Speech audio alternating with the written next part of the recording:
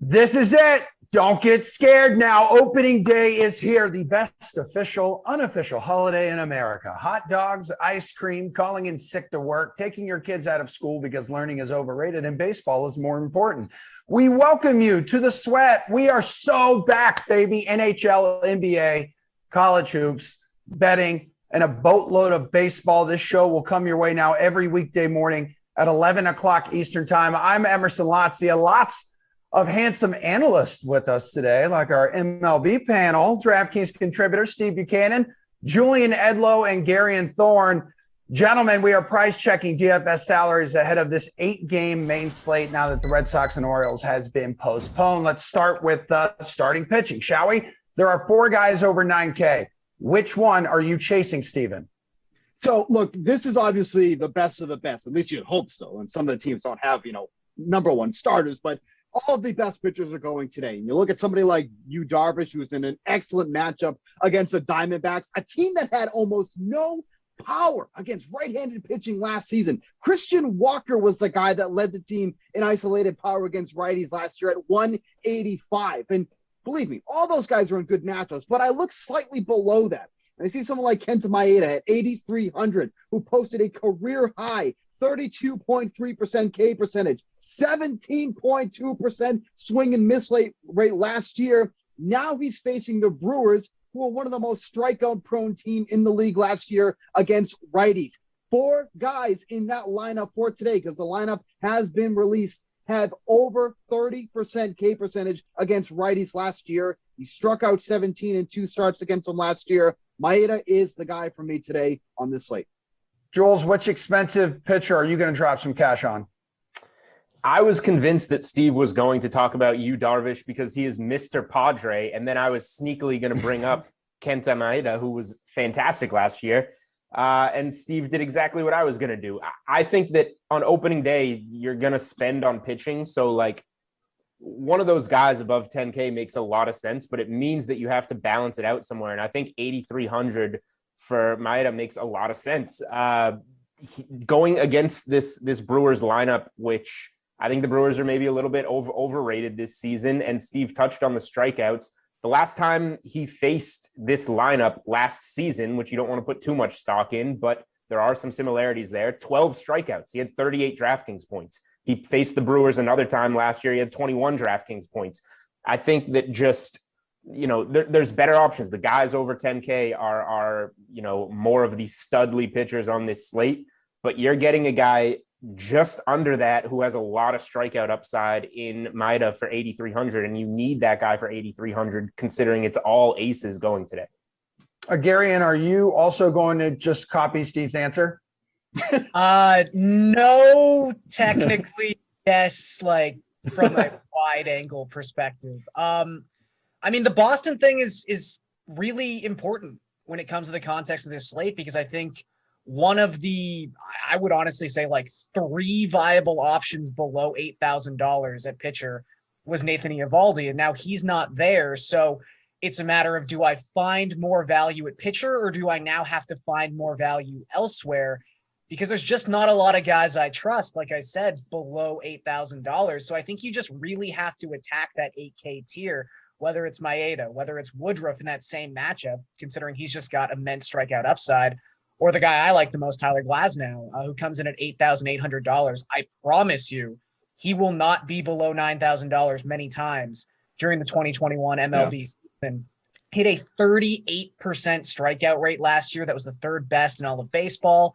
His xFIP was the 4th best in all of baseball, and he draws a Marlins team that could be sneaky good. I don't want to put it past them considering what they did last season, but the projection systems aren't crazy about their offense. I think most of the sunshine and rainbows when it comes to projecting the Marlins is that incredible young rotation they can roll out.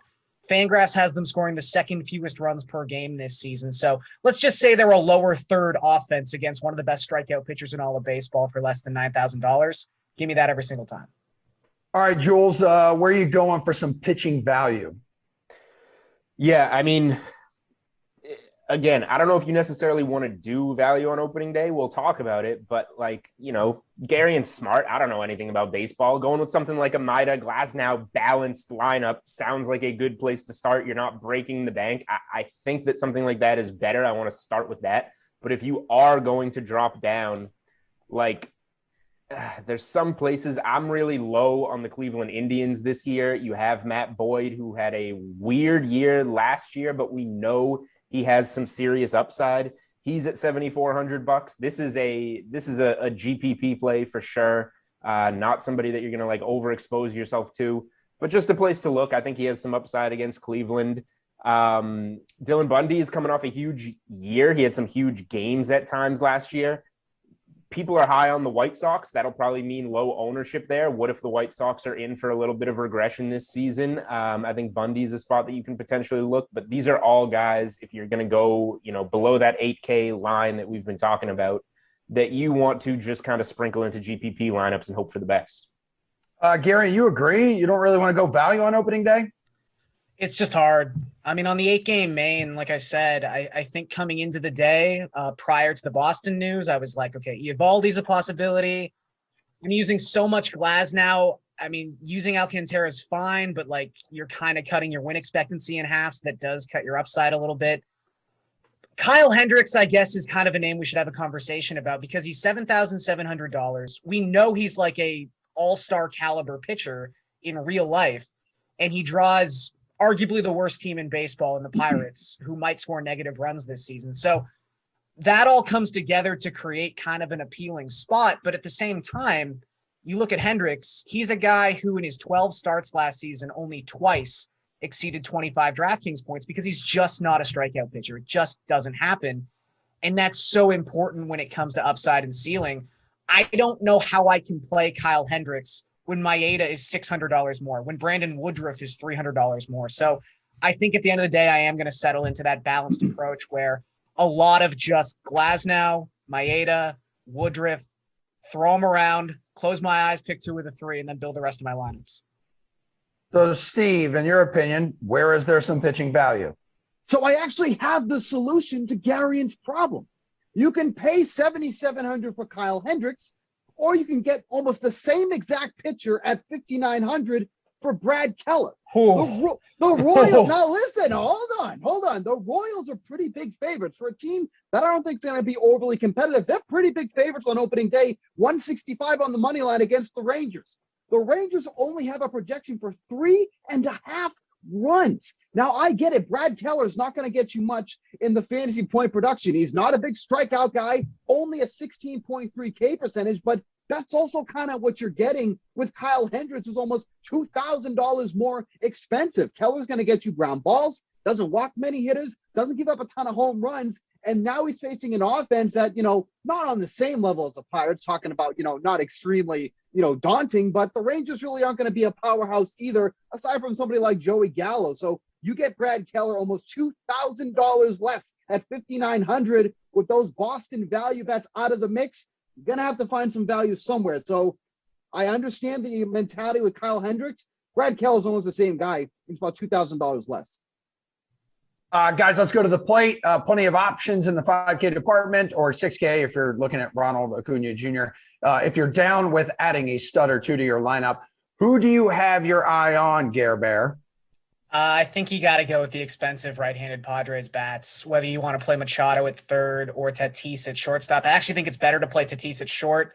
There's some value options at third that I really like. But Tatis, look, I don't have to spend too much time talking about a guy who was like the consensus first or second pick in fantasy redraft leagues this year. But Madison Bumgarner, not only was he terrible in general in 2020, he gave up 11.1% barrel rate per plate appearance last season, which was the highest of any qualified pitcher in baseball. Also the highest expected WOBA to right-handed batters last season among qualified pitchers. So anyone in a vacuum tees off against this guy, let alone Tatis, who was 100th percentile exit velocity and 100th percentile barrel rate. So he's going to have a fantastic day. The Padres in general are going to have a fantastic day. Jules, were you nodding in agreement there? Yeah, it's going to seem like I'm just copying Gary and Steve, but believe it or not, I did do 5 to 10 minutes research before the show, and I really came up with the Padres righties here. I think that we have the value on this slate. Like, if there's any way you can, I want Machado and Tatis in my lineup. I don't do 11% barrel rates. I don't know what that means. Those stats are for nerds. What I do know is that Bumgarner stunk last year. He's a lefty. These right-handed bats that the Padres have are going to crush him and have hit him well in the past. I do know how to Google BVP. That's one thing that I can do. Tatis, 6 for 11, couple homers. Machado, 4 homers off him in 24 at-bats. Bumgarner's going in the wrong direction. The Padres offense is going in the right direction. If I can pay up for those two guys in my lineup and get some exposure, that is something I'm very interested in. I did 5 to 10 minutes of research. It's exactly what people want to hear from a baseball analyst. Steve, what say you for this one, dude? Lot more analysis in this one. So here's the answer. I gave numbers. Wyatt. Let's just talk about right outside the 5K range. Sticking with the Padres. Oh, Padres, everyone wants to play them. Well, you should be playing them.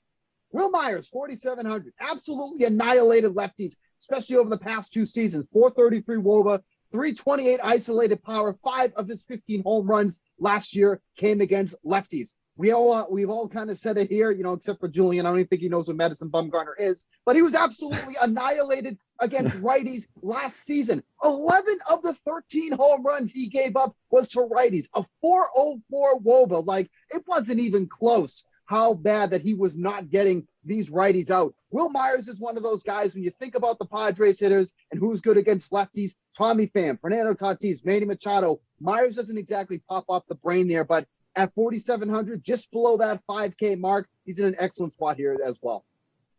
Okay, guys, we do have some breaking news right now. The Mets-Nationals game tonight has been postponed because of COVID issues. Oh, boy. Here we go. Yeah, I know. Opening day, really, really fun for all of us. So does that change your strategy at all here, Steve, with building a lineup today? So if you're playing the all-day slate, obviously that does come into play. Luckily, this game is not on the main slate, so nothing really is going to change on this one here. But this does have a trickle-down effect, too, because of those close contacts. So the Nationals going to start missing, a bunch of games because they have to postpone. So this is more of like a wait-and-see approach for the next few days, because obviously this is enough of an issue that they have to postpone today, because they were thinking they were going to play. So there is some issues there. But at least as of opening day, this one's kind of out of the picture for now.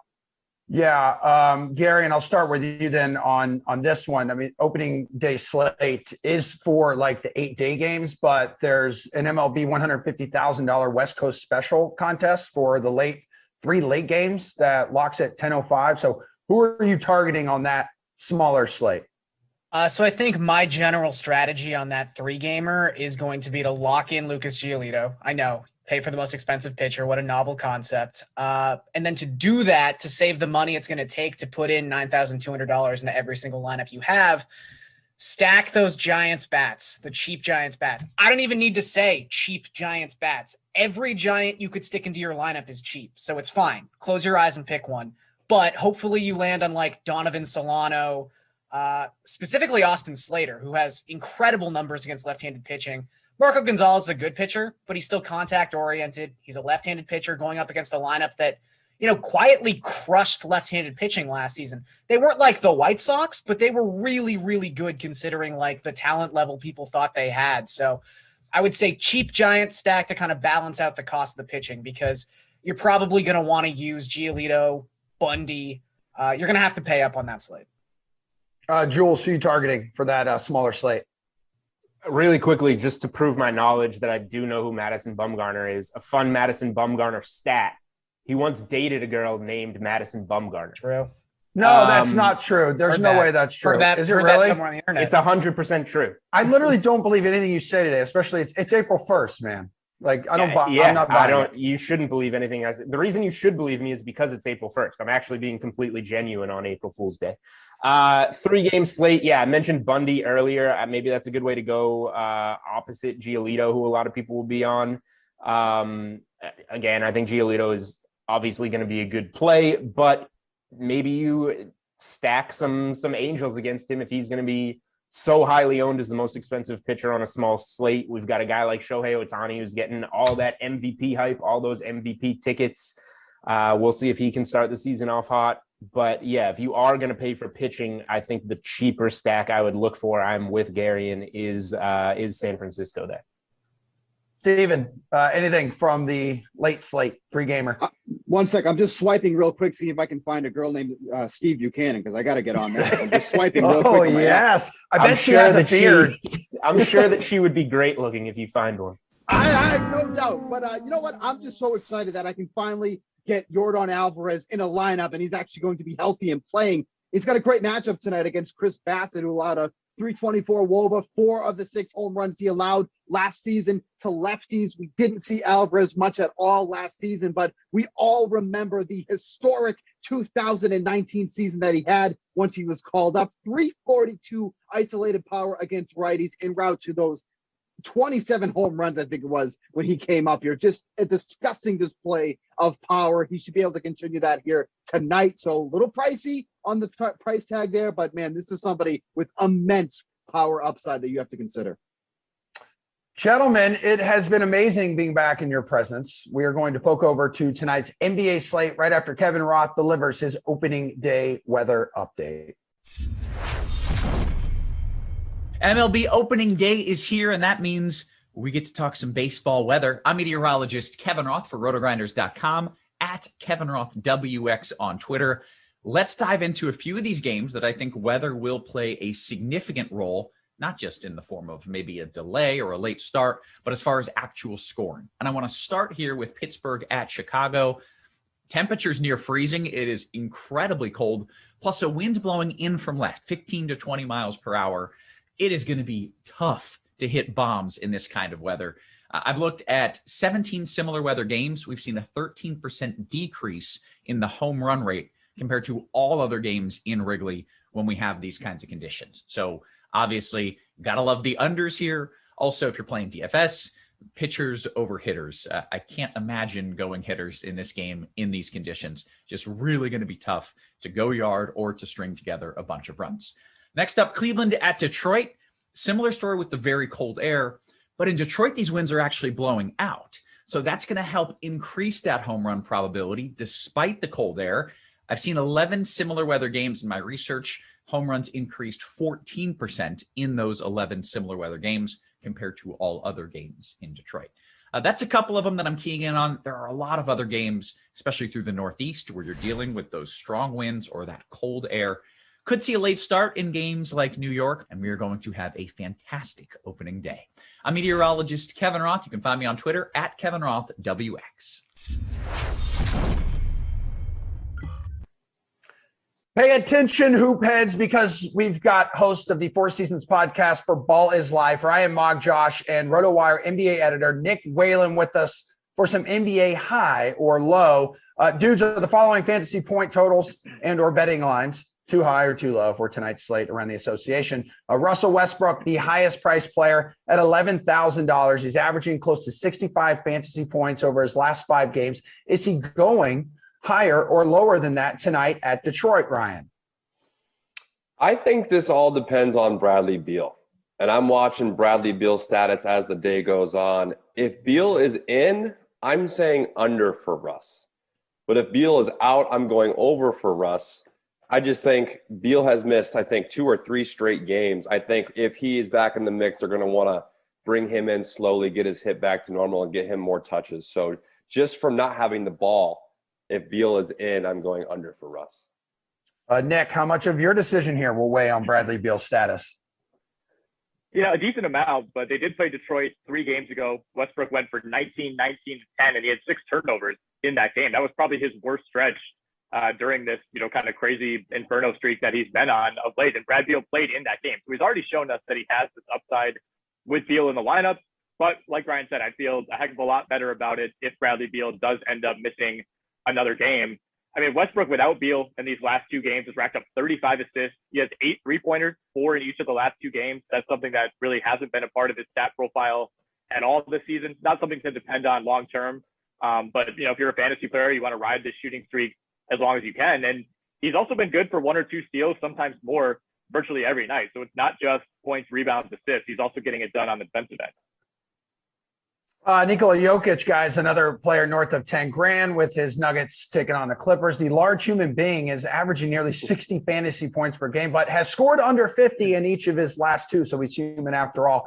Let's set the bar at 55 fantasy points tonight. Is he going higher or lower than that, Nick? I think Jokic could bounce back. I think he could take advantage of what's a pretty banged up Clippers team, but a Clippers team that's banged up enough that they're bringing in DeMarcus Cousins. And it's very much unclear if he's going to play in this game. I would guess he probably doesn't. If he does, I think that's a good thing for Nikola Jokic. Cousins has been a disaster this season, especially on the defensive end. He hasn't played in a month, so that's not going to bode well. But no Serge Ibaka, no Paul George, no Patrick Beverley. This Clippers team is not at full strength. We saw them take a really weird loss to Orlando earlier this week. So it's a friendlier offensive game for Denver without some of those guys in the lineup. Those three starters that are missing are three of their best defensive players as well. My only concern with this one is the pace. Both these teams are bottom 5 in pace since the All-Star break, so it could be a relatively low-scoring game. Fewer opportunities for Jokic to rack up those DraftKings points. Ryan, higher or lower than 55 fantasy points tonight for Jokic? Yeah, I'm going under. And Nick makes some great points and almost persuaded me to go over there with all the depleted Clippers. But I think it's going to be close. I'm going under just for the pace factor. Both of these teams play really slow. And Jokic's last two, he's really cooled off. And we saw that trend a little bit ago with Giannis and a little bit ago with Luka. I don't know if it was a all-star break hangover or what, but Jokic has cooled off the last two. I'm still riding that wave against 26th in the league in pace in LA.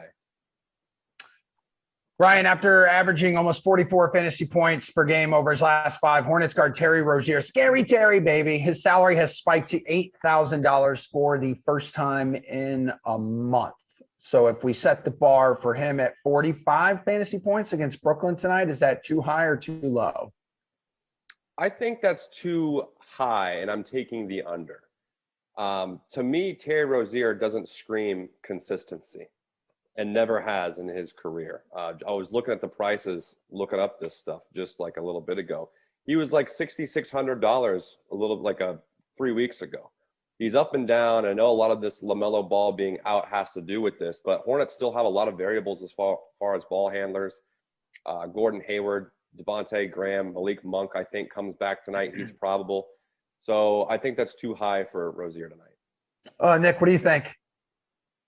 I think the number is about right, but yeah, I'm with Ryan. I mean, it's not a great defensive team in Brooklyn that you're going up against, but the return of Malik Monk means that you're probably siphoning away, 5 or 6 shots that would typically go to Rozier, and maybe more. If Monk does get hot like he did in the last game that he played back on Friday. I mean, the only thing with Rozier, if you like the other side, is he has gone on these streaks a couple times this season. If you remember back in February, he had that 6-game stretch where he averaged like 31 points. It was hitting 5 threes a game, shooting 58% from beyond the arc, 55% from the field. So, he's certainly capable of putting these stretches together, but as Ryan alluded to, at some point it's going to come crashing down, and you don't want to be caught on the losing end of that game whenever it comes. Of the player props available, though, guys, on the DK Sportsbook, Kawhi Leonard has the highest posted point total at 26.5. Is that too high or too low for tonight's matchup with Denver, Nick? I mean, if we're trying to criticize the line, it's spot on. I mean, his last 5 games, 25, 25, 28, 23, 28. So you take the average and it's right around that 26.5 number. But I'll trust Kawhi tonight. No Paul George in the lineup, like we said. No Ibaka, no Beverly. This team needs Kawhi Leonard to carry it against a formidable opponent in Denver. And, he was able to put up 28 in a loss to Orlando. I think the Clippers come back and maybe don't win this game since they're so shorthanded, but I think Kawhi Leonard has to take matters into his own hands and kind of start to be more of a ball hog, I think, than he's been this season, especially with those guys out. So I think he does that tonight. I think he approaches 30 points. I think the Clippers keep this close, but ultimately probably lose to Denver tonight. Ryan, what are you doing here? I'm also trusting Kawhi. I think it's too low. No Paul George is huge, and I don't know, a lot of guys don't really like the narrative street. I'm all in on the narrative street. I feel like players know when they're on primetime television. This game's primetime, last game of the night on TNT. I think Kawhi, like Nick said, is going to show them whose team it is. They're depleted. I think he needs to step up. Nick, what's your favorite bet on the DK Sportsbook tonight?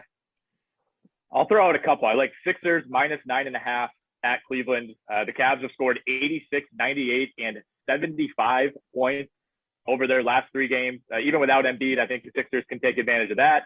I like Devontae Graham over 22.5 points, rebounds, assists. He's gone over that number in each of his last 4 games. And I also like Nikola Jokic to post a double-double and the Nuggets to beat the Clippers at +145 on the DK Sportsbook. He has a double-double in 14 of his last 16. So that's a pretty safe bet if you like Denver to win that game.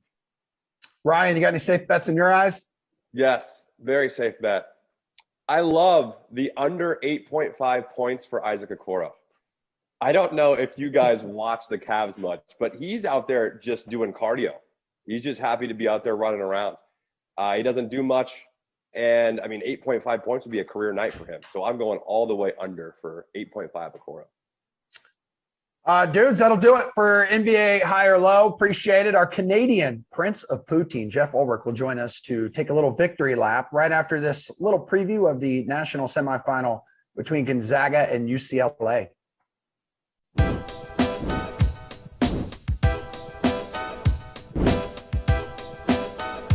Hey there, welcome to the Value Pick Preview presented by Dark Horse Wines, meticulously crafted portfolio of wines that outperform their price tag. Speaking of outperforming, Julian Edlow, he always outperforms himself. I'm Adam Kaufman. We're here from DraftKings and taking a look at a tournament semifinal between the number 1 overall seed Gonzaga and a team that has reached this point all the way from the play-in game at UCLA. What do you like about this matchup here, Jules? What I like about this matchup is that none of us saw it coming. Like you just said, UCLA should have been gone before the tournament even started in the first 4 rounds. They've won 5 games, an extra game to get to this stage. So they've obviously been running hot. They've put something together. They've found something that they were unable to find in the regular season in conference tournament play. And they're kind of just seeing some stars flourish, right before themselves in this tournament. So safe to assume that program has the edge in this matchup? This is where it ends for UCLA. It has been fun. You won 5 games. Nobody thought you had any chance to get to the Final Four. You got to be happy with that. Gonzaga is a completely different animal. They have weapons all over the floor. They're clicking offensively. They get their hands on steals defensively to turn you over and get out onto the fast break. This is one of the most dominant teams we've seen in college basketball in a while. And UCLA has just been getting a little lucky. Like Alabama's a very good free throw shooting team. Michigan's a very good free throw shooting team. Both of those teams missed all their free throws for UCLA to advance. Gonzaga's not going to do that. Gonzaga's chase for an unbeaten season continues against UCLA. Thank you, Jules, and thank you for watching the Value Pick Preview presented by Dark Horse Wines.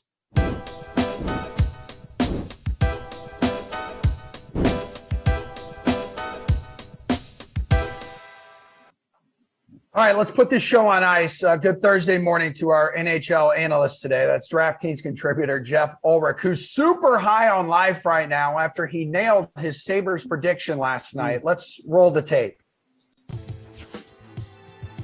Moose, the entire DK Sportsbook is your oyster for this 6-game slate in the NHL tonight. What is your favorite bet? All right. Nobody beats the Buffalo Sabres however many times in a row now. Let's go with the Sabres on the money line.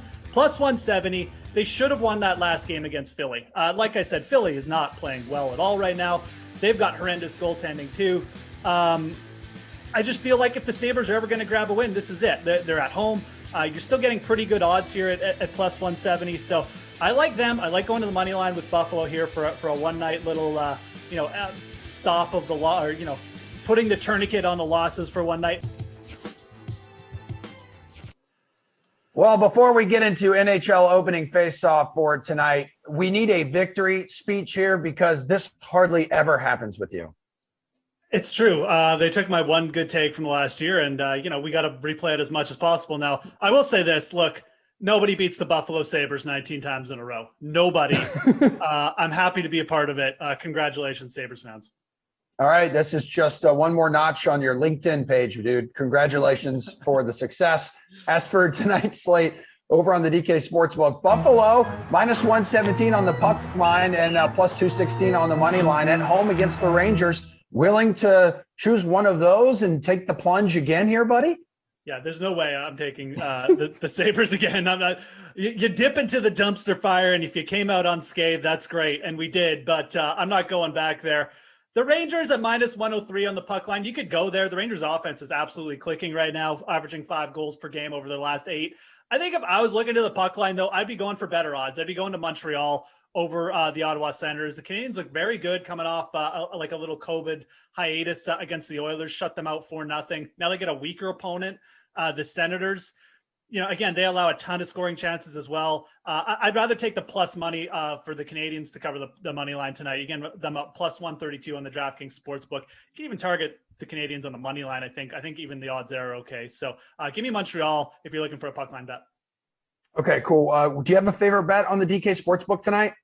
So I do like the over in this Rangers-Sabres game a lot. That's the one I would be targeting for that game. Again, the Rangers averaging 5 goals over the last 8 games. Last 2 times these teams met, they scored 8 goals. And look, the Sabres offense, I mean, at least they scored against the Flyers. It's not like the Rangers defense has been that good. So I think you could probably count on the Sabres for a couple goals here. I like the over with the Rangers Sabres. I also like Sebastian Aho, if you're looking for a player prop, over 2.5 shots on goal against the Chicago Blackhawks. Let's do the DFS side for a little bit. With Florida's Alexander Barkov unlikely to return to the lineup, Mika Zibanejad and Patrice Bergeron are the top 2 price centers on the slate. So who do you like? Yeah, definitely. Give me Zibanejad here. I mean, again, last time they played the Sabres, 4 shots on goal. He only gathered an assist, but this is a player who's just suffering through a terrible slump. Since the beginning of the year. He's really broken out, though, averaging well over a point per game, actually averaging almost 2 points per game over his last 10 games. The shots on goal are still hovering around 3, but, I think there's more positive regression to be had here, especially against the Sabres. So it's pretty clear to me, like the New York offense, it's probably going to be popular tonight. I'm not sure if we care. The Rangers have just been so explosive lately. 7,900, I'm fine paying for that. If you need a cheaper option, I do like Roope Hintz down there at 5,700. This guy's playing a ton. He's been very productive in all categories. Got a great matchup against Nashville as well. Again, you look at his production, 13 points last 10 games, so over a point per game, but also in the shots on goal, and even, contributes a little bit on special teams. So Roope Hintz, 5,700. That's got to be the value at center. Let's go to the wing department. Wings and things. 2 guys who have been consistent fantasy scorers, but have slipped like as of late. Dallas's Joe Pavelski and in Vegas winger Mark Stone. Both are in the mid 6K range here. Which one do you think could have a bounce back night, Jeff? Yeah, I mean, look, the matchup is good against Nashville for Dallas, but Pavelski it's just been so hard to trust. I mean, he goes in little stretches where it's like, oh, okay, producing a lot. But to me, the player to target between those two is definitely going to be Mark Stone. You got Minnesota coming in. I mean, this is kind of like a top of the West divisional battle. But Minnesota, you look at their last 3 games, especially against San Jose, been allowing just a number of shots on goal, 32, 35-ish per night. You get Vegas now coming in with a creative offense player like Mark Stone. I like this price. Mark Stone can he can go cold for long stretches too, but when he starts clicking with Max Pacioretty, I mean, you get those like 4 or 5 point nights. This is a big upside spot just with how Minnesota's playing. If you're going to play Mark Stone, I'd very much recommend trying to get Pacioretty in your lineup as well. Those two correlate almost better than any other duo kind of in the NHL. So, if you're going to play Stone, I do like the value there. Try and get Patches in your lineup as well, so to speak. So, definitely would be leaning Mark Stone over Pavelski there. All right. All good, dude. On the blue line, though, Nashville's Roman Josi has double-digit fantasy points in 6 of his last 7. Rangers D-man Adam Fox has at least 12.8 fantasy points in each of his last 5. The 2 of them are only $1,000 apart in salary. Who ya got?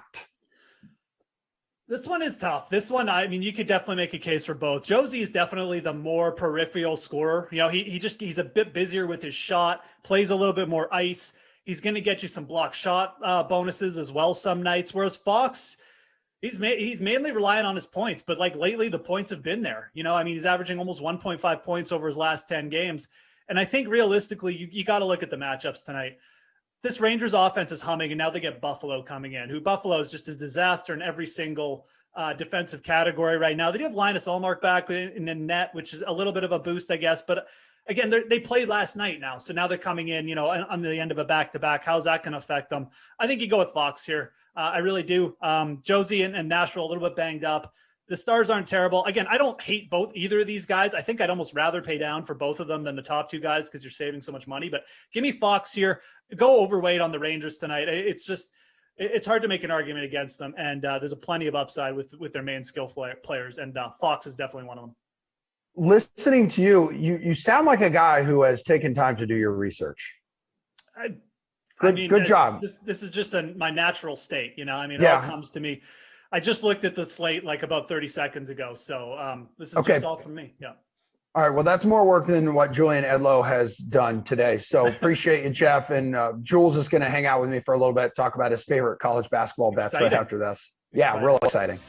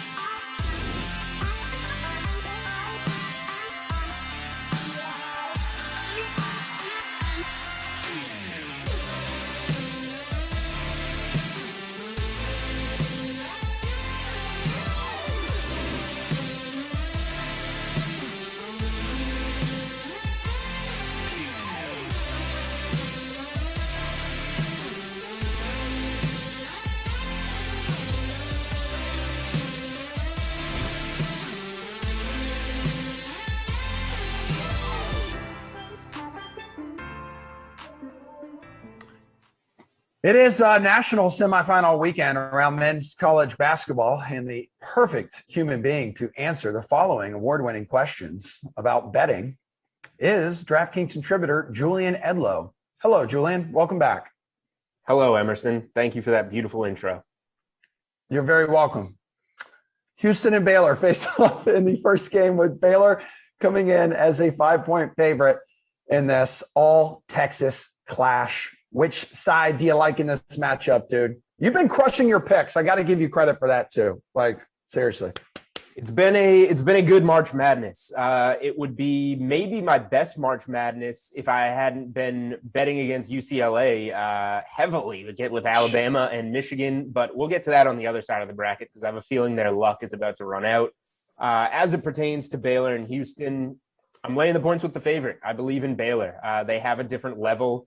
Houston is a good team. They're very good defensively. They have some players, but they haven't beat anybody all season long. They made, it's tough to say when somebody makes a Final Four run that they haven't really beaten anybody. They got here by beating all double-digit seeds, all 4 games.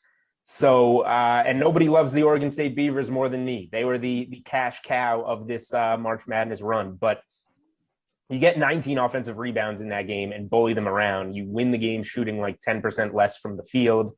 Baylor's going to be a different animal. They have the 3 guards, particularly Davion Mitchell, who I think has some serious NBA upside.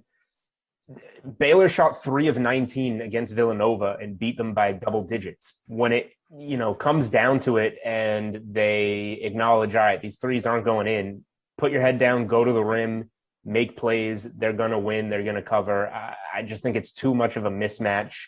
You got the bodies inside too with Vital, Everyday John, Mayer, like too deep, too good, and the three-headed monster at guard will be the difference in this game. I think it's going to be a close game, but in the end, this is a 6, 7, 8-point win for Baylor.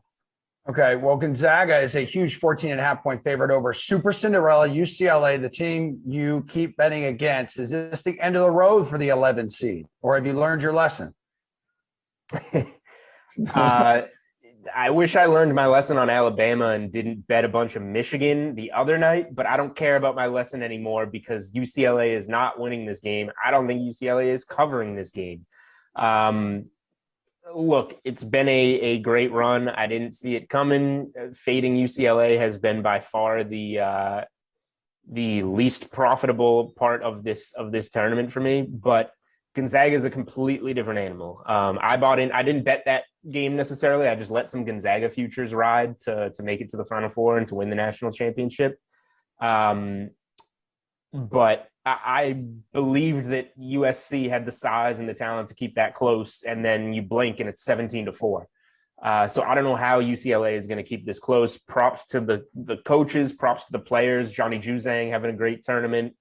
But you just look at what Gonzaga has done. 10 of their last 11 games, obviously all of which are wins, have been by 14 or more points. They've covered every game in the tournament as a massive favorite.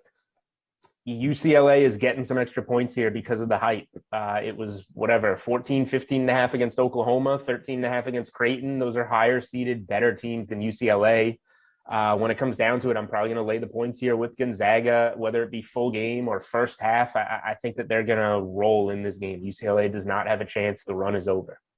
All right. Well, you were just dishing out a lot of props. So speaking of props, which ones from these games catch your attention? Yeah, if I go to the props, it will be on the Gonzaga side. Davion Mitchell over 14.5 points or 13.5 points is tempting for Baylor. I'm a big fan of his. But yeah, Jalen Suggs, what was he, 2 assists or 2 rebounds shy of the triple-double last game? He was 2 assists shy. He had 18, 10, and 8 against USC. I like him over 24.5 points, rebounds, assists in this game against UCLA. The only thing I'm maybe worried about is the blowout potential where he doesn't necessarily have to finish the game on the floor, but it was pretty lopsided against USC, and he played 35 minutes in that game. He played only 18 against Norfolk State, which was a 43-point game.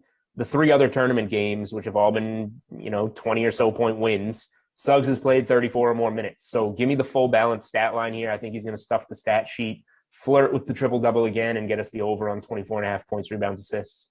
All right. Speaking of flirting, Gonzaga is minus 200 to win, which makes sense since they've been the favorite all along. But if it is not Gonzaga, Jules, which of the remaining 3 teams is the best bet to win it all? I mean, hopefully you bet Gonzaga earlier in the year. Laying 200 now is tough. There were some great numbers available all year.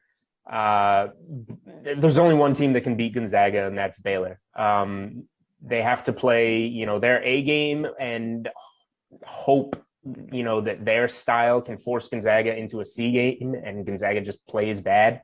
It's going to have to involve some unique circumstances and some luck, but UCLA definitely can't beat Gonzaga. Houston can't beat Gonzaga. Baylor is legit the only team with a chance. I would have said Illinois if Illinois was in it as a team that could maybe compete with them. It's Baylor or nothing. So I obviously like Baylor to beat Houston. So even if you have a Gonzaga ticket, maybe you take some Baylor now and hope that they win that game on Saturday, and then you have maybe at a better price to hedge yourself on Monday. But yeah, Baylor's the only team with a shot of competing with Gonzaga out there. Julian, we love your face. Thanks for bringing it to the Dream Stream today, buddy. Last break here before one more trip around the diamond on opening day.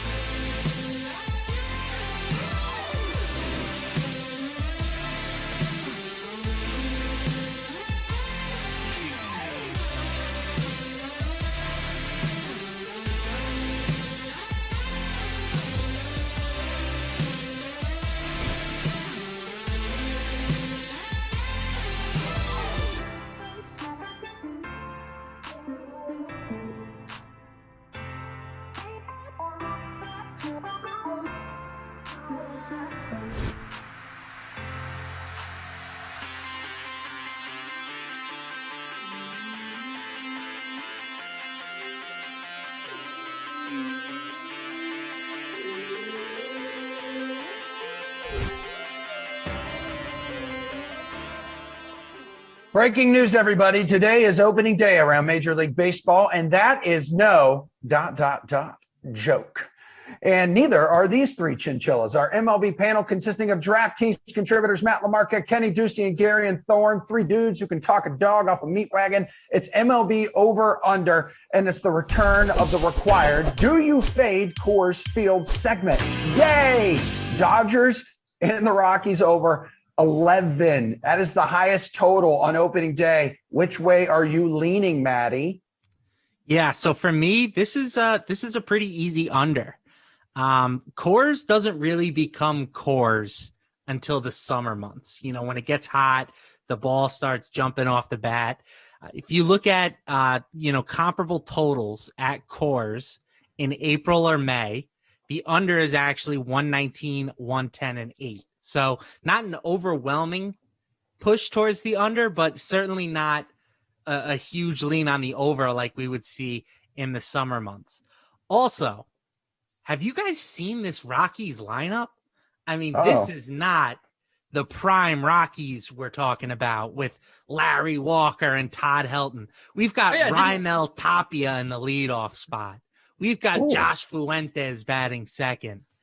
Chris Owings, Garrett Hampson. Like, this team stinks. This team might not even be able to hit at Coors Field this year. So I feel comfortable, unless the Dodgers are going to score 8, 9, 10 runs, which is certainly possible. I think this game goes under. Kenny, go ahead. You're still in Cooperstown, so you definitely know what you're talking about right now. Are we really bringing up Larry Walker? Like, Derek Jeter doesn't play for the Yankees anymore. Don Mattingly has been there. He's been gone a long time. No, come on, man. Like, we're not talking about, like, you're guys the one who played spending 10 more years time ago. on it. Trevor Story, Charlie Blackmon, and CJ Crone will absolutely be able to hit home runs. CJ Crone, right. Gotcha. Yeah. What does CJ Crone do? He hits the ball in the air. What does the ball do when it's in the air in Colorado? I'm just saying we've used that argument for players in the past, and it hasn't worked. I don't care about how bad this Rockies team is. I still think this game goes over. I think that you look at the Dodgers, the last 6 opening days, and this is the day when we have nothing to work off this season except for just unscientific things. Look at the last 6 opening days for the Dodgers. 9 runs last year in a win.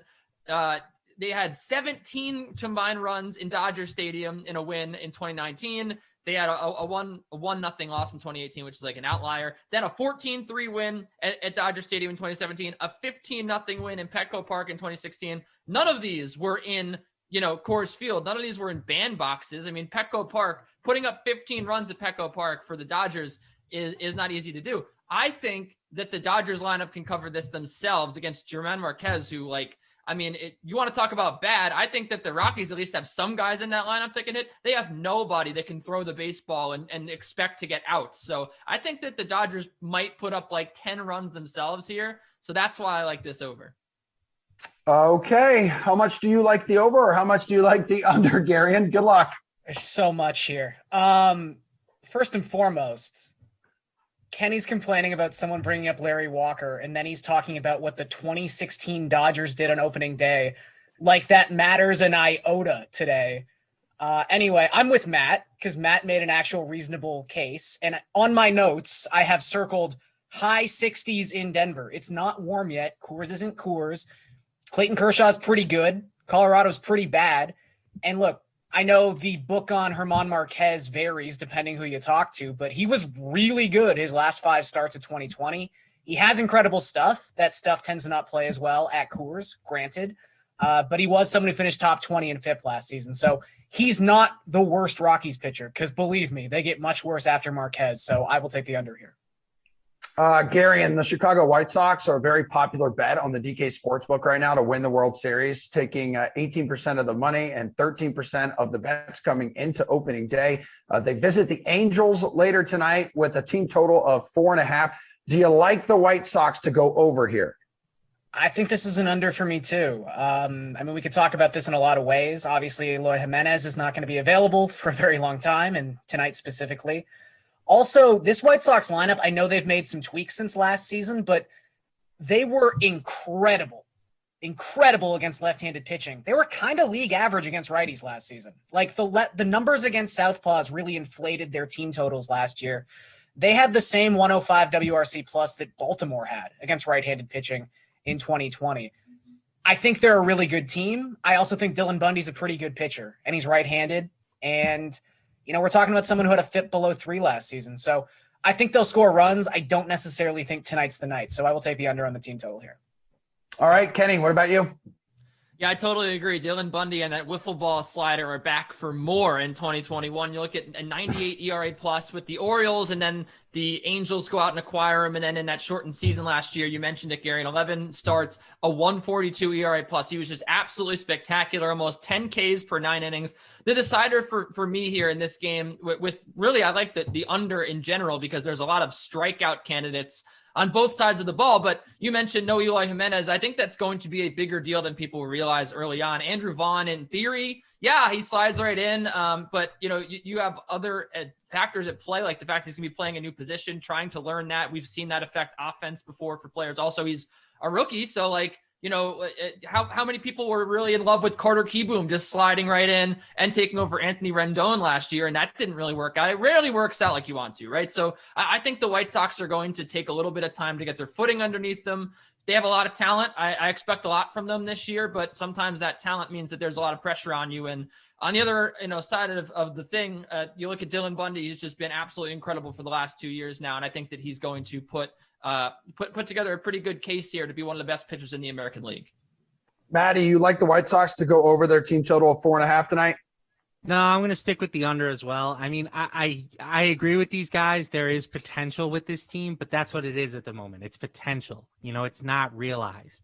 Luis Robert, guy that everyone expects to become one of the next great stars in baseball. He was a decidedly average hitter last season. Nick Madrigal and Andrew Vaughn, maybe these guys become elite hitters and take this team over that threshold. But I kind of need to see it first, especially against a great pitcher like Bundy. So I'll take the under on opening day.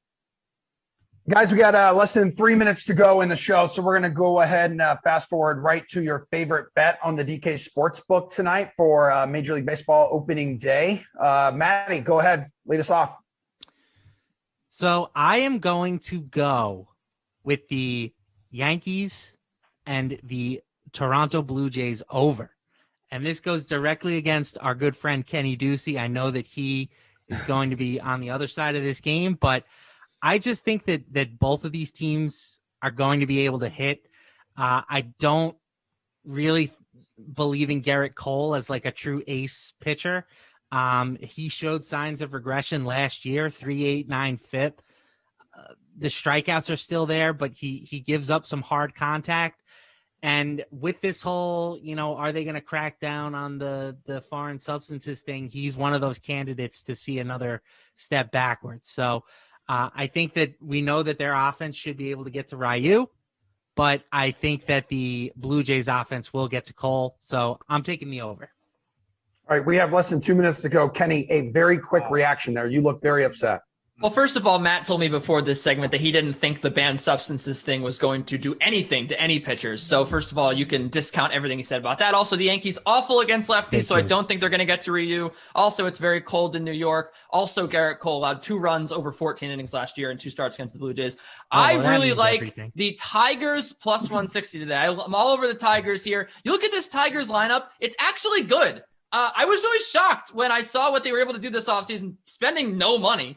They ended up getting Nomar Mazara and Wilson Ramos into that lineup. Top to bottom, they're pretty good. On the other side of the coin, you have the Indians who do not hit lefties well whatsoever. 24th in WRC plus against lefties last year. What did they do? They added a lefty to the top of their lineup in Ben Gamble. They have a lefty cleaning up in Eddie Rosario. That was their big signing. And 3 of their last 4 hitters are all lefties. So a bad lefty hitting team just loading up with lefties this season against Matthew Boyd, who I don't really like at all. I actually hate Matthew Boyd with a passion and hate betting on him. But wrap it up, I do kid. feel like the Tigers offense gets it done here. All right, Gary, we have 30 seconds left. Real quick, please. Just take the Padres team over 4.5. Mad Bum sucks. We talked about it in the first segment. They're stacked with amazing right-handed bats. No one can name 2 relievers in the Diamondbacks bullpen. It all works out. Padres going to score 11 runs today. Kenny, if you have more words to say, you and I are on the first Madden Sim today, first of 6 on the Dream Stream coming up. Chargers and the Texans at high noon. So, folks, you have about 5 minutes to get your lineup in for that. Thank you, everyone, for watching The Sweat. We are back now every weekday morning at 11 o'clock Eastern time. Tell your friends, tell your family, and happy opening day, everybody. Thanks for hanging out with us.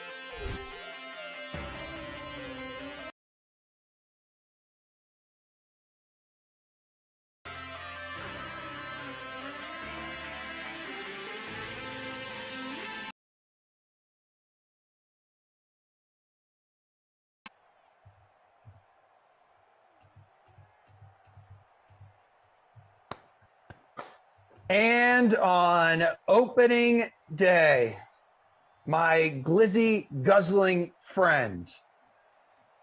We are going to talk about football, simulated football.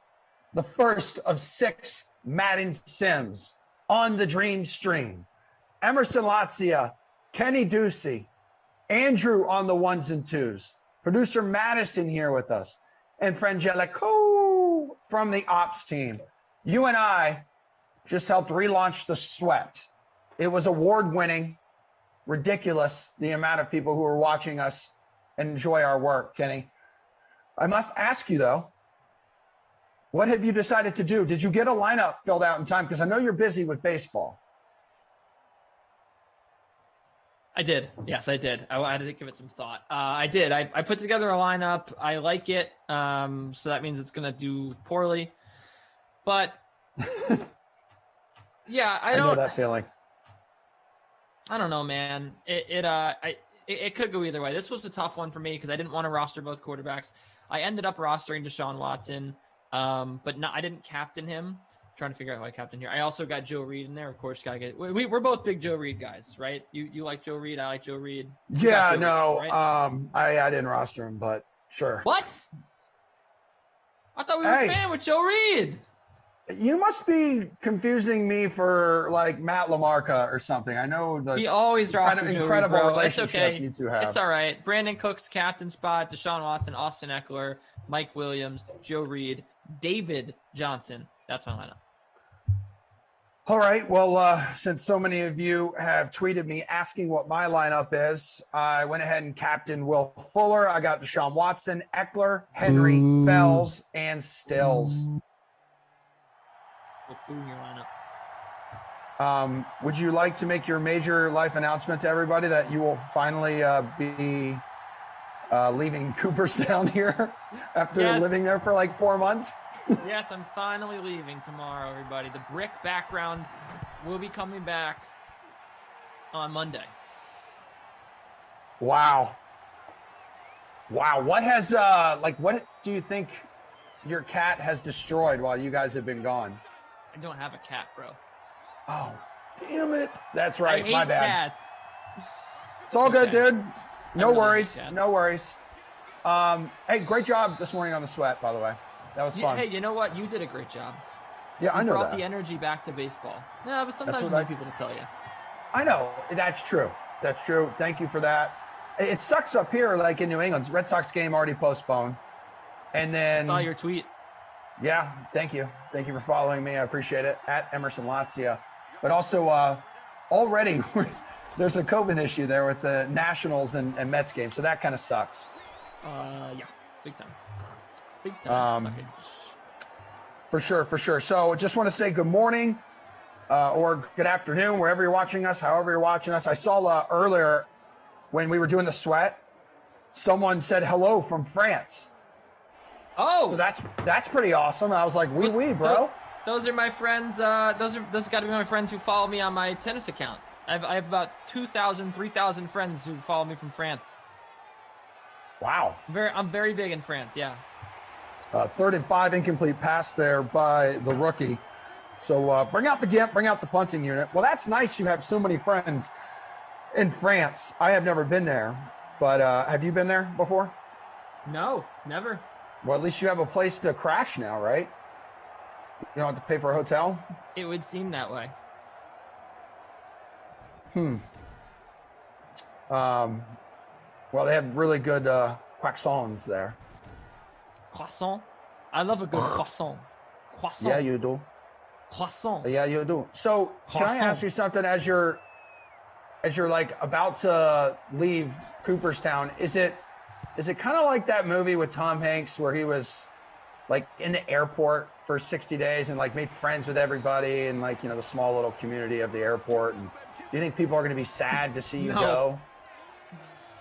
No, no one's going to be sad to see me, except for the coffee shop. I do frequent the coffee shop every day. I'll probably go back today to get some coffee for opening day. Yeah. I got a question in the chat if I ever write about baseball. Yeah, I wrote 3 different things about baseball today. I have a preview up at Action Network about tonight's Angels-White Sox game. I have, of course, my best bets of the day up right now at the DK Playbook. Go check them out.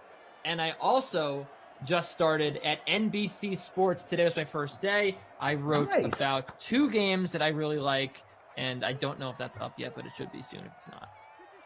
Congratulations, my dude. It is going to be a busy season, busy year for you as Watson gets the ball off. I think that is is that David or Duke? I have no idea. I think it's David Johnson, to be honest. Yeah, it's David. Yeah, because Duke Johnson's got the junior there. He's like me. Emerson Matthew Watson Jr. Right? Yeah. Yeah, had the lazy parents. The grind do not stop, man. I am not going to sleep all season long, but it's going to be great. I'm looking forward to it. I see you on there, Mike. Mikey says, yo, Emerson, been a long time for me, brother. Glad to see you're still on these things. Absolutely. What an absolute pleasure it is to see you, Mr. Long. Oh, man. So what's your game plan today after this sim? Are you on any more today? No. So you're just going to be watching baseball, I'm assuming, all day, dialed in and then texting your friends in France. That's absolutely right. Dialed in with baseball. We got tennis probably, I think, 3. I got to figure that Okay. out. Yeah. Should be a fun day. Should be a marvelous day, dude.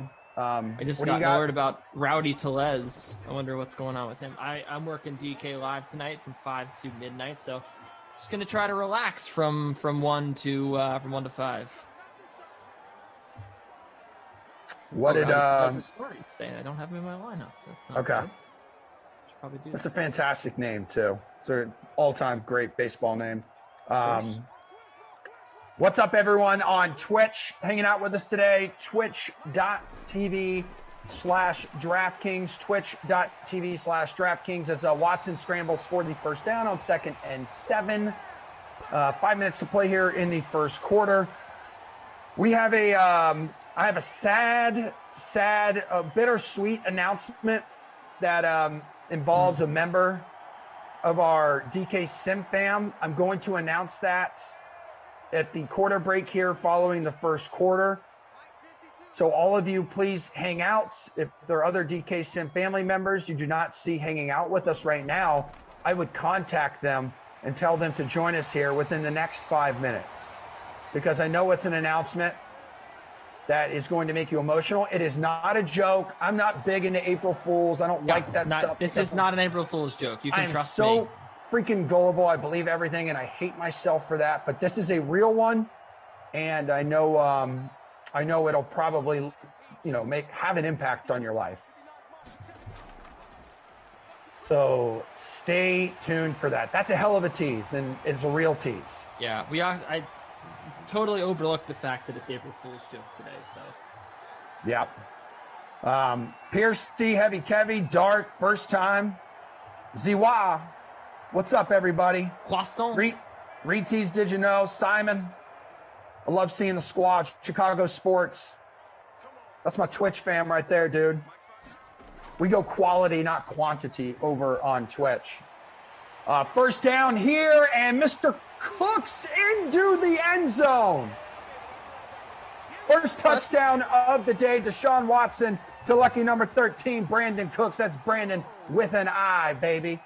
That's weird. Did one of us captain him? No, I thought I remembered that. No, let me check my lineup real quick because. Okay. All right. Dude, it definitely wasn't me. Okay, let me check your lineup because no one can remember your lineup at all. That's weird. Yeah, I don't. It looks like you didn't do it. It looks like I have Brandon Cooks in my captain spot, and I'm in 3rd place. That must have been a mistake. That's weird. Oh, yeah, very interesting. You must have blacked out when you made your lineup. You never told me you did that. Anyway, he's the 5th highest owned player in the free Showdown contest. Yeah. I wanted you to know that. He is owned at 37%. What's it to you? Hey, slow your roll, buddy. I can tell you've made 2 trips to the coffee shop already, and your friends are really going to miss you when you finally move. Austin Eckler, 73% owned. Deshaun Watson, 71. Fuller, 41. Herbert, 40, and Cooks 37%. Cooks was $8,000 to Rossi, who was $12,000 in that captain spot, and you paid up for him, and almost 10,000 entries in the free showdown. Close to 140, I think, in our free roll. Yeah, 134. It's a big free roll for sure.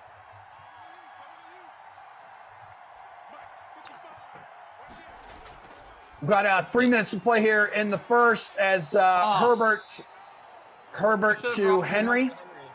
Yeah, you really should have. Yeah, should have. That's his first catch in this game. 3rd and 6 coming up. F's in the chat for everyone who didn't roster Hunter Henry.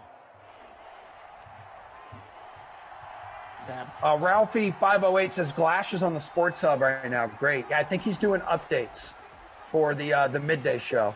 We can't. So shout out. Yesterday we were talking about Glash, and then all of a sudden he just showed up in the chat. Well, I doubt he'll do it now. I bet he's like being super serious over there.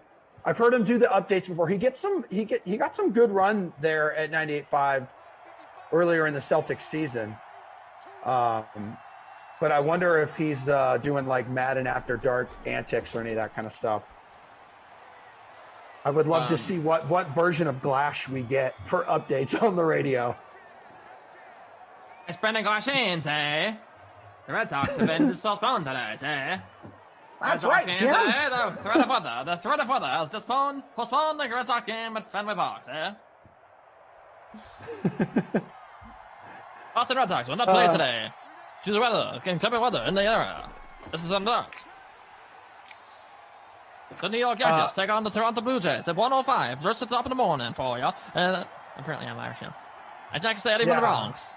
This is Brendan Glasheen signing off with the news, with the sports. Have you ever heard Brendan Glasheen talk? It sounds like you've never met him before. Or heard him do updates. I thought he was. We were thinking maybe he was doing impersonations or something. What was his little Chip Skylark or Chip? Chip I don't know, man. Chip you betcha, I don't know. That's another fairly. He's done so much. He's done absolutely so much. Chip Perkins, yeah, Chip Perkins here on the Daily News. Gonna give you the updates of the sports. It's Chip Perkins. Yeah, it must be a late Slate thing. I haven't dialed into that too much. I am enjoying the Bachelor Rose ceremonies that he's doing for the NCAA men's tournament. Those are pretty good there on TikTok. Give him a follow, folks. Erwin says breaking news according to Lazio. We do have breaking news, the major announcement coming up here in 40 seconds, as I almost called him San Diego, but the LA Chargers punting away the football once again. People saying, let's go Eckler. I need Eckler to step it up. That's William Peterson over on YouTube. I'm with you. there. Well, I just want to Potato say chip. before we get there, Erwin, sneak in a few comments. Erwin Fletcher says it's Pip, Skip's bro from across the pond. Pip Perkins. Pip Perkins. It's Pip Perkins with the news. What new about Meager it? Meager 66. I'm missing. How have you avoided? You're kennying right now, bro. You're eating. I just don't do it. I'm effing hungry, man. And I got this massive bowl of oatmeal with blueberries and walnuts in it. And if I don't start putting some of that inside me, I'm going to get hangry. No, I look, everyone rips me for eating, but I had the same way. I get it, man. You have to. I'm trying not to be like a loud eater. I'm already like a loud typer. I'm a loud breather. According to my wife, I do everything very loud. It's Pip Perkins. Pip Perkins from the news. Fossil Bones. Pip we Perkins. have. Okay. Hey. Yeah. Dip, Skip, Hip, whatever your name is. Yeah, shut up. We have some stuff to talk about. Absolutely shut up right now. 7-0. Texans are leading the Chargers. I don't care about that because what I have now is an emotional announcement. This is not an April Fool's joke. I promise you. Everyone has heard her name. Everyone loves her. They see her in the chat. Everyone knows how important she is for our team here at DraftKings. She does so much for us. She works her ass off behind the scenes. She's a good friend of mine. We do doggy play dates all the time. But producer Madison, today is her last day on the stream. She will be going off and doing her thing. She is like a caterpillar. She's finally broken out of her cocoon, and she now has wings, and she will fly like a sweet chinchilla through the breezy air. And I know that I love her a lot. Anyone who works with her knows her, loves her a lot. So chat, she's going to be here. What are you through the early slate today, Mads? Probably through the 4 o'clock slate. So yeah, send her off with some love. But I promise you, this is real, and we are certainly going to miss her. Yeah, I mean, one of the most professional people to work with, and definitely a breath of fresh air. Definitely a great person to deal with on a weekly basis. She does all our scheduling. She's a fantastic producer. Yep. Great babysitter for all of us kids here who are talking. Oh my God. Really brings the broadcast back down to earth when it needs to be. So, great working with Mads, and yeah, we'll miss her. I've worked with her in so many places too. Did we start at Lax Sports Network, Madison? Is that you and me? What is this? What's going on here? I'm getting coffee here. This is wonderful. It's opening day. So again, you're leaving Cooperstown tomorrow, and you have the coffee shop delivering to you. All right, before we go off again, I worked with producer Madison. I started like 6 years ago, moved to New England, the Lax Sports Network, then over at Nesson, and then here at DraftKings. Like, we're seriously like brother and sister. We fight. We love each other. We have dogs. It's incredible. And unfortunately, I never got to meet Madison, but one of my good friends did. So. Yeah. I don't know. Maybe if you guys can put enough pressure on her in the chat or something, maybe she'll flip her camera on later in the 2 o'clock or 4 o'clock sim. But she's on just the early slate today, so show her some love. She's fun. She does keep us in line. It's not goodbye. It's whatever, you know. I'll text you. Goodbye for now. It's not an April Fool's joke, guys. I promise you. All right, and she's already shot down the idea of her appearing on camera, even though she's got Miller. I've seen Miller on her Instagram. Mads, he is getting big. Daddy long legs now, man. 2nd and 12 here for the Texans. 7 minutes to go. Kenny's having coffee delivered to him. We're having ourselves a thirsty Thursday. Wait, so if she's delivering to you the coffee, who's watching the fam? No one at the moment. Oh my God! Better make sure the house doesn't burn down, buddy. It's okay. I mean, we had the power go out a couple days ago, but that was it. Chris Robinson saying, "We love you, Madison. Congrats on your travels." Dwayne says, Nick Perkins says, farewell and get on. So long. Farewell until we meet again. Ooh, crackle smack. I love this idea. She's not going to do it, though. Madison should totally call a quarter of a game today. And, like, really, we don't call these things anymore. You could just sit here and we could just talk about life with you. Oh, I'm sorry. I want to know if you have a take on this. This is pretty interesting. Texas. I don't want to take away from Madison's home, but this is big news. Texas is hiring Chris Beard as their new basketball head coach from Texas Tech. Of course, they had Shaka Smart leave for Marquette. Okay, that was big news, I thought. Good for Smart leaving and making like $8 million by leaving, right? Or did he leave on his own accord? Oh, I guess he's a University of Texas alumnus, but yeah, that's about it. Congrats to him. You're more of a college basketball guy. I thought you didn't care. I didn't. I look it up because I want to. Why don't I go back to realize the like what you're. You have a good sim. Yeah, sorry, dude. Fine, peace out. We can have a game in peace. About damn time. Yeah, but you're not going to have cover for when you want to eat. You're not going to have someone to lob a question to so you can have a few bites. Yes, I can, because then producer Madison would have to step in. She doesn't have to turn her camera off. She can step in with her voice. So maybe we force her by you leaving, you being a little brat and a baby, and you can leave. Okay. And then Mads can throw on her mic, and we can just gossip about stuff. Yeah, wow. See, we shouldn't have said this out loud. we should have planned this beforehand. That would have been what smart people did. We could have planned it. We could have said, you're gonna offend me by, saying I don't care about something like a big deal like the Chris Beard signing, and then I was gonna leave, and then Madison would have to step in. I thought that maybe that would have been a good plan. Even Mars Brightburn, I'm so with you. He says nobody cares, bro. It's Mama Madison Day. This is officially, since again she's done after the early slate today. 4:00 will be her final game with us. Yep. The early slate is officially now known as the Producer Madison Memorial. PMM. Gone too soon, man. # gone too soon. Yep. If you're just joining us, Jordan Lindenbaum, it appears you are. This is not an April Fool's joke. I promise you that. I wouldn't tug at your heartstrings I would here. We call it the 12 p.m. sim. Oh, we got a pick. Finally, the Chargers going to do something. Oh wow, what a tackle by Watson. I wonder what his tackling rating is. Yeah, I don't care. It's like a little inside. It's a little inside joke. We could say the 12 p.m. sim, but PM stands for Producer Madison, right? It'd be like only us, only we knew that PM really stands for Producer Madison. Yeah, and she's there in the chat, guys. You can add her at Producer Madison. She says thanks, guys, with a heart emoji. Could not have made it through 2020 without the DK Sim family. I can't believe we have 40 minutes until the Yankees play. Why is it every time I'm trying to show love for our freaking family member who's leaving, you want to change the subject to like you and your coffee order and the fact you've been living in a tent in the woods for like 3 months? You just change the subject when it's about something important.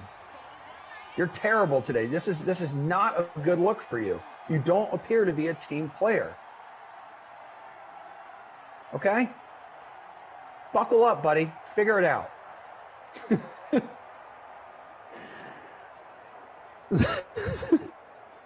The Madison matinee. Yeah, someone's got to name the game.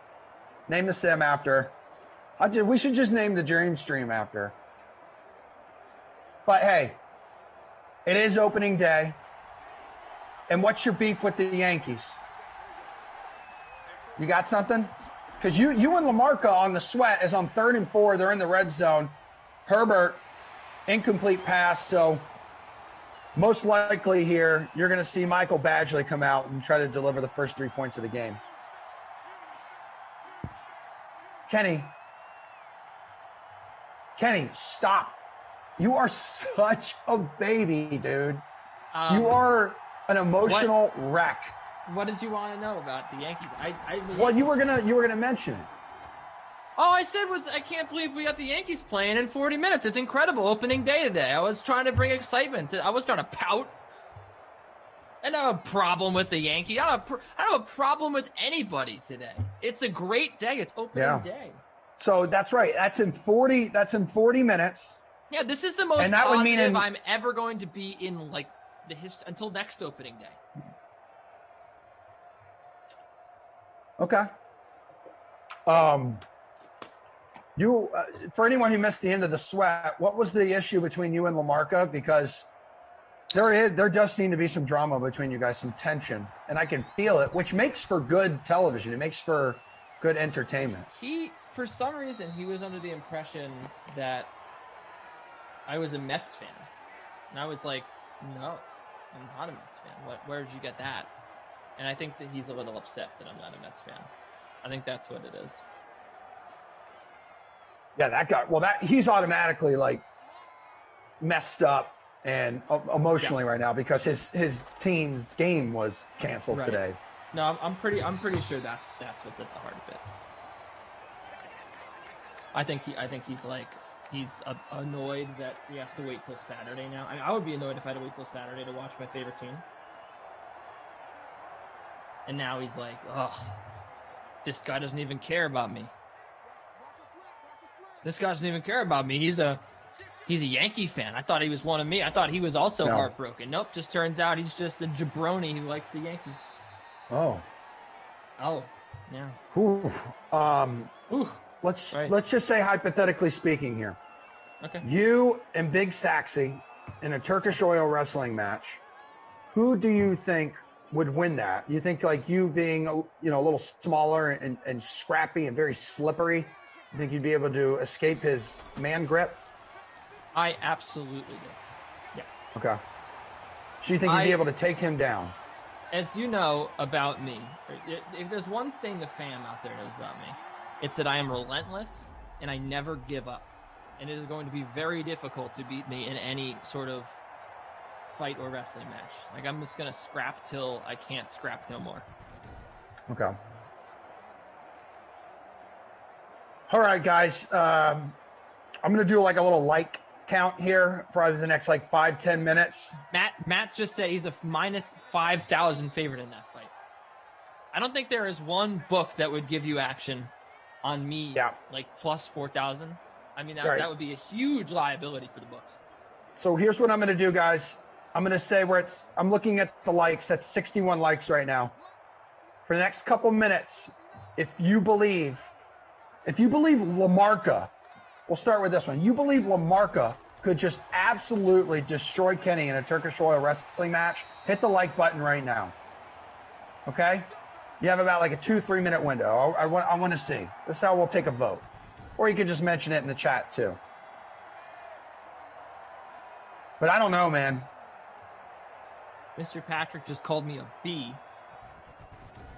How about write out the word that you meant to say and get banned?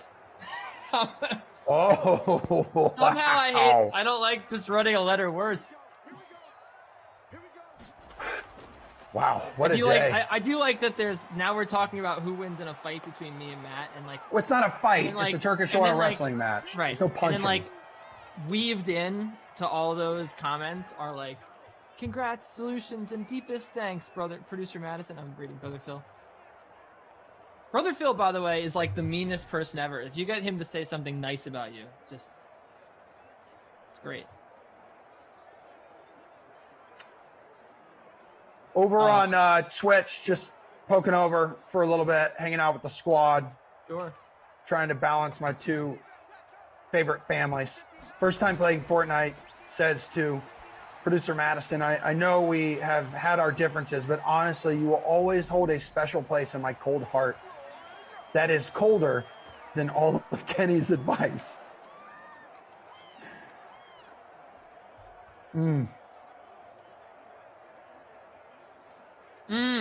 We will miss you. Kenny, so much love for you today, Big Daddy. But you're dialed in to opening day. My man, you have bigger fish to fry. A lot of work on your plate. Hey, babe, how are ya? I know, you want some of this oatmeal? Last night was a terrible night with the puppies, just bouncing around left and right.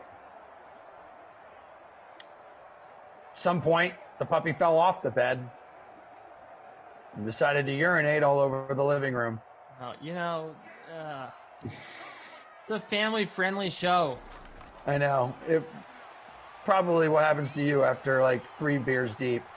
Inside the 10, and we are inside a minute to play in the first half. And Texans are once again knocking on the door. But yeah, big picture today, Madison's final hurrah, and I agree. Dwayne T says, smash the like for an awesome goodbye for producer Madison. 100% agree there, because I'm not going to do the like thing, you versus him anymore, because I don't know, man. I don't know if you'd be able to do it. He's got reach. He's got height. He's got weight. He's got heart.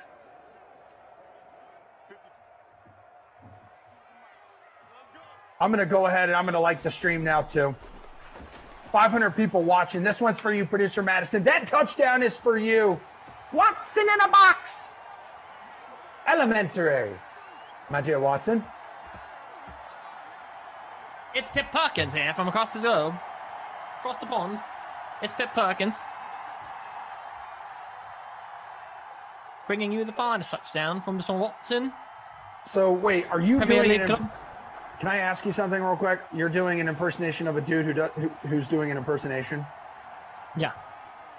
That's like Robert Downey Jr.'s character in Tropic Thunder. He's like, I'm a guy playing a guy who's playing a guy.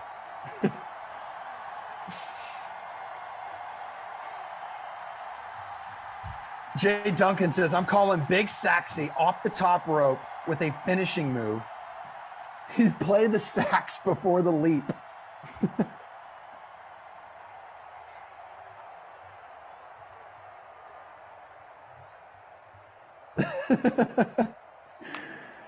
Oh, dude. Well, we got some more points on the board. I don't really know how well all your lineups are looking, how nice, how solid they are. What about you, buddy? Because I remember after the Brandon Cooks touchdown. It's a grand start here for Jets fan 196. It's third place finish here with 53.84 points. And it's about 4 points off the lead here, marker 883.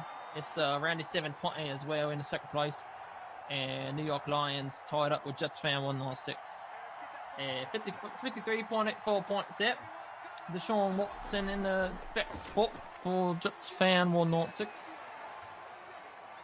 Dude, you know who you sound like? You sound like Aldous 17 Snow. You sound like Aldous Snow. That's exactly who you sound like. I was like, all right, man.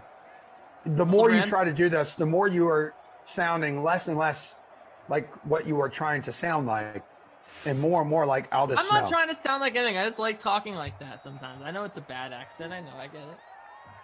Austin Eckler with 2.6 points. Yes. Even Trenton just said, Ducey sounds like Paul Rudd from I Love You, Man. Trying to do an accent. I was also thinking Paul Rudd in Forgetting Sarah Marshall when he's like, you sound like you're from London. Nice. Hey, man, can you pull this piece of coal out of my leg, mate? Oh, that's a lot of blood. Ugh. All right, dude. Great movie, man. You remind me a lot of Sarah Marshall. 11 of 13, Deshaun Watson, 126 yards, got a touchdown, got a pick, but it doesn't matter. His team's leading 14-3. At least to him, it doesn't matter. Herbert, 5 of 8. Hibbett. Just 28 yards, dude. Speaking of accents, Dave Gettleman would call him Justin Hibbett. 38 yards, man. That's not good at all. And then there's just not much going at all. Look at this. For the Chargers, rushing. C'est terrible. That's what Darth something just said. Yeah, Austin Eckler, 13 yards. What's going on there, man? I don't really know, man, because that guy's built like a freight train. It looks like his body's been chiseled out of granite. If you've seen any of his recent shirtless pics of him working out, I don't know why they pop up on my timeline all the time. But Cooks is 16 yards away from the B word in the receiving department. 5 catches, 84 yards, and a touchdown. After that, Will Fuller's got 2 for 31. There's your boy Reed, 2 for 11. So he's really paying off for you right now. Joe Reed, baby. Joe Reed time. Hollywood Joe Reed. What else can I say about Joe Reed? You don't have to say anything else. I mean, you're pretty good. What about who is who? Hey, babe, take a walk on the wild side. Who's that? Hey, babe. Is that Joe Reed? Take a walk on the wild side. I said, yeah, it's Lou Reed. Lou Reed. Lou Reed. Hey, babe. Do do do do do do do do do do do. All right, that's the best thing you've ever done on the Dream Stream. Yeah, that's good. I'm gonna listen to that right after this. I'm gonna listen to it in my headphones right now. I suggest you do the same. Okay, great. You probably sound much better than me. Why don't you listen to it? Yeah. Well, yeah, I guess since I'm doing a sim with you, I will just put some music on. Like, no worries. What's wrong with that? Nothing at all. Nothing. I listen to music in the background all the time when I'm doing Sims. Is that right? Yeah. I don't ever really hear it. I mean, why would you? It's in my headphones. Huh. Something's going on with you, man. Something's going on with you today. I'm just happy. Yeah. The other thing, you want to talk about a little inside baseball here, speaking of opening day, here in Cooperstown in this house. First of all, I'm very excited to be leaving in the day. We have been sleeping on a mattress, and the bed was like supported by these 3 legs in the middle, along with the 4 posts. And the 3 legs keeps, like, you can't even get into bed. Like, they just slip. Yeah. And the bed like caves in the middle, and it's like a very uncomfortable mattress. We've been sleeping there for like over a week. We just moved rooms, and the new bed is like, it's foam, it's comfortable. Bro. I have not gotten a good night's sleep before last night in like over a week, man. Like, Are you talking about the mattress you bought off of Matt LaMarca? Yes, the one that I carried here. I put on top of my car and zip tied or whatever. No, it was a Subway, but I didn't know if you brought it with you to Cooperstown. But I'm glad you have a better bed. You know, everyone who goes on trips brings their mattresses with them, of course. You're a different breed, dude. No one's taking a jump on you for it. You know, just be you. 3rd and 17 coming up. Opening drive of the second half, folks. So, like days before you leave, you finally get like a nice bed to sleep in. Finally. It's been a long time coming, man. What excites you the most about going back home to the city? The brick. I miss my brick wall. No, I miss my deli. I miss sleeping in my own bed is like the biggest thing. Having some peace and quiet. Gonna miss this background though, I'll tell you that much. Dude, there's no such thing as peace and quiet in New York City. Yes, there is. Compared to being here. All right, I need energy from the chat. I need energy from 4 people who have yet to hit the like button. We're 4 away from the century mark. Get us to 100 for producer Madison, her final day on The Sims. And look at that punt, dedicated to you, Mads. Down at the 2. Unbelievable. Surprise! Sacrifice by the punter. Whoa! Wait, what? Whoa! Wait, how'd you get here? Oh my God! Ladies and gentlemen, Big Saxy is in the house and on the horn. This is incredible. Welcome. Who did this? Welcome. Who did this? Surprise, mother! It's Madison's last day. I had to come in and say my farewells since I'm not working with Madison anymore. But more importantly, I needed to come and just remind the DK Sim fam about how much of a smackdown I would lay on the Deuce Man. Yes. In a Turkish Okay. oil wrestling match. I love that about you. I love that it means that much to you. So I will go on, Big Saxy, since you're here. I mean, just your presence inspires me to do so much. But I will go on Amazon. I'll order a bunch of that oil after this game, and we could all find a place to meet somewhere like in the middle. It's got to be a neutral site wrestling match. How nervous would you be going up against him, because you would be a heavy favorite? I mean, it's a no-win situation, right? I mean, either I take care of business like I'm expected to, or I get embarrassed. But I'd have no problem doing it. Wow. I mean, I don't even need to respond because I think everyone knows that my energy, my effort, and my wits would get me by Matt in this wrestling match. LaMarca, I think he's trying to say you have no smarts when you are in the oily ring. I heard him. I'm gonna let it slide. You know, I know he's worried about Garrett Cole getting lit up by the potent Blue Jays offense today. I'm a little bit sad that the Mets are now off until the weekend. So I will take the high ground on this one. But Okay. The high ground? You came on a stream you weren't even on to trash talk? That's the high ground? That's the low ground. No. Well, don't get his Believe it or not, messages Kenny, mixed up here, buddy. He came on today's High to about ground Madison. here is Madison. not dignifying you with a response. Today's about Madison, the mother hen of the DK Sim fam, That's right. the mother lion. We are all her cubs. Yep. It's like we're all the featherless naked birds in a nest, and she is regurgitating a worm in our mouth so we could feed and survive. Fair. Yes.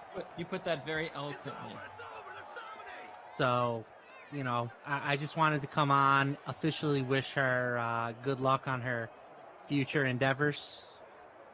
And, Yep. yeah, you know, it's also been a long time since I've worked with you, Emerson. I missed you.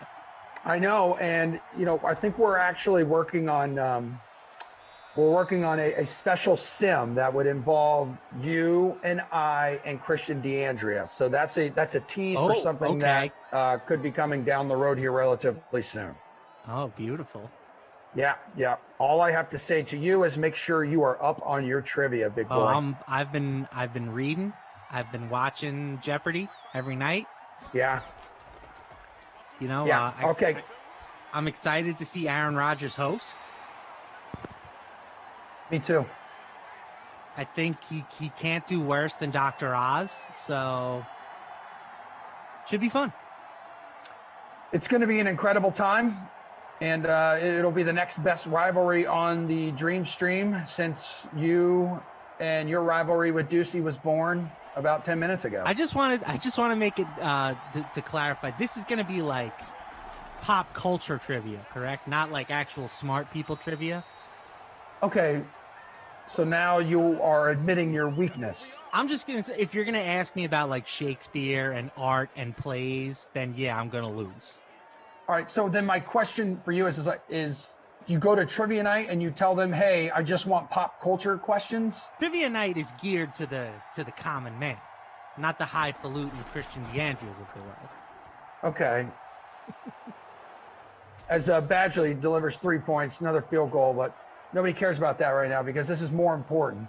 All right, yeah, I guess. So would I need to give you guys the subjects? No. Okay. So it'd be like fun pop culture. Yeah, I'm not going to ask you about like the Renaissance time or I don't know when the Earth was made and dinosaurs and stuff. All right, then yeah, I'm game. I think my general knowledge is strong. Strong general knowledge, particularly in the sports and entertainment fields. All right, so that's what we'll do. Like music, movies, and sports. You want to do stuff like that? Yeah, perfect. I mean, okay. Those are my forte. I was an American history major in college for whatever that's worth, but I'm just a guy, right? Like I don't spend my time. You watch Jeopardy, they put a sports question up for those people. Oh, it's hilarious. The equivalent would be putting up like a Shakespeare question for me. I am not a well-read Shakespearean scholar. Kenny strikes me as a guy who would is this Matt Sim or is this my Sim? I'm sorry. Oh my God. I'm sorry, dude. I thought you moved to New York. I thought you were like leaving. My bad. I was gone? Yeah, it's okay. I can leave. It's fine. Are you a little peanut butter and jealous? It's just like Matt said. I haven't talked to him in a while. Like we text usually about once a day, but nothing crazy, Yeah, nothing crazy. Yeah, you never text me. It's fine. Yes, I do. I'm the last person who texted you. You only text me after our Sims, bro. That's it. That's all. When he texts you, he's thinking about me. Exactly. Exactly. This is unbelievable. I will head Bye, out. Matt. Okay. I enjoyed my time with you guys. Madison. Hey, Matt, what time do the Mets play today? Oh, that's a burn. Sick burn. Oh, actually, I forgot. I'm burn, sorry, dude. I apologize. What time do they play tomorrow? Oh, double burn. I'm going to need some ointment for those wounds. Madison, for real. Enjoy life. I know you'll miss me. I know you're happy to get away from Kenny. But it's, seriously, it's been a pleasure working with you. And it's right there. I wish you nothing but the best in life. So, all right, guys, DK Sim fam, I'll see you over the weekend. Good Emerson, later. Yeah, Kenny, love you, buddy. I'll see you. James. Thanks for stopping by, man. Really good stuff. So Big Saxy joining us. Nice little cameo there. Man, you seemed like you were a little intimidated. What's he doing on the Sim? I don't just pop in on Sims. Well, now in his defense, I think Mads has kept this. We all know the real reason he was here was because he wanted to trash talk me. Well, Mads has kept her departure relatively quiet. Like not many people. She told me, you got to tell me, I'm the highest paid employee at DraftKings. So of course. She told me, I knew what was happening. And I think LaMarca just found out, so he's got to come on and say goodbye to her because I don't think he's on a sim today. As Watson sacked on 3rd and 19, just terrible decision there. Yeah, so he came on to say goodbye, but at the same time, the whole Turkish oil wrestling thing popped up, and you guys, this rivalry has been born.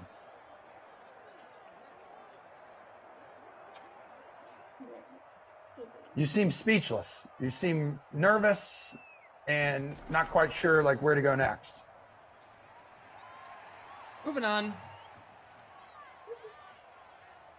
All right, man. Bonzo, LaMarca is a big pop-in guy. He really is. Just kind of swing by and say what's up. That's it. What's wrong? Why are you acting like that all of a sudden? Nothing.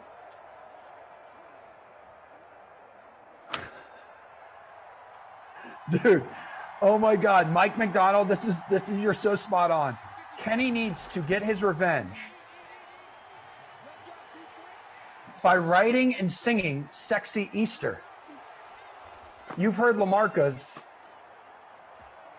hit single, Sexy Christmas. Of course, you played. This is your opportunity with Easter days away for you to deliver your own version of Sexy Easter.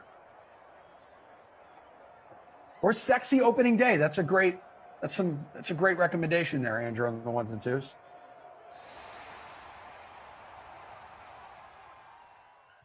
Well, you're apparently in a bad mood now, and we have reached the quarter break between the 3rd and the 4th. We're on camera, so I would love for you to smile during this moment. I see. Stop being like that. Stop it. You're being ridiculous. Deshaun Watson is not having a great day. He only has 140 yards passing with a touchdown and a pick. Okay. Anything Threw else? off What my about rhythm. Threw off my rhythm, man. That's all I can say. Feel the rhythm. Rhythm's Feel the gone. rhyme, dude. It's bobsled time. Let's go. This is where you got to be a pro, dude, and rise above it. That's right. You know, every night I'm reading a teleprompter. I can't put two sentences together. You know what I do? have I I overcome said- it and I ad lib. Have I said anything? No, you're not saying anything, but and we all Yeah, know so? you. You can talk a dog off a meat wagon. So when you don't talk, we're concerned. Okay. Just hanging out. 89 It's yards of yeah. Brandon Cooks. So 89 yards would mean how far away is he from the B word? That would be 11 yards, Mr. Latzia. I Dude, just feel like this I'm in is awkward producer position right now. Madison's last day, and this is the way you're going to act and behave. What am I doing? We have 9 dislikes because of you right now on this sim, on this stream. This is because of you, buddy. And I need you to wake up. Come on, man.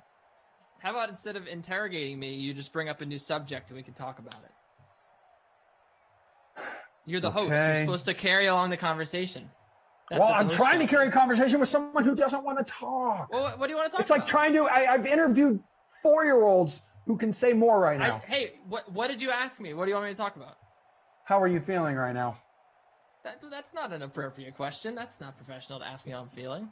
I actually am feeling great. I'm waiting for something to talk about this. That doesn't relate to someone who's not on this sim. What can we talk about? What would you like to talk about? You want to talk about Madison? You can talk about how great she is for the whole quarter. I don't know if she wants that, man. Okay. I really don't know if she wants that. Hey, let me ask you something.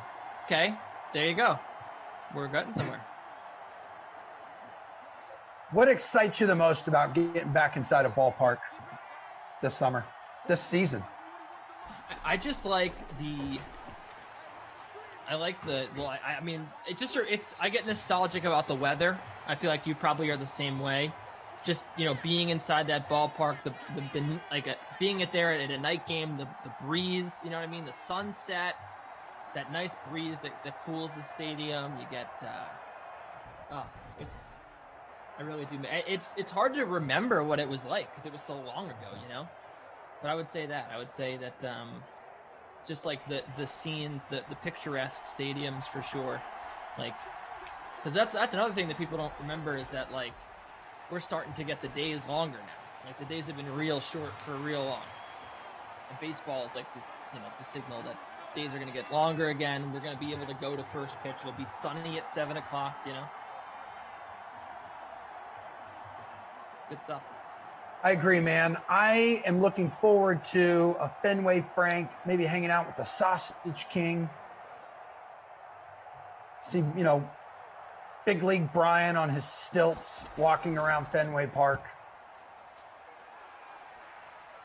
Just looking at people again in person. Who's the Sausage King? He's a dude. He's a vendor outside Fenway Park. Very famous. Go there, spark up a conversation, gives great life advice. So if you ever looking for some. Next time you're in town, I feel like you could use some. We're going over there if there's a game. I'm going to say, yo, Sausage King, talk to my dude here, Kenny Ducey. I would love to go to a baseball game with you, Emerson. Yankees, Red Sox, please. I'll be in Boston. How about this? What's up? I am planning a trip to Boston in September to see the Laver Cup. It is a team tennis competition. Is that the indoor one? Yep. Are they doing that at the Garden? In the Garden. That's right. I think they did that a couple years ago here. I don't know where they've. Usually it's like overseas. Usually it's like in. It's been in Geneva the last couple of years, I think, but or Geneva, wherever the heck it is. But it's cool. It's like the Europe versus the world. So you get Europe is obviously just incredibly stacked, but then the world is like Nick Kyrgios and a bunch of American players. So I think it'll be fun and Canadian. I'm looking forward to it, and I want to go in September. I'm going to be there, and I think that we should go to a ball game while I'm up there. I would love that. You know what, buddy? Mark the tape. My treat. My treat. I just see that smile on your face right now is what I want to see on your face the entire time we are together. Are you sticking it to me? No, I'm not sticking it to you. I'm literally offering you a ticket to a baseball game. You're gonna come here. We can watch a baseball game. We can hang out together. I was saying the Seinfeld episode where Elaine gets George the coffee. She's sticking it to me that she makes more than I do. I will generously accept your offer. Okay, wonderful. Yeah, and I saw someone mention Abe Froman, the Sausage King from Ferris Bueller's Day Off. This is a totally different dude, but fantastic reference.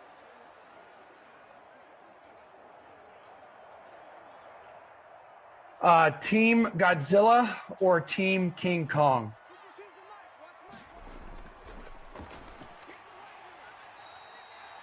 What do you think? I have not seen that yet. Is it good? Well, I haven't seen it either. I think it came out yesterday. I saw the DK Sportsbook tweeting out fun little odds. But I don't know. I don't even know what I'm voting for. Well, who's going to win in this fight? Who would you take in a fight? Godzilla or King Kong? Godzilla, right? Yeah. Gotta be, right? I just think Godzilla has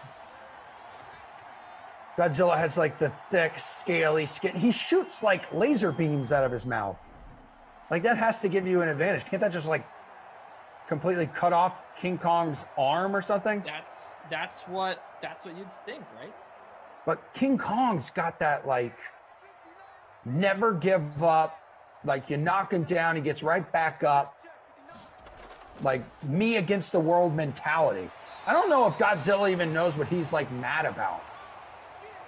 I bet sometimes he's destroying cities. He's why am I doing this again? That's the thing. This guy can literally destroy cities, and didn't King Kong hang on to a building or something? Yeah. He's hanging on to the city. He needs the city.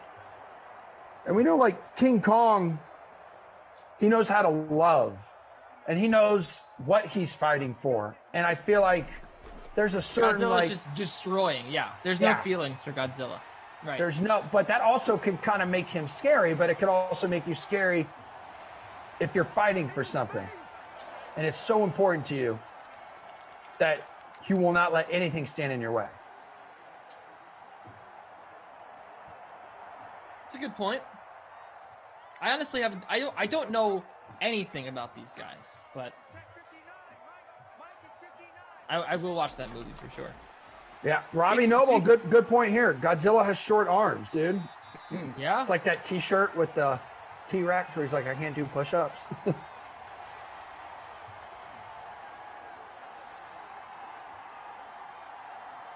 Jason Rossi is in the chat now. Good to see him here today. He's going to be on the 4 o'clock sim with Kaufman. Kaufman will be hanging out with Zach coming up at 2 o'clock. We got Rossi then and Christian at 6. Glash and Brandon for the final 2 games of the day. What? I wonder if he's going to bring out Skip Perkins.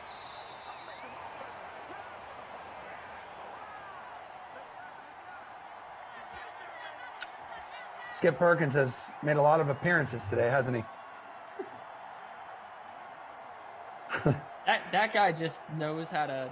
You know how to create storylines, and Glash just knows how to create characters. You guys, your talent might be wasted here. I really think that you could write for successful television shows.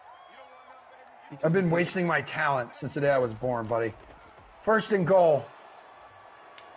And Houston just looking to pad this lead. Choker says the news about producer Madison is so terrible that I am just going to pretend that it is not real. And Emerson is a liar on April Fool's Day. I wish I was, Choker. I wish I was. Well, we'll see.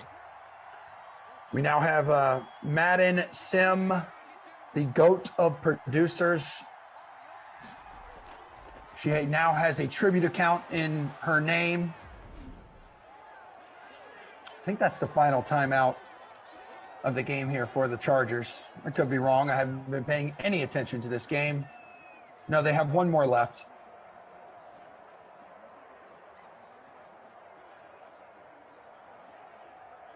David N would like to know, Ducey, will you do a pop-in later?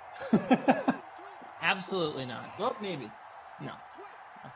Just going to be watching baseball, following some tennis. Back to the end zone.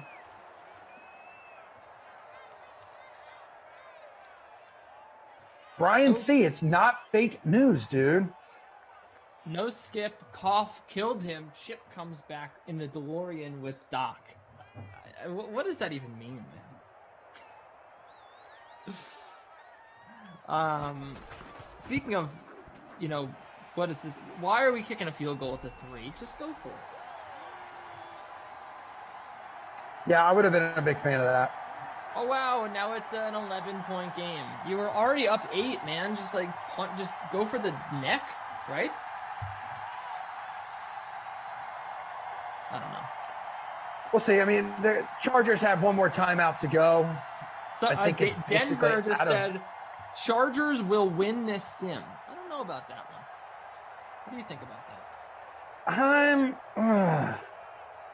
I don't think D. so. I don't know about that, dude. I love your optimism and your passion here, but that would involve them scoring here, right? Going for 2. And then again, in my year plus of doing these sims, I have never once seen an onside kick recovery. I think Kaufman's seen 2. Oh, I've seen one. You've seen one. Yeah. I haven't. So in other words, you could probably count on one hand how many successful onside kicks we've had since we launched this a year ago. Yeah, there's probably been about 2, you're right, or 3.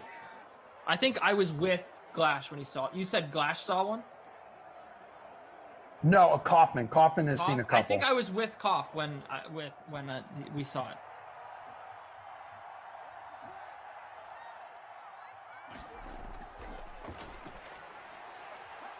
Second and 7, right. smack dab down the middle. All right. Hunting season, baby. The newest New England Patriot. That's gonna bump. Hunter I was in Henry. 5th place. Now I'm gonna be down to. I'm in 4th place now. I don't have Hunter Henry. How's that possible? I bet I'm gonna get bumped down here. That's gonna be pain.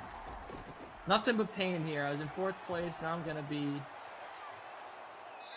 Or that Keenan Allen. Yeah, great, awesome. my demise, Emerson. Here I go down the. This drive is going to absolutely kill me unless Joe Reed makes a play. Come on, Joe. Yeah, dude, the biggest Joe Reed fan I've ever met. Come on, Joe. So, Mike Williams. out of Give it to 134 entries, where are you at right now? Oh, he pulls it down. That's Hunter Henry. Who else? No. That may put him over the bonus. I don't know. Probably will. Yeah. Yeah, that's gonna put him over the bonus. Yep. That stinks, bro. Not good. Let's go, Herb. Hand it off to Eckler or throw a touchdown to Henry. And you're going to take a sack. Final timeout. Still some time to have some points added to your lineup in whatever contest you were in. Thank you if you took time to fill out one in our free roll in the Watch the Sweat at 11 o'clock every day starting today contest. 11 o'clock in the morning. Weekdays, guys, we're going to be kicking off the Dream Stream. Lots of live coverage now coming your way. It's almost becoming like a live network for half the day. Or DK. It's pretty cool stuff. It definitely is. Oh, yeah, dude. Andrew, thank you. Andrew on the ones and twos reminded me, if you missed it at 11, we're going to replay the sweat coming up here right after this sim leading up to kickoff of the 2 o'clock. It's the replay of the sweat. Go ahead. People forget that baseball, there's only 2 games on at 1 o'clock. And then there's a boatload on it at 4. I think there's one at 2 as well. So you got plenty of time. Yeah, so Blue Jays, Yankees, and Indians, Tigers right now they're in warm-ups. First pitch will be coming up here in the next 10 minutes for both of those games. Then you got Twins, Brewers, Pirates, Cubs, Braves, Phillies, Dodgers, Rockies. 5 seconds to play here. And that was 4th down. And now the Texans are going to take over. And this is going to be ball game. That was... Look, I'm going back on the replay on YouTube. Is by far... Robbie Noble says the Dream Stream by far is my favorite channel. And we love you for that, Robbie Noble. Team always here. He's a big fan of producer Madison, as we all are. And that is going to do it, folks. 17-6. Not a whole lot of points, but we certainly had a whole lot of action behind the scenes. Major announcement with producer Madison leaving and LaMarca doing a pop-in.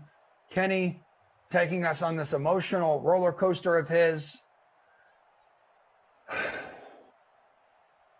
Jim says, absolutely embarrassing. One of the worst sims ever.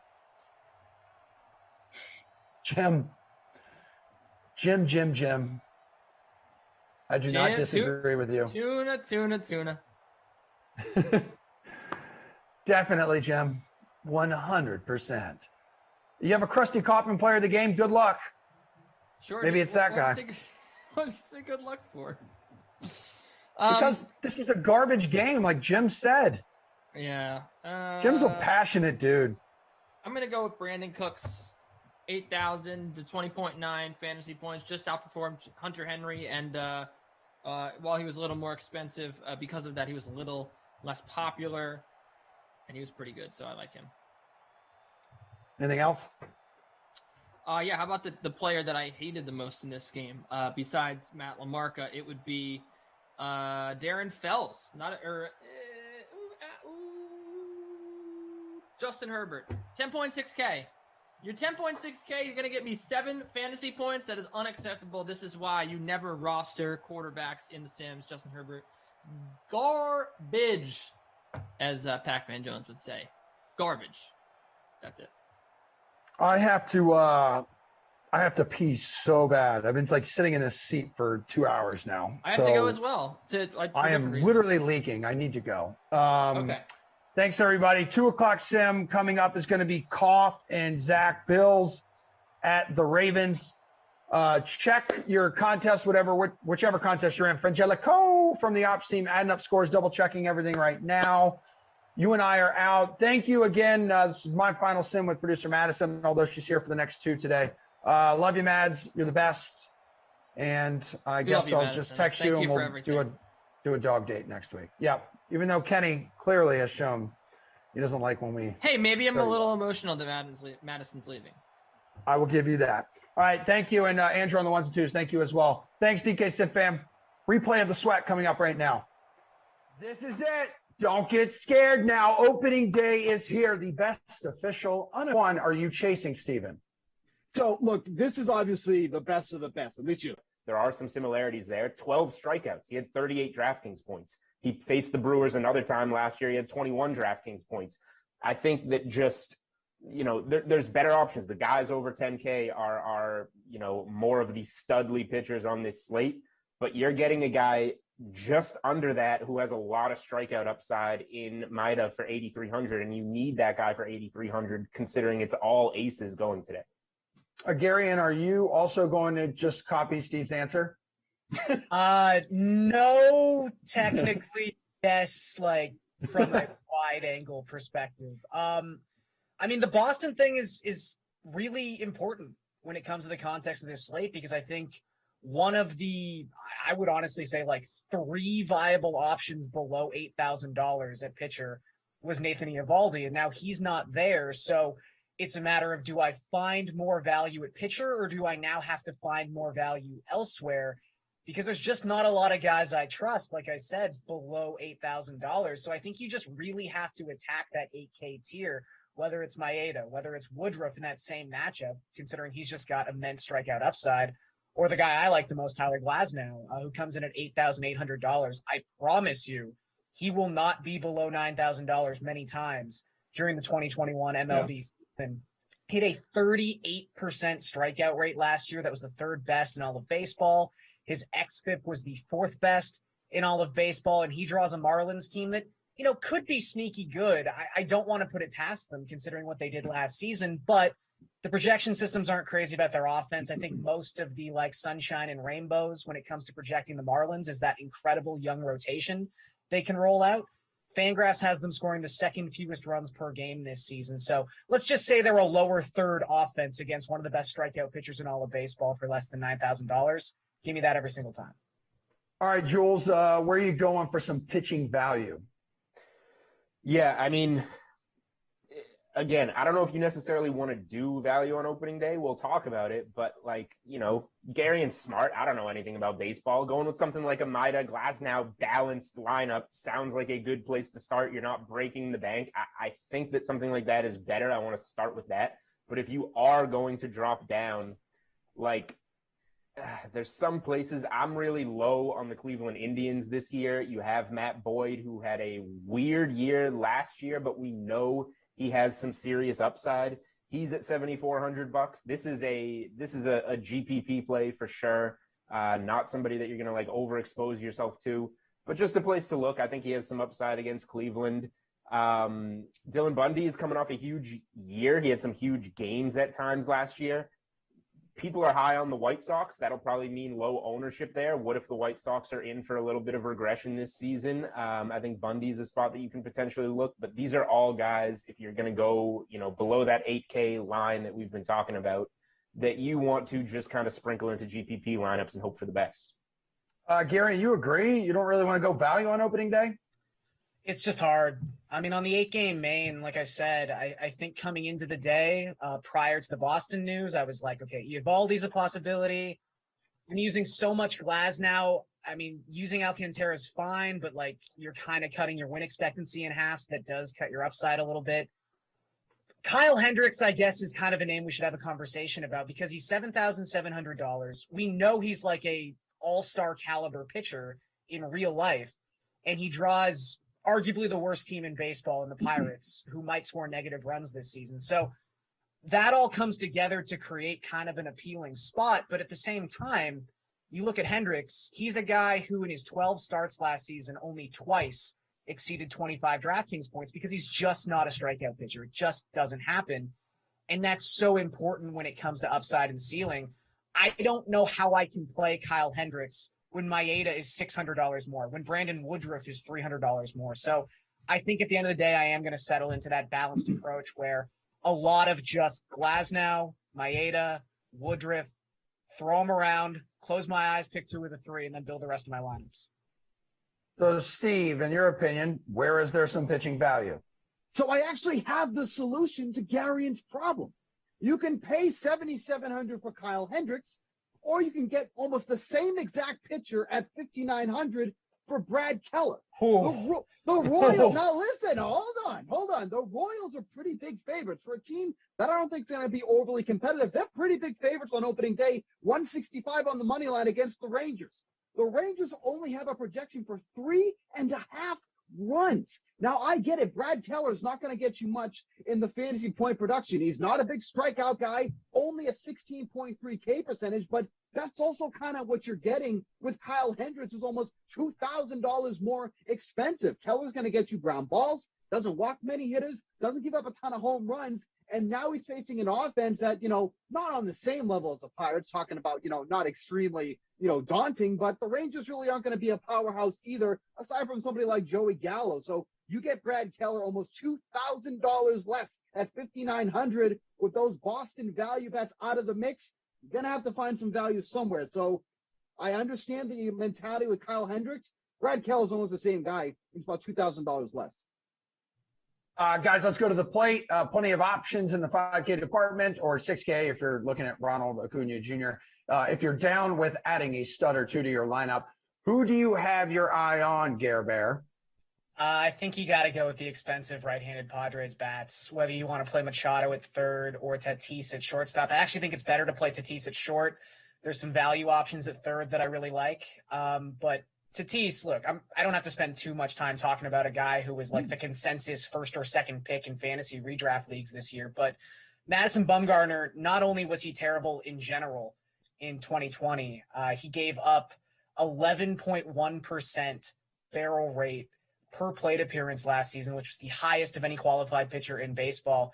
Also the highest expected WOBA to right-handed batters last season among qualified pitchers. So anyone in a vacuum tees off against this guy, let alone Tatis, who was 100th percentile exit velocity and 100th percentile barrel rate. So he's going to have a fantastic day. The Padres in general, they're going to have a fantastic day. Jules, were you nodding in agreement there?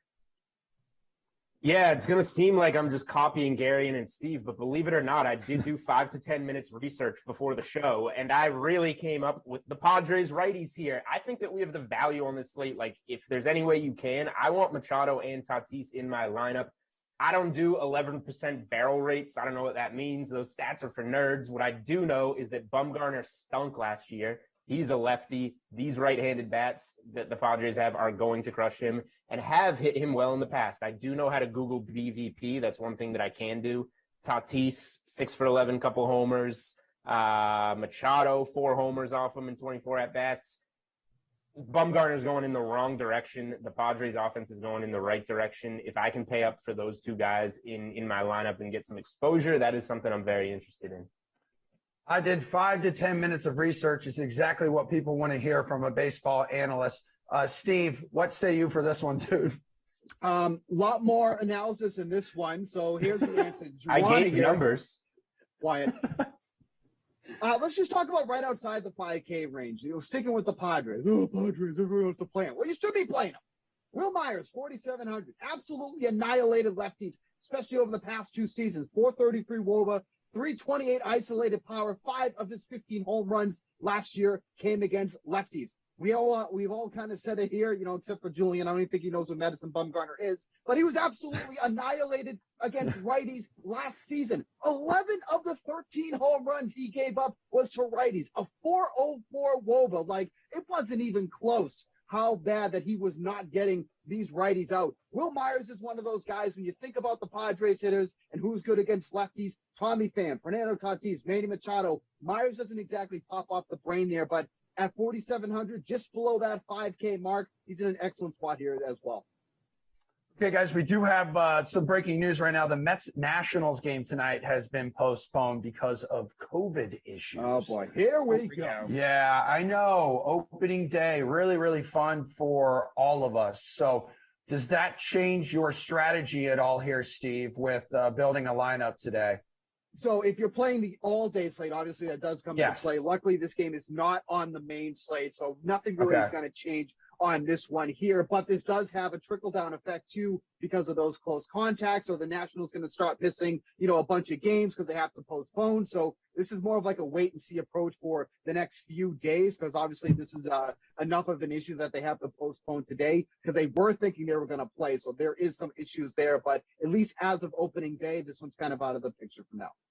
Yeah, Gary, and I'll start with you then on this one. I mean, opening day slate is for like the 8-day games, but there's an MLB $150,000 West Coast special contest for the three late games that locks at 10:05. So who are you targeting on that smaller slate?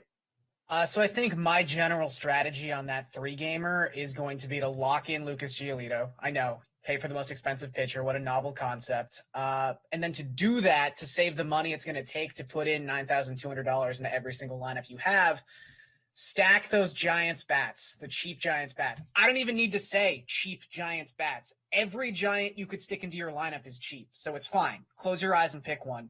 But hopefully you land on like Donovan Solano, specifically Austin Slater, who has incredible numbers against left-handed pitching. Marco Gonzalez is a good pitcher, but he's still contact-oriented. He's a left-handed pitcher going up against a lineup that, quietly crushed left-handed pitching last season. They weren't like the White Sox, but they were really, really good considering, like, the talent level people thought they had. So I would say cheap Giant stack to kind of balance out the cost of the pitching, because you're probably going to want to use Giolito, Bundy. You're going to have to pay up on that slate. Jules, who are you targeting for that smaller slate? Really quickly, just to prove my knowledge that I do know who Madison Bumgarner is, a fun Madison Bumgarner stat. He once dated a girl named Madison Bumgarner. True. No, that's not true. There's no way that's true. Is it really? That somewhere on the internet. It's 100% true. I literally don't believe anything you say today, especially it's April 1st, man. Like, I'm not buying it. You shouldn't believe anything I say. The reason you should believe me is because it's April 1st. I'm actually being completely genuine on April Fool's Day. 3-game slate. Yeah, I mentioned Bundy earlier. Maybe that's a good way to go opposite Giolito, who a lot of people will be on.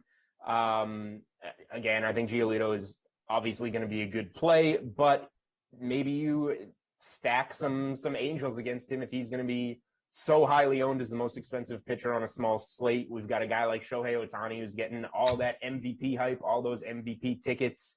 We'll see if he can start the season off hot. But yeah, if you are going to pay for pitching, I think the cheaper stack I would look for, I'm with Gary, and is San Francisco there. Steven, anything from the late slate 3-gamer? 1 sec. I'm just swiping real quick, see if I can find a girl named Steve Buchanan, because I got to get on that. I'm just swiping real quick. Oh, yes. I bet she has a beard. I'm sure that she would be great looking if you find one.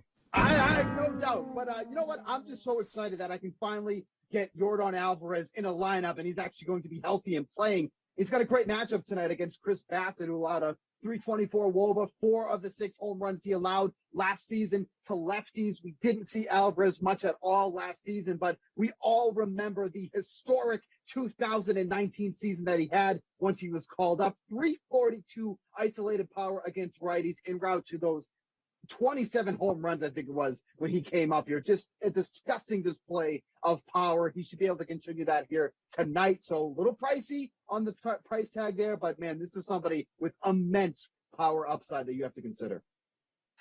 Gentlemen, it has been amazing being back in your presence. We are going to poke over to tonight's NBA slate right after Kevin Roth delivers his opening day weather update. MLB opening day is here, and that means we get to talk some baseball weather. I'm meteorologist Kevin Roth for rotogrinders.com, at Kevin Roth WX on Twitter. Let's dive into a few of these games that I think weather will play a significant role, not just in the form of maybe a delay or a late start, but as far as actual scoring. And I want to start here with Pittsburgh at Chicago. Temperatures near freezing. It is incredibly cold, plus a wind blowing in from left, 15 to 20 miles per hour. It is going to be tough to hit bombs in this kind of weather. I've looked at 17 similar weather games. We've seen a 13% decrease in the home run rate compared to all other games in Wrigley when we have these kinds of conditions. So obviously, got to love the unders here. Also, if you're playing DFS, pitchers over hitters. I can't imagine going hitters in this game in these conditions. Just really going to be tough to go yard or to string together a bunch of runs. Next up, Cleveland at Detroit. Similar story with the very cold air, but in Detroit, these winds are actually blowing out. So that's going to help increase that home run probability despite the cold air. I've seen 11 similar weather games in my research. Home runs increased 14% in those 11 similar weather games compared to all other games in Detroit. That's a couple of them that I'm keying in on. There are a lot of other games, especially through the Northeast, where you're dealing with those strong winds or that cold air. Could see a late start in games like New York, and we are going to have a fantastic opening day. I'm meteorologist Kevin Roth. You can find me on Twitter at KevinRothWX. Pay attention, hoop heads, because we've got hosts of the Four Seasons podcast for Ball is Life, Ryan Mogg, Josh, and RotoWire NBA editor Nick Whalen with us for some NBA high or low.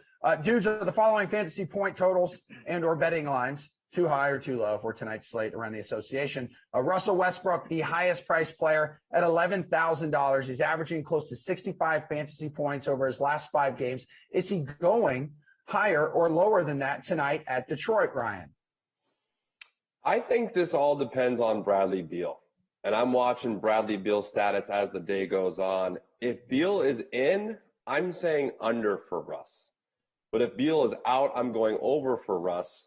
I just think Beal has missed, 2 or 3 straight games. I think if he is back in the mix, they're going to want to bring him in slowly, get his hit back to normal, and get him more touches. So just from not having the ball, if Beal is in, I'm going under for Russ. Nick, how much of your decision here will weigh on Bradley Beal's status? Yeah, a decent amount, but they did play Detroit 3 games ago. Westbrook went for 19, 19, 10, and he had 6 turnovers in that game. That was probably his worst stretch during this, kind of crazy inferno streak that he's been on of late. And Brad Beal played in that game. So he's already shown us that he has this upside with Beal in the lineup. But like Ryan said, I feel a heck of a lot better about it if Bradley Beal does end up missing another game. I mean, Westbrook without Beal in these last 2 games has racked up 35 assists. He has 8 3-pointers, 4 in each of the last 2 games. That's something that really hasn't been a part of his stat profile at all this season. Not something to depend on long term. But, if you're a fantasy player, you want to ride this shooting streak as long as you can. And he's also been good for 1 or 2 steals, sometimes more, virtually every night. So it's not just points, rebounds, assists. He's also getting it done on the defensive end. Nikola Jokic, guys, another player north of 10 grand with his Nuggets taking on the Clippers. The large human being is averaging nearly 60 fantasy points per game, but has scored under 50 in each of his last 2. So he's human after all. Let's set the bar at 55 fantasy points tonight. Is he going higher or lower than that, Nick? I think Jokic could bounce back. I think he could take advantage of what's a pretty banged up Clippers team, a Clippers team that's banged up enough that they're bringing in DeMarcus Cousins. And it's very much unclear if he's going to play in this game. I would guess he probably doesn't. If he does, I think that's a good thing for Nikola Jokic. Cousins has been a disaster this season, especially on the defensive end. He hasn't played in a month, so that's not going to bode well. But no Serge Ibaka, no Paul George, no Patrick Beverley. This Clippers team is not at full strength. We saw them take a really weird loss to Orlando earlier this week. So it's a friendlier offensive game for Denver without some of those guys in the lineup. Those 3 starters that are missing are 3 of their best defensive players as well. My only concern with this one is the pace. Both these teams are bottom 5 in pace since the All-Star break, so it could be a relatively low-scoring game. Fewer opportunities for Jokic to rack up those DraftKings points. Ryan, higher or lower than 55 fantasy points tonight for Jokic? Yeah, I'm going under. And Nick makes some great points and almost persuaded me to go over there with all the depleted Clippers. But I think it's going to be close. I'm going under just for the pace factor. Both of these teams play really slow. And Jokic's last 2, he's really cooled off. And we saw that trend a little bit ago with Giannis and a little bit ago with Luka. I don't know if it was a all-star break hangover or what, but Jokic has cooled off the last 2. I'm still riding that wave against 26th in the league in pace in LA. Ryan, after averaging almost 44 fantasy points per game over his last 5, Hornets guard Terry Rozier, scary Terry, baby, his salary has spiked to $8,000 for the first time in a month. So if we set the bar for him at 45 fantasy points against Brooklyn tonight, is that too high or too low? I think that's too high, and I'm taking the under. To me, Terry Rozier doesn't scream consistency. and never has in his career. I was looking at the prices, looking up this stuff just like a little bit ago. He was like $6,600 a little like 3 weeks ago. He's up and down. I know a lot of this LaMelo Ball being out has to do with this, but Hornets still have a lot of variables as far as ball handlers. Gordon Hayward, Devontae Graham, Malik Monk, I think, comes back tonight. He's probable. So I think that's too high for Rozier tonight. Nick, what do you think? I think the number is about right, but yeah, I'm with Ryan. I mean, it's not a great defensive team in Brooklyn that you're going up against, but the return of Malik Monk means that you're probably siphoning away, 5 or 6 shots that would typically go to Rozier, and maybe more. If Monk does get hot like he did in the last game that he played back on Friday. I mean, the only thing with Rozier, if you like the other side, is he has gone on these streaks a couple times this season. If you remember back in February, he had that 6-game stretch where he averaged like 31 points. It was hitting 5 threes a game, shooting 58% from beyond the arc, 55% from the field. So, he's certainly capable of putting these stretches together, but as Ryan alluded to, at some point it's going to come crashing down, and you don't want to be caught on the losing end of that game whenever it comes. Of the player props available, though, guys, on the DK Sportsbook, Kawhi Leonard has the highest posted point total at 26.5. Is that too high or too low for tonight's matchup with Denver, Nick? I mean, if we're trying to criticize the line, it's spot on. I mean, his last 5 games, 25, 25, 28, 23, 28. So you take the average and it's right around that 26.5 number. But I'll trust Kawhi tonight. No Paul George in the lineup, like we said. No Ibaka, no Beverly. This team needs Kawhi Leonard to carry it against a formidable opponent in Denver. And, he was able to put up 28 in a loss to Orlando. I think the Clippers come back and maybe don't win this game since they're so shorthanded, but I think Kawhi Leonard has to take matters into his own hands and kind of start to be more of a ball hog, I think, than he's been this season, especially with those guys out. So I think he does that tonight. I think he approaches 30 points. I think the Clippers keep this close, but ultimately probably lose to Denver tonight. Ryan, what are you doing here? I'm also trusting Kawhi. I think it's too low. No Paul George is huge, and I don't know, a lot of guys don't really like the narrative street. I'm all in on the narrative street. I feel like players know when they're on primetime television. This game's primetime, last game of the night on TNT. I think Kawhi, like Nick said, is going to show them whose team it is. They're depleted. I think he needs to step up. Nick, what's your favorite bet on the DK Sportsbook tonight? I'll throw out a couple. I like Sixers minus 9.5 at Cleveland. The Cavs have scored 86, 98, and 75 points over their last 3 games. Even without Embiid, I think the Sixers can take advantage of that. I like Devontae Graham over 22.5 points, rebounds, assists. He's gone over that number in each of his last 4 games. And I also like Nikola Jokic to post a double-double and the Nuggets to beat the Clippers. That's plus 145 on the DK Sportsbook. He has a double-double in 14 of his last 16. So that's a pretty safe bet if you like Denver to win that game. Ryan, you got any safe bets in your eyes? Yes, very safe bet. I love the under 8.5 points for Isaac Okoro. I don't know if you guys watch the Cavs much, but he's out there just doing cardio. He's just happy to be out there running around. He doesn't do much. And, 8.5 points would be a career night for him. So I'm going all the way under for 8.5 Okoro. Dudes, that'll do it for NBA High or Low. Appreciate it. Our Canadian Prince of Poutine, Jeff Ulrich, will join us to take a little victory lap right after this little preview of the national semifinal between Gonzaga and UCLA.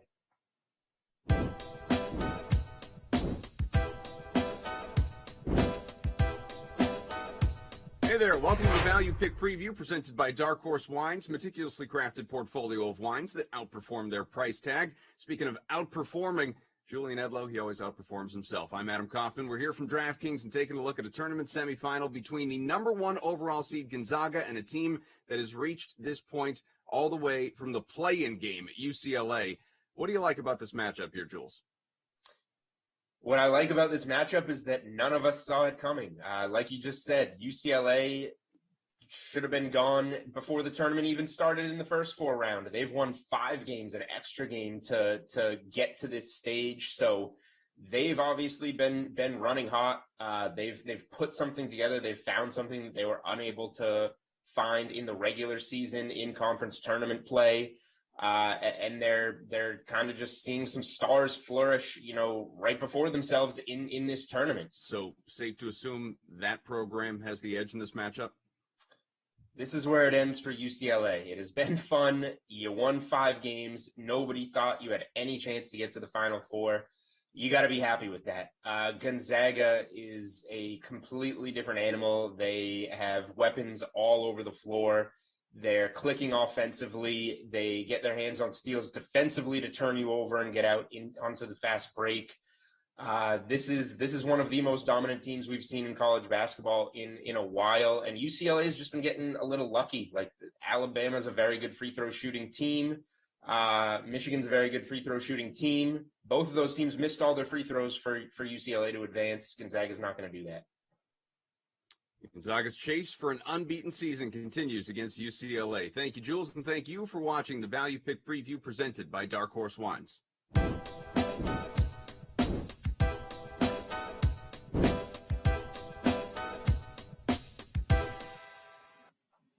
All right, let's put this show on ice. Good Thursday morning to our NHL analyst today. That's DraftKings contributor Jeff Ulrich, who's super high on life right now after he nailed his Sabres prediction last night. Let's roll the tape. Moose, the entire DK Sportsbook is your oyster for the 6-game slate in the NHL tonight. What is your favorite bet? All right. Nobody beats the Buffalo Sabres however many times in a row now. Let's go with the Sabres on the money line. Plus 170. They should have won that last game against Philly. Like I said, Philly is not playing well at all right now. They've got horrendous goaltending too. I just feel like if the Sabres are ever going to grab a win, this is it. They're at home. You're still getting pretty good odds here at plus 170. So I like them. I like going to the money line with Buffalo here for a one-night little stop of the law, or putting the tourniquet on the losses for one night. Well, before we get into NHL opening faceoff for tonight, we need a victory speech here because this hardly ever happens with you. It's true. They took my one good take from the last year, and, we got to replay it as much as possible. Now, I will say this. Look, nobody beats the Buffalo Sabres 19 times in a row. Nobody. I'm happy to be a part of it. Congratulations, Sabres fans. All right, this is just one more notch on your LinkedIn page, dude. Congratulations for the success. As for tonight's slate, over on the DK Sportsbook, Buffalo minus 117 on the puck line and plus 216 on the money line at home against the Rangers. Willing to choose one of those and take the plunge again here, buddy? Yeah, there's no way I'm taking the Sabres again. I'm not. You dip into the dumpster fire, and if you came out unscathed, that's great, and we did. But I'm not going back there. The Rangers at minus 103 on the puck line. You could go there. The Rangers offense is absolutely clicking right now, averaging 5 goals per game over the last 8. I think if I was looking to the puck line, though, I'd be going for better odds. I'd be going to Montreal over the Ottawa Senators. The Canadiens look very good coming off like a little COVID hiatus against the Oilers, shut them out 4-0. Now they get a weaker opponent, the Senators. Again, they allow a ton of scoring chances as well. I'd rather take the plus money for the Canadiens to cover the money line tonight. Again, them up plus 132 on the DraftKings Sportsbook. You can even target the Canadiens on the money line, I think. I think even the odds there are okay. So give me Montreal if you're looking for a puck line bet. Okay, cool. Do you have a favorite bet on the DK Sportsbook tonight? So I do like the over in this Rangers-Sabres game a lot. That's the one I would be targeting for that game. Again, the Rangers averaging 5 goals over the last 8 games. Last 2 times these teams met, they scored 8 goals. And look, the Sabres offense, I mean, at least they scored against the Flyers. It's not like the Rangers defense has been that good. So I think you could probably count on the Sabres for a couple goals here. I like the over with the Rangers Sabres. I also like Sebastian Aho, if you're looking for a player prop, over 2.5 shots on goal against the Chicago Blackhawks. Let's do the DFS side for a little bit. With Florida's Alexander Barkov unlikely to return to the lineup, Mika Zibanejad and Patrice Bergeron are the top 2 price centers on the slate. So who do you like? Yeah, definitely. Give me Zibanejad here. I mean, again, last time they played the Sabres, 4 shots on goal. He only gathered an assist, but this is a player who's just suffering through a terrible slump. Since the beginning of the year. He's really broken out, though, averaging well over a point per game, actually averaging almost 2 points per game over his last 10 games. The shots on goal are still hovering around 3, but, I think there's more positive regression to be had here, especially against the Sabres. So it's pretty clear to me, like the New York offense, it's probably going to be popular tonight. I'm not sure if we care. The Rangers have just been so explosive lately. 7,900, I'm fine paying for that. If you need a cheaper option, I do like Roope Hintz down there at 5,700. This guy's playing a ton. He's been very productive in all categories. Got a great matchup against Nashville as well. Again, you look at his production, 13 points last 10 games, so over a point per game, but also in the shots on goal, and even, contributes a little bit on special teams. So Roope Hintz, 5,700, that's got to be the value at center.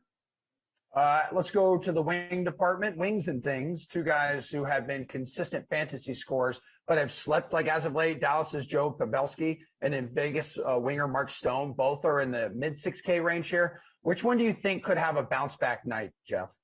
Yeah, I mean, look, the matchup is good against Nashville for Dallas, but Pavelski it's just been so hard to trust. I mean, he goes in little stretches where it's like, oh, okay, producing a lot. But to me, the player to target between those two is definitely gonna be Mark Stone. You got Minnesota coming in. I mean, this is kind of like a top of the West divisional battle. But Minnesota, you look at their last 3 games, especially against San Jose, been allowing just a number of shots on goal, 32, 35-ish per night. You get Vegas now coming in with a creative offense player like Mark Stone. I like this price. Mark Stone can he can go cold for long stretches too, but when he starts clicking with Max Pacioretty, I mean, you get those like 4 or 5 point nights. This is a big upside spot just with how Minnesota's playing. If you're going to play Mark Stone, I'd very much recommend trying to get Pacioretty in your lineup as well. Those two correlate almost better than any other duo kind of in the NHL. So, if you're going to play Stone, I do like the value there. Try and get Patches in your lineup as well, so to speak. So, definitely would be leaning Mark Stone over Pavelski there. All right. All good, dude. On the blue line, though, Nashville's Roman Josi has double-digit fantasy points in 6 of his last 7. Rangers D-man Adam Fox has at least 12.8 fantasy points in each of his last 5. The two of them are only $1,000 apart in salary. Who ya got? This one is tough. This one, I mean, you could definitely make a case for both. Josie is definitely the more peripheral scorer. He's a bit busier with his shot, plays a little bit more ice. He's going to get you some block shot bonuses as well some nights. Whereas Fox, he's mainly relying on his points, but like lately the points have been there. He's averaging almost 1.5 points over his last 10 games. And I think realistically, you got to look at the matchups tonight. This Rangers offense is humming, and now they get Buffalo coming in, Buffalo is just a disaster in every single defensive category right now. They do have Linus Ullmark back in the net, which is a little bit of a boost, I guess. But again, they played last night now, so now they're coming in, on the end of a back-to-back. How's that going to affect them? I think you go with Fox here. I really do. Josie and Nashville a little bit banged up. The Stars aren't terrible. Again, I don't hate either of these guys. I think I'd almost rather pay down for both of them than the top two guys because you're saving so much money. But give me Fox here. Go overweight on the Rangers tonight. It's hard to make an argument against them, and there's a plenty of upside with their main skill players, and Fox is definitely one of them. Listening to you sound like a guy who has taken time to do your research. Good job. This is just my natural state, It all comes to me. I just looked at the slate like about 30 seconds ago. So this is just all from me. Yeah. All right. Well, that's more work than what Julian Edlow has done today. So appreciate you, Jeff. And Jules is going to hang out with me for a little bit, talk about his favorite college basketball bets right after this. Yeah, real exciting.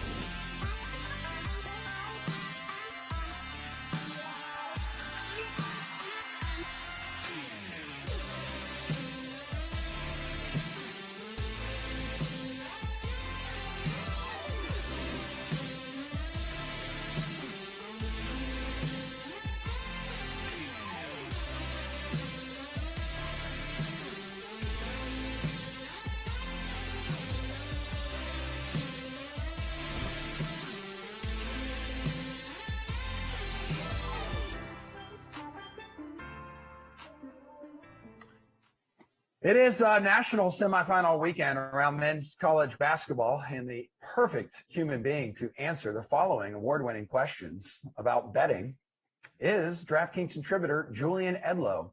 Hello, Julian. Welcome back. Hello, Emerson. Thank you for that beautiful intro. You're very welcome.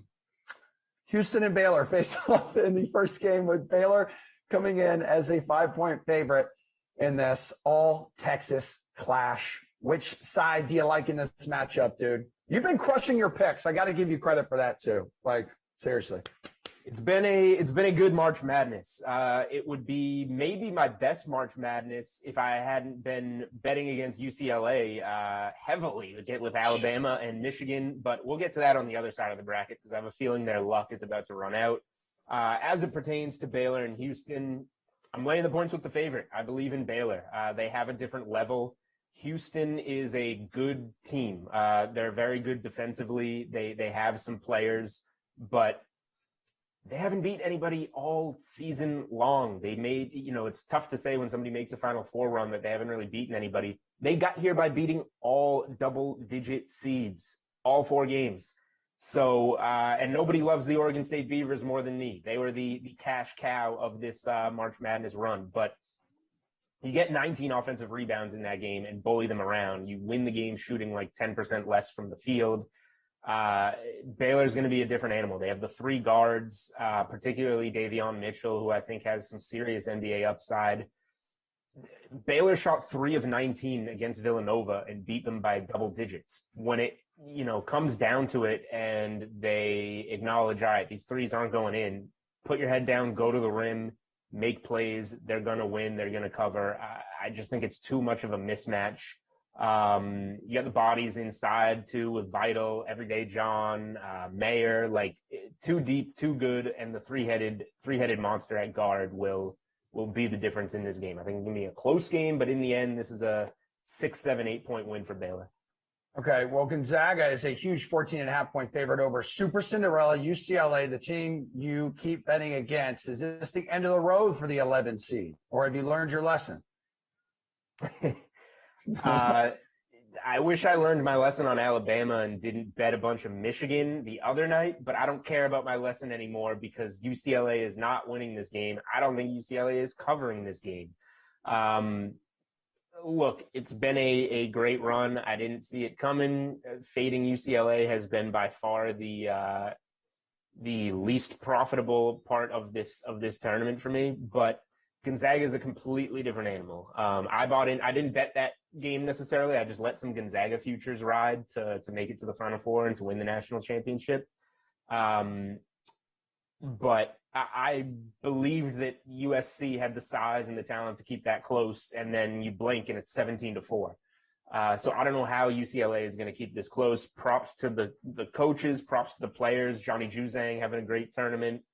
But you just look at what Gonzaga has done. 10 of their last 11 games, obviously all of which are wins, have been by 14 or more points. They've covered every game in the tournament as a massive favorite. UCLA is getting some extra points here because of the hype.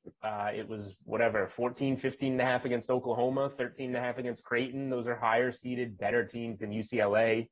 When it comes down to it, I'm probably going to lay the points here with Gonzaga, whether it be full game or first half. I think that they're going to roll in this game. UCLA does not have a chance. The run is over. All right. Well, you were just dishing out a lot of props. So speaking of props, which ones from these games catch your attention? Yeah, if I go to the props, it will be on the Gonzaga side. Davion Mitchell over 14.5 points or 13.5 points is tempting for Baylor. I'm a big fan of his. But yeah, Jalen Suggs, what was he, 2 assists or 2 rebounds shy of the triple-double last game? He was 2 assists shy. He had 18, 10, and 8 against USC. I like him over 24.5 points, rebounds, assists in this game against UCLA. Only thing I'm maybe worried about is the blowout potential where he doesn't necessarily have to finish the game on the floor, but it was pretty lopsided against USC, and he played 35 minutes in that game. He played only 18 against Norfolk State, which was a 43-point game. The 3 other tournament games, which have all been, 20 or so point wins, Suggs has played 34 or more minutes. So give me the full balanced stat line here. I think he's going to stuff the stat sheet flirt with the triple-double again and get us the over on 24.5 points, rebounds, assists. All right, speaking of flirting, Gonzaga is minus 200 to win, which makes sense since they've been the favorite all along. But if it is not Gonzaga, Jules, which of the remaining three teams is the best bet to win it all? I mean, hopefully you bet Gonzaga earlier in the year. Laying 200 now is tough. There were some great numbers available all year.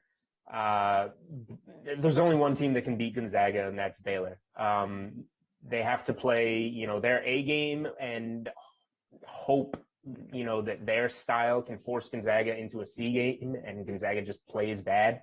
It's going to have to involve some unique circumstances and some luck, but UCLA definitely can't beat Gonzaga. Houston can't beat Gonzaga. Baylor is legit the only team with a chance. I would have said Illinois if Illinois was in it as a team that could maybe compete with them. It's Baylor or nothing. So I obviously like Baylor to beat Houston. So even if you have a Gonzaga ticket, maybe you take some Baylor now and hope that they win that game on Saturday, and then you have them maybe at a better price to hedge yourself on Monday. But yeah, Baylor's the only team with a shot of competing with Gonzaga out there. Julian, we love your face. Thanks for bringing it to the Dream Stream today, buddy. Last break here before one more trip around the diamond on opening day.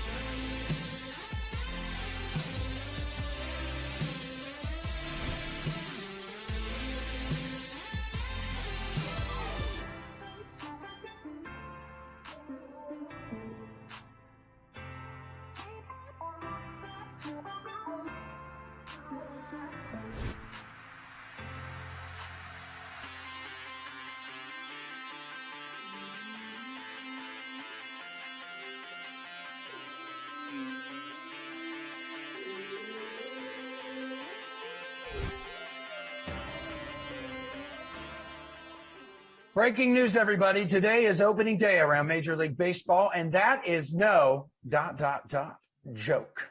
And neither are these three chinchillas. Our MLB panel consisting of DraftKings contributors Matt LaMarca, Kenny Ducey, and Garion Thorne, three dudes who can talk a dog off a meat wagon. It's MLB over under, and it's the return of the required Do You Fade Coors Field segment.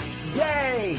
Dodgers and the Rockies over 11. That is the highest total on opening day. Which way are you leaning, Maddie? Yeah, so for me, this is a pretty easy under. Coors doesn't really become Coors until the summer months. When it gets hot, the ball starts jumping off the bat. If you look at comparable totals at Coors in April or May, the under is actually 119, 110, and 8. So not an overwhelming push towards the under, but certainly not a huge lean on the over like we would see in the summer months. Also, have you guys seen this Rockies lineup? I mean, This is not the prime Rockies we're talking about with Larry Walker and Todd Helton. We've got Raimel Tapia in the leadoff spot. We've got Josh Fuentes batting second. Chris Owings, Garrett Hampson. This team stinks. This team might not even be able to hit at Coors Field this year. So I feel comfortable, unless the Dodgers are going to score 8, 9, 10 runs, which is certainly possible. I think this game goes under. Kenny, go ahead. You're still in Cooperstown, so you definitely know what you're talking about right now. Are we really bringing up Larry Walker? Like, oh yeah, Derek Jeter doesn't play for the Yankees anymore. Don Mattingly has been there. He's been gone a long time. No, come on, man. Like, we're not talking about like you're guys the who one played spending 10 more years time ago. on it. Trevor Story, Charlie Blackmon, and CJ Crone will absolutely be able to hit home runs. CJ Crone, right? Gotcha.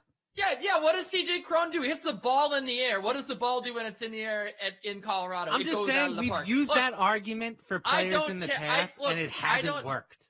I don't care about how bad this Rockies team is. I still think this game goes over. I think that you look at the Dodgers, the last 6 opening days, and this is the day when we have nothing to work off this season except for just unscientific things. Look at the last 6 opening days for the Dodgers. 9 runs last year in a win. They had 17 combined runs in Dodger Stadium in a win in 2019. They had a 1-0 loss in 2018, which is like an outlier. Then a 14-3 win at Dodger Stadium in 2017. A 15-0 win in Petco Park in 2016. None of these were in Coors Field. None of these were in bandboxes. I mean, Petco Park, putting up 15 runs at Petco Park for the Dodgers is not easy to do. I think that the Dodgers lineup can cover this themselves against German Marquez, who, you want to talk about bad. I think that the Rockies at least have some guys in that lineup that can hit. They have nobody that can throw the baseball and expect to get outs. So I think that the Dodgers might put up like 10 runs themselves here. So that's why I like this over. Okay. How much do you like the over or how much do you like the under, Garion? Good luck. There's so much here. First and foremost, Kenny's complaining about someone bringing up Larry Walker, and then he's talking about what the 2016 Dodgers did on opening day. Like that matters an iota today. Anyway, I'm with Matt because Matt made an actual reasonable case. And on my notes, I have circled high 60s in Denver. It's not warm yet. Coors isn't Coors. Clayton Kershaw's pretty good. Colorado's pretty bad. And look, I know the book on German Marquez varies depending who you talk to, but he was really good his last 5 starts of 2020. He has incredible stuff. That stuff tends to not play as well at Coors, granted. But he was someone who finished top 20 in FIP last season. So he's not the worst Rockies pitcher because, believe me, they get much worse after Marquez. So I will take the under here. Gary, and the Chicago White Sox are a very popular bet on the DK Sportsbook right now to win the World Series, taking 18% of the money and 13% of the bets coming into opening day. They visit the Angels later tonight with a team total of 4.5. Do you like the White Sox to go over here? I think this is an under for me, too. We could talk about this in a lot of ways. Obviously, Eloy Jimenez is not going to be available for a very long time, and tonight specifically. Also, this White Sox lineup, I know they've made some tweaks since last season, but they were incredible against left-handed pitching. They were kind of league average against righties last season. Like the numbers against southpaws really inflated their team totals last year. They had the same 105 WRC plus that Baltimore had against right-handed pitching in 2020. I think they're a really good team. I also think Dylan Bundy's a pretty good pitcher, and he's right-handed. And we're talking about someone who had a FIP below 3 last season. So I think they'll score runs. I don't necessarily think tonight's the night. So I will take the under on the team total here. All right, Kenny, what about you? Yeah, I totally agree. Dylan Bundy and that wiffle ball slider are back for more in 2021. You look at a 98 ERA plus with the Orioles, and then the Angels go out and acquire him. And then in that shortened season last year, you mentioned it, Gary, 11 starts, a 142 ERA plus. He was just absolutely spectacular, almost 10 Ks per 9 innings. The decider for me here in this game with really, I like the under in general because there's a lot of strikeout candidates on both sides of the ball. But you mentioned no Eloy Jimenez. I think that's going to be a bigger deal than people realize early on. Andrew Vaughn, in theory, yeah, he slides right in. But, you have other factors at play, like the fact he's going to be playing a new position, trying to learn that. We've seen that affect offense before for players. Also, he's a rookie. So, how many people were really in love with Carter Kieboom just sliding right in and taking over Anthony Rendon last year, and that didn't really work out. It rarely works out like you want to, right? So I think the White Sox are going to take a little bit of time to get their footing underneath them. They have a lot of talent. I expect a lot from them this year, but sometimes that talent means that there's a lot of pressure on you. And on the other side of the thing, you look at Dylan Bundy. He's just been absolutely incredible for the last 2 years now, and I think that he's going to put together a pretty good case here to be one of the best pitchers in the American League. Maddie, you like the White Sox to go over their team total of 4.5 tonight? No, I'm going to stick with the under as well. I mean, I agree with these guys. There is potential with this team, but that's what it is at the moment. It's potential. It's not realized.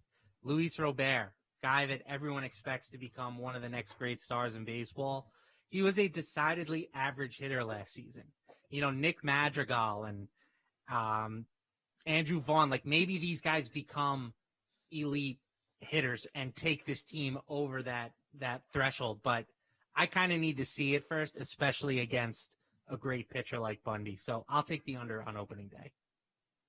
Guys, we got less than 3 minutes to go in the show, so we're going to go ahead and fast forward right to your favorite bet on the DK Sportsbook tonight for Major League Baseball opening day. Maddie, go ahead. Lead us off.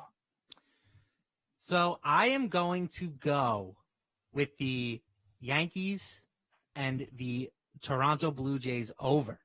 And this goes directly against our good friend Kenny Ducey. I know that he is going to be on the other side of this game, but I just think that both of these teams are going to be able to hit. I don't really believe in Garrett Cole as like a true ace pitcher. He showed signs of regression last year, 3.89 FIP. The strikeouts are still there, but he gives up some hard contact. And with this whole, are they going to crack down on the foreign substances thing? He's one of those candidates to see another step backwards. So I think that we know that their offense should be able to get to Ryu, but I think that the Blue Jays offense will get to Cole. So I'm taking the over. All right, we have less than 2 minutes to go. Kenny, a very quick reaction there. You look very upset. Well, first of all, Matt told me before this segment that he didn't think the banned substances thing was going to do anything to any pitchers. So first of all, you can discount everything he said about that. Also, the Yankees awful against lefties, so I don't think they're going to get to Ryu. Also, it's very cold in New York. Also, Garrett Cole allowed 2 runs over 14 innings last year and 2 starts against the Blue Jays. I really like the Tigers plus 160 today. I'm all over the Tigers here. You look at this Tigers lineup, it's actually good. I was really shocked when I saw what they were able to do this offseason, spending no money. They ended up getting Nomar Mazara and Wilson Ramos into that lineup. Top to bottom, they're pretty good. On the other side of the coin, you have the Indians who do not hit lefties well whatsoever, 24th in WRC plus against lefties last year. What did they do? They added a lefty to the top of their lineup in Ben Gamble. They have a lefty cleaning up in Eddie Rosario. That was their big signing. And then 3 of their last 4 hitters are all lefties. So a bad lefty hitting team just loading up with lefties this season against Matthew Boyd, who I don't really like at all. I actually hate Matthew Boyd with a passion and hate betting on him. But wrap it up, I do kid. I do feel like the Tigers offense gets it done here. All right, Gary, we have like 30 seconds left. Real quick, please. Just take the Padres team over 4.5. Mad Bum sucks. We talked about it. Well, hello there, DK Sim fam. Great to see you. It's the Madden Matinee here on a Thursday, a thirsty Thursday with Professor Z, Zach Thompson. I am Adam Kaufman.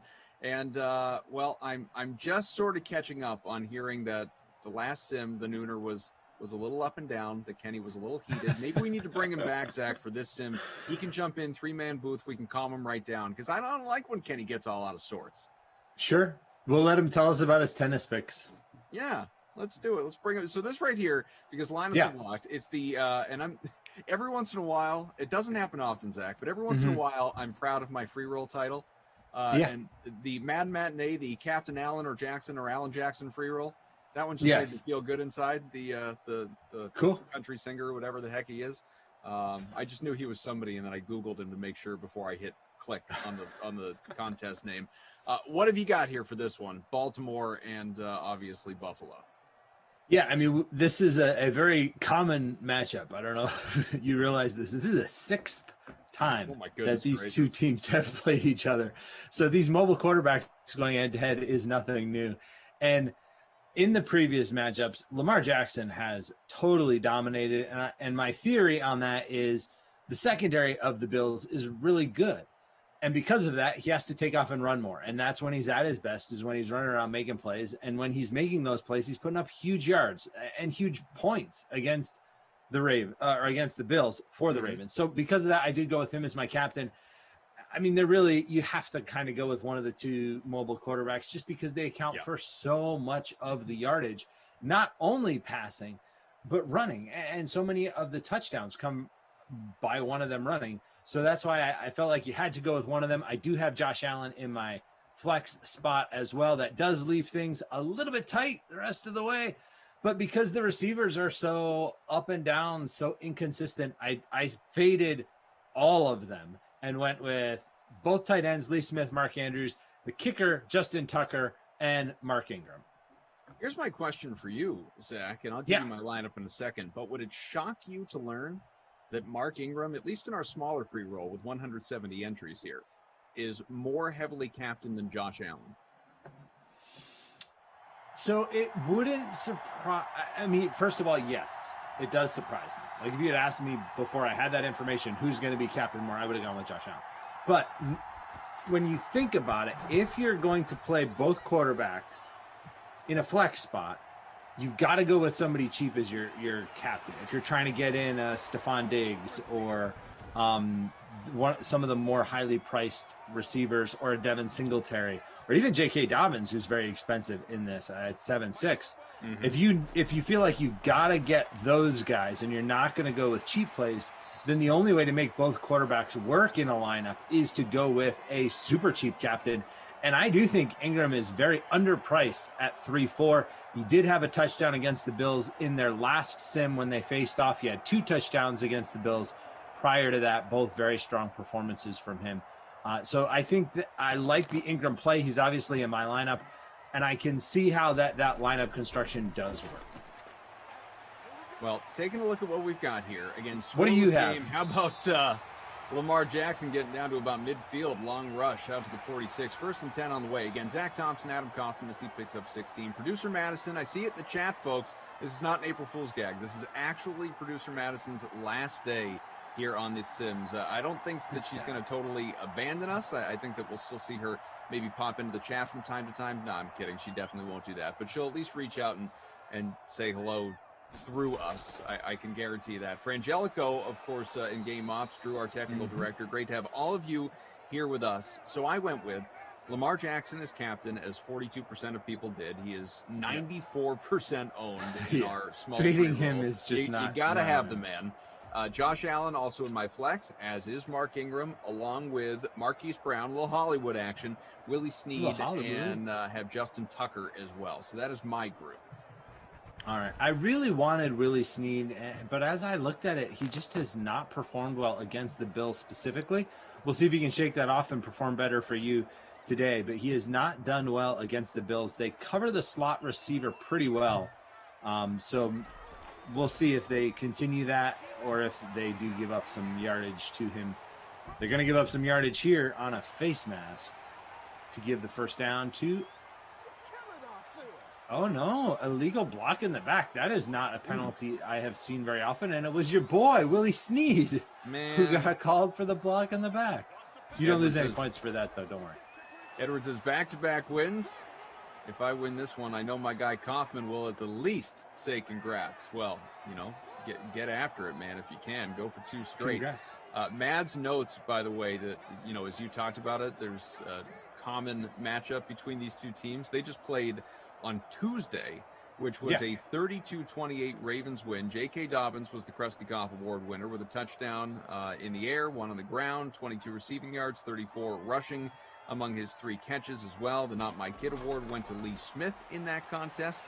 Highest owned in the free showdown, the big one, Lamar at about 87%, so a little bit lower than what we've got going on here in this contest. Fievel, my dude, Fievel, not Feeble, as Glash likes to say, because he's never heard of the little mouse. Fievel, 3 out of the last 5 for these teams. That deserves a thumbs down, but you know what? I still hit the like, and we appreciate that support.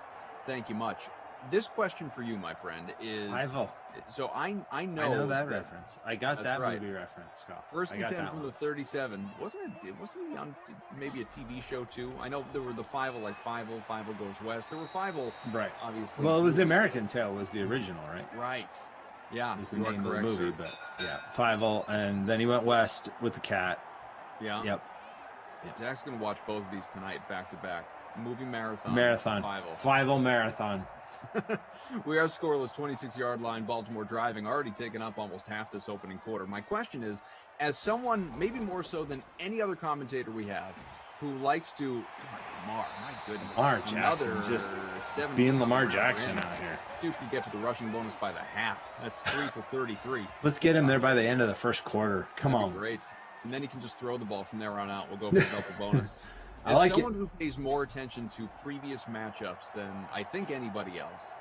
Okay. When there have been so many, like, you know, you said 5 out of the last 6 or 3 out of 5, Fievel said 6 times overall, like just ridiculous numbers that they've seen each other. How much do you pay attention to that and look for track records? How much you know, box score diving to lead you to, you know, for help setting your lineup? Yeah, it's a good question. I mean, just like with anything like BVP, which with baseball, it's, you know, it's something that's on my mind because we're covering that now on Playbook. Whether it's, you know, fantasy points allowed to the opposing position in the NBA or in the NFL, like it's something to consider and add into your thinking, but you can't become too driven by it. Tonight is a good example too. The Packers and the Jaguars have played a number of different times, and you'll see some trends that I think are worth noting because you're going to have the same players, right? The ratings are the same. So the fact that Willie Snead has not played well against the Bills, that matters to me because he's going to get the same, he's going to be covered by the same guys. Now, does that mean that, you know, Willie Snead's not going to catch a touchdown right now on command? Did he? Nope, Hollywood.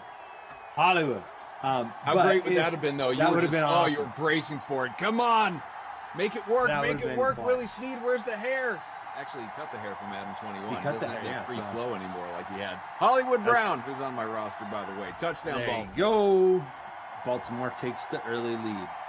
But you can't overreact to just one sim either. So when you see multiple sims like this, it does help to get a little bit larger sample size and to see where the matchups may favor one guy or the other. I mean, we had Devontae Adams in back-to-back games have 10 catches in each game against the Broncos for massive totals. It was just obviously a matchup that he had a significant ratings advantage in. That being said, I mean, it's going to be different. Every sim plays out a little different. The targets, the coverage, the play calls are a little bit different. So there's going to be some variation as well. So I use it as a factor in my decision-making, but not the only factor that is considered. Well, I can tell you if you have a Lamar Hollywood stack, you're feeling all right. I jumped into 12 as things stand right now out of the 170 here in the Madden Matinee, the Captain Allen or Jackson or Allen Jackson free roll. Make sure you stay with us for the entire dream stream, which if you tuned in late, you may have missed the fact that these things now start at 11 a.m. Eastern, not noon.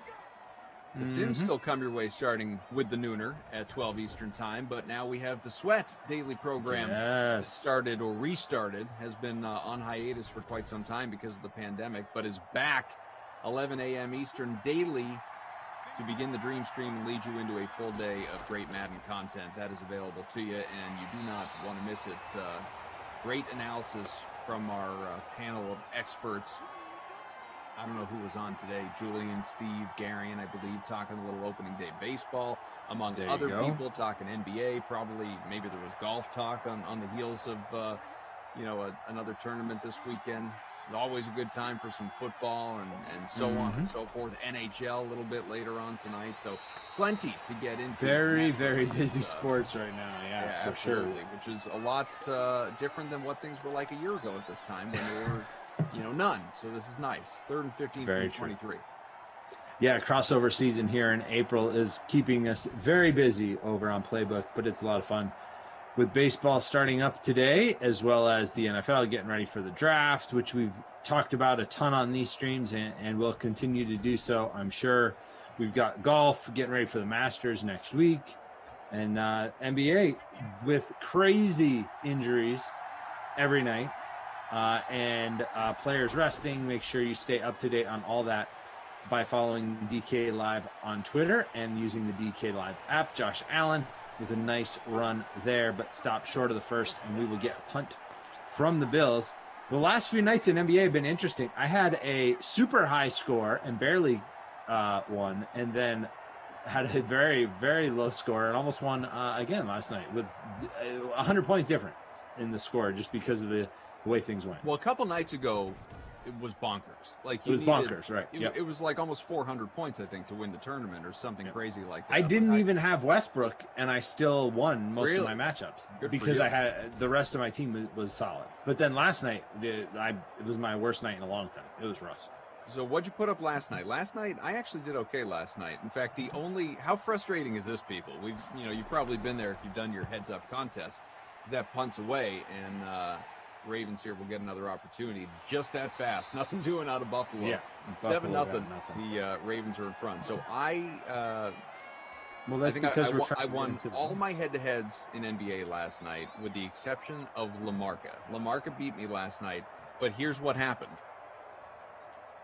We had the exact same lineup with the exception of one guy.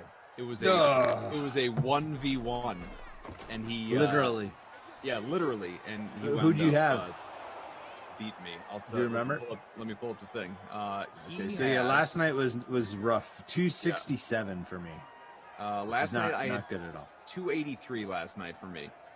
So last night he had Diallo for Detroit, and I had Kendrick Williams for OKC. Oh, okay. I had Diallo. Diallo got the best of me by looks to be about 13 points. 12 points. Yeah, he's played well. Played well with Detroit. Although I think I saw that he's out tonight. He is out tonight. That is correct. First home run of the Major League Baseball season was Miguel Cabrera in the snow. I don't know if you saw that. Yeah, did see that. Cool. Looks like we got a Yankee one as well. Release the Kraken. Gary Sanchez. Yeah. That was Turtle says 26 thumbs down already. What did Koff do now? No, not I'm not us. owning this one. Not us. No. I'm happy to tell you when it's me or Zach or our crew. Not us this time. Nuh-uh. That was a Kenny and Emerson and I guess a little bit LaMarca special earlier. That was not on us. Yeah, last night was okay in the NBA. We'll see about tonight. I haven't even really looked at the slate just yet. As another punt, this time quickly for Baltimore. So after a long first drive for the Ravens that led to the Hollywood Brown touchdown, if you're just joining us, back-to-back very quick possessions for the Bills and then Ravens. So Buffalo gets it back here. Late in the opening quarter, 48 seconds to go. Captain Blood says, got you by 2 points in the last-minute NBA cough. That's true. Out of our 10-person contest for the top 3 cash, I still cashed, but I finished second. Oh, okay. Captain Blood got me by a couple. Yeah, James. All the head-to-heads went well. Okay, cool.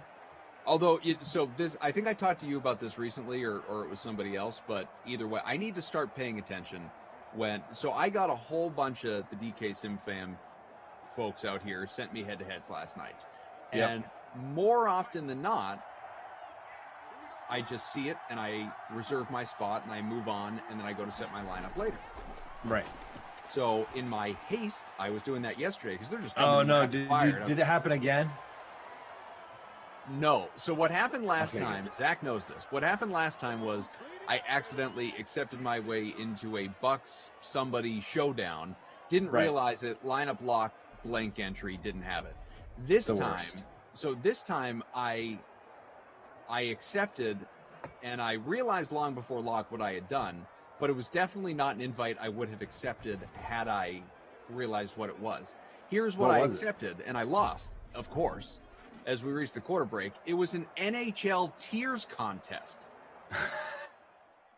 Like, whoa, something I could not have begun to care less about.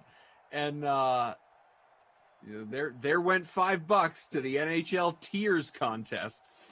Whoops. So now you at least put together a team though, right? Yeah, at least I didn't, I would have been feeling pretty good had I won. But dodged a bullet there. But no, so now I'm gonna watch you guys a little bit closer now and see what's coming in now that it's baseball season. I don't want to accept my way into like a Orioles Yankees showdown contest by accident for $10. Hey, those are fun. Something like that, man. Get out of here with that noise.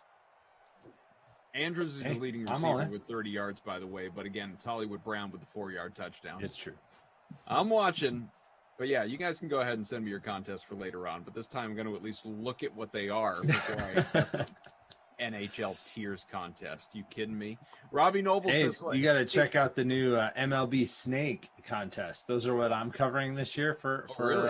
Yeah, very cool. Tell me about Very them. I'm cool. not That's fun. promote the product because I'm not familiar with these. All right, so that's because they didn't exist until today. So there you go, brand new. The way it works is you draft 7 hitters. Only hitters matter. You draft 7 players. 2 have to be infielders, 2 have to be outfielders, 2 of your choice, and then you draft a bench spot. It's really actually nice that you have the bench spot because your lowest producer just goes straight to the bench spot automatically. Kind of a free pass, whether that's a lineup scratch or a player who just doesn't produce, or somebody who, if you draft before lineups come out, who isn't in the lineup, who ends up pulling 0, or it rains and one of your games gets canceled, whatever. 6 of your 7 drafted players counts. It is just hitters, and you can choose between 3-player, 6-player, or 12-player, depending on how deep you want to go. So for today, there were 9 games on the afternoon slate, and you could have gone 3 players deep in a snake draft format, which means players can only be owned on one team. So it's not going to be like you in LaMarca where it just comes down to one player. Right. Every team is unique. And it's like a fantasy baseball or fantasy football draft like you would do for a season-long contest, and it's just for that night. It's kind of fun. You can even do it for showdowns. There weren't I didn't write that up for today. I just did the classic. But you can even do it for a single game, and then you just pick 2 players and then a third as your backup utility or as your bench player, and the top 2 of the 3 scores count. Still 7-0 early second quarter, by the way, and we can get back to that, just to give you some of the stats from that opening quarter here. John Brown is actually in the captain spot of the current leading lineup, which is Cross 54-38, 1 for 18. Lamar has 33 on the ground, 40 in the air, about 9 points in the flex. Josh Allen, less than 20 in both those categories, and only a couple of points coming into the quarter anyway. And catch for 4 yards, the touchdown by Hollywood Brown. Both DSTs are in the leading lineups. We have solo leaders in both $250 free contests as well. Abby Rizzle says, Koff, I just sent you a head-to-head CSGO showdown for $10. Nope. Not going to do it. I don't blame you. Damn, Koff, thought I had you when Harden went down. I still had the Greek Freak who let me down again. Well, there's always tonight. Good luck. Yeah, last night I thought Harden was going to burn me with a whole lot of different spots too. Fortunately, a lot of people had Harden, so it just canceled out. It did, and he is resting tonight. So yeah, Allen, I thought he was going to take off. Then he kind of got stuck there for a minute, but finally shakes free for a few more yards. Andrew says, hey, watch with the trash talk with the O's. We know we're terrible. On the plus side, though, you're not going to lose today, Andrew. It's true. It's true. There's always tomorrow. Plus, they're playing the Red Sox. So. Paul says, please focus on the games. Too much babbling. Sorry, just my opinion. Love the Sims just the same. There's a decent chunk of babbling, Paul. You're not wrong about that. But we go back and forth.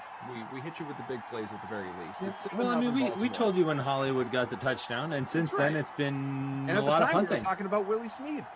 It's true. It's very relevant.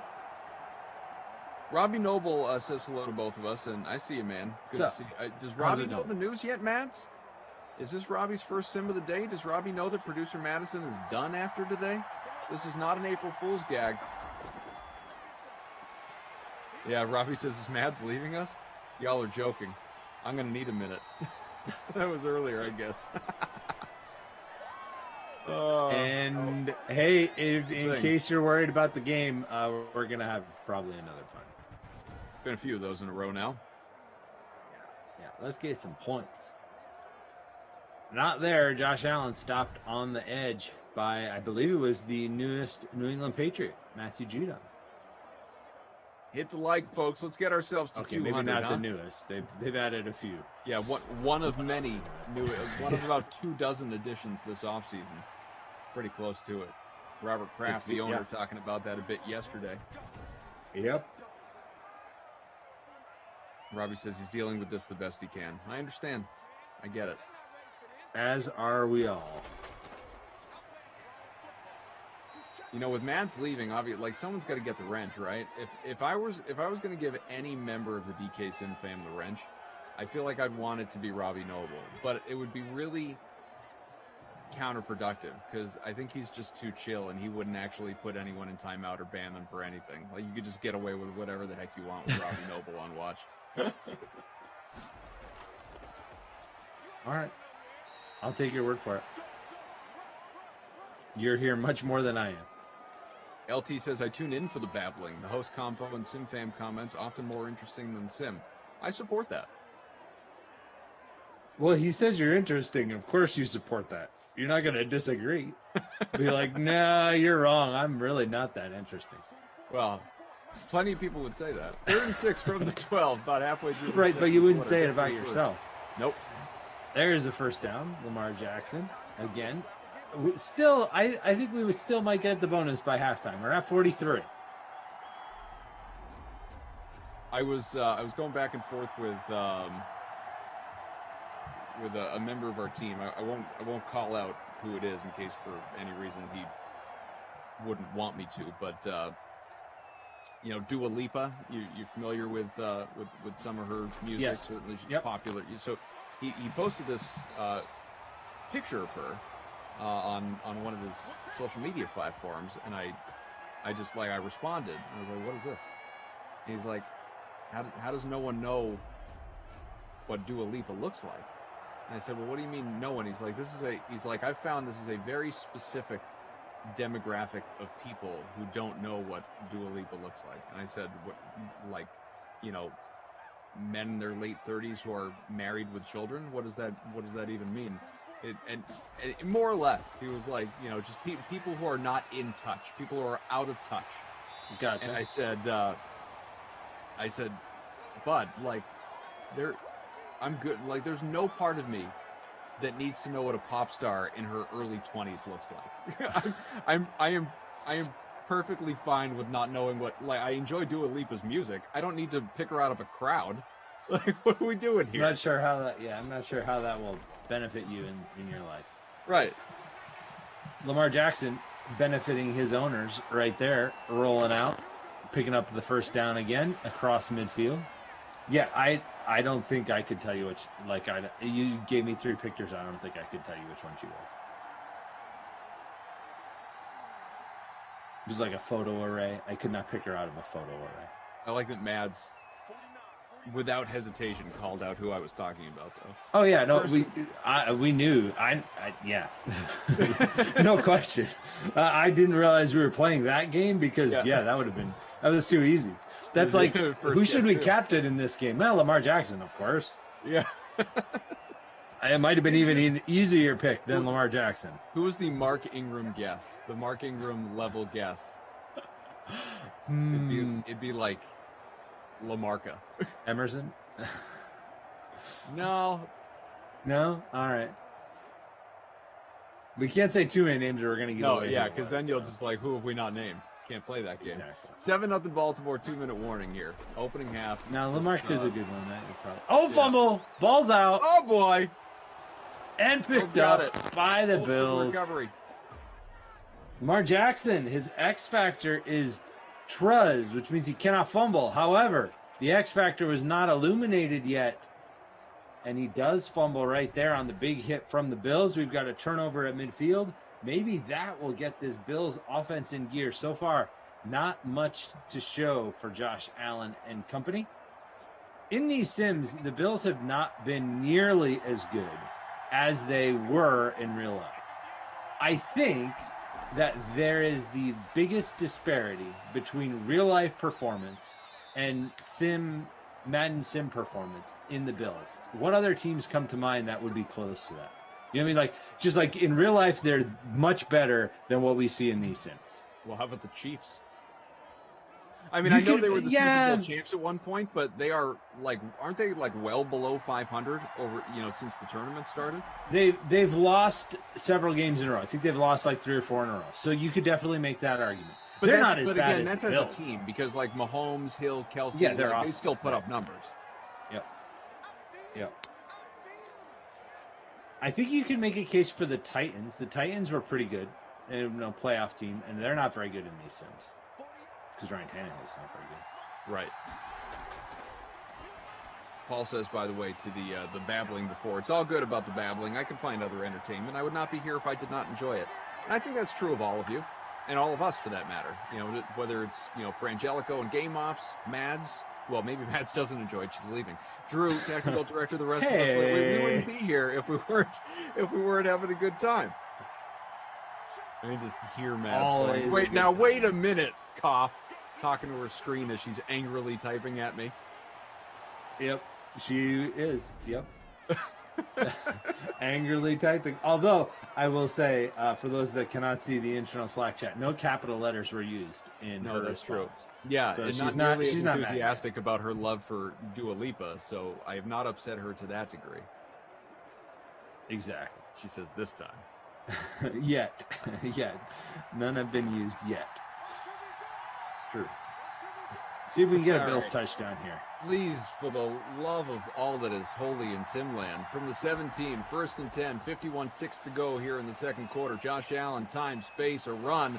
Oh, Fumble! You knew it. You knew it when the slide. Ravens get it back. Oh, goodness. Protect the ball, Josh. Queen. Protect the ball. Recovery of the fumble. Both quarterbacks now with the fumble lost in this. Sim, you do lose fantasy points for that. Not a huge deal, but you do. Wow. NBA, not even really injury, some just status news flying in here. We got all kinds of, and another fumble. This is just sloppy and gross. It's two fumble recoveries for Phillips, by the way. Who's got both DSTs? You're probably in first. Who's got both DSTs? And what kind of weather is this? Like, there's no weather going on. Who put Wild Weather Wednesday on Thursday? What are we doing here? This must be the April Fool's version. The April Fool's version. Here? Just fumble-aya. 40 seconds still for the Bills, so hopefully they're able to punch it in and tie it up, but, you know, they could also fumble. Incomplete. Yeah, Frangelico saying, hey, Sim, let me catch up, please. Scoring's just ever so slightly off. Be patient. It is manual scoring. Got to input all those details. Got to input all those This is a great middle school game. Yeah, it's true. Lonzo Ball and Zion Williamson were the latest two to be ruled out. I wondered about Zion with that injury, if he was going to get ruled out. And I'm glad that Lee Smith just dropped a touchdown. At 2:30 in the afternoon, a good 4+ hours away from lock. Like, let's go. Figure it all out. It is nice. Nothing's worse than right after lock when they're like, oh, and by the way, yeah, he's just going to rest tonight. Brandon Ingram doubtful. You said that, right? So Zion Ball out, Ingram doubtful. Yeah, I mean, find some value there potentially. Allen scrambles, now just runs into tackles. That was gross. It was gross. Hey, but he didn't fumble, so it wasn't even his worst play of the last 10 minutes. Touche. The bar is very low right now. Anything that doesn't result in a turnover. That was an ugly drive by the Bills. They may have lost yards overall, but they're still going to get a field goal out of it as long as the Bassmaster doesn't miss. 4th and goal from the 7. Kicks up. It's good. There we go. 7-3. Brother Phil, I see your comment. I don't think that billing would work quite the same way as Wild Weather Wednesday, but I like where your head's at. No, it's April Fool's.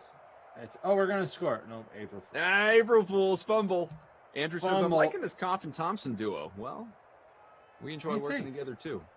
We do. I've said it before. You know, I'm sure, like, you know, and I wouldn't blame anyone for it, by the way. Like, I'm sure everyone has their favorites, and I don't even mean the chat. I know the chat has their favorites. I mean, like, commentators. I'm sure commentators are like, you know, like, oh yeah, I'm in the mood for a me and Rossi sim today, or like, oh yeah, I'm like, yeah, this is gonna. Oh man, this is me and Kenny today. It's gonna be a good time. Like, you know, I'm sure, like Moose, you know, he might wake up, you know, climb out of the woods one morning and say, I'm gonna I'm gonna have some fun with Glash tonight. Like Climb this, out of the woods. you know, like I'm sure, but I'm Pick up the sure, dog sled. You know, it's yeah, get off the sled.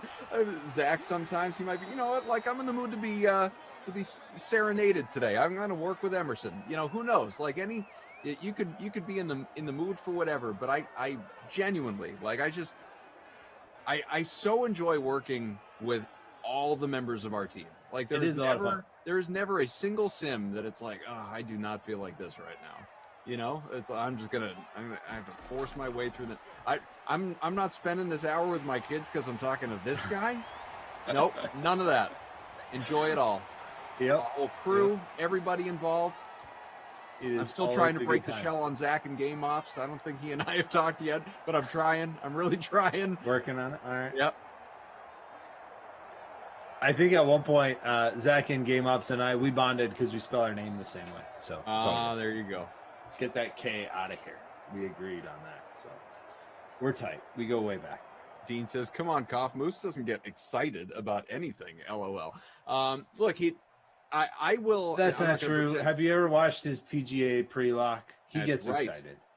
That big and golf guy. I'm not going to say that I have heard the literally hundreds of sims, all of them that Moose has done. How could I?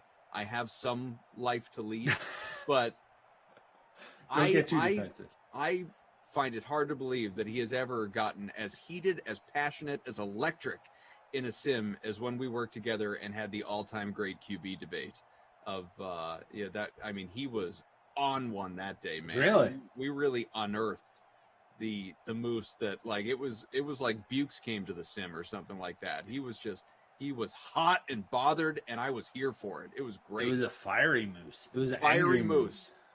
Usually you got to like pay it. extra for that. Allen, 6 for 49 on the ground through 2. So he is pacing. It does sound like something or rather in order. Jackson, pardon me. Allen is 7 for 26. Mads, I just read that comment. I know it's your last day. I'm just kidding. Sneed, 2 for 16, 2 for You think she's listening? What? Why? What? Of course not. Yeah, she goes, I was not listening. It's okay. It's all good.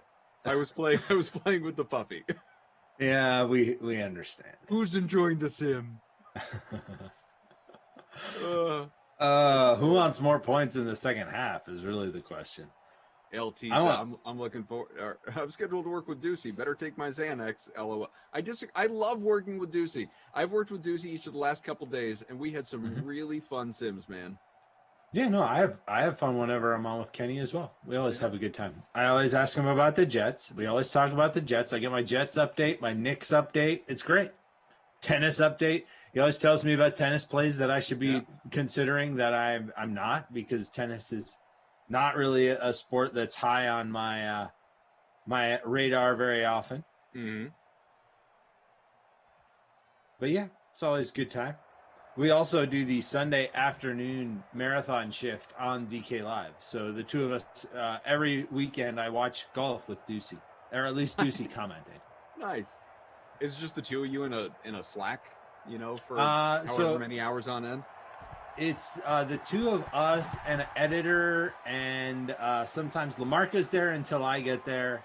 So we tag in and out, and then sometimes there's some other people that cover. But yeah, it's the two of us and some others in a Slack, basically from 2-3 o'clock in the afternoon until 8 o'clock at night. So lots of NFL injury news the two of us have covered together, trying to figure out what's happening in all the games when they're all going on at the same time. Week 17 was insane with all the injuries and people being pulled and all that. So there's plenty to keep up with during that shift usually.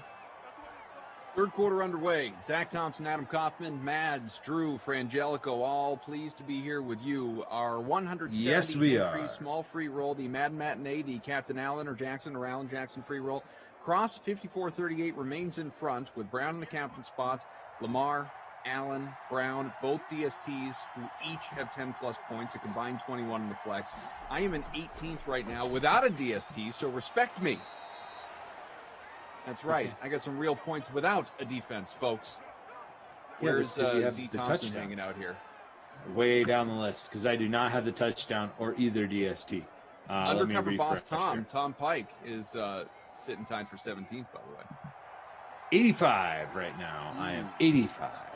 Yeah, not good. Not good at all.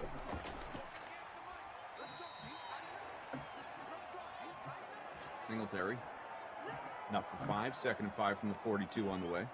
Yeah, Lee Smith, who is the Not My Kid Award winner last game when these two teams played, Tuesday, still with a bagel in this one as well. So apparently this matchup does not agree with Lee Smith.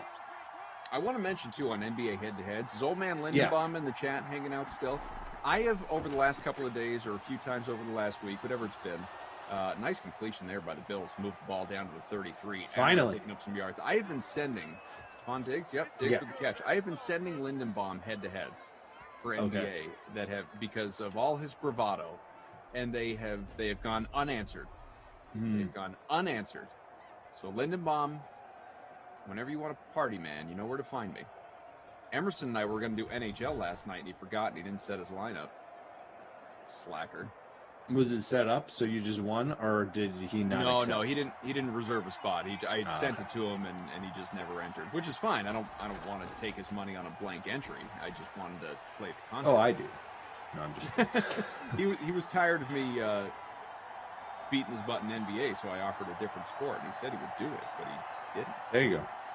So I got a lot of golf and a lot of baseball today, but I'll make some NBA later. There you go. I haven't done. I guess I'm just waiting for the Masters because I haven't done golf in months. Oh yeah, you better be ready. It's next week. I know, that's what I mean. I need to. It's time to head on back, get to it again. Yeah, they're in San Antonio this week. Early lead for Jordan Spieth in the first wave, just finishing up. Still some morning wave people still on the course, but course playing tough once again, as it always does there in San Antonio. Jared, I see your question in the chat. Who determines the matchups in these sims? Why not match up teams that haven't played each other? This game happened 2 days ago. So, Jared, to be perfectly frank with you, it is another department at DraftKings altogether. It's not like it's us commentators through or game ops. It's an entirely different department that makes the schedule. I don't have the answer as to what matchups are made when and why and who they're involving. No role in that whatsoever. I simply find out which games I'm doing. Yep. I show on up for them. So, I get it. I understand it. You want to see some variety. And it's part of why we're so excited about the Bracket Challenge tournament that's coming up in a matter of, April 12th it begins? So less than 2 weeks. And coming we'll up in a couple weeks. Hard-hitting week here of a field of 32. It should be a good time. Yeah, it should be a lot of fun. And there'll be a lot of different contests you can get into as far as predicting the bracket, just like you do and picking winners, that kind of thing. So it'll be a lot of fun. That coming up soon. Yeah, it is. I have been told it is random, but obviously we have to make sure that there are teams on Wednesdays that play outdoors, and we have to make sure that no team is on the same day twice. So it's random to a certain degree. And I can also say that there are very, very few matchups that we haven't seen at all. At this point with Madden 21, we've seen just about every matchup. There may be like a very rare one. In fact, the Texans and Saints, when we did that for our 1 year anniversary, that was the first time those two teams had played, but it was the only one of those I think that I've seen in months where they had never matched up in Madden 21. So it is not a even distribution, to be sure, although I will say it is pretty even from team to team. All teams have played about the same amount of games, with the exceptions like the Chiefs played more because they went on the run in the tournament. The Saints have played a few more, the Packers a few more because of the tournament runs where they get a few extra games from that. But other than that, every team is right around 60 games at this point. 3rd and goal from the 4 as the Bills ferociously trying to get into the end zone. We'll see if they can here. Mike says, LOL, worst randomizer ever. Peace of Mind says, Koff and Zach are always a good sim watch. Laid back, chill. It's nice sometimes. Well, thank you. We like to bring the chill. Yep. Thanks for being here. Hanging out with us. We get excited for some more points. Barter's saying, I don't think I've seen a Kansas City Green Bay game. I bet that's happening. But I'll defer to You know what? Our production crew could probably tell us. All they got to do is look back on the spreadsheet. Josh Allen in. Touchdown. Bills take a lead. Despite how poorly they've played, the Bills are in front. They are. Yeah, so the Packers play tonight. So all I have to do is pull up one of their player cards and see. Yeah, they did play. Week 77. The Packers won 24-17. So that was what, like 50 games ago? Give or take. Yeah. Packers have played 63 games. Who is it here? Danimal says, can you please kick me out of the SimFam group? Too many emails from the group. You can, I mean, I don't think we can kick you out. Yeah, I think you have to leave the group on your own, Danimal, if you want to. But I will also tell you before you do that, you can just go to your notifications and turn off all the emails. Yep. So you don't. That's what I did. I don't get all those emails. That I would have left a long time ago. And I started. And then you still get. You can still obviously play in the league, and you can still get your emails from other leagues. You can just turn it off for this league specifically, if that is what you choose to do. You can turn off both notifications and emails. I think. I'm not sure about notifications. I have an imposter, kind of, in the chat. Okay. It's my picture on the avatar. It says "Voice of the Celtics." It says, "Hey everybody, smash that like button." And I would say that. I do all the time. You would. So I support it. Maybe it is you. Am I the voice of the Celtics now? Congratulations. I meant to tell you, sorry. Yeah. My goodness. I mean, how close is he to the bonus just with that run right there? The 17 all the way to the 41. 73 now on the ground. He's in the zone. And now he can't. Got that draw sacks factor. About time. We were tired of all those fumbles. And yes, we will move those chains with that first down by the Ravens. Finally, we got some offense. We had that opening drive where the Ravens got the 7 points right off the bat. Since then, not much offense. We've had fumbles on both sides. Hasn't been the prettiest game unless you're a big fan of defenses. And there's the Bills defense making another good play there in the backfield on Mark Ingram, who has been held in check. Again, 10-7 Buffalo in front. Couple minutes to go here in this third quarter. I haven't asked you your thoughts yet. We've been talking about it the last couple of days, some of the other commentators I've been with. But what are your thoughts on the 17-game season now that that is an official thing? I know the players don't love it, but how do you feel about it as a consumer of the NFL? As a consumer of the NFL, I'm excited about it. I mean, more football is a good thing. As somebody who watches and plays multiple fantasy formats, and it's all good.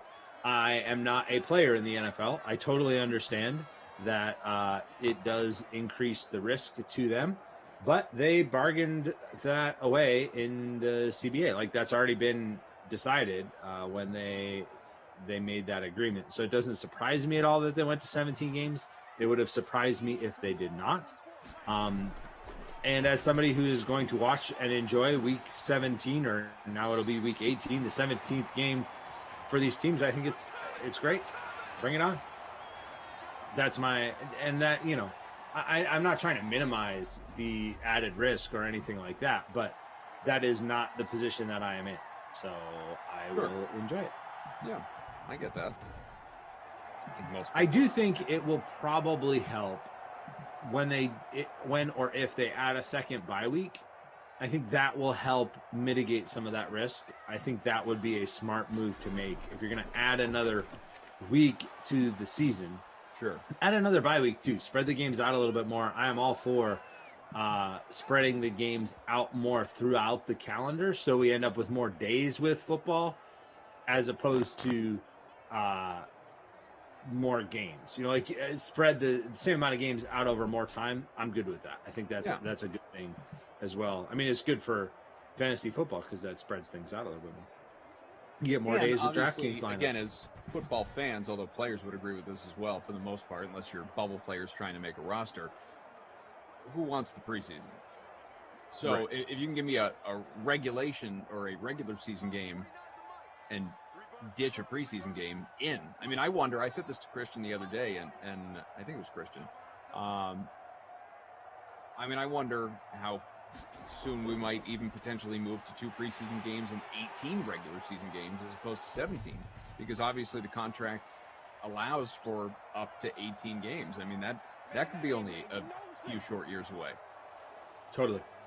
Yeah, I mean, it will make things interesting just from a numbers perspective, because obviously the milestones that we're used to seeing, 1,000-yard season, well, that's going to be a lot easier if you're playing an extra game.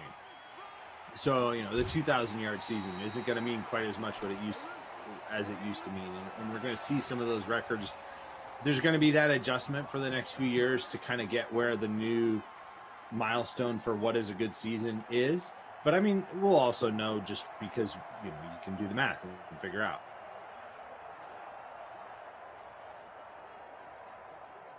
But some of those, nice round number milestones will have to be adjusted, at least in people's heads. 3rd and 4 here on the way from the 39. Again, 3-point game, but the Ravens, can they tie it up? Not with that throw. Incomplete from Lamar. Yuck. So 13 seconds left in the third quarter here. Do you try the long field goal? Do you punt, or do you go for it? 4th and 4. What would you do, first of all? And then what do you think they will do? Well, this would be an obscenely long field goal. 56. Yeah. I mean, I even with Justin Tucker, I don't go for a 56-yard field goal. I guess I would. I guess I'd punt. They're going to go for it, though. And I like the moxie. I'm in on it. And by go for it, you mean kick it. Go for the field goal. Oh, he's got it. Yep. In my lineup, in your lineup. Did he push it, though? Did he get it? I'm not sure he got it. I think it slid right on him. He had plenty of distance. But yeah, I think it slid to the right. Wide right, so no tie. He missed that. Yeah, Harbaugh doesn't like it. There's the head shake. It had plenty of distance, plenty of length there on the 56-yard field goal, but just not quite the accuracy. They are giving Stephon Diggs a ton of cushion at the top of the screen there. He had 15 yards between him and the nearest defender, but instead they keep it on the ground with Singletary for a 2-yard loss, and that will be the end of the third quarter. We haven't done it in the first 2 quarter breaks, so we'll run down the stats for you here, make sure we get you all of the numbers, which, I mean, aside from the Lamar Jackson rushing total, aren't that inspiring. If you're playing the early classic, this was not a game you wanted to stack too many in at this point, but we'll see what happens. Lamar Jackson does have, is trending towards the bonus. He doesn't have it yet. He has thrown for 49 yards, and he does have 1 passing touchdown. Josh Allen has thrown for 87 yards. Both of them, though, very inaccurate. Josh Allen, 6 of 12. Lamar Jackson, just 6 of 11. Jackson does have the bonus. I was incorrect. He does have the bonus, 103 yards on his 10 carries. Allen has the rushing touchdown to go with his 30 yards. Devin Singletary has run for 34 yards. Mark Ingram, 21 yards. And J.K. Dobbins has 14 yards as the third down back for the Ravens. As far as receivers go, John Brown leading the way, 3 catches, 43 yards. Willie Snead has a couple catches for 16. Mark Andrews, a couple catches for 30. Stephon Diggs, who has that superstar trait, 2 catches for 38 yards. Lee Smith is on the board with 1 catch. Hollywood Brown, 1 catch as well. His just happens to be the touchdown, so that makes him a solid play. Mark Ingram also with a catch, but he lost a yard. So 1 catch for -1 yards for Ingram. No catches yet for Dobbins or Singletary, those third down backs out of the backfield. Voice of the Celtics, again, with my avatar, says, what a handsome fellow on the left. It's my burner. It is your burner, yeah. You guys and know. Congratulations, voice of the Celtics. I mean, it's impressive. That handsome fellow on the left. Danimal has figured out the notifications, has turned them off, is no longer getting the 30-plus emails a day or whatever it is. Koff says, or Koff says that. See, now I'm getting confused with my burner. Lindenbaum says, Lindenbaum definitely is not me, by the way. We are 2 very different people. Lindenbaum says, Goff looking good. Supercuts? You know, I'm not going to take any veiled criticisms or shots at Supercuts, especially if they want to sponsor the Dream Stream. But what I will tell you is this. I did go to a barbershop. It was not a chain. It was a local place that normally gives me a very good cut. But I got home yesterday, and both my 8 and 6-year-old called me out. They did not. I don't feel like my haircut looks wildly different than when I get a cut. Is it the best cut I've ever had? It's not. I don't think that's overly noticeable, here through my webcam. But I will tell you, when I walked through the door, the kids were not impressed. They didn't like it, huh? Did not like it. I was like, do you not remember the fro that was atop my head when I left here to do this? You're saying it was a step in the right direction, but they did not see it that way. You just can't impress everybody, I guess. 10-7 game. I can't believe Mads hasn't said anything about my hair.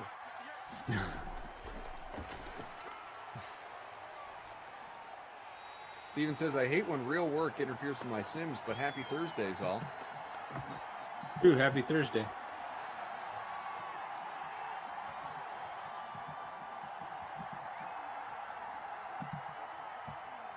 Second and 10 from the 44. If you have any questions about the NFL, obviously, NBA, if you want to get there as well, whatever it may be, life, what food is happening for dinner in the Thompson house tonight on a Thursday, any questions that you have, we're here for you. Totally.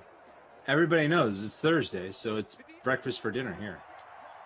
So we don't, we've talked about this, we don't have the themed dinners over here. It would make life a hell of a lot easier if we did. But Josh what I will Allen. tell you is that again, Josh Allen's and he slid it on the ball there. What's he have? 53 on the ground now? Yeah. Yep. 9 for 53. The kids, and it actually started with the 2-year-old. He really is the one that put this spoken into existence, put this into action. They wanted some breakfast for dinner the other night, just a couple nights ago, and so rocked some pancakes for dinner, and they were just all sorts of excited. Oh yeah. So Drew is looking for a complete rundown of the dinner schedule at your house. It's Meatball Monday. Okay. Is that usually yes. Okay, Yep. and Taco Tuesday. Yep. We have established breakfast for dinner on Thursdays. So what is Wednesday and Friday in the weekend? All right. So Friday is Pizza, right? Pizza. Yep. Pizza Friday's Friday. pizza. Yeah. Yep. That's what I thought. And then Wednesday is usually something and rice. So it's either chicken and rice or stir fry and rice or something on Wednesdays. Now that has to change a little bit during Little League season because that's not as conducive to Little League season. So then it usually turns into either hot dogs or meatball subs, some kind of, and different debate, but some kind of sandwich type food. Is a hot dog a sandwich? We can talk about it at a different time, but something like that. Get into that. Something like that, right? Like something that you eat with bread for like a sandwich.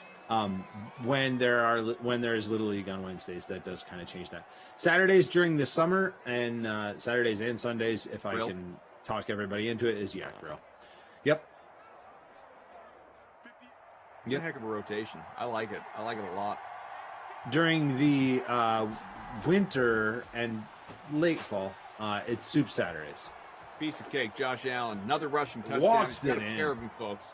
I tell you, and not to bring us off the food conversation, but just for a second, after what a great, methodical drive, great start for Baltimore, that first drive at the game, Lamar Jackson and company, non-existent, invisible, really, whereas Josh Allen has just doing all he can to carry this offense because nobody else is helping him, but he has carried in that ball for a couple of touchdowns here.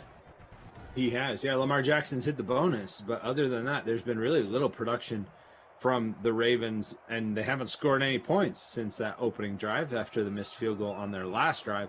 Josh Allen doing all the work, like you said, and that's why it's so hard when you're building your lineups for this team to count on anybody but Josh Allen because he does so much of the work.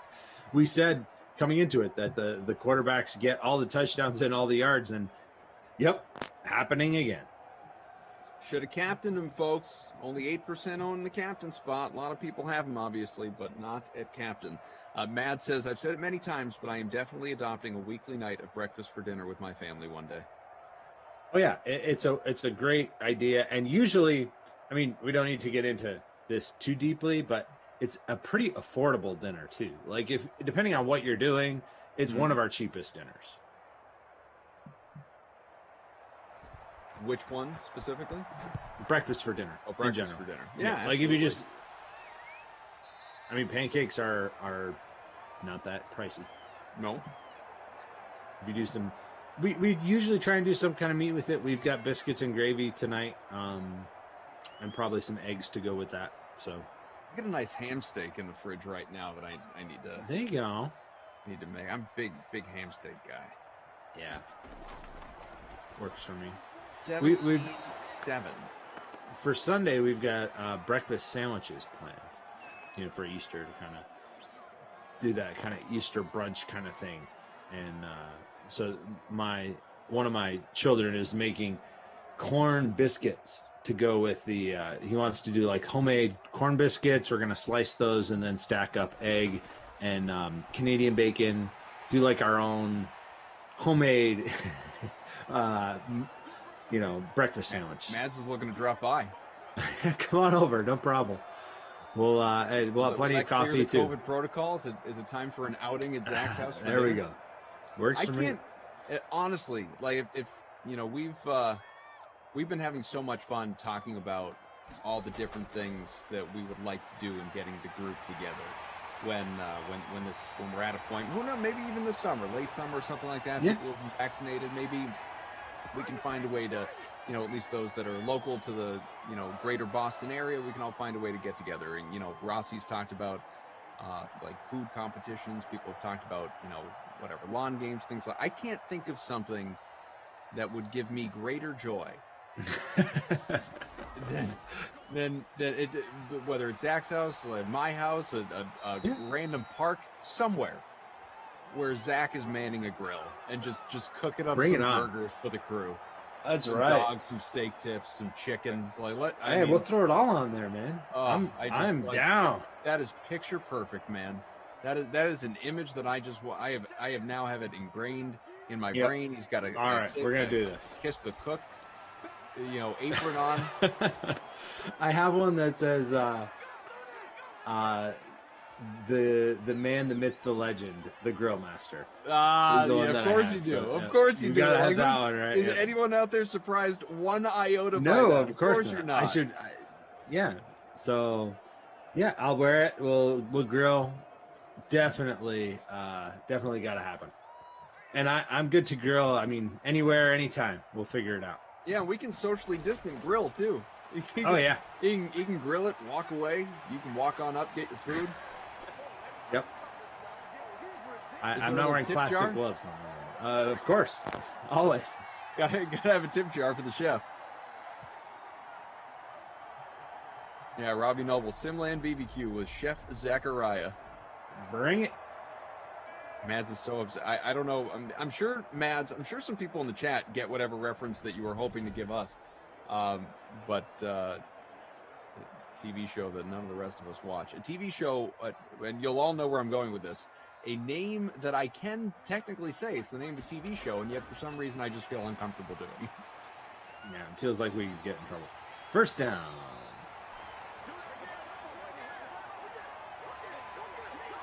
She says I can say it. I don't want to say it. I'm uncomfortable saying it. I'd rather not. This feels like entrapment, Mads. It maybe your last day, but I'm not planning on going anywhere. Although, I mean, she is the one who would bust us for saying it if we're. Yeah, I'm gonna screen grab it. Mads said I could say it. Yeah, make sure. It's true. That if it can be said in the award shows in which they won all the awards, I think we could say it on YouTube. Schitt's Creek, okay? That's what it is. Oh, you said it. There you go. I said it. Mark Andrews made another catch while you said it. It's spelled differently. Drew. Oh, he said it. He said it. April Fools. Mads writes, fell for it. You fired. Oh, yep. April Fools. Oh, he got picked off. DST owners rejoice. Tre'Davious White. Mads, you're gonna miss me. It's true. That was a great interception. You're missing the great interception by Tre'Davious White. That was a heck of a catch. That's what I'm saying. Make the man your wide receiver. The third turnover of the game now for Lamar Jackson. Oh, man. What do we have on our... I mean, good for you for being so bold. CRB 5669, Cross 5438, among others, for going with both DSTs in your lineups. Yeah, you should. The right play would have been to captain the Bills DST, which going against Lamar Jackson is very counterintuitive, but as it turns out, would have been a very good play. The Joker says, nice knowing you, Koff. Robbie Noble, Puppet Master Madison. Second and 5 from the 21. 10-point lead here for Buffalo. Can you imagine, though, actually having to have that meeting? Like, I'm sorry, you said what? It's a TV show. You said what? what? On TV all the time. Right, but you said it on the stream. But I mean, they say it during award shows that are on cable or network television. That's a word you can't say.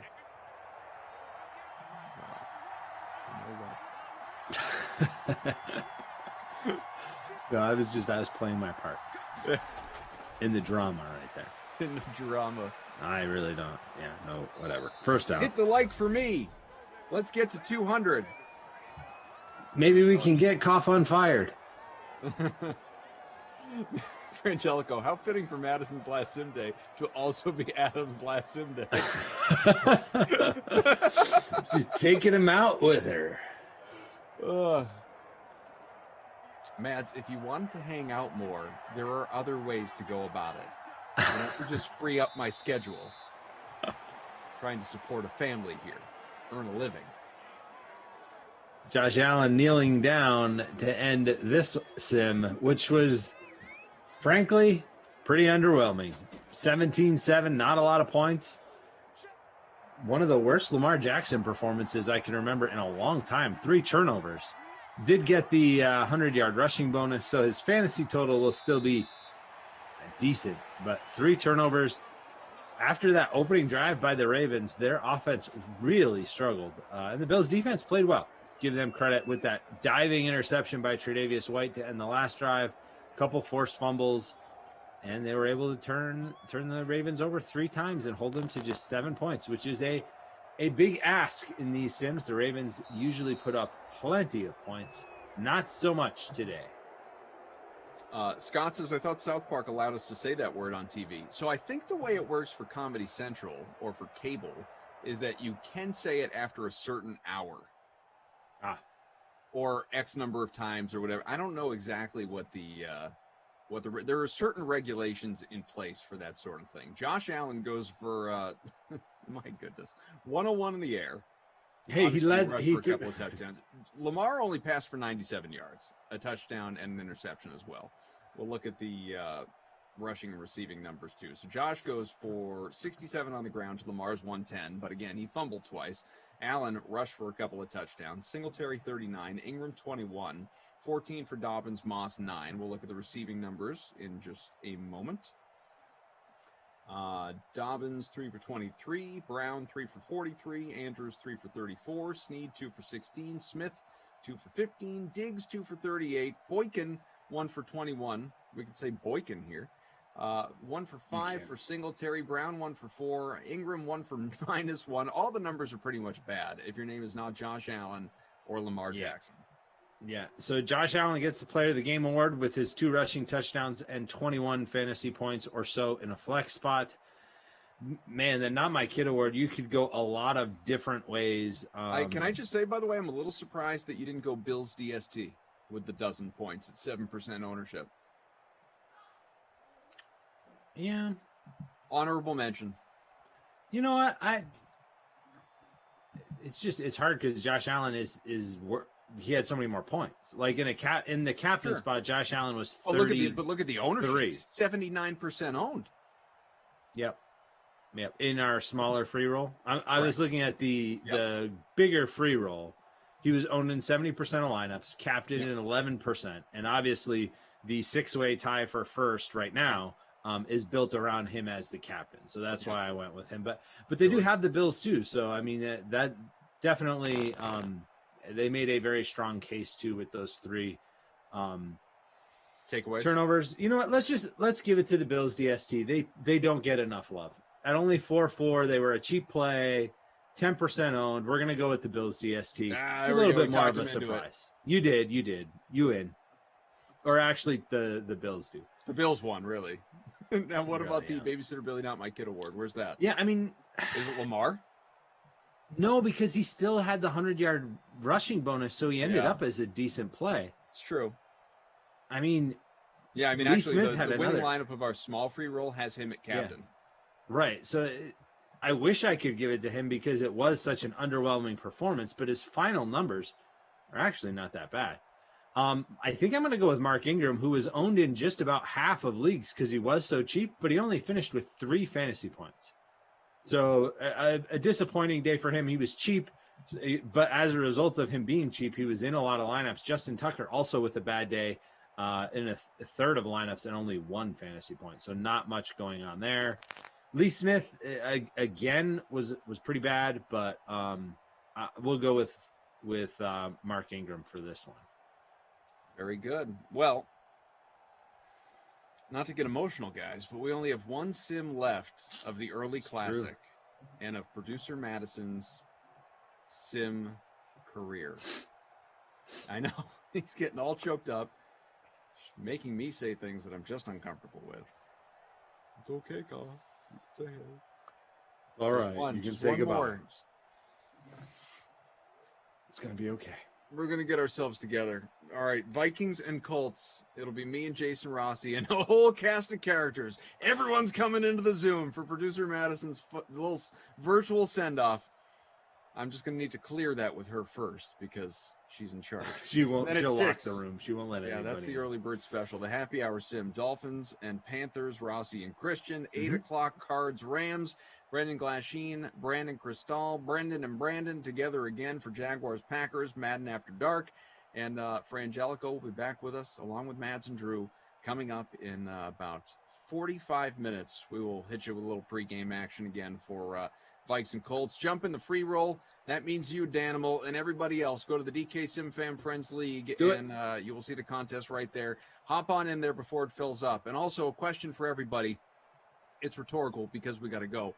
But why are these not filling up anymore? 200 people. Let's go. Fill them up. 170, 180, 190. It's great. 200. Let's maximize it. Let's get in these contests. Zach, pleasure, man. That was a great time as always. Always good to see you, sir. Have a good rest of your day and a good weekend. We'll catch you next week. All right. Look forward to it. See you again in a little bit, folks.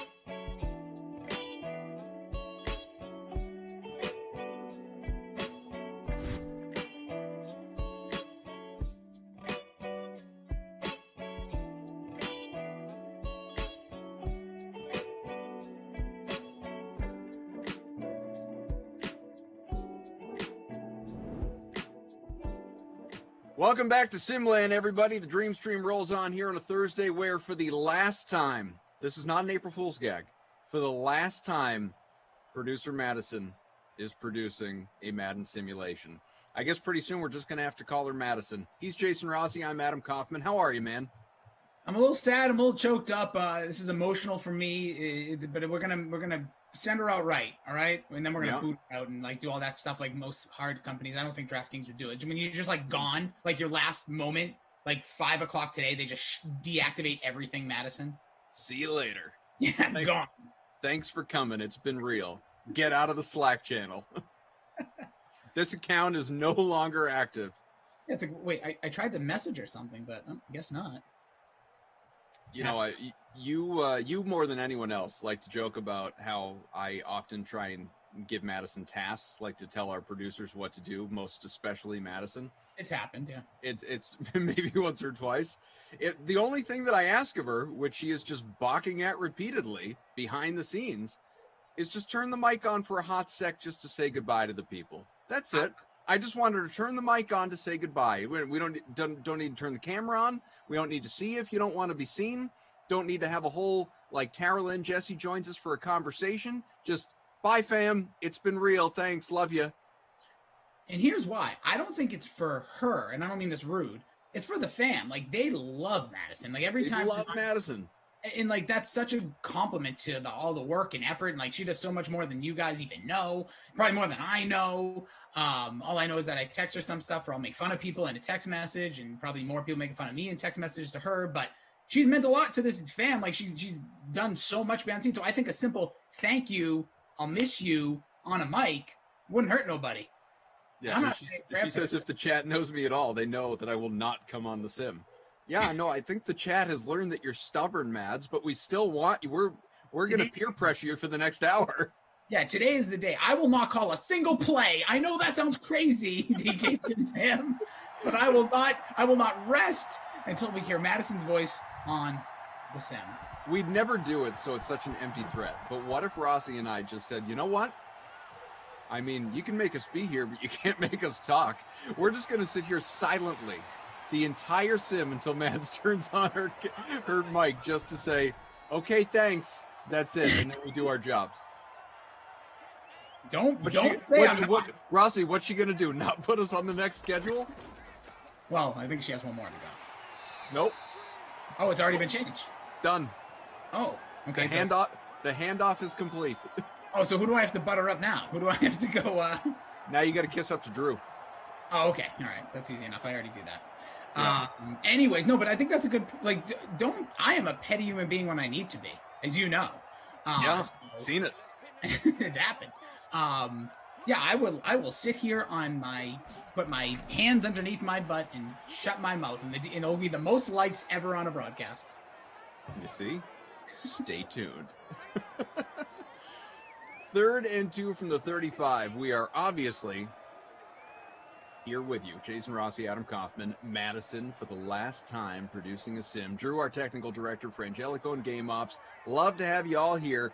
And we haven't given you our lineups yet here for the early bird special, the Let's Go the Whole Sim Without Talking About Twitter free roll that Rossi and I are together. What do you got? What's your lineup? As soon as I saw that, I was looking for the contest, just so you know. I'm looking for the contest early. I'm searching through. I'm like, where is it? Kaufman's usually pretty good. I feel like you do it like when you're up early in the morning, in the middle of the night, whenever you're your other, we'll call it the other gig. Sure. And I'm like, where is it? And I can't see it. Then I see early bird special, but there's so many words. So many words. I'm like, is that Kaufman? Did he do that? Is it still called the? I don't know. So I'm making the one for Christian. I move on. I come back later. I'm like, I was about to text you. Then I saw the title of the long word. And I'm like, it's got to be it. I had to click the details to find out. But, can you not see the, and I just don't know this. I'd have to go into the league, I guess. Does it not show, regardless of the title, does it not show who it's by, who created it? If the title's too long? If the title's too long. So basically what I read was early bird special, the Let's Go the Whole Sim Without, and then it just keeps going. So then I was like, what the hell? So I eventually clicked it. I will honor your request because I try to be a stand-up person, but I could get bitter midway through. You never know. And really, I don't care if we do talk Twitter. It was just a fun title for the two of us getting together. No, but I can also appreciate the backwards pettiness. So Tarjay Sharp is my captain. That's twice in a minute and a half. Rossi has mentioned being petty. Yeah, that's a willingness to be petty. Bryce Petty's going to be our my quarterback. No, nice. Tarjay Sharp, Cook, Rivers, Campbell, Mack, Jefferson. If you're wondering, I almost had $12,000 left, so that's why I threw in Phillip Rivers. I was going real low budget, trying to look for big upside. We'll see what happens. So if I'm correct, Sharp was your captain? Tarjay Sharp in the captain spot. Okay. 3rd and 5 from the 45. About 3 minutes gone here in the scoreless first. Phillip Rivers launching it near sideline. Got it! Touchdown! Indianapolis that fast. Paris Campbell, who I can only wish was in my lineup, but he's not. A touchdown for the Colts and a deep one at that. We're underway. I love it. Love to see it. That's, Rivers in my lineup. Like I said, just had too much money to avoid him. Get Paris Campbell in there. He comes in with that pretty good price tag. He's 33% owned in your contest. Coming in at $7,000, paying off early. I'm excited. I feel good. Our guy Lindenbaum had said, oh no, it's mini mush and cough curse. Well, not if you got Rivers and Campbell, my man, because he's about 33% owned. My lineup, just to give it to you, I did what most did, I'm sure, which is put Dalvin Cook in the captain spot, and I'll give you his ownership numbers in our small, more modest free roll here with 163 entries. Yeah, this is egregious. 46% owned at captain, 96% owned overall. Only those who faded Cook were just looking for a contrarian play. It wasn't because you thought he was going to be bad. Naheem Hines is in there for me as well. Trey Burton, Tajay Sharp, Zach Pascal, and Dan Bailey. So if you were paying attention, no one that was involved in that touchdown. Well, I'll say this with Hines. Like, he was a must-own for a long time. Long time. It's been weird. Some of these must-own guys have kind of had a little bit of a dip recently. Probably just due to game flow, or maybe it could have been Wacky Weather Wednesdays where you never know what's going to happen. But I always would. Hines was like my go-to captain in these matchups. Just haven't seen it, but today could be his day back. Appreciate everyone being here with us. There are a couple other people that were big on Tajay Sharp, not unlike yourself. Matter of fact, who was it? Joe Humphrey. Koff, my guy, what's good? Got Captain Sharp. We will see. Good luck, bro. And to you, sir. Though you and Rossi are bonded with the Sharp captaincy here. How you been, man? I mean, it's funny, I think you would probably agree with this. You do so many of these, couple of days, sometimes 3 in a day, certainly at least one, like every single day we're on, man. And even if you go 3 days, but maybe 5 or 6 sims without seeing somebody, it feels like forever. I feel like I've not seen you in quite some time. I was actually going to bring up the same point. But no, it's funny how that works. Obviously Sunday we didn't work, but we were both in the chats, with the big contest. That was a lot of fun. Just giving everyone all the business from a distance, telling freeze pops, texting him saying, you better have just given this guy a piece of your mind. He's like, I kissed his butt. Couldn't have kowtowed faster. Yeah. Yep. I said, God damn it. Get me in there. Get me in there, coach. Aside from that, no, everything's going great. We got a new fresh month. Baseball season has begun for us. Pink Cat Red Sox wearers here. Got rained out, even though it's relatively decent out today. So I love this day. That was weird. Yeah, it was. It was a weird call, but I guess I kind of appreciate it. I wish they did that 90% of the times that I went to sitting in the stands raining. But no, I love opening day for baseball for this reason. Whether you're a baseball fan or not, it's good vibes. It is spring. Summertime is upon us. Short sleeves. I get to wear my short shorts to put some color on these chicken thighs. So good times ahead. That's the way I look at a day like today, Koff. But how the heck are you doing, dude? You had said hi to Robbie Noble in the chat, by the way. He responded, what up, Rad Racer? It's been an emotional day. Yeah, Robbie got the news earlier that Mads is leaving us, and he's coping. I think it's the best way we can put it. And I'm with you, Robbie. I think, with all due respect, and we all equally respect the Sim fam, our fam here, the people we get to communicate with, the hardworking men and women behind the scenes that Koff will sometimes just treat like absolute garbage. But all jokes aside, that's why Madison just needs to say a farewell. It's just like you said, thank you, goodbye. I don't think that's a bad request. No, I think it's incredibly fair. I also think this is fair. El Paso #1, Koff. I want to shout out Madison's last sim, so if y'all go back and watch, I mentioned. Well, what's up, El Paso #1? Thanks for being here with us. It shall live on forever. That's it. Oh, man. This important question to answer as well. Ryan Pride 123P. Can you tell me what free roll exactly you guys are talking about that the commentators play in? How do I get into that? So Ryan, that is part of, if you're not part of this, and I'm assuming you're not just based on your question, the DK Sim Fan Friends League, which is north of 1,600 members now. I mean, just a complete tribute to all of you. It's so very cool that you're all in there and or growing by the day anyway. Every day I'm getting those notifications. So-and-so has joined your league. So 1,600 plus members that are part of this thing now. And whoever's commentating, we create free rolls for all of these sims, 12, 2, 4, 6, 8, 10, every single day, Eastern time, obviously. They come at you 6 sims a day, the 42-7 outside of NFL season, as I always like to say, 42 sims a week. We're coming at you every single day, 6 a day. And we have these 200-person, because that's the max entry, free rolls that are created by whoever's commentating for us to jump in, production crew, game ops, whoever wants to, and all of you, obviously. And so we love that you're part of it. So, Ryan, if you want to drop your DK username in, I'm sure someone can get you on in there. Look at that big run. Trey Burton going down. 6 all the way to the other 21. A huge pickup out of Trey Burton for the Colts. Wonderful start there, but no, good explanation. Yeah, make sure if you're not in the DK in that fam, let us know. You know what? For one more for the road, drop your names in the chat. Madison's gonna add you. Yeah. Here's how Madison escaped that one. By the way, she's not part of the league.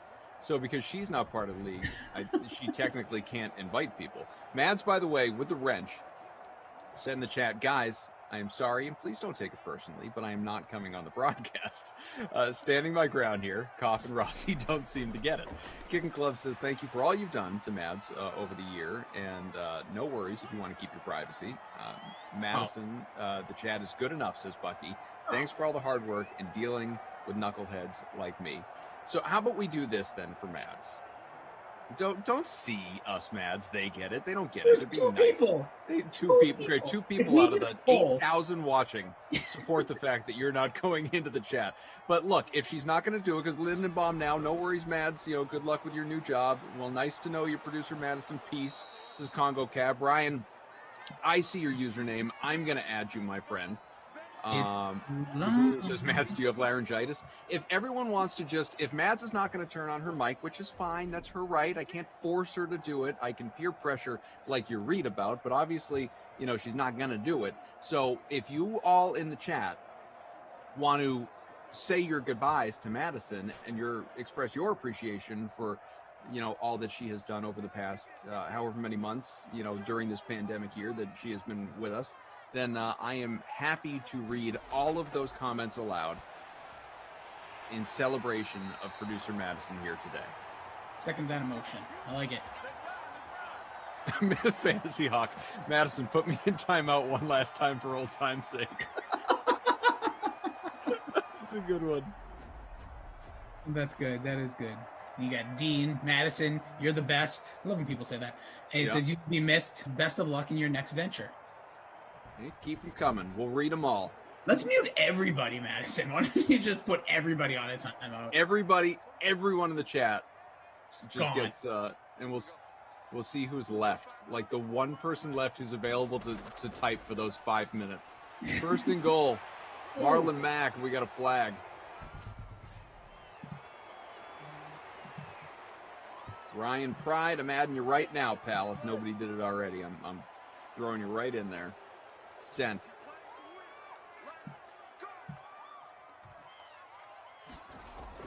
That's true. Yep. Steven says, Mad's all good. Thanks for being part of the madness. Good luck with wherever you're going, whatever you're doing. Brian says, if this is an April Fool's Day joke, swear to God. Brian, no, I promise you it's not. I wish it was. I truly do, but it's not. Eyes to your eyes. Me reaching out to you. This ain't no prank. This ain't no joke. Mm-mm. I'm the joke of April Fool's Day, all right? Madison leaving, that's real. And it's we can all peer pressure, have these jokes, but awesome opportunity for her. That's what's most important here. So yeah. I'm still listen. We still got plenty of time to go. We'll still try to get it. Sure. Make it. I wonder, is there a way? Let me see. Let me mess around. I might try to go. Rivers, by the way, 7 for 7, 167 through one quarter because of that huge Burton gain. Give you his numbers.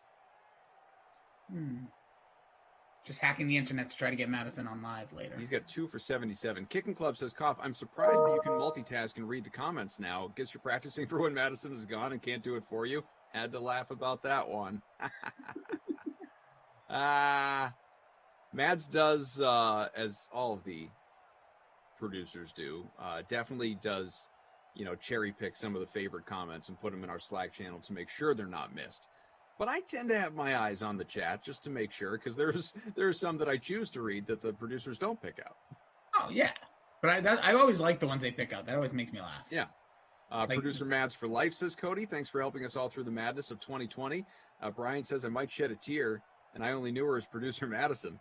Jordan says, good luck, Madison. We appreciate you and all of the behind-the-scenes people. Robbie Noble says he's still holding on to the possibility that it's an April Fool's gag. Germ on Twitch, wishing you all the best, Madison. Good luck in your future endeavors. Eric says, Cough, been a while. What's up, Eric? Welcome back. Fantasy Hawk, appreciate the kind words on the cut. When is Mads leaving? Emerson's forehead wants to know. We got a touchdown here. Again! Second of the day for Paris Campbell. You kidding me? Light him up, baby. Second of the day. Does it so nice he does it twice. Him and Philip Rivers got something going on here today. I like it. This is important to note. Emerson's forehead, as I was starting to read, what Madison's leaving? Is there a reason why she's leaving? Was it juicy? You know what? Cough, don't answer, because let the imagination run wild. Yeah. The obvious answer is yes. So let's move on. Here's a fun fact that in my old age of 39, I'd honestly just completely forgotten about. My mom, real time, my mom just sent me a text wishing me a happy bar mitzvah anniversary. I totally forgot I was bar mitzvah on April Fool's Day many, many years ago.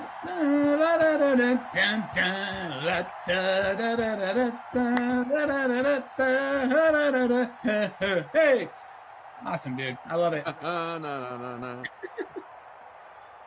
Sometimes, I love the traditional, Jewish ways of, like a bar mitzvah. Yeah. Jewish weddings that I've been to. Incredible. Yep. Smashing glass like your Stone Cold Steve Austin. Getting raised up on chairs. Even though that happened at my wedding, but it wasn't supposed to. A lot of people got in trouble, but don't do that. Oh, please. The wedding coordinators, if you they don't hurt him. Yeah, they didn't care about me. They care about their Shivari chairs. That's extra. No, watch out. Don't do that. Do you know what that costs? Please. Mark says, good luck, Madison. We'll miss you. You will always be part of the DK Sim fam. Eric says, they still doing the happy birthday cough? Sure, every once in a while. Just happened. Appreciate that. Just happened, yeah. Do you think Mads is grabbing all these, putting them in a little document just to save them and look back fondly upon her times with the DK Sim fam? I'm going to guess no, but she could be screenshotting. She says, take a guess. All right, not one for nostalgia. Got it. You'll miss us. I will say, and I really am intrigued, and I hope to stay in touch with producer Mads. Obviously, we very small, like where we have reached out to each other outside of this, and once caught up in person, if that was the real Madison. I will say that it is going to be. I almost, you let it breathe, but I wonder what it will be like a week from Friday for her.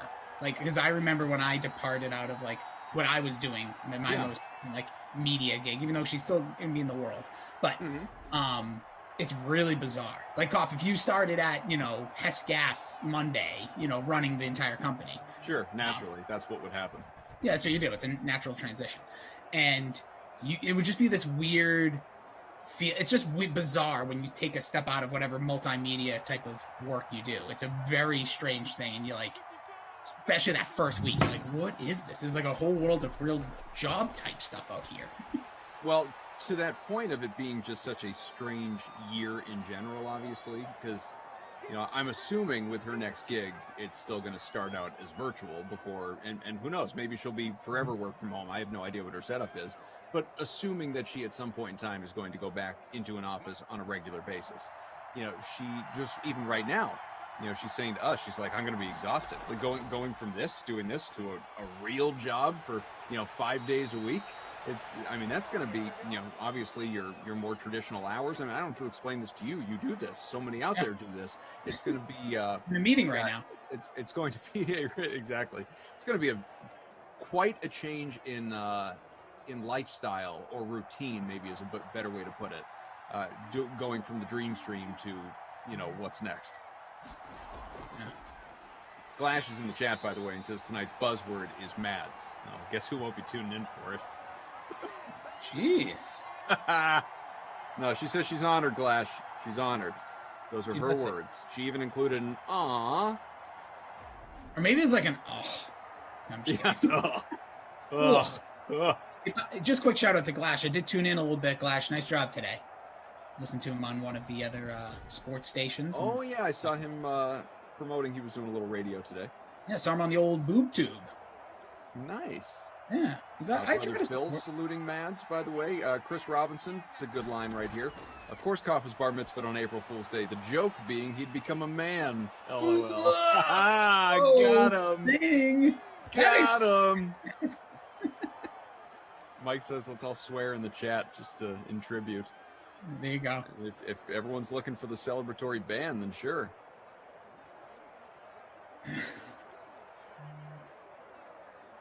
I definitely need to know. I'm trying to think of who the real heels of the chat are. If they're going to come out today. But everyone seems to be being really good.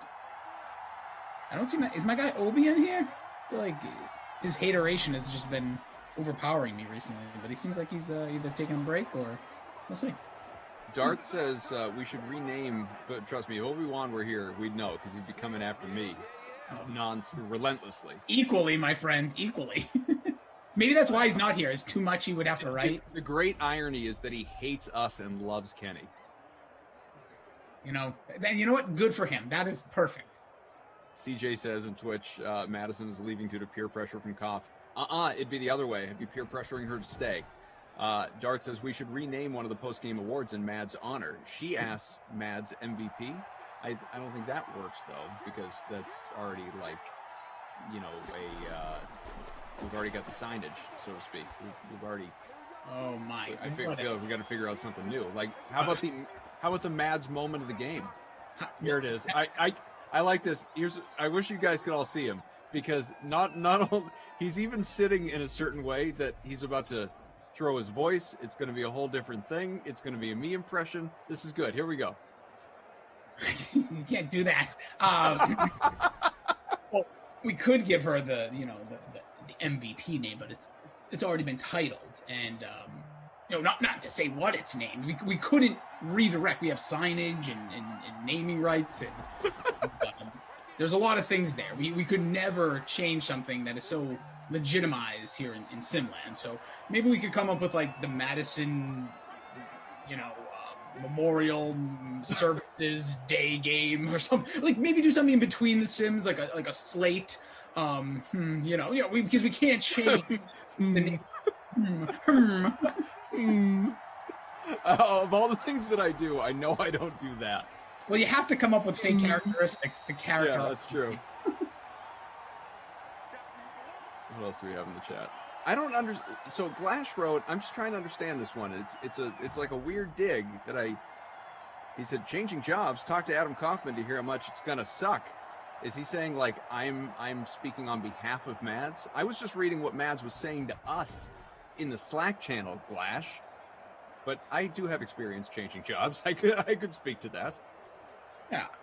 What I was saying earlier was more just going from watching Madden Sims and producing this and all the work that has gone in basically from day one, and then going to do something totally different. It's going to be very bizarre. Probably it's going to be very refreshing and probably better in certain ways, but that first Monday when she doesn't have a sim at noon, there's going to be some weird you have to retrain your brain, and everybody does jobs one way or the other, and that feeling for once sure. At Chuck E. Cheese, and there's a certain mindset I had to have there as a 16-year-old. Still 14-0 late here in the opening half. Couple of Paris Campbell touchdowns from Phillip Rivers, and he's, both of them having themselves a game so far. Chris says, "What's up, Brendan? Seen you on Zolak and Bertrand this afternoon. Way to rep the hashtag DKSimFam. Here's my question. Did he rep it? Right. That was my question. Are you, if you do not acknowledge the DKSimFam at all, you just show up and you are known to be a part of it by people who know of it, like a fight club almost. Are you repping it? If you don't acknowledge it, it's like if a tree falls in the woods and no one's around to hear it, same kind of deal. Did he rep the DKSimFam just by physically being there? I don't think he did. If he did, cool. Like, I'm not trying to discourage your comment, but I just, usually if you're repping something, you're wearing some sort of memorabilia or... Yeah, was he wearing a DraftKings shirt at least? I mean, I know it was a simulcast. He was on TV. What I saw was a side profile. He was wearing like a nice, what did he say? He wore a nice, what can I think? Plaid style shirt. Looked handsome. I'll tell you right now, the kid looked handsome. He said I was saying it sounded like I was being a therapist. I could use one, probably. I don't know that I could be one. I'm going to make a real quick plug. I think everyone could use a therapist. Yeah. I personally believe it should be something kind of part of, like, you have to go to the doctors a couple times a year. Got to go get our teeth checked, but not the old brain. Need it. Germ says, Madison MVP for sure. Krusty Koff's a tool. Madison MVP, says DFS Queenie. Mads includes their words, not mine. No, you're good, Madison. Don't worry. Listen, I'm all about democracy. If the DKSimFam would like to rename the award, and that is it doesn't have to be unanimous or something crazy. If a majority of people want to go with as a tribute, the Madden, the Madden Sim, what do we call it? The Madison MVP. That is a tongue twister, but the Madison MVP, we could do that. The Krusty Koff as an establishment shall live on forever. I did not. Just letting everyone know. I didn't declare it the MVP award. That wasn't me. I didn't come up with that. Who did? Do you know who did come up with, because I feel like that's when we made the switch over, right? I think it was probably Glash, honestly. He can tell us. He's hanging out in the chat. And Drew says, if you're having trouble saying it, wait till Glash takes a go at it. That's a great point. I usually just name it whoever the color guy is. Like, so, like, if I'm doing a game, I always call it, like, the Deucey Dominator player of the game or something like that. But it will go down as the Krusty Koff. I always I don't know if you've probably run into this. My favorite thing, we've never really had a conversation about it because why would we? But my favorite thing is that whenever I'm with BK, he will deliberately call it the Krusty Cristal MVP because it's like I don't know if he finds it weird that I don't think he really gets the backstory and that he thinks it's just something I'm doing. Honestly, I call it that with him too. Okay. So I started that because literally since like the last, 3 months, I'll be like the Krusty Koff, and I'll be like, no, it's you. You're here. Like, let's go with the, Christian DeAndrea delectable player, the Zach Thompson. I forget what I called it with him the other day, but so I did for a couple. I would call it the Krusty. The overzealous MVP. There you go. Zealous, whatever. I don't know. It's tough. DFS Queenie says 200 likes and they changed the name. I mean, we're at 190. That feels a little light. But how about we get to 300 by the end of the sim? I want to say this. I don't really like to. I'm not calling anybody out, but I feel like the likes have been a big slack recently. Like people it's been a problem. Yeah. And I don't mean I love the DKSimFam you guys have brought on. So look at all the new extra content. These dream streams that almost every day have some hour of extra content trying to help you make some cash, and you can't just hit that little button there. Like, why not? Like, I like everything I watch on YouTube, and if you're worried about the algorithm, there's not that much content that's going to be related to DraftKings Dream Stream. So you're already here, by the way. You clicked the video, so that's like halfway through the algorithm right there. So I think smash that like. Don't be scared. Back of the end zone. Got it. Thought he tipped it and lost it, but no. We got ourselves a touchdown, Trey Burton. You know what? He deserves it with all those big catches he's been coming up with. Emerson's Foreheads with You says, yeah, I do it every day. Not sure why people don't do it. Appreciate you. No, and I do it. Like, I'm not trying to belittle anybody. I get there's like things, but like when people say they smash the like, it's not. We're not doing it because, hey man, I really need you to do this or I don't get paid. It's more just like, hey, you appreciate what's going on here. We're all having a lot of fun here. Just click it. Click it. Give it a thumbs. Tickle it. I tickle the like button and it giggles sometimes. Try it. Yeah. My iPad goes. The like button a rub. Yeah, come on, baby. Turn that thumbs up blue. Ed Zone Dan says we should sing. She's a jolly good fellow from Madison. What is the real question? I mean, we're just about at halftime here. What is the appropriate way to send Madison off? Because we only have about a half to work with here. And then she's it's not like she's just, like we're done and she's got one more after. They're like, no, it's done. It's over after this. So what do we do? I think we sing Boys to Men, End of the Road. Should we just start FaceTiming a whole bunch of members of the group to get them in to share words for Mads? I'll do that. I don't think you have to FaceTime because I don't know if we'll be on screen. Well, if we did it like a quarter break or post game. Yeah. Or we could just say, see you later, Madison, walk off. Matt says you're putting too much thought into this, LOL. I would argue not enough since we're doing it in real time right now. I honestly didn't think today was the last day. I thought tomorrow was. So I thought it was tomorrow too, yeah. After she unveiled the big surprise to me, the big news, I was pumped, jacked, and I said, oh, when's the last day? And I was told Friday. So I had a whole spiel. I had a poem ready. Well, obviously you didn't have it ready because you could just break it out now. No, it's just like everything I do. I tell people things are ready, but it's really, I procrastinate till the very last minute in 90% of the things I do. So you tell them it's ready, but you can't do it today because it has Friday in it. It rhymed with Friday. Like, it wouldn't make sense. Where we got messed up, Mad says, technically tomorrow is my last day, but today is the last day on the Dream Stream. Then Madison, who's producing tomorrow night? That's what I want to know, because I'm on tomorrow night at 6. I'm on for the 8 and 10. Ooh. Well, you want to hang out? You want to come back?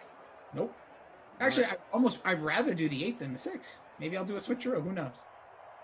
Probably not. Join me. Said producer Mike is tomorrow night. All right, I'm going to tell Mike. I'm going to be doing some poetry, some slam poetry during halftime. Listen, I'm just going to put this out here to you, so you know. Yes. I am with Tom. Perhaps you've heard of him, Tom Carroll, Tom Ace for the 8 and 10 tomorrow. But on our little puzzle piece here, he is showing that he's available at 6, 8, and 10 tomorrow. Now, if that hasn't changed, you could make a little flipsy with him. Could do a switcheroo. Could text him. More time with us together. Could be. Nice gainer down to the 14 to end the second quarter, by the way. So Kyle Rudolph getting you some garbage points, folks. With your nose so bright, you're a New York Giant now. Iro says Madison should get on mic and tell Koff what she thinks of him. Mic drop. Yeah, I'd love that. She's not turned on the mic. No, listen, this is the anniversary of Koff's bar mitzvah. We don't need tears again, okay? Again? Oh, yeah, you didn't cry during your bar mitzvah? Not that I recall. I thought that was the thing. You just get, like, overly emotional about the whole thing? I've seen it in movies. It was an Adam Sandler movie. 240 passing for Rivers, 3 touchdowns. That's the half, folks. Dude's pacing for a Bundy and then some. Cousins has 118, no scores. That's because they only have 3 points thus far. Rushing and receiving numbers on the way. I can tell you Dalvin Cook has been kind of a disappointment. 9 for 39 early. 4 for 16 for Hines. Marlon Mack has run the ball twice for exactly this many yards. That's 0 if you're not watching. And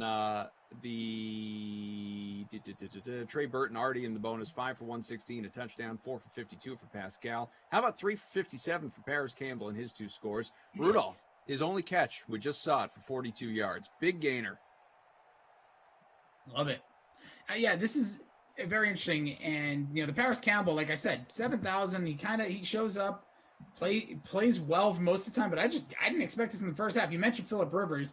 Kind of mad I didn't put one of these guys in the captain spot right now. Phillip Rivers, 21.6 at the half. Hasn't had a 20-point game, I want to say, in the last several.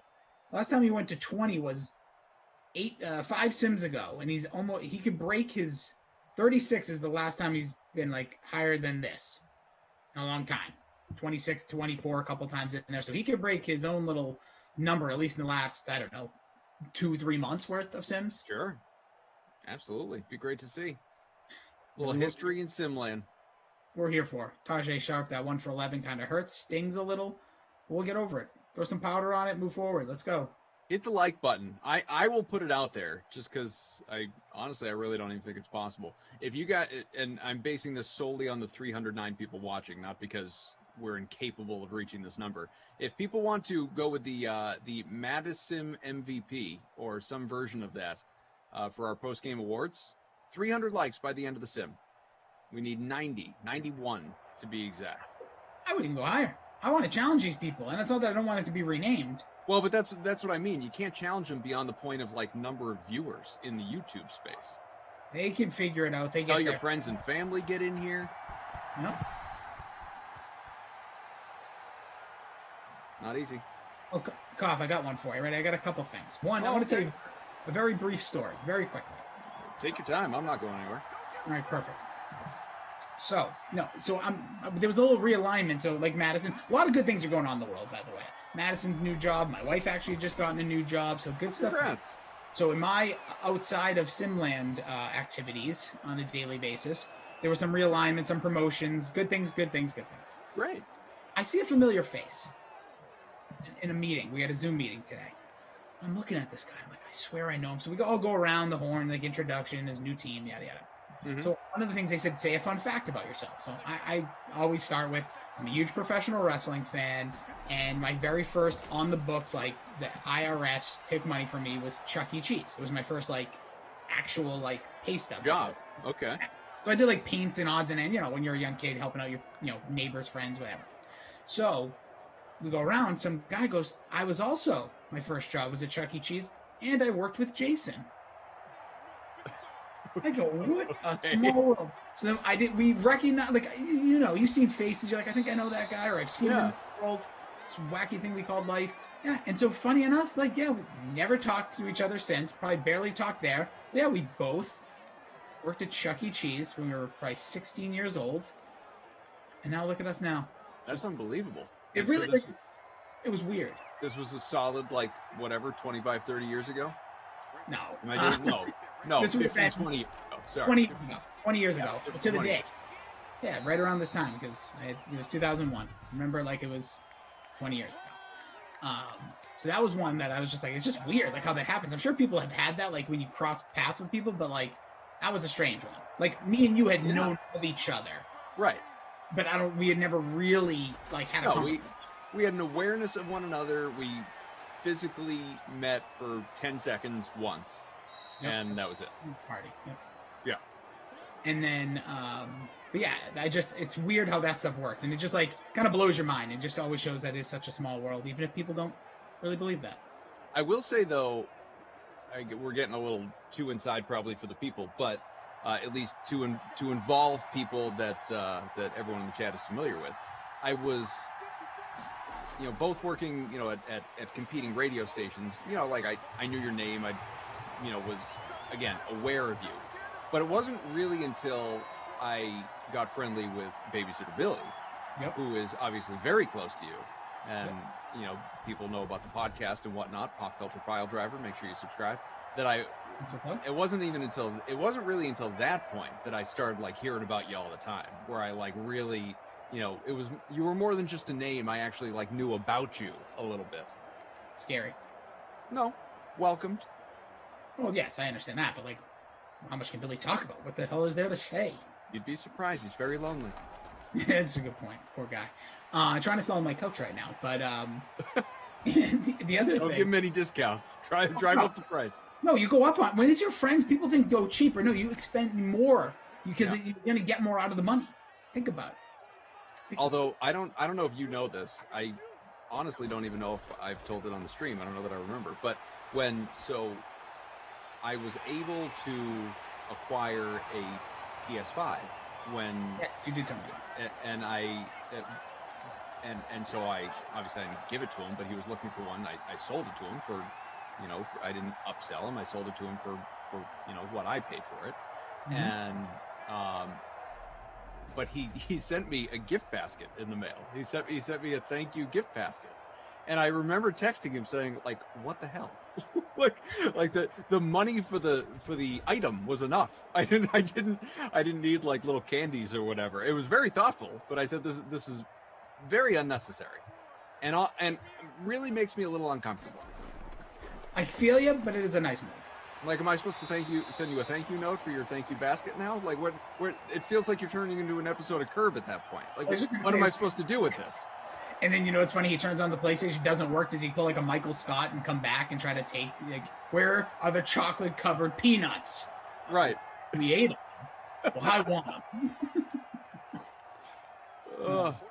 Maybe. But, as obviously the Colts, Phillip Rivers like moments away from the bonus now. I just had another big strike. Halfway through the third at that. The other thing I wanted to bring up to you was, I don't know if you've seen on, I know we're not supposed to bring it up, there's a website that you can do short messages on. And there's a thing, it says like no cheating. Oh, Twitter. Yeah, no, you can mention it by name. It's okay. I meant Facebook. It's okay. Yeah, it's okay. I meant MySpace. But yeah, so Instagram, very short messages. TikTok, short videos. Gives me chills.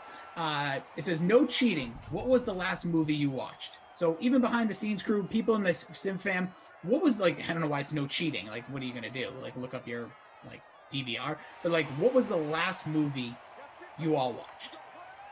If we're counting it as a movie, because, and I say that only because it was a TV movie, it would be the most recent Psych movie, the, Come Home Lassie or whatever it was called. That would be the last movie I watched. Yeah. Madison, Frangelico. Wait, is that true? I guess that would be the last movie I watched alone. It's not true. The last movie that I watched, period, would be with the kids, which was Zootopia the other day. Gotcha. Zootopia. I know one thing about that. One of my nephews was scared of that movie. I guess like in the beginning, there's like a scary scene. But he was like 3, and he's like frightened of the movie to this day. He's held on to it. Yeah, he does. It's like me and the Little Mermaid. 2nd and 2 from the 5. Oh no! Fumbled it, and then they ran away from the ball. The lineman ran away. The lineman ran away from the ball. The lineman just ran away from the ball. It was on fire. You didn't see that? Nope. Vikes got it. Ed Zone Dan says snatched. It was on yesterday. Zack Snyder Justice League says Chris. King Kong versus Godzilla says Sean. Yeah, I gotta get to that. My last one was Dread the other night, says Lindenbaum. Lindenbaum's a big Dread guy. Says a lot about your personality, Lindenbaum. Not in a bad way. Mads is not a big movie person. Doesn't watch a lot of TV in general, and yet is the biggest SNL fan I think I know. Interesting. Yeah, my last one was the movie 30 Minutes or Less. Me and my wife were looking for something on Netflix, and she usually... I'm sure you just saw my eyes light up. Go on. She usually isn't one for comedies, but I was like, I feel like this is a good blend of like comedy, action, ridiculousness. So like, and it was not, it's like 87 minutes long. So I'm it's like, very short, yeah. Like, well, if this movie sucks, well, it'll be over quick. We watched it twice. Like back to back? No, the next night we like, I kind of want to see that again. Like, so I watched that movie.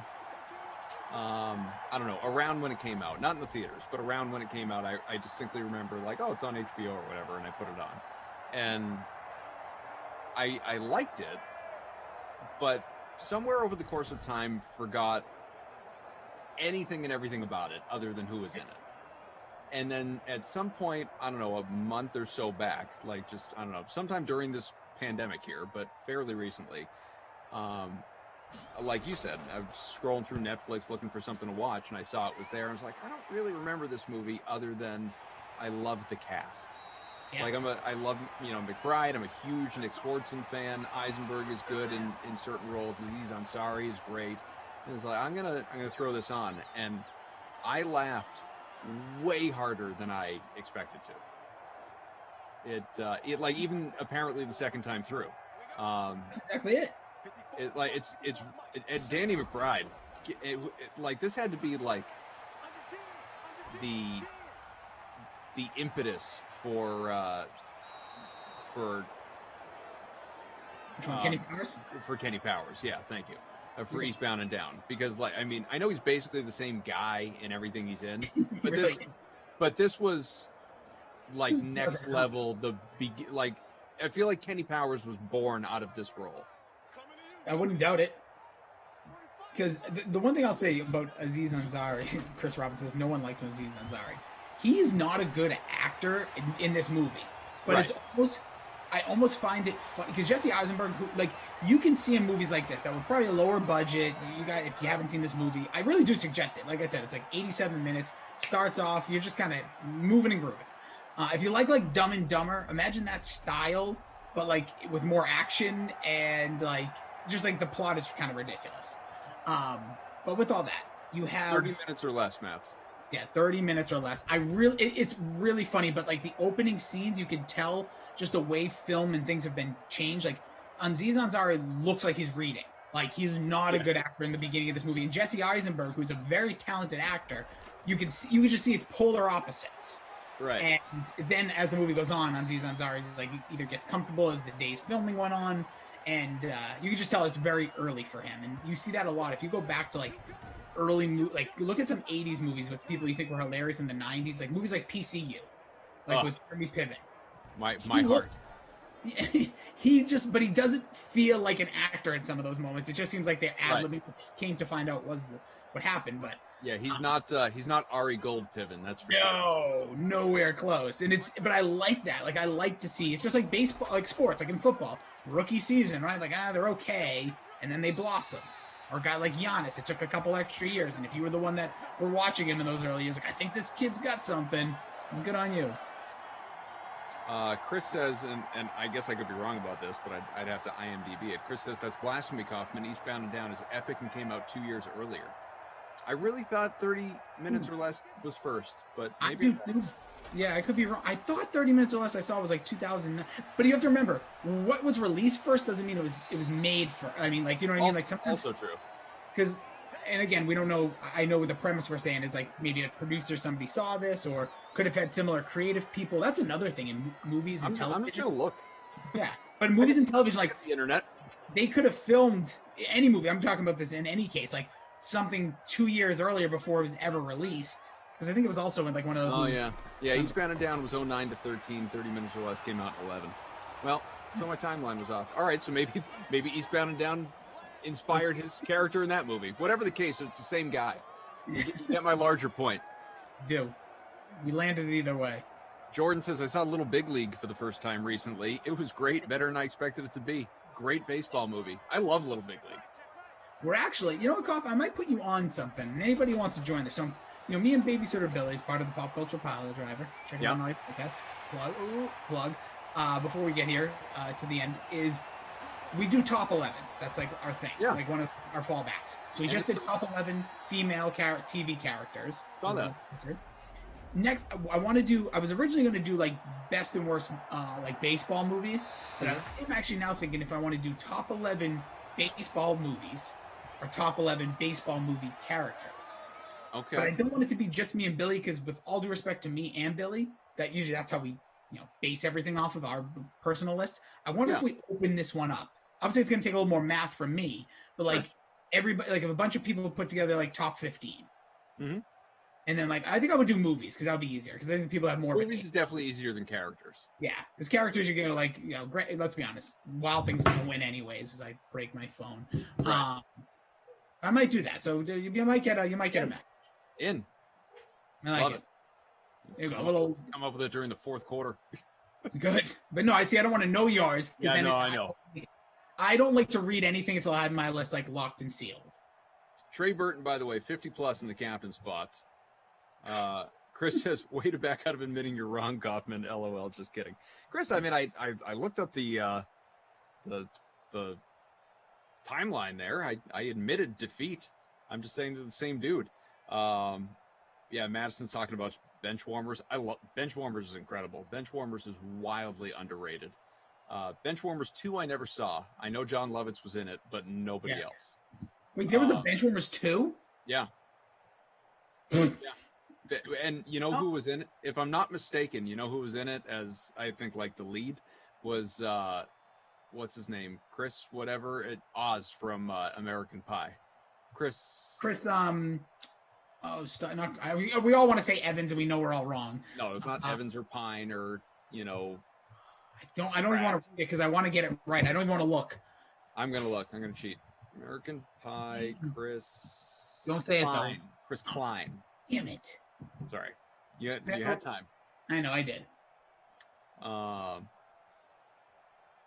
Yeah, I didn't know there was a second until I don't know, the internet. You fall down these rabbit holes, and I stumbled upon it. But I have not seen it. Yeah, Trey Burton is having himself a day, by the way. 50+ in the captain spot. He's been awesome. The game, not so much. 21-3 right now. Colts with a quarter to go. I've mentioned this recently, but not to you. And I texted Billy about this, trying to get him on board, and he's, as usual, slow and and dismissive, really, if we're going to put a word on it. Older show. I'm curious if you ever watched it, but new to me. Blue Mountain State, on about a decade ago. Loved it. Spike TV originally, I believe. Yeah, correct. And then made its way around to like when they relaunched some other network. But yeah, I think that show for my money for a little while was like, I had a buddy of mine who we would like call each other after because it was just like that age we were at and just goofy ridiculousness. So it only ran for 3 seasons and then they had a movie after. And so I just finished up season 2 last night. It's quick because they're 20-minute episodes, 13 shows a season, so you blow through it. I finished season 2 last night, and I just I laugh so hard watching this show that anyone, if you got Amazon Prime, as most people probably do at this point, and it's like I said, Blue Mountain State. It's a football show where the 2 main characters are basically Stifler and Van Wilder, and they're on a football team. Like effectively that's what it is. And it's just so funny. It really is funny. Yeah, it really is that damn good. It's really much worth your time. Like if you want to check out like a show they like, and again, like it's not like one of those commitments that I have issues with where it's like 10 seasons, get through a few, like you did like West Wing when you did that. Like to me, or even Psych. Yeah, exactly. That was what, 7 seasons? 8 seasons and 2 movies. Touchdown. It's Ty. There's the Bundy for Rivers, though. It is. Man, he is having a day. Yeah, and again, it's like it's college hijinks and football themed, along with some other areas that you can only imagine. It's so good. It is, and obviously you're going to head into the 3rd season, which I was not as much of a fan of, but what you've seen I think is the hype, but you never know, you might like things a little different than I do. Well, I can't imagine it's straight up bad after what I've seen so far. No. So I'm looking forward to it. I also love that for anyone that remembers it, that the little sidekick there, Alex's best friend. Why is his name escaping me in a second? Starts with an S. Sammy, yeah. That he's the creator and writer of the show. Yeah. And there are so many of those things like in television and movies, like where like they like play goofballs, like some of the people that you're like, oh, this guy wrote it or whatever. Obviously, like the famous ones are like Stan Lee. He didn't write, but they find a way to get him in all the movies. But yeah, like who's the other one? What's the other famous? Who's the guy who wrote like Road Trip and The Hangover and all those movies? Todd Phillips. Thank you, Todd Phillips. Yeah, he puts himself in some weird roles. Well, it's the same guy in like 3 or 4 different movies. He just plays that same character with the the perm and the mustache and. You've seen Road Trip, right? Yeah. Oh yeah. That scene still to this day is one of the most. Yeah, people get disgusted by a lot of things. This isn't. Depends on what gross. I can say it's not like. But the man, like Amy Smart's, like sleeping on a bus, and he just like licks her toe. And to this day, it's hilarious. It's hilarious, but like when you think of that in actuality, it is by far one of the most disturbing scenes in movie history. Yeah, like if that actually happened.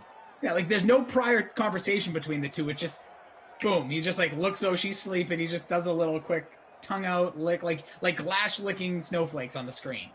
Oh, weird. Noah says, "Do something, Rudolph." Well, he's got you a 42-yard catch anyway. Dwayne says, Van Wilder, the best ever college movie. I don't know that I go that far, but I really enjoy it. Ooh. Yeah, I don't like have. For instance, one Rossi mentioned before, I would take PCU over Van Wilder. Yeah, see that that's a generational thing too. I take old school over both of them. It's like I had this argument once with somebody: is old school really a college movie? Now I know that may sound dumb because it's preferences, but like I mean, it's centers around college. True. I take House Bunny over all of them. That movie rocks. Anna Faris? Love her. That was her jump that was when she went blonde and became like more of like a like she was like for looks, like when Scary Movie were out, like she was just got like, and you come to find out like she has a great story, by the way. If you ever like watch anything or listen to her interviews about her life and is that intercepted? Nope. Did the jump there for me though. Yeah, but that's I really do. It's just like dumb, but I can just watch it if it's on. Like if I'm doing nothing. Were you about to tell her story? I don't know her story. No, I wasn't gonna tell you. You can go. Oh, okay. I don't think people care that much, but it's just interesting. No like spoilers. Yeah, she basically, long story short, but you should watch it and listen to it. Is that like she wasn't brought into Hollywood as like, you know, oh, you're gonna be like an A-list like sex appeal. Yeah, like or like people are gonna like idolize you. It was just like, hey, we have this goofy movie. We need to put some people in it. The Wayans brothers are in it. It's gonna be a great opportunity. You're gonna play the lead. Okay. Then all of a sudden it's like, all right, we want to take it to the next level. Here's what we got. 28-3 game right now. About 6 minutes to go in regulation. Very quickly, Mr. Hawk, Superbad's a high school movie, dude. High school. Yep. Could be argued as the best high school movie. Could be. Because where is Animal House? That might be the best college movie. I mean, I think that's what certainly a generation would say. Like my parents' generation, your parents, like would say that. I don't know that people today would say that. I haven't watched that movie in a long time to see how dated it does or doesn't feel. Well, there's certain parts that just, you know. Yeah, of course. Like Revenge of the Nerds, I saw somebody with Kareem. That's another one. That's a hard one nowadays too, with a lot of. But you know, Mads brings up Neighbors. That's a good one. Yeah, don't watch the sequel. Even it wasn't terrible. It's just not nearly as good.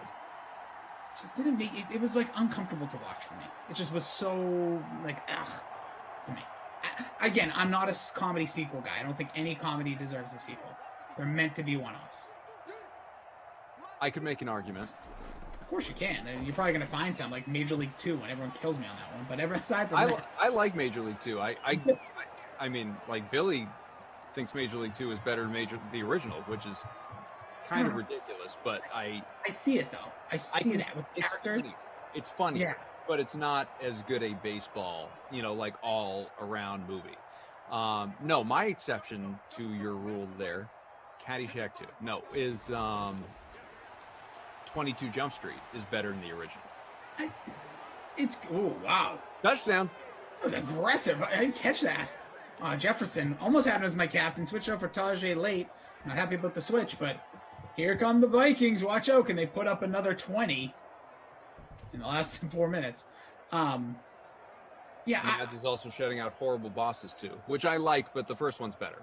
I will give credit to Horrible Bosses 2 for being as watchable as it was. That movie had no reason with the twist, the plot turns, Chris Pine, like they did a good job in that movie. But your 22 Jump Street, like it's hard to disagree, but I still think the first one was better. But I also think it's because like the first one nobody had any faith in. It took a while for people to be like, this is a good, like go watch it.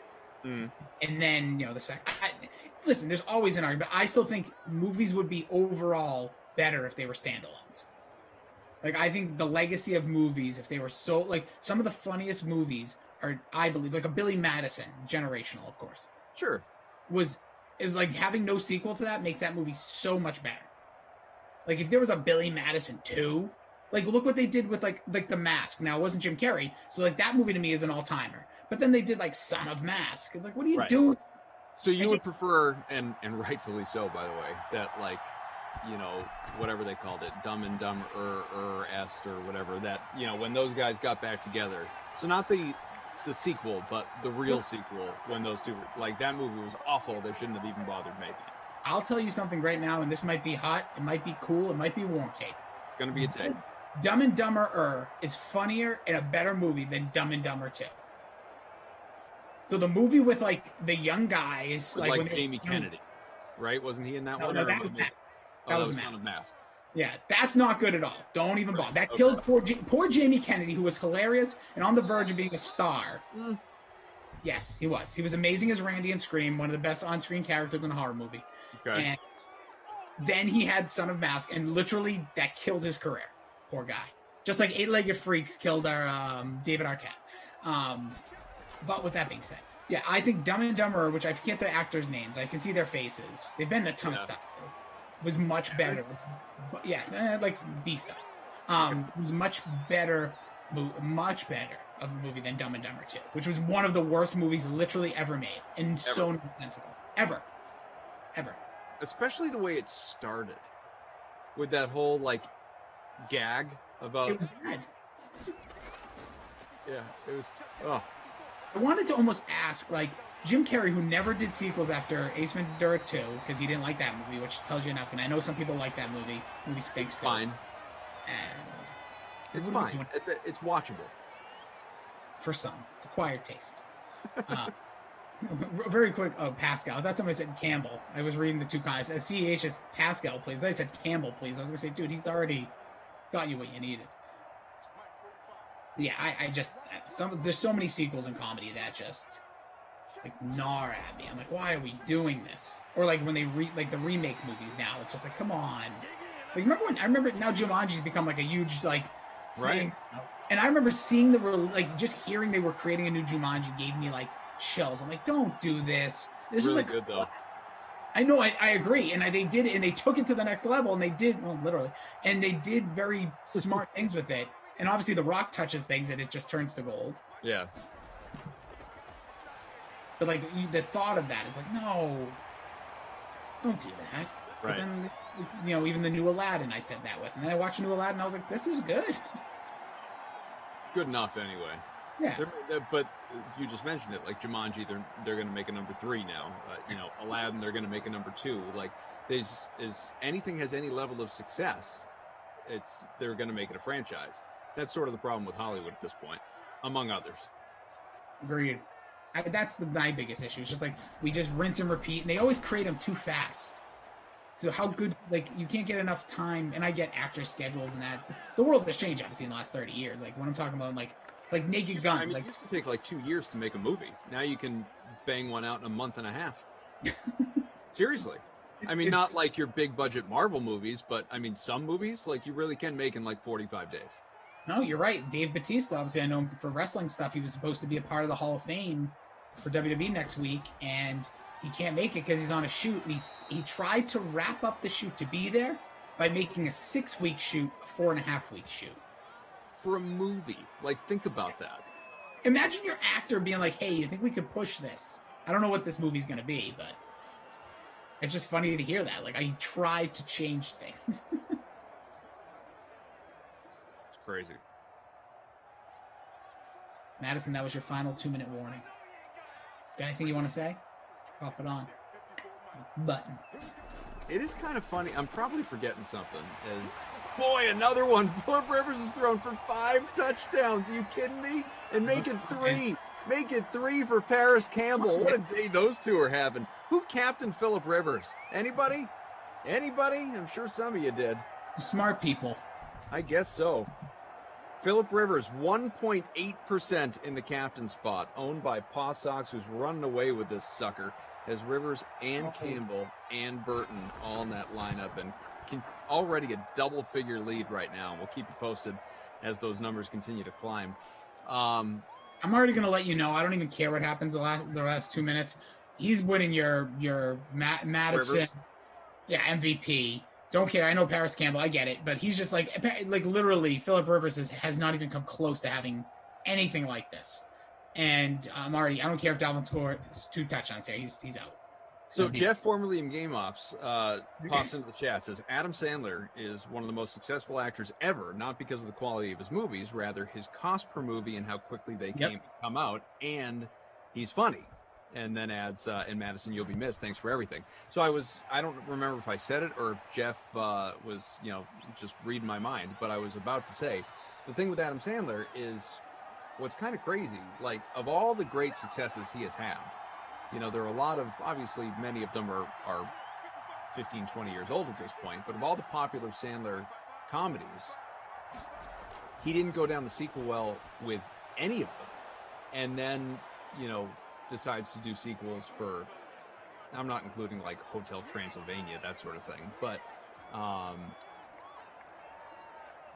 that god-awful, what was it? Which one? The Sandler, those, come on, help me, people. Movie Halloween? No. Move the ones that he actually did make a sequel for. Grown Ups. Oh, yes. You know what's funny? I never think of him with that movie. I think I like Chris like everybody else. I know it's stupid, but like of all the great Sandler movies, Grown Ups is the one that needed a sequel? Well, it's, you know what it was? Honest, and they talk about it. They all just had fun. Right. That's the thing. Some of these guys, like Couples Retreat, I don't know if you ever saw that movie, but they wanted to do more because they were like, they were in Hawaii. Yeah, it was not a good movie, but they were like in Hawaii. Yeah. And they wanted to just make two just so they could do it, like all their families were there or whatever. But for that cast, such a remarkably disappointing movie. Oh, yeah. It's so bad, and you've got so much star power in there.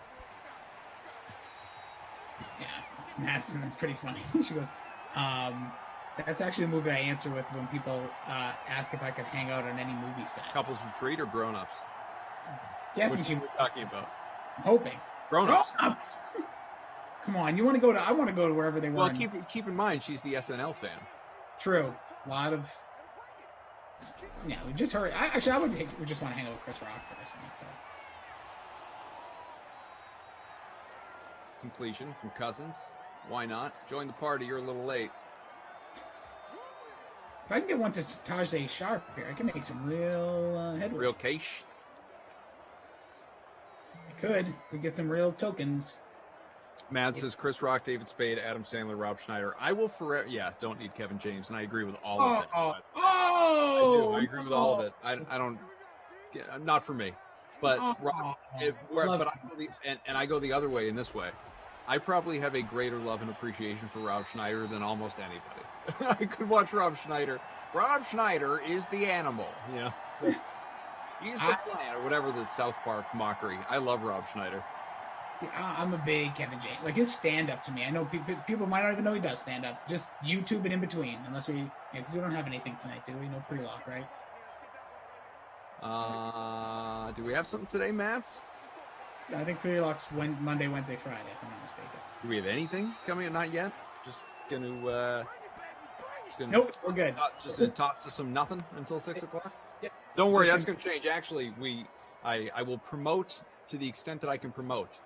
Ooh. I know that we have something in that block of time, that pre-lock block, the after 4 o'clock sim pre-6, starting next week. Oh, is it my wrestling show? And it's not that. Starting next week, every single Thursday, that I do have some details on, but cannot yet share, and that is coming next week. So that'll be fun. Are you sure it's on my wrestling show? No, I'm not.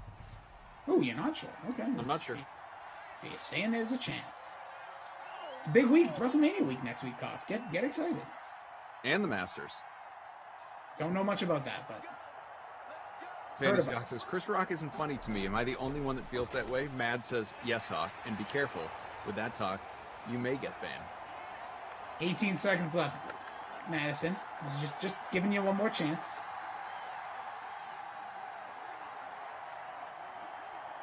Love Peter Dante, too.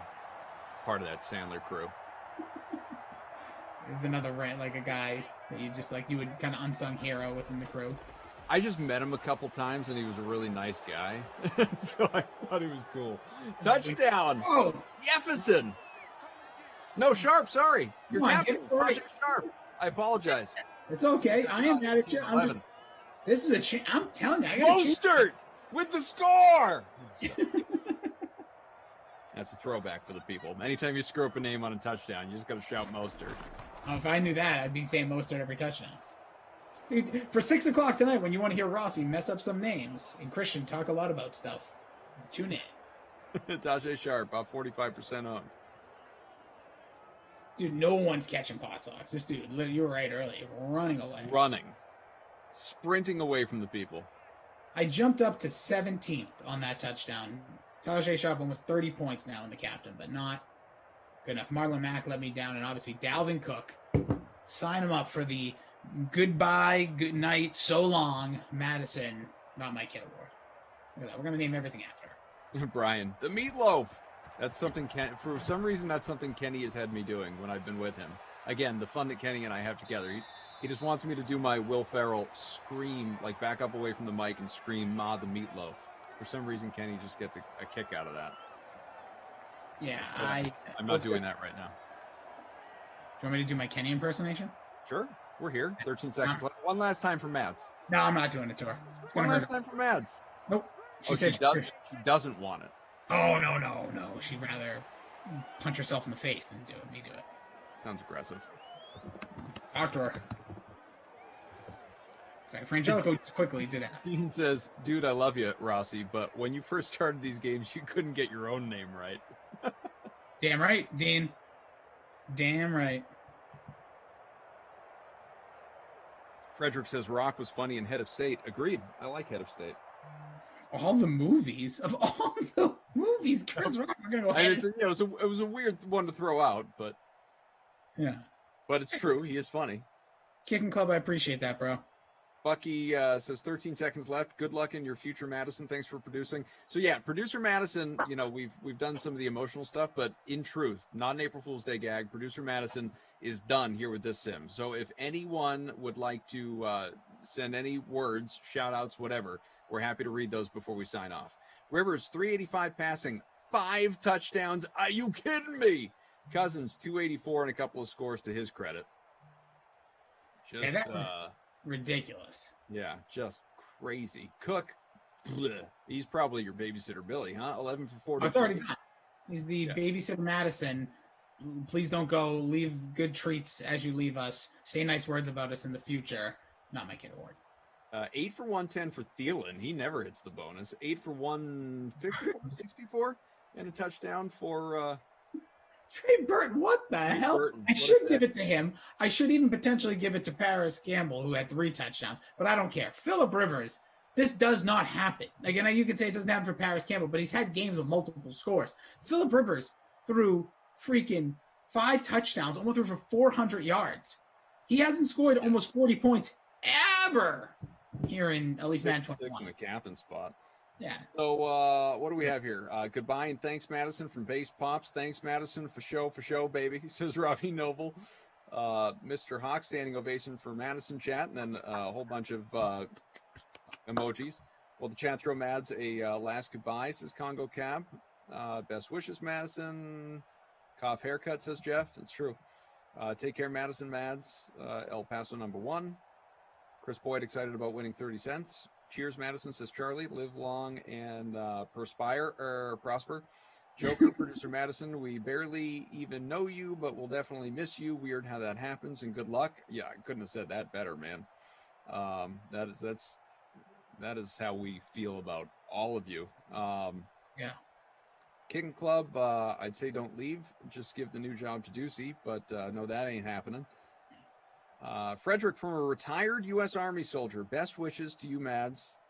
Producer Madison, you will be missed. And we can keep going. And by all means, keep sending your messages, and they will be read, maybe by Rossi in the next sim, as he will be with Christian. As mentioned, Mads won't be there to hear them, but you could still do it. So today is, let's see, Thursday. So we've got Rossi and Christian DeAndrea, Dolphins, Panthers coming up in about 45 minutes. And that is, of course, the happy hour sim. And then 8 o'clock prime time, Brendan Glasheen, Brandon Cristal, Cardinals, Rams, Brendan and Brandon together again, Jaguars, Packers for Madden After Dark tonight at 10, where Glash has already told us, no matter how much you may hate the buzzword, it's Mads tonight, and you have to participate. Yep. I will be with you for 8 and 10 tomorrow, by the way. That's when I will return here to the Dream Stream. It's going to be a pleasure. Everyone's going to be partying tomorrow. Madison, again, best of GD luck.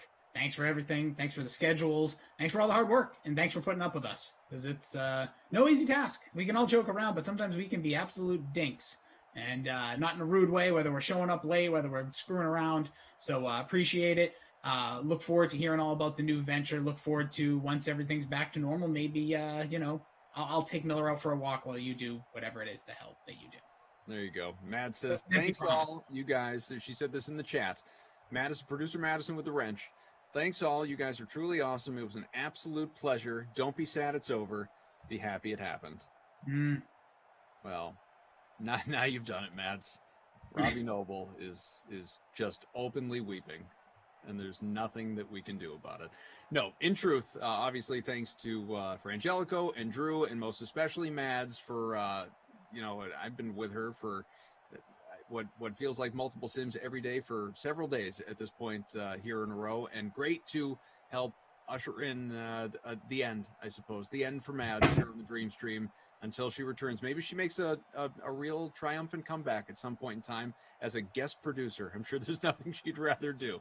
Thank you all for being here with us. Thanks to Mads, and best of luck, as Rossi said, with all that is next. And I look forward to texting you and Instagram messaging you things that I need. See you later.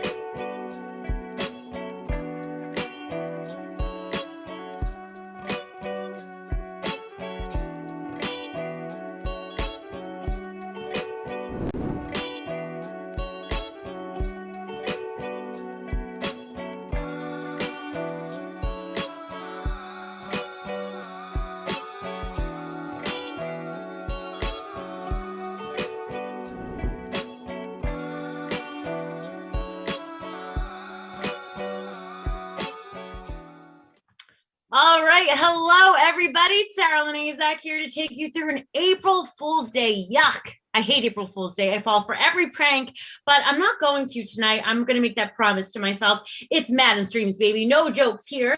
Another 3-game late slate of Madden simulations for the DK Sim fam tonight. Welcome. Tonight's showdowns are featured in the Madden Stream 4K Thursday night special. This classic contest is $10 to enter and features 4K in prizes, including $1,000 going to first place. Here's what we got for you tonight. So coming up at 6 p.m., we've got the Dolphins and the Panthers with Jason Rossi and Christian DeAndrea. Join you guys just a little bit. They're behind the scenes right now. Then at 8 p.m., the Cardinals are going to visit the Rams in prime time. We got Brandon Glass Sheen and Brandon Cristal taking over the stream for that one. And then at 10 p.m. Eastern, Glass, of course, is making his way back. He can't miss Madden After Dark. And Cristal is coming back. So they'll call the Packers and the Jags to close out our coverage for the night. That is all on the way for you guys. But first, here's what else you can find in the DK lobby and on the DraftKings Sportsbook. Let's check it out. It's not too late to enter opening day contest tonight on DraftKings. We have a night slate locking at 10:05 p.m. Eastern. The 150K West Coast Special is our featured contest for that one. A $15 entry gets you a shot at the 50K first prize. We've got 7-game slate in the NBA locking at 7 p.m. Eastern. Check it out. The 300K shoot around is our featured contest for the main slate. 100K is going right to first place for a $20 entry. A stacked slate in the NHL as well tonight with 9 games locking at 7 p.m. The 40K Sticks contest is going to pay out $10K to first for just an $11 entry. Also, what's up? Go check out the odds and lines for MLB opening day games, the NCAA tournament, UFC, NASCAR, and so much more over on the DK Sportsbook. I will be back with some great content as always for you guys between the games. We're going to go talk to Tigers infielder Nico Goodrum about his preparation for opening day, as well as his team's chances this year. And we're going to get some NCAA tournament best bets. And we're going to look ahead to next week's Masters. Right now, it's time for some simulated football. Here are Jason Rossi and Christian DeAndrea with the call of the Dolphins and Panthers. Take it away, my bros. Hey, Tara Lynn. Nice room. Nice lights. It was very classy. Very classy. Better than everything Tara Lynn related. Just top notch. First class all the way. And she even let you all know that there will be no Kenny Ducey sighting tonight. She explicitly said, no jokes. No, nailed him. Got him. I got him, Rossi. I got him. Ah. There we go. Christian, good to be with you today, my man. There's no jokes unless you're a Cincinnati Reds fan and they give up 6 runs top of the first. I'm absolutely nauseous. Hate the St. Louis Cardinals, but we're here to talk a little simulated football, as Tara Lynn said. Dolphins, Panthers, opening day, April Fool's Day. Hope you're all doing well. But you know what's funny? I've never seen the countdown before. Like if you set a lineup, like it counts down on there. It literally like made me anxious. Lineups have locked, as you know. What'd you do in this matchup here, Christian? Well, I think I did the same thing a lot of people wound up doing in this one is I jumped on Curtis Samuel, 5,600 in the flex, like 8K to captain him, and he gave you 15 points in his last sim. So kind of a weird stock dip there, and he's going up against a pretty good Dolphin secondary, but those guys are going to have their hands full with DJ Moore, with Robbie Anderson. I'm thinking this is going to be a good Curtis Samuel day in Charlotte. So I got him in my captain spot. After that, to save me enough, I got Christian McCaffrey. I got Tua in there. I got both tight ends, Gesicki and Thomas, because why not? Why settle for one tight end when you can have 2?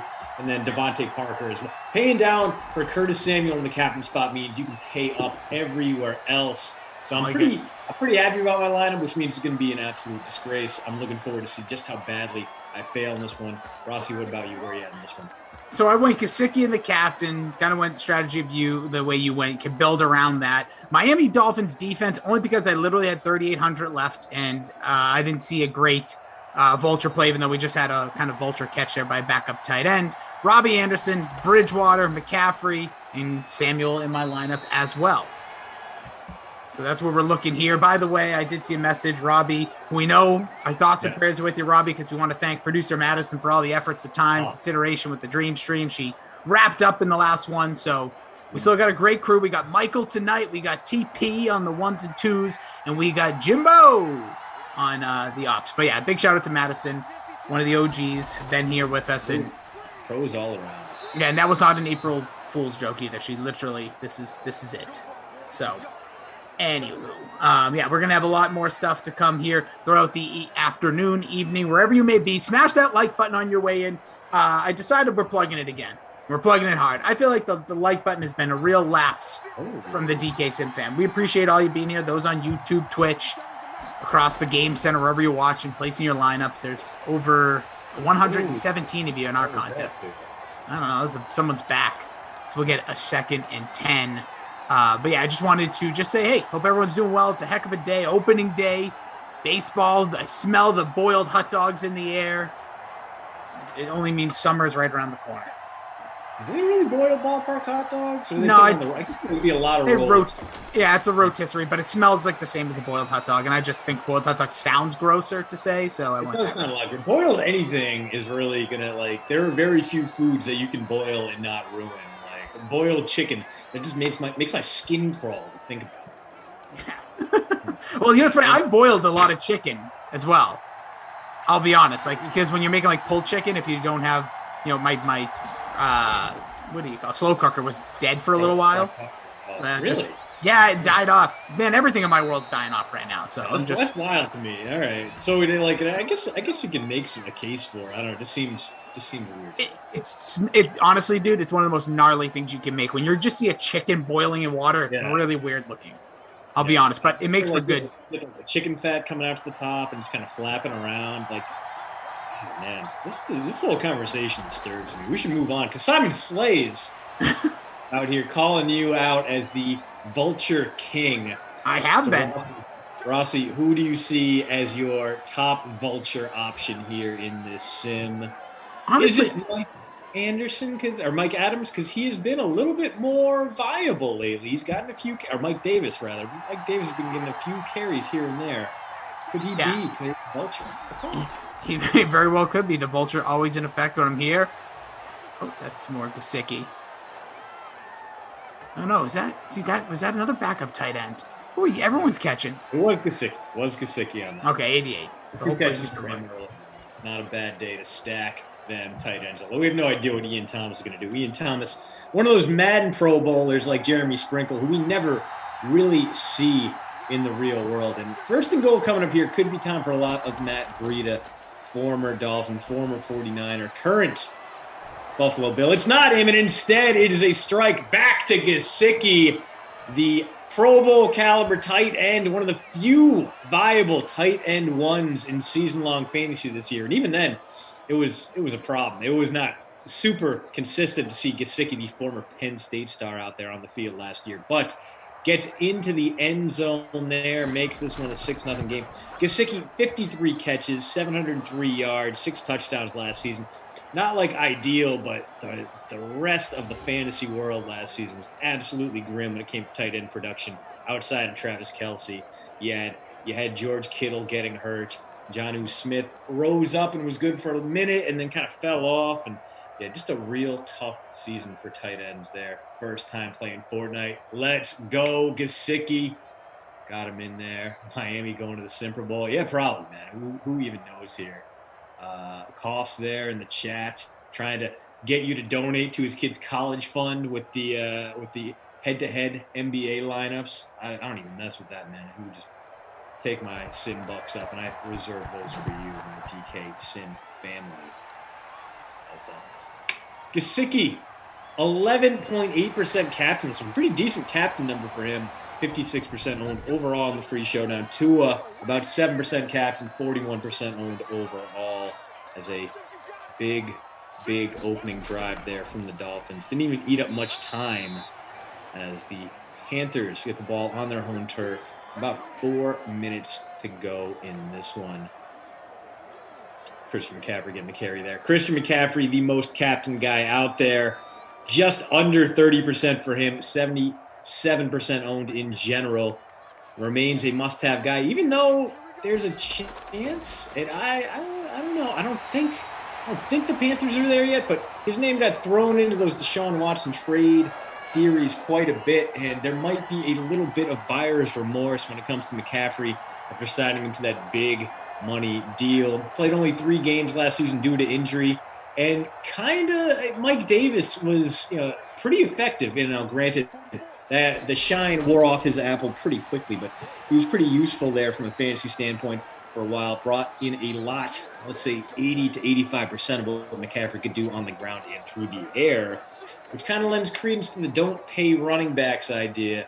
So maybe, I don't think it's going to be this year, but maybe down the line, the Panthers may be looking to separate from a kid like McCaffrey, even though he's only going to be 25 next year. They don't want to risk having a Zeke Elliott situation on their hands. So Bridgewater back to pass and slings one for a quick first down, about 10 yards there to Curtis Samuel, former Panther now, current Washington football team member, moved up the East Coast for 3 years and $34 million. I kind of like that fit, if we're being honest right now. They clearly have a viable wide receiver one in Washington and Terry McLaurin. Samuel, a bit of a gadget guy, but can really fill a whole bunch of different roles. Jack of all trades, master of none, which is good when you have a straight up master in Run TMC and a rising tight end in Logan Thomas and a very good stable of pass catching running backs, not just J.D. McKissick, but also the very, very speedy Antonio Gibson, who was moved all over the place at Memphis in college and had a pretty solid transition to the pros last season, even if it took him a while to get started. A strike there. Couldn't tell who it was. Only a PPR point to be gained there as a tight end, Ian Thomas. Looking over the chat, we see you. Sim Fam, Tim the Man, Simon Slays, Fooligan. First time playing Fortnite. Welcome. Happy that you're here with us. And then, Smash Lana, you too. Dwayne, Sia, Sean, Ricky, Robbie, Sean Preston. Listen, buddy, Ricky, Robbie, I got to ramble all game about pointless nonsense. It's pointless nonsense. It's NFL talk during an NFL sim. So pointless, maybe not. But Rossi right now having to deal with some home appliance issues. So right now you got me solo. And hey, if you don't like it, you can always mute, wait, see if Rossi comes back. We're here for you. You guys got options. But we see you. We see a Jeffrey, Noah Moon complaining about, not complaining right now. She's got Gasecki in the captain spot. Danimal, Mars, right burn. Welcome, all of you, as that Joey Sly field goal from deep does not connect. So not only does the Dolphins defense hold up, but they give the ball back to Tua in plus position. Dolphins take it over at their own 45. Breida does nothing with the first carry. The drive gets stopped right at the scrimmage.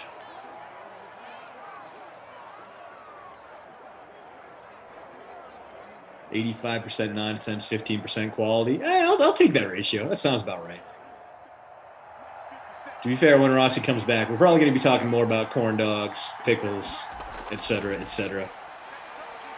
And producer Mike behind the scenes asking if I think these Dolphins will go wide out with pick number 6. The interesting thing about where this Dolphins team stands in this year's draft is even after trading back, they're still going to have a solid array of options at number 6. So they went and basically picked up an extra first rounder, just moved back 3 slots, and still get a guy who can help them right away.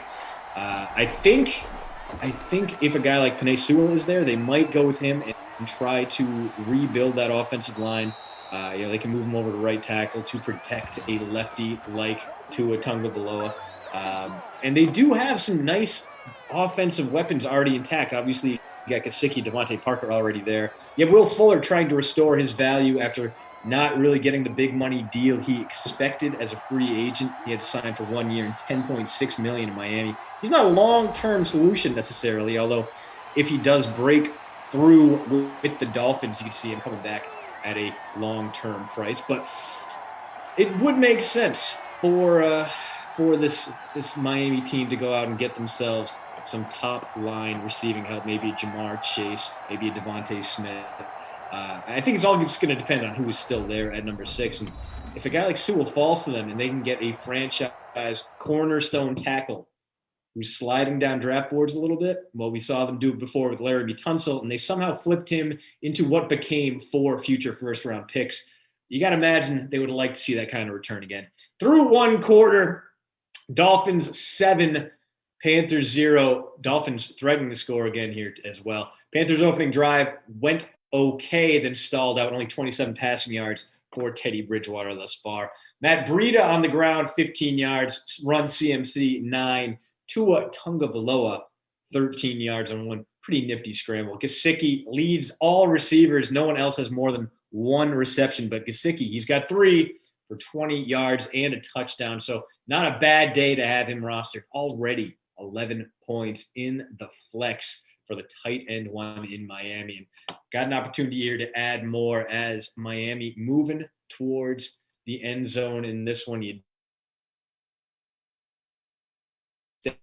And maybe if you're a Tua believer, because he's got a few questions to answer. So on that note, it might be a part of why the Dolphins take a little extra swing after over a guy like Chase or Waddle or Devontae Smith. The one guy I really would like to see them bring into that equation, Kyle Pitts, who after his pro day, after running a 4.4 at monster size, 6'6", 240, I don't think he's going to last all the way down to number 6. I think the first non-quarterback pick in this year's draft is going to be Kyle Pitts, just because he does look so damn good. So I'm excited to see what direction they go. And if you're a Dolphin fan, you've been kind of rambling through the wilderness for a while. You've had that Hootie and the Blowfish curse, because when they released Only Want to Be With You, it just meant 25 years of staggering through the wilderness, because old Hootie couldn't help but name drop his Dolphins. But you know what? The curse has been lifted. Post Malone took the Dolphins out, threw the Cowboys name in there instead. So now you can finally prosper. You can finally prosper, Miami, because Darius Rucker has his bad vibes have been lifted. So if you can get Kyle Pitts, that might be a great way to do it. What a dynamite tight end combination, Gesicki and Pitts, as we get a Jason Sanders kick up and good, 10-0 there. As I see you, Jared Kilgore. Who is better, Tua or Cam? Oh, all right. That, based on how right now, I think I would take Tua, but I want to see what Cam looks like with a better receiving core. I think both of them suffered from the same problem in that they didn't really pull the trigger downfield nearly enough. I think Cam had a little bit better arm action on the sideline outs that he did throw. He just didn't throw a ton of them. So he still had that zip to make those intermediate passes work. The problem was he just didn't really have anyone to throw to. Tua, better receiving core in Miami, but he's obviously going to be improving more on a yearly basis than Cam Newton is now in his 30s. I would rather have Tua than Cam, but I still think Cam Newton has a live arm and can still bring some value to the Patriots, even though it was Mars Brightburn. Thank you. Trying to see what I can do. Rossi, you know him. He's got his clothes stripped off. He's just waiting for his next opportunity to go streaking through the Super Bowl. It's going to be a while.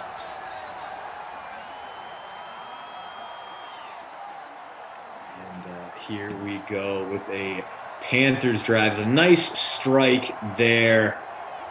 Teddy Bridgewater finding Robbie Anderson. That is a duo right there that started off the year on an absolute heater and then kind of cooled off towards the end. But I did appreciate what we got to see from Robbie Anderson. He was used primarily as a deep threat in New York, kind of like the guy who took the pressure off you downfield. And as a result, he never caught more than 55% of his passes in green and white in the great city of northern New Jersey.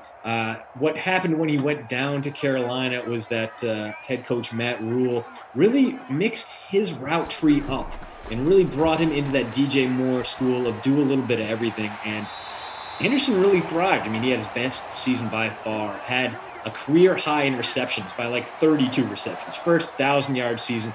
His yards per catch went down. His yards per target remained relatively stable. He was just much more reliable. And I think a big part of that was that he's working in the system of a very reasonably minded offensive coach rather than the random event generator of the hamster wheel spinning behind Adam Gase's insane eyes. run. CMC breaks free for about 9 yards on first down there. So after giving up the field goal, this Panther team churning things forward. All right, I see you, producer Mike, in the background. McShay's latest mock draft. So Todd McShay of ESPN. I believe you might need ESPN Insider to actually read the whole thing, which you get if you get suckered into buying a UFC pay-per-view. You get the full year of ESPN Insider along with this, that, and that. The other thing, but McShay he went ahead and mocked Trey Lance to the Panthers with the number 7 overall pick. And that's a move that we've seen quite a bit lately, actually.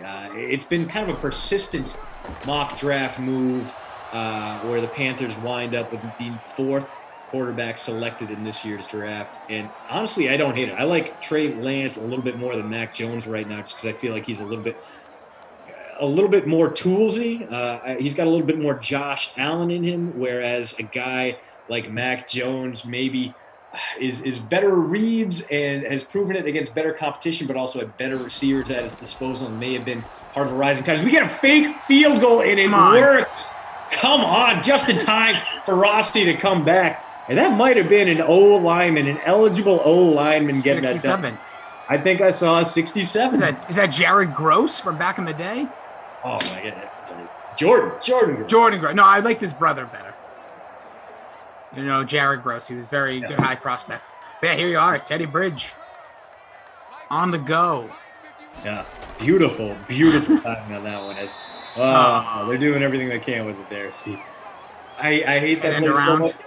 Why are you running a tight end sweep when you don't have a faster athletic tight end? It's one thing if you're doing that with Travis Kelce, George Kittle. It's another when you're doing it with Ian Thomas or my personal favorite, Mercedes Lewis.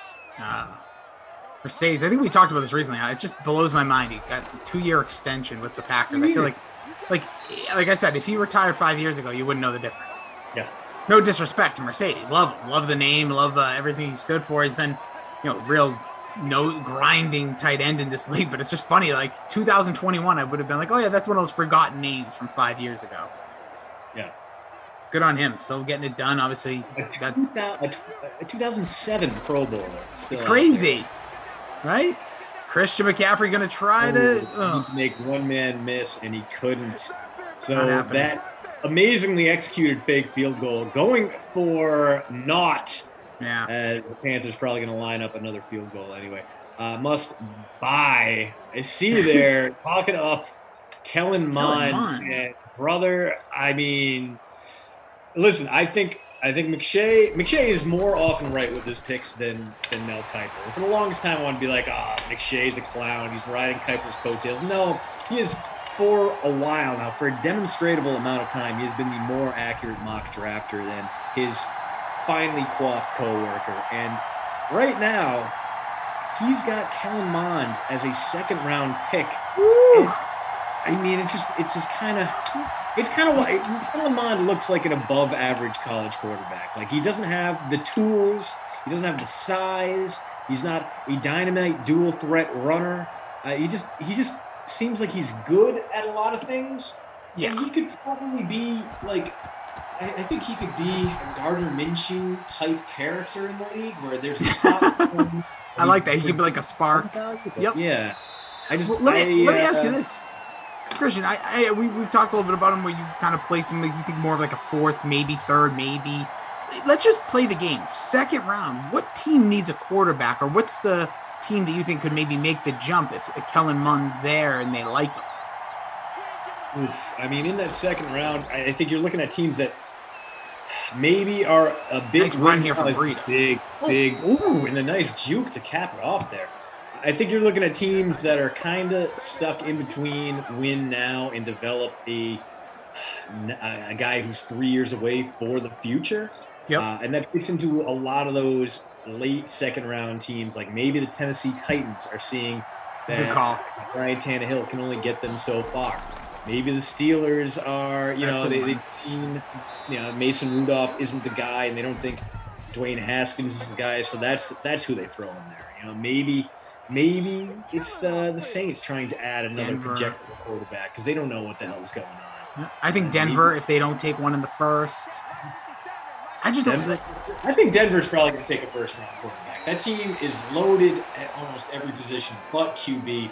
And Drew Lock, I like Drew Lock. I watched a lot of Drew Lock in the SEC. He tore up my Commodores.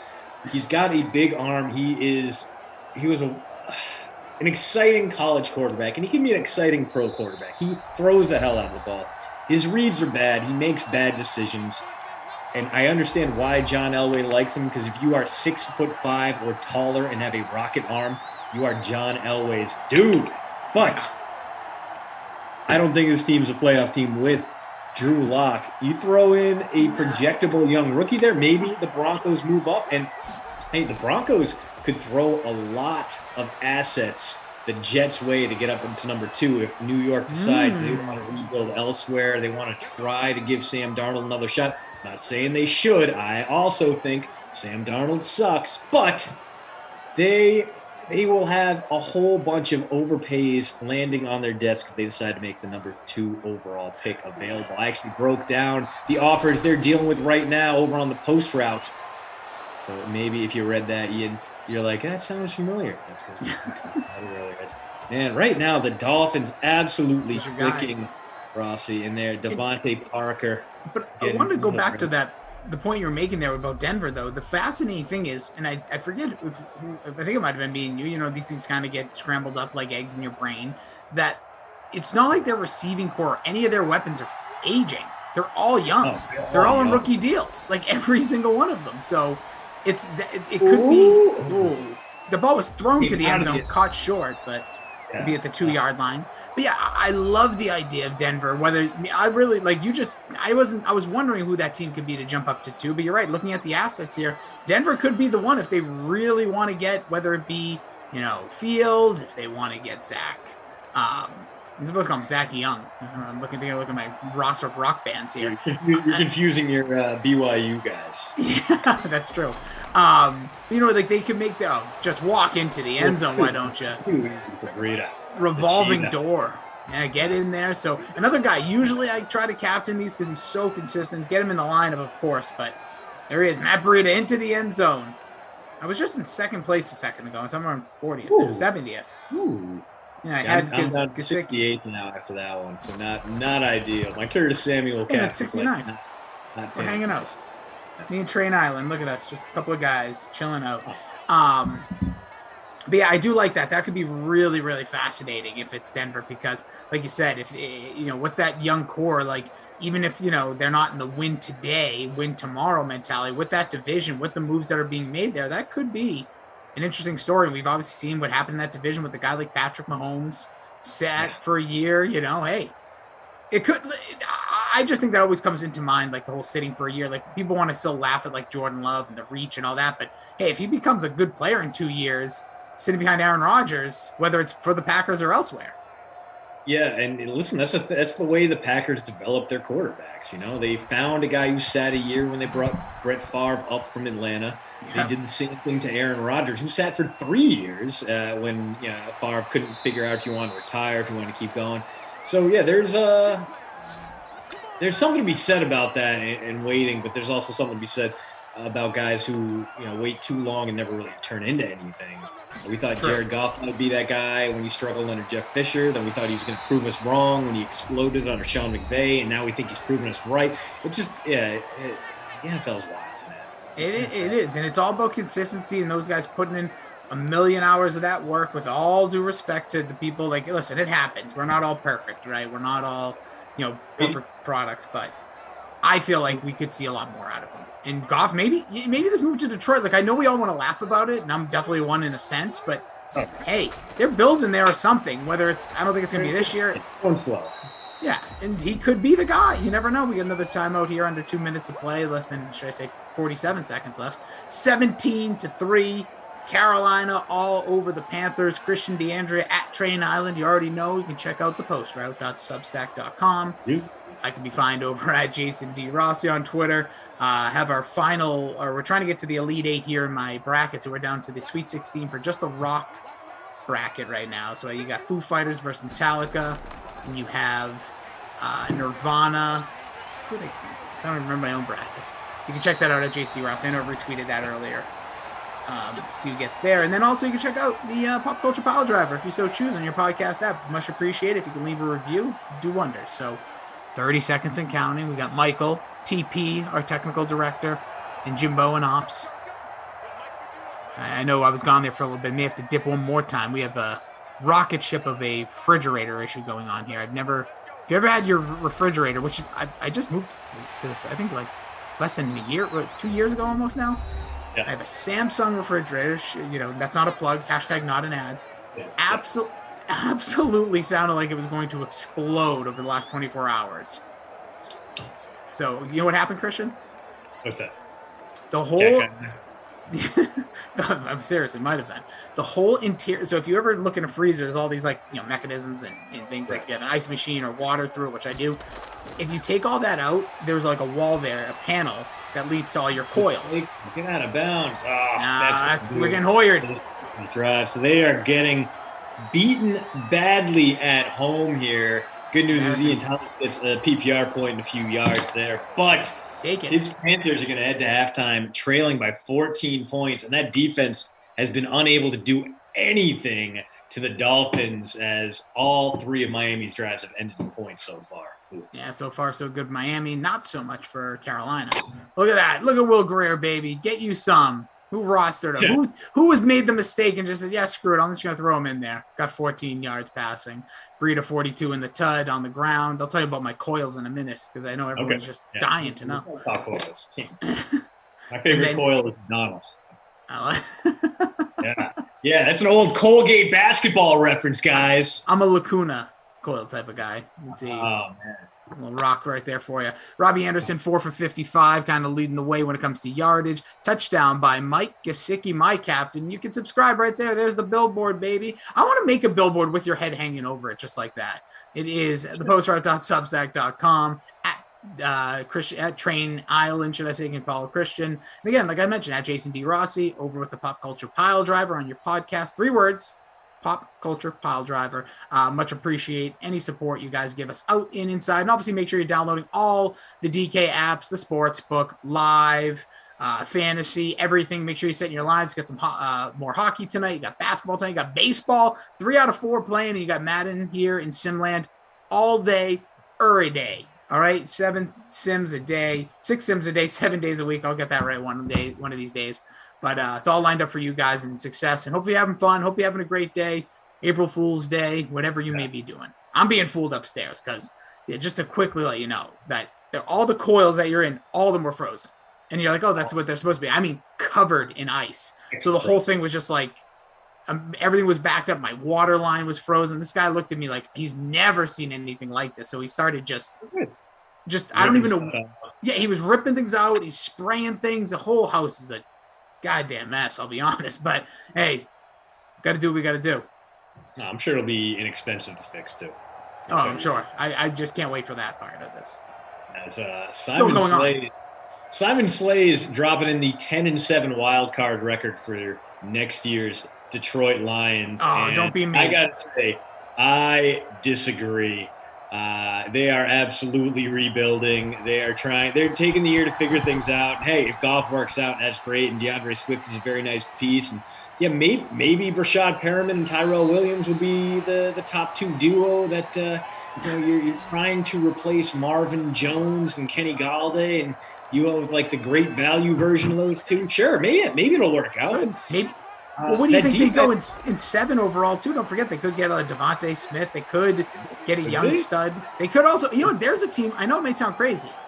Don't knock them off at quarterback either. Like, I don't think they're out of the market for the future. Yeah. And then, give Goff a shot to see what he can do, and he might be able to surprise you. But that defense is just real grim, Ross. Yeah, it's just not what you want to be dealing with. Not really a playoff-worthy defense, especially when you consider the passing offenses you have to go against, even in your own division. Now, obviously, that excludes the Bears, although someone's got to cover Allen Robinson no matter who's throwing to him. But Detroit last year, 32nd in weighted DVOA, 32nd against the pass, 27th against the rush. They weren't good at stopping anyone, and they got to deal with Aaron Rodgers twice a year. They got to see now Kirk Cousins not that threatening, but Justin Jefferson and Adam Thielen twice a year. They are. I don't see things ending well for this Lions team. No, and honestly, like last year, I told you how hot I was on them. I loved everything. Stafford coming back after the injury he was on pace to throw 5,000 yards in 19. So I thought they were going to be a real good team last year. Totally forgot the just complete collapse of a failure of a coach of Matt Patricia there with Detroit. And it really is a shame. Like, just to quickly, I know we have these other teams, but Detroit, if you look back, they should have never gotten rid of Caldwell. That was such an oversight mistake. If you look, he was there for, I believe, 4 years. And I believe he had 4 years there, and he had a winning record. And 2 playoff appearances. And look at the history of that. Look at every coach in the history of that team ever. I mean, you can go back in like those old days too. He's one of the most successful coaches in the history of the franchise. I understand like an earthquake could go off or the world could be melting around him, and he's just like that dog sitting in the flame meme where it's just everything is fine because guy has no emotion. But he's a calm dude, yeah. He is. And and they had Jim Bob Cooter, which I don't even know if that guy's in the league. He must got to be somewhere. Did he go to college? Seems like he should just be a college coach. Jim Should be like, Cooter, I believe he was a former Tennessee guy, so maybe he went. Let's see. This is Jim Bob. Yeah, it's just one of the best names ever. He deserves football coach. Let's see, where's he at? He Jets. is currently unemployed. His last stop was with the Jets. That's insane to me. I'm saying that like maybe I sound like I'm drinking blue, the Gatorade blue of the Detroit Lions, but him as the offensive coordinator for the Lions was money. Like, he was a good coach, in my opinion. Okay. I liked him a lot. Obviously, that blows my mind that he doesn't have a job anywhere. And guys like Adam Gase just keep getting jobs and finding places. You gotta be kidding me. Yeah, Gase is obviously a disaster. Oh, baby, a touchdown. Right, who is it? Robbie! It's Robbie Anderson, the guy we were talking about, having really, really refined his route tree, getting a little bit better on those crosses and those fades. And right there, a quick post leaves him uncoverable. Teddy Bridgewater hits him in stride, and we got ourselves a ball game here in Charlotte. Dolphins 17, Panthers 10. Yeah, I like it. I like the move. I like Robbie Anderson a lot. I like the talent, like you were just mentioning. Him with the Jets was a little raw, but they found something there. I don't know why they let him go, but Jets beat Jetson, and Carolina, good for them. I really like what Carolina is building. They're another one. A lot of heavy rumors about a quarterback here in the first round.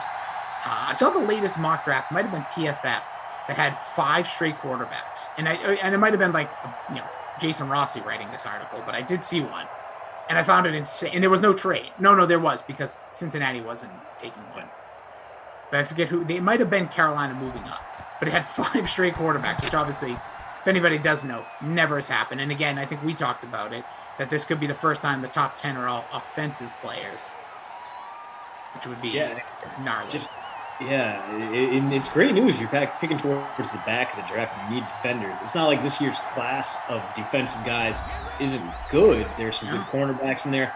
A lot of good linebackers, especially in a league that desperately needs inexpensive inside linebacker help. It's getting out of control when guys like Christian Kirksey and Blake Martinez are getting used in general, would be signing fairly expensive deals for what they bring to the table. So having a guy like a Nick Bolton is going to help. This only problem is this is a bad year for pass rushers, especially when you're looking at a guy like Kwity Paye, one of the greatest football players in Rhode Island high school history, which means nothing. But he's one of the top pass rushers out there, and he's only had like 10 sacks in his college career. He's more potential than production. Otherwise, you're looking at guys like Jeremiah Owusu-Koramoah, who more of an inside guy than a straight-up pass rusher. You're looking at what's the guy's name? Greg Russo out of Miami, another decent pass rusher, but not a perfect prospect by any means. Jalen Phillips. They're just a whole bunch of guys who there's no Myles Garrett type prospect out there who's really going to move the needle right away. It's a lot more projectable guys who may contribute, but in terms of prime-time positions of need, well, you'll produce a lot of surplus value, especially compared to what their salary will rise to on their second contracts. Not a lot of those guys who really present that in this year's draft. Big sack there. Big 3rd and long coming, and we could be seeing our first Dolphins punt of the day. Almost certainly will after that check down pass there. Good news for Breida. He gets the PPR point in about 5 yards. Bad news for the Dolphins. We're going to pump this ball away and give Teddy Bridgewater the opportunity to lead his team back into this game. Now, Bridgewater, you got to imagine he would stick around in Carolina because anyone the Panthers are going to pick, unless they move up to number 2, is going to be more of a project quarterback, whether that's a Trey Lance or a Mac Jones. So you'd want Bridgewater there as a veteran leader, not just in the locker room, but as a mentor. And I kind of like that fit a lot. And you do have a very talented young coach in Matt Rule who can really plumb the depths of his offensive playbook to find things that work for his guys. Wow!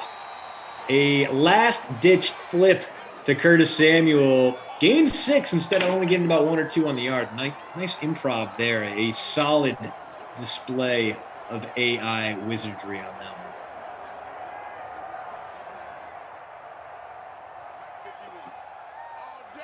one. We're going to look over at the YouTube chat.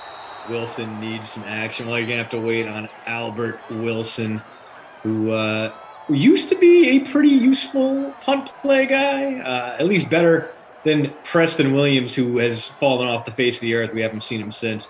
But Albert Wilson only hit double digits. In fact, only had more than 6 points once in his last 5 sims. So one of those guys who probably not going to be nearly as rostered as a Curtis Samuel, despite only costing $400 less.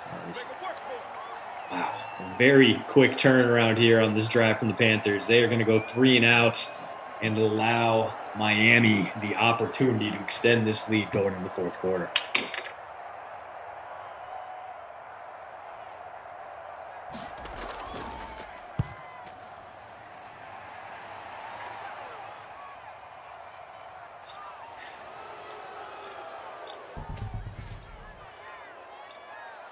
Oh, man. So right now we are having a heated Twitter debate on whether or not Jerry Stackhouse is worthy of taking over for Roy Williams at UNC. Now, personally, as a Vandy guy, I'm happy that Roy Williams is retiring now because I think in a few years Stackhouse would be the kind of commodity UNC would look at, but not right now. This is a Vanderbilt team that was so disgraceful and horrible. They went 0-18 against SEC competition just 2 years ago. It was bad. It was awful. But Stackhouse came in, and he's turning things around slowly but surely. He hasn't gotten any big-time recruits, but he's proven he can sniff out guys with 3-star backgrounds and turn them into very, very viable players. Not only with Scottie Pippen's son, but he also had KJ Martin Jr. Sign his letter of intent to the Commodores before he decided to go pro instead.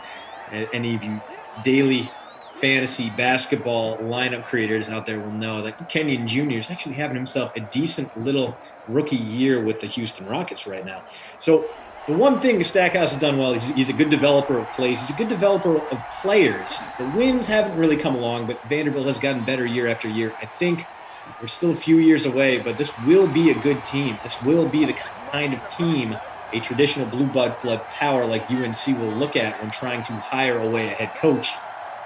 Or is not there quite yet. So to all the Carolina Tar Heels out there waiting for a Jerry Stackhouse reunion, I don't think it's happening unless a few people turn down that coaching job to begin with this. We head back to the booth here. Jason Rossi still dealing with that broken fridge, still huffing some of those extra Freon fumes that are just leaking into his kitchen right now, his fat cat.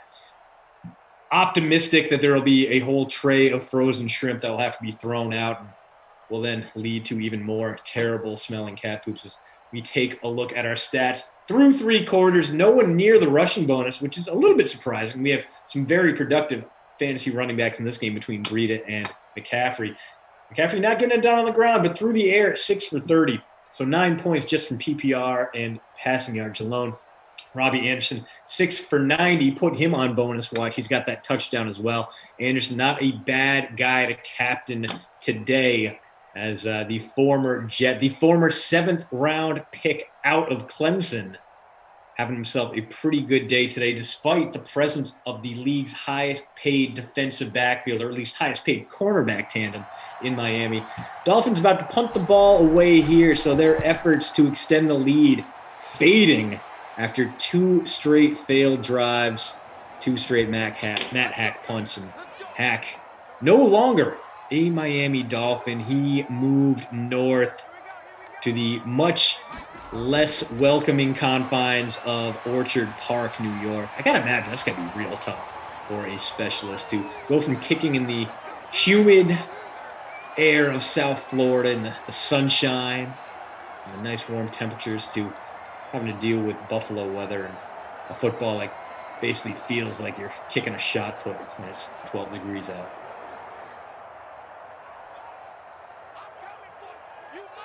Thanks, Ralphie. See you there. Okay. Ashley telling us to tune in to watch Arizona beat UConn tomorrow in the women's tournament. I'm into it.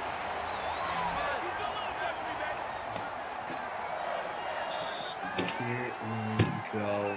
McCaffrey trying to get his team back into trying to will them, at least, if not to win, then to a notable finish here. That is a first down for Carolina.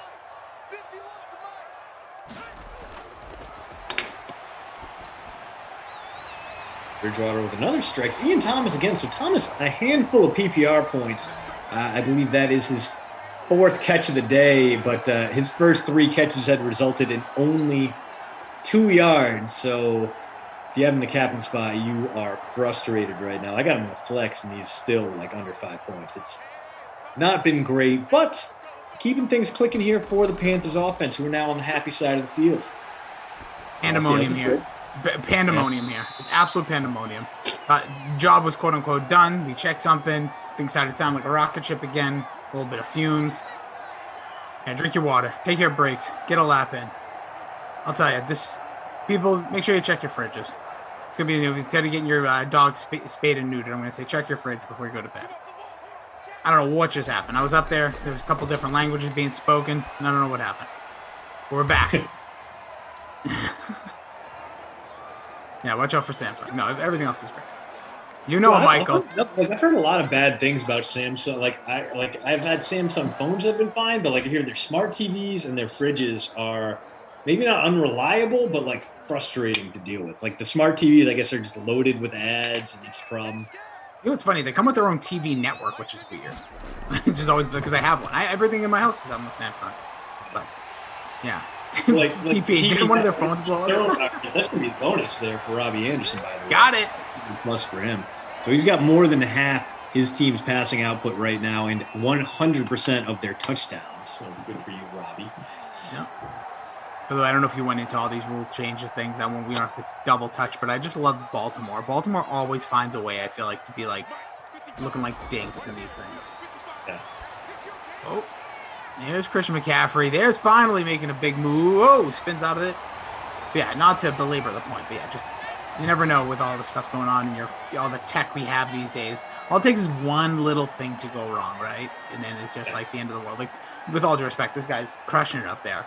But he's been here since well over like an hour and change ago. It was right after I got done with the 5. I don't know what's going on. Usually happens in my car. OTP, you must have a Ford. But I've had a lot of Fords in my life, I swear. Like, they're just made to go for a few minutes. Oh, I'm right. I swear they're made to, like, every 10,000 miles, something's up. Oh, your tire rod's old, bitch. You know what Ford stands for, don't you? Unfortunately, again, Tony. Yeah.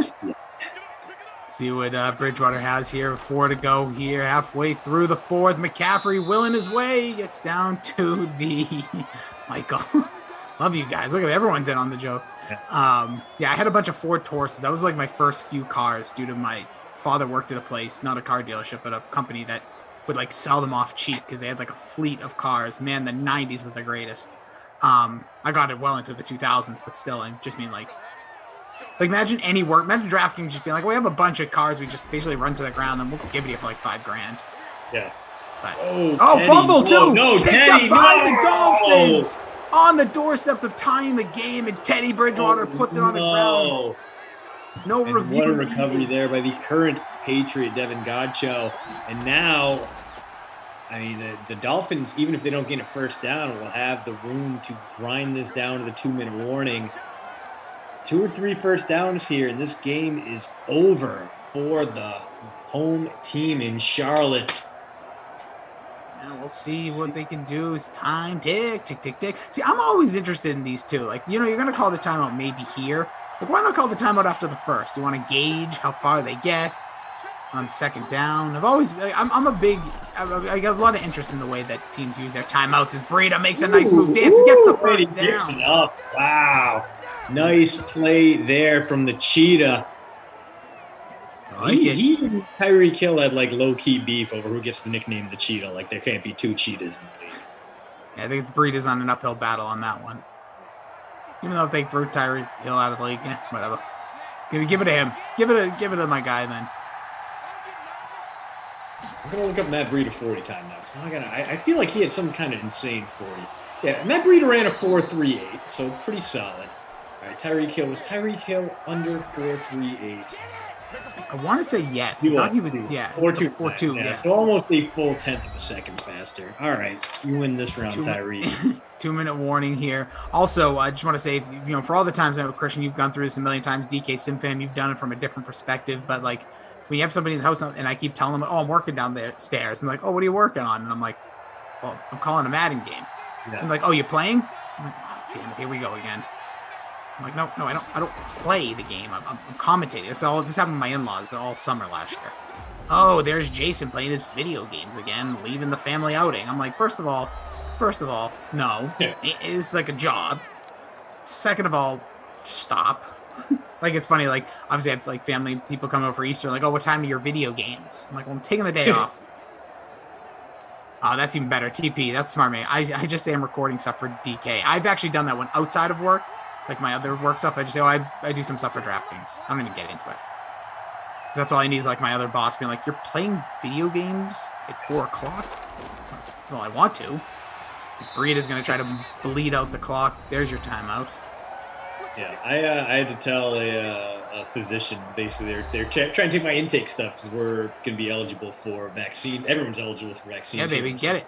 Monday, yeah. And they're like, all right, and what's your employer's name? It's like, it's a little company out of Massachusetts called DraftKings. And I was waiting for like the follow-up, but it never came. I just wrote it down and like, well, don't care. So I was thankful for that. I didn't have to explain how I watch simulated football and comment on it and talk about corn dogs, as that is going to make things very difficult for the Panthers here. Another third down converted.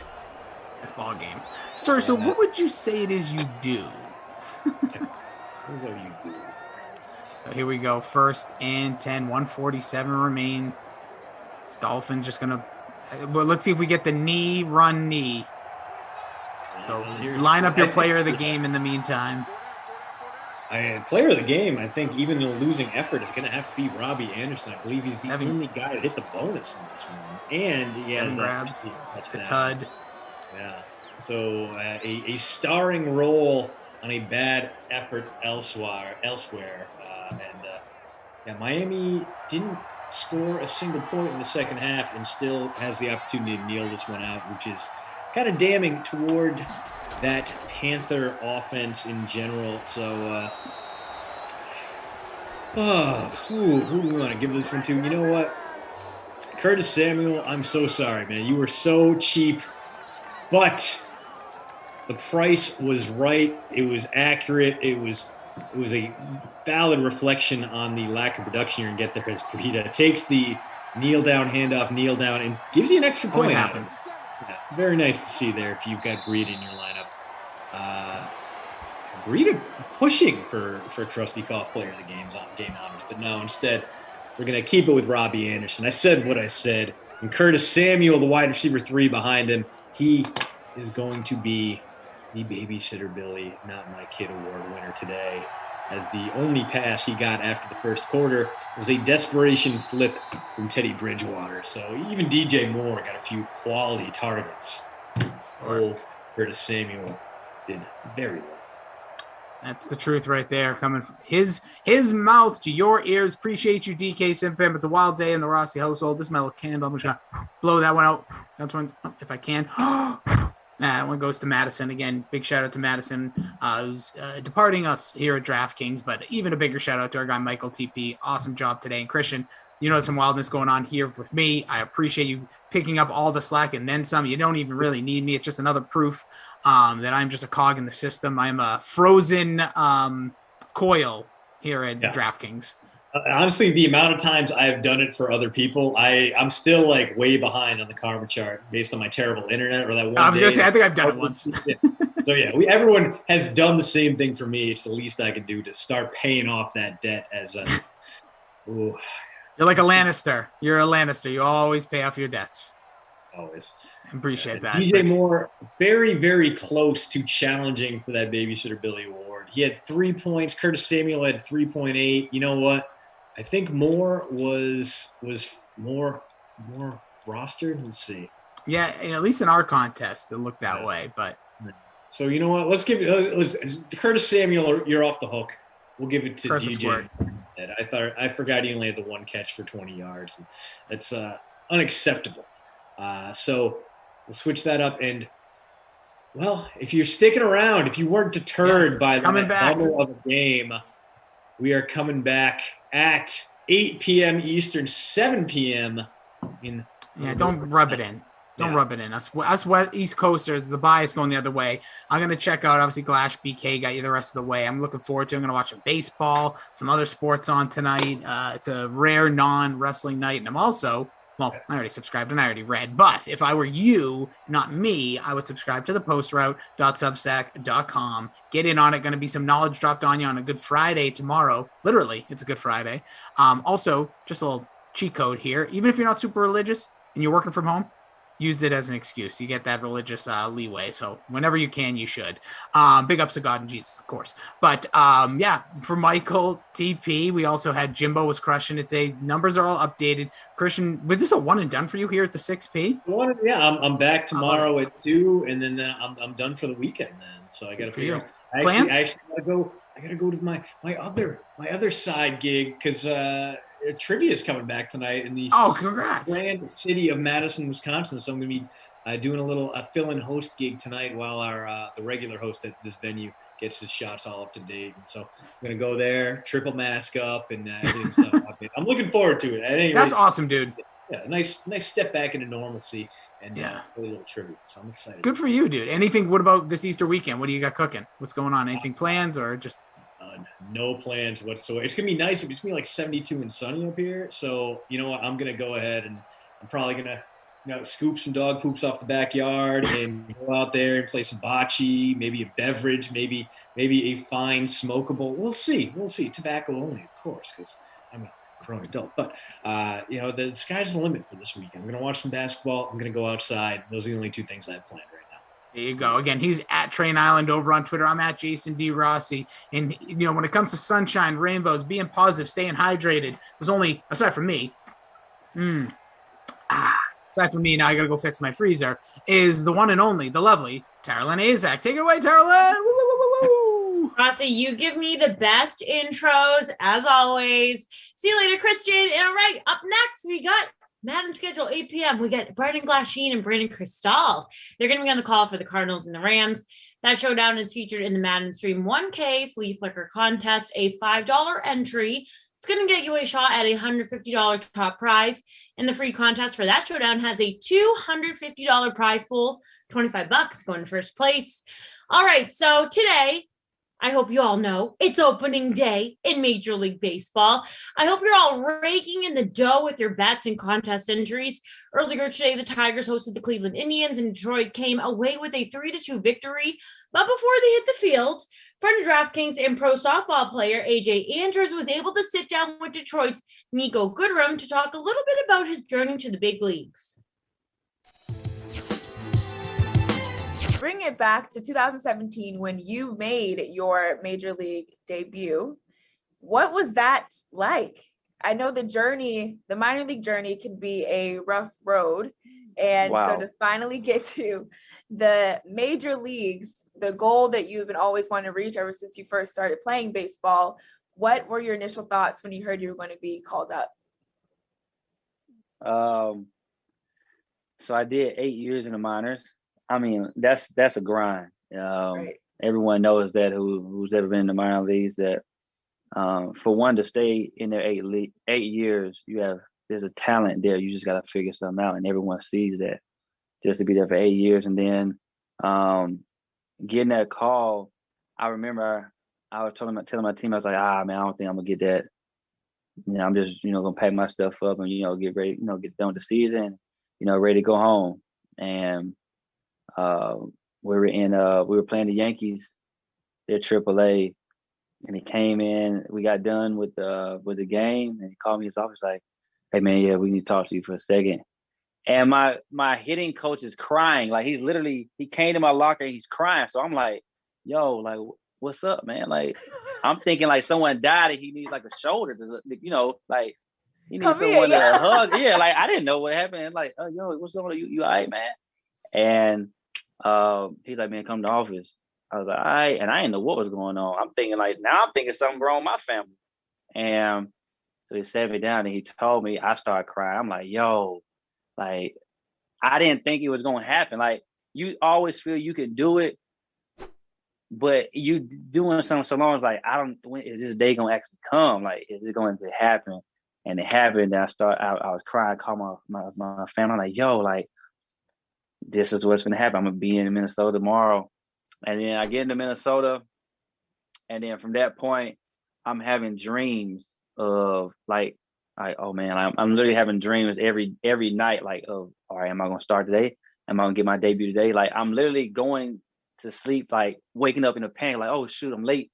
That type of deal before I made my debut. But it was just something that you can't explain. The emotions, the feelings were crazy. The experiences you went through in the minor leagues, the ups and downs that you deal with, it all becomes worth it at the end. We make a debut, and then after that, you just try to make a name for yourself and see how long you can stay up here. I can only imagine, because I know what the grind looks like in the minor leagues, and then finally getting that call. When you stepped up to the plate for that very first time, for that very first AB, how nervous were you? Oh, hey, I've never swung a bat that fast in my life. Like, that was the fastest I've ever swung. The bat speed was crazy, but the nerves were like, it was overwhelming. Like, all those people, like, I'm talking about, I've never been playing in front of that many people. You got people all the way up around. They're going crazy because they're like, "Oh, debut," and everybody just leave. I'm like, "Oh my gosh!" And you're in the box, like, whew, like, all right, how can I control these, control these nerves? Like, how can I just slow everything down? But I couldn't, and I swung that bat so fast, and I ended up breaking my bat for a ground out the first. So now I have a case with a broken bat in it. My first AB, man. But it was cool, man. I can't even tell. The thing about me is I can't even tell you who the pitcher was. I don't know. Those big moments all feel like a blur. Like, I remember what I was doing, but I couldn't tell you anything else. I can't tell you. I cannot tell you the details. I don't know what pitch I hit. I don't know who was pitching. I don't even know the team now. Now I'm thinking about it. I don't even know the team. To be honest, I don't know who we were playing, but because I was talking to our manager today about it, because we got a guy that's gonna make a debut, and we were just going through certain stuff during BP, and I was telling him, like, man, I don't even remember who was pitching, who I was playing, none of it. Do you remember your first hit that you got? Who was pitching? Who was playing? Yeah, I remember that. Because I remember that because I had one hit the whole time. I had one hit and 16 at bat. So I remember that one hit. It was the Padres were at home. I came in for Dozier at second, and The pitcher name is Mazzoni. Yeah, Mazzoni for the Padres. I had like a nice little oppo infield hit. So yeah, it's cool. Wasn't my bat either. That's what's messed up. I got my first hit bat with someone else's name on it. So it's just messed up. I got a broken bat, and then up under I have someone else's bat for my first hit. But it's all good. I love that you remember all the details from that one. All the details. How did you control, like, as you moving forward from that first debut? I just even think, even if it wasn't my debut, when I step into the box, a lot of games, you have those nerves, a little bit of anxiety that runs through your body going up to bat, and it subsides maybe first pitch or maybe after the first debut. Did it subside for you, or what did you tell yourself? How are you able to control your nerves to remind yourself that it's easy, right? Just how you play defense, and all of it is just what you worked on before. Just being up here in the big leagues, like, you gain confidence. So, as you get comfortable, I believe, confidence goes up. And then you're able to play your best baseball. You're able to be the best version of the player you are in whatever sport you are. So when you're kind of uncomfortable, don't really know, you're uncertain, I feel you kind of lack a little bit of confidence because you're not sure if you belong yet. But then once you like, oh no, I'm supposed to be here, then that goes up. Your confidence, boom, goes right up. And so those nerves kind of go away. But the butterflies of competing, that's the thing that, every game is just like, boom, like I'm just like, all right, yeah. Like I know you there, but you gotta see me too. Like, it's that type of thing for me. And so I get like those little butterflies of just like, I'm ready, like I'm coming at you over and over again, like that type of butterflies rather than a nervous type thing. And so that just comes with time, I feel. Where those nerves go away, but you still get those butterflies of just going out there competing and want to, do your best. Yeah, I get them before every AB, before my first AB. After my first AB, they're completely gone. But like, let's say you kind of get into it, yeah. I'm home, so I'm in the outfield. I still have a little bit of butterflies ready to go. But then as soon as I hit the box for my first AB, it's done after the first pitch. Then I'm fine the rest of the game. With being in 8 seasons in the minor leagues, as you described, what keeps you motivated to keep pushing, to know that your time will come to get the call up to the MLB? How do you stay focused on that goal? I just feel so many people give up at a certain point. Yeah. When I was in that point, I was saying to myself that there wasn't something that I couldn't do. Like I've always done whatever it was that I was trying to do. So I never like failed at a goal that I had. And so I just kept that with me. Like, you can do this, but it gets to a point where you're kind of sitting there like, man, it's taking this long. Like, is this going to happen? And so, but I always remind myself like, hey man, everything you set out to do, you've done it. So what's the difference with this? And so that kept me going day in, day out, just like, nah, man, there's something. I'm in this position for a reason. If I wasn't supposed to be here, then I wouldn't be here. So something is, keeping me here. So what is it? And then you find out like, oh, okay, I'm supposed to be in the big leagues. And so that was for me. I just always knew that if there was something that I set out to do, I always achieved it. Motivational speaker. You can do it. Yeah, I can do it. You got to think that. After your first season with the big leagues, you elected to become a free agent and ended up signing with the team you're with now, the Detroit Tigers. What led up to that decision for you to want to go with the Tigers? I felt the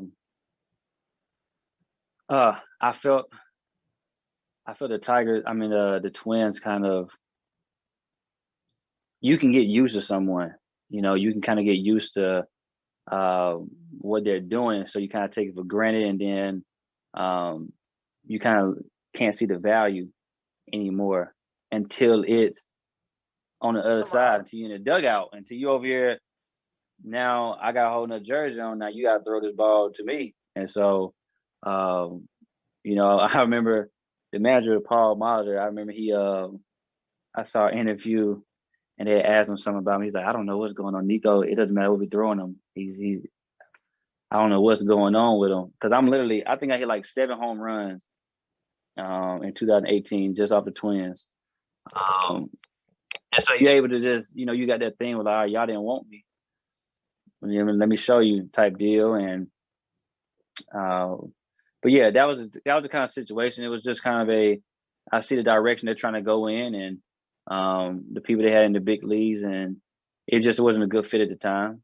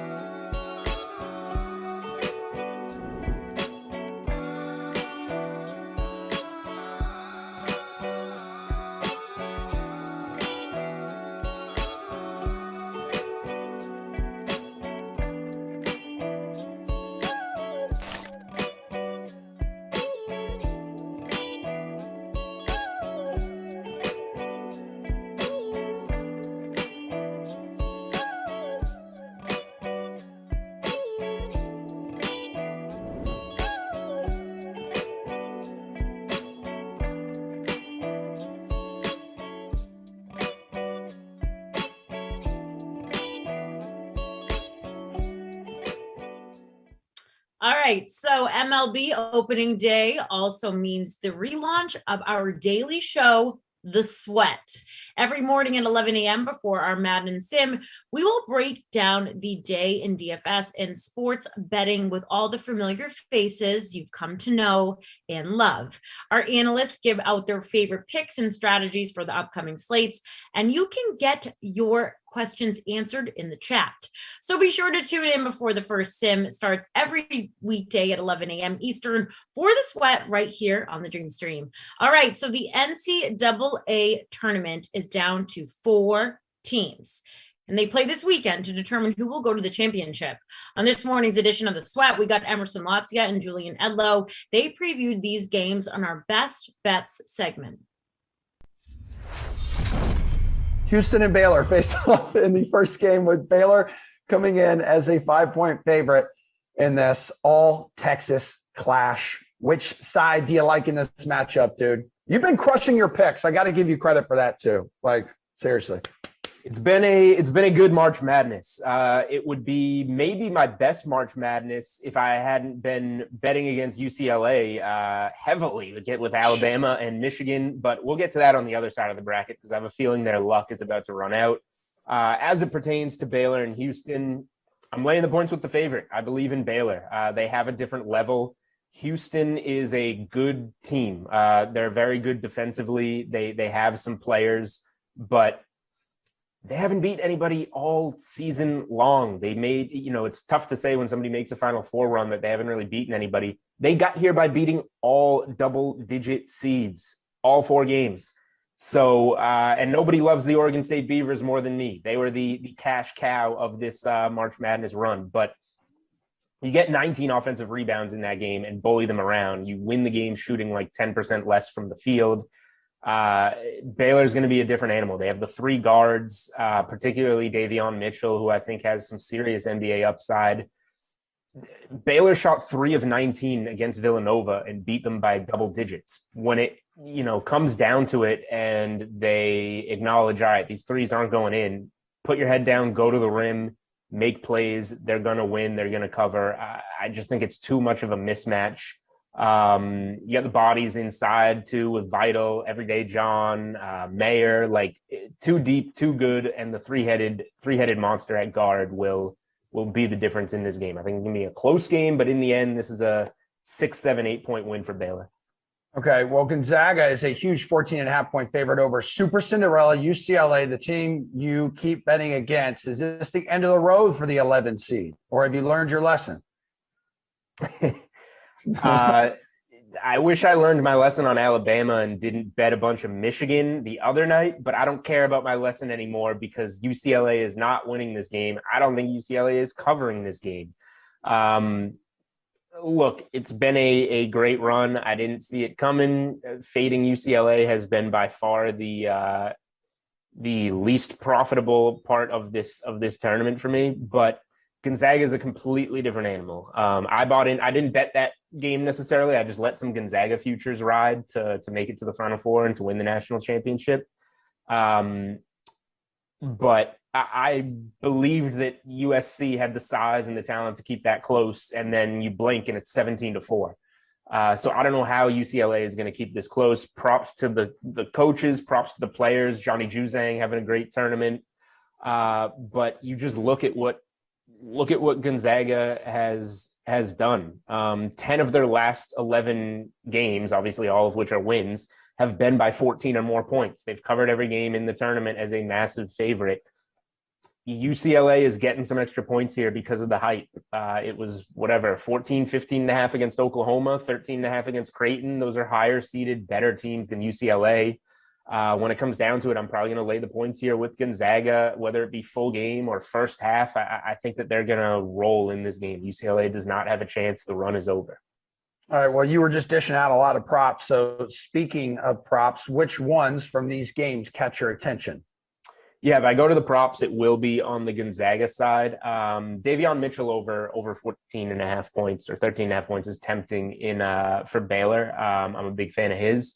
But yeah, Jalen Suggs, what was he, 2 assists or 2 rebounds shy of the triple-double last game? He was 2 assists shy. He had 18, 10, and 8 against USC. I like him over 24.5 points, rebounds, assists in this game against UCLA. The only thing I'm maybe worried about is the blowout potential where he doesn't necessarily have to finish the game on the floor, but it was pretty lopsided against USC, and he played 35 minutes in that game. He played only 18 against Norfolk State, which was a 43-point game.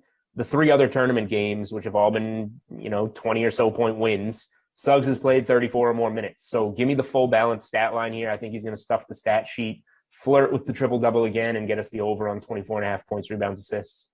All right, speaking of flirting, Gonzaga is minus 200 to win, which makes sense since they've been the favorite all along. But if it is not Gonzaga, Jules, which of the remaining 3 teams is the best bet to win it all?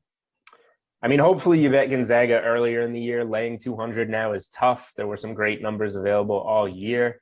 There's only one team that can beat Gonzaga, and that's Baylor. They have to play, their A game and hope, that their style can force Gonzaga into a C game, and Gonzaga just plays bad.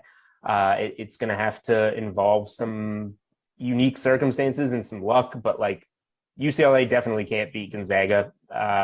Houston can't beat Gonzaga.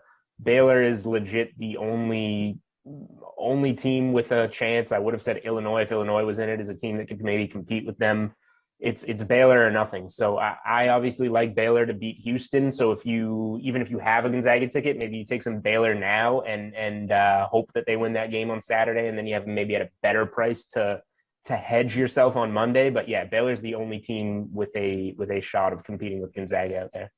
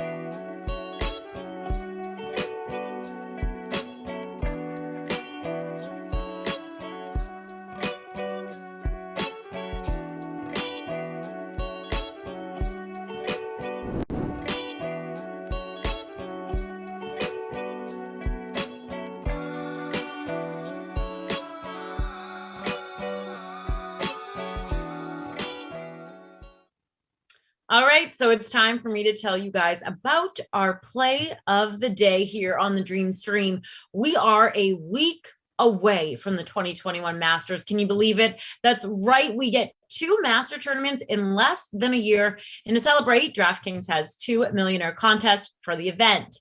You can enter either right now in the DK lobby. We've got one with a $4 million prize pool. You can enter for $10 and a $2.5 million prize pool. You can enter for $100. Both of those pay $1 million to first place, and it earns you a ticket to our fantasy tournament of champions, which is coming up next January, where you can take another shot at $1 million. You can check out those contests out in the lobby right now. And while you do, you can get some early advice on the top of the field from our good friend, Pat Mayo. Thomas or Dustin feels like the highest owned to me, or Xander. That leaves Bryson, Rahm, and Rory. Do you think people will be off Bryson because of what happened at Augusta in November? Maybe this is just me. That feels like so long ago. It does. And since then, I truly think that any residual from that has been washed away. When people think of Bryson, they think him hitting over the lake now. Like that's just the new memory right now. So he does feel, I think, a little overpriced, and he was like third, right? Yeah. But I would tend to say that most people will go to JT, but all these guys, as usual, will carry ownership, of course. Yeah, Rory strikes me as probably the one that people will get pensive about, but then everyone will talk about how no one's owning Rory, then Rory will end up 17%. This always happens with Rory. Talk about a tradition like unlike any other. And then he's hit in the azaleas. Well, it's funny. Like 3 players, the past 3 Masters have 2 top 5 finishes, I think it is, and it's Rory, Dustin, and Cam Smith. So he's still good. Cam Smith, of course. Why wouldn't it be Cam Smith? Yeah, listen, Rory, the course is made for him. It's going to happen eventually. And maybe the recent form is overblown. Obviously, he's working through some things with the swing. There's no doubt. But can he conjure it up for 4 days? I would say yes. The 9Ks, it starts with Cantlay. He's 98. Then Morikawa, Spieth, Reed, Brooks, Finau, Webb, Simpson. That's dicey. Spieth might be the highest owned player at the Masters, especially if he has a good week at Valero. Only $9,400. The Masters, people want to. He's already down to like 12-1 to win the Masters, so everyone's going to play him on DraftKings. And I'm part of this. I don't love Morikawa at the Masters, but every time that people just get off Morikawa, he wins. I think the move is Brooks. If Brooks plays, that just gamble that his knee's okay and play him. Yeah, what's his? That's what I was, of course, going to ask. Like everyone, is he even playing? But we don't know. Nope. Yeah. What about? The formula that. Of course, I'm biased, but Patrick Reed was in there, right? Yeah, he's 93. So, can you describe your 6-figure win at the Masters with Patrick Reed for people who may not know? Yeah, that was a formula that I think a lot of people. They looked at Reed's course history and they weren't really there. And this is a guy that I always feel is a little under-owned and under kind of respected because people don't like him. So I leveraged with him, and I had Rory around him and some other guys that were able to hang in, and Reed obviously got it done, led to a breakthrough for me. And of course, he's a little more priced up now, but I think that concept still holds. Like if he's around, if he's sandwiched or near Morikawa and Cantlay and those guys, Reed is someone who can win. He gets it done. And his form to me is not really relevant. He just gets going. And he's a true grinder. How much stock do you think you were going to put into that November Masters? Because I'm already hearing rumors that it's so fast and so firm right now that it might be the fastest greens and the firmest greens that the Masters has ever had. Just hyperbole because no one's there yet. Mm-hmm. But are you going to put stock into, like, when you go back and look at, like, Tiger is such an outlier with his win in 2019. But if you go back and look at all the other past champions when it's held in April, and even last year, like, it's generally the winner of the Masters is a top 30 or top 20 player in the world. Even Danny Willett was. People kind of forget that because the odds were so big, but just he was at that point because he'd been playing so well. That's the reason that people were betting him. The books just didn't catch up in time. And then they probably have won somewhere in the calendar year already, or have like multiple top 10s in the month and a half previous to coming in. Like, do you think that holds true? Because I'm looking at last year's Masters, and that's kind of the other one. Like basically a top 30 at the Masters before is a place to look. And Reed was 10th, Connors was 10th, Webb Simpson was 10th. Like Connors will be popular. I don't think Webb Simpson will be popular at all. Was he even? Did you even mention his price yet? No, I don't think so. Maybe he was 9,000 even. No, he is 9,000 even. Okay. Yeah, I mean, listen, the Masters, you can do a lot of different types of builds, pricing and soft, but there's a lot of guys who have they haven't broken through, but I kind of like that. I think getting some experience. I mean, Reed of course has one, but you've got guys like that. Cantlay, of course, he's been pretty close. He was fine in the November one. I don't mind it, and most of these guys aren't playing. So Spieth is one of the few that I think some things will shift depending on how he plays at Valero. Yeah, and that's the same. Like Scheffler is in the $8,000 region. He's $8,400. Like if he or Finau top 3 at Valero, like their ownership is going to spike through the roof. Or even Hideki, who's 83. Absolutely. Because I think people will be on Scheffler either way. He had a good Masters. He's coming off a good match play. But like Hatton is 89, Westwood is 88. I can't imagine people are going to use those two guys. Westwood is 88. Okay. Yeah, I mean, I shouldn't. Every time I say this, he follows it up with another fantastic performance, but that seems a little much. Where is Hovland? Hovland is next. He's 87. I like Hovland a lot here. It's funny because I like Morikawa more than I like Hovland. I just think that Hovland's game and even Neiman's game is far more tailored for Augusta than maybe Morikawa's is.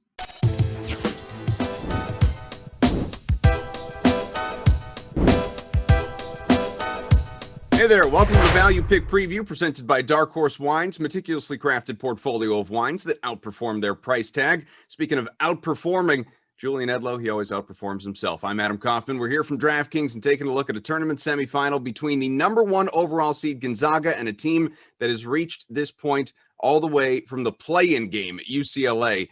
What do you like about this matchup here, Jules? What I like about this matchup is that none of us saw it coming. Like you just said, UCLA should have been gone before the tournament even started in the first 4 rounds. They've won 5 games, an extra game to get to this stage. So they've obviously been running hot.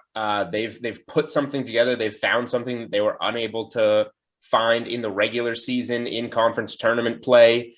And they're kind of just seeing some stars flourish, right before themselves in this tournament. So safe to assume that program has the edge in this matchup? This is where it ends for UCLA. It has been fun. You won 5 games. Nobody thought you had any chance to get to the Final Four. You got to be happy with that. Gonzaga is a completely different animal. They have weapons all over the floor. They're clicking offensively. They get their hands on steals defensively to turn you over and get out onto the fast break. This is one of the most dominant teams we've seen in college basketball in a while. And UCLA has just been getting a little lucky. Like Alabama's a very good free throw shooting team. Michigan's a very good free throw shooting team. Both of those teams missed all their free throws for UCLA to advance. Gonzaga's not going to do that. Gonzaga's chase for an unbeaten season continues against UCLA. Thank you, Jules, and thank you for watching the Value Pick Preview presented by Dark Horse Wines.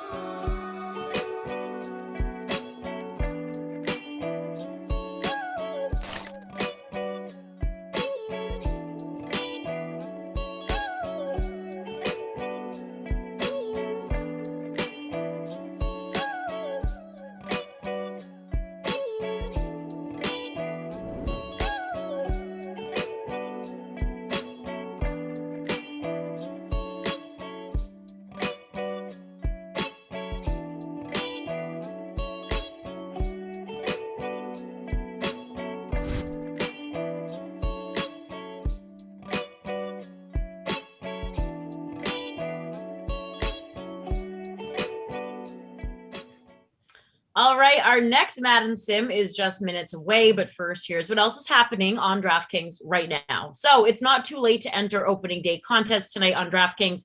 We have a night slate locking at 10:05 p.m. Eastern. The 150K West Coast Special is our featured contest for that one. A $15 entry gets you a shot at the 50K first prize. Over in the NBA, we got a couple 2-game slates locking soon, an 8 p.m. and an 8:30. Our featured contest for the 8:30 slate is the 100K fadeaway contest. It's going to pay out $25K to first for just a $15 entry. Check it out.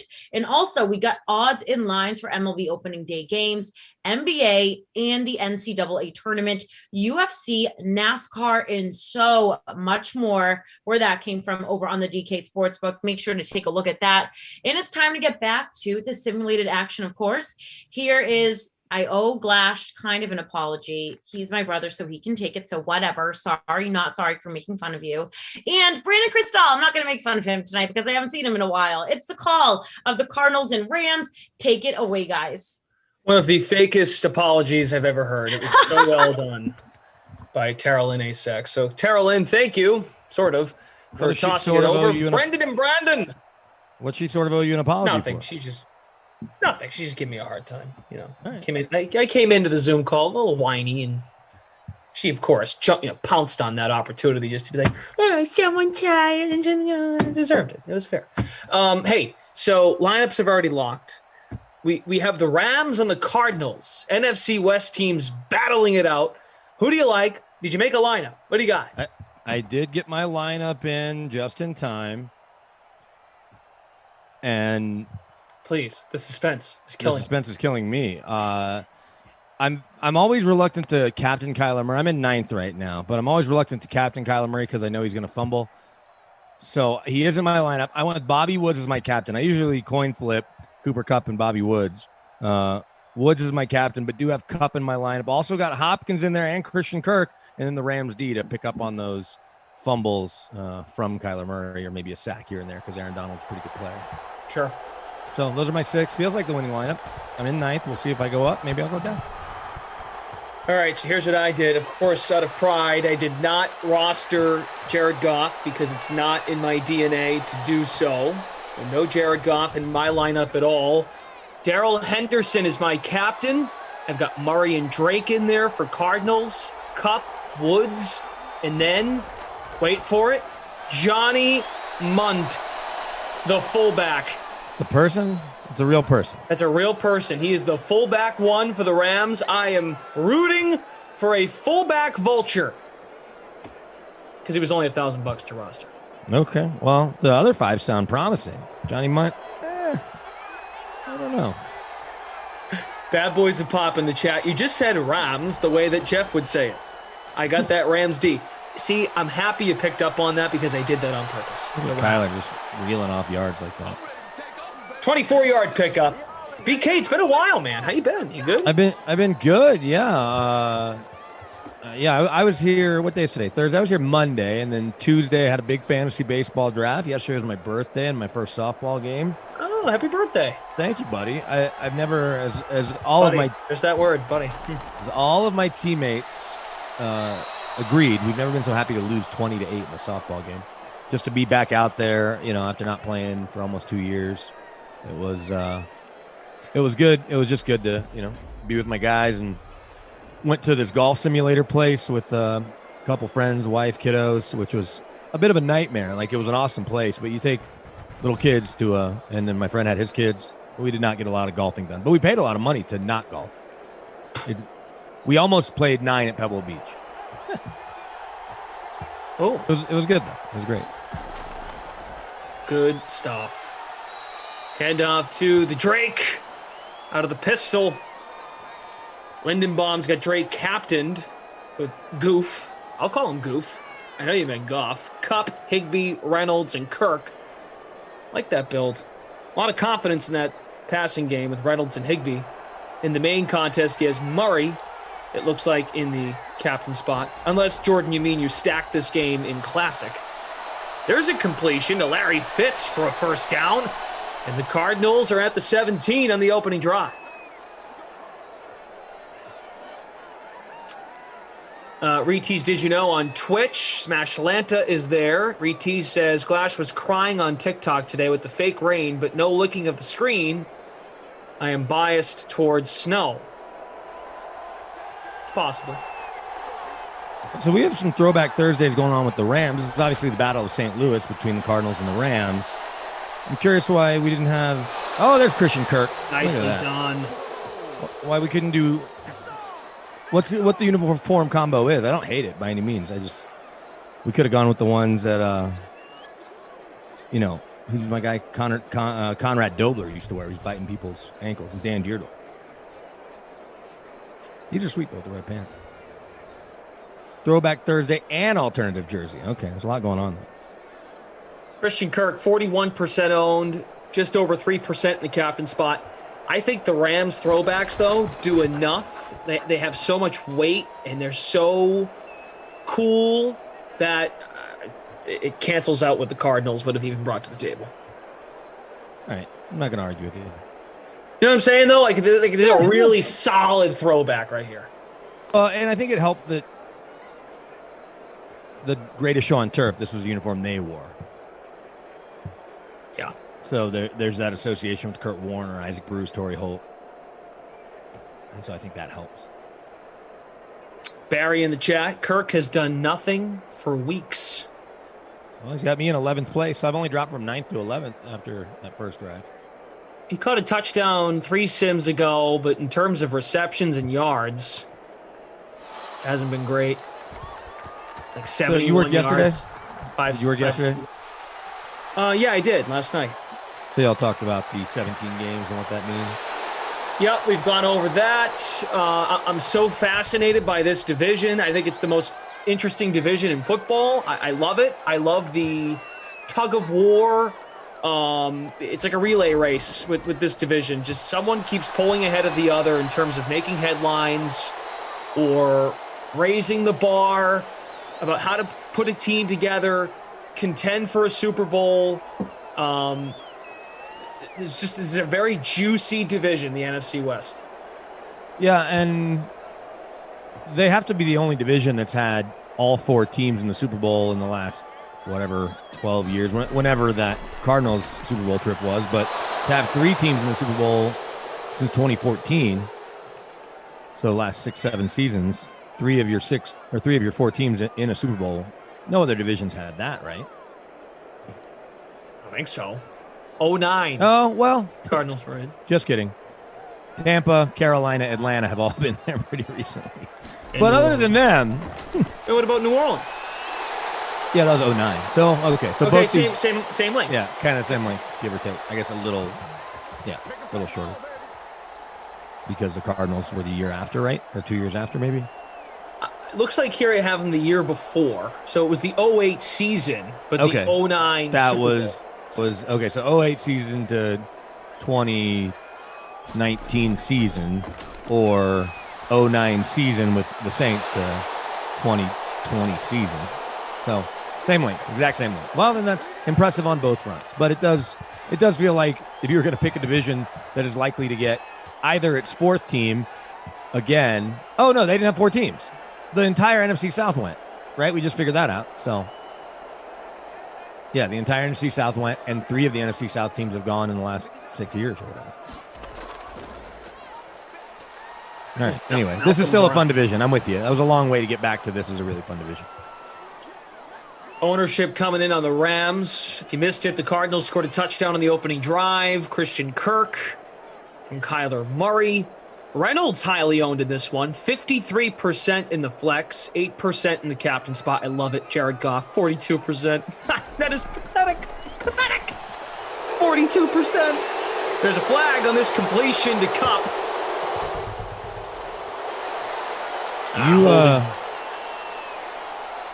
You love Jared Goff. I'm going to get to see him the bonus game here in Denver. Lions coming to Denver.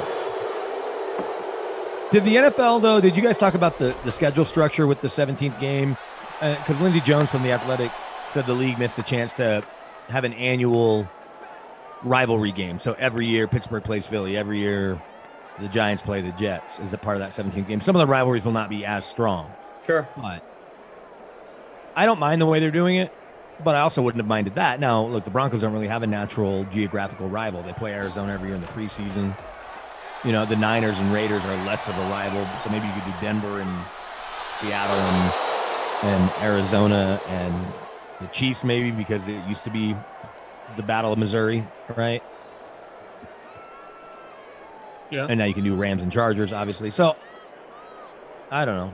Do you have a thought one way? I'm in third place, by the way, for keeping score at home. Well, look, I mean, when you want to, the whole idea is to get really solid cross-conference matchups. If that's the plan, like if we're going to get Packers-Chiefs, right, for example, then there's going to be a couple that are just not that appealing. Sorry, Brandon. I don't know how many people are going to want to tune into Denver and Detroit. Well, to be fair, that's fourth place versus fourth place. No, But I know. I will counter you with Aaron Rodgers headed to Arrowhead to play Mahomes when I want to say 2 years ago. Didn't Mahomes miss that game because it happened a game or two after he hurt his kneecap in Denver? Is that possible that Mahomes and Rodgers did not play against each other 2 years ago? You might be correct. That sounds right. But Matt Moore took over. Yeah. Exactly. But yeah, I mean, I think it's good. I think it's good that they're going to try and get some of those unfamiliar matchups, and it's not a dart throw because, as you said, it will be fourth place matched up with fourth place, third against third, second against second, first against first. So there could be some commonality at some point, but that remains to be seen because a lot of times we see teams that do make the playoffs the following year don't get in, or a couple teams that do miss the playoffs get in the following year. So the standings in the NFL, it's a long way of saying there's only a couple of teams that consistently get in with a really solid record. Kansas City comes to mind, Buffalo, I think, but I think Kansas City's a sure thing for the next decade. They're going to be a first place team. There's got to be someone else. It feels like it, although I'll see your Kansas City and I'll raise you one Denver Broncos with John Elway, just because the stat always pops into my mind. John Elway was a quarterback here for 16 years, and he did go to 5 Super Bowls. But guess how many division titles the Broncos won in the John Elway era? 16 years.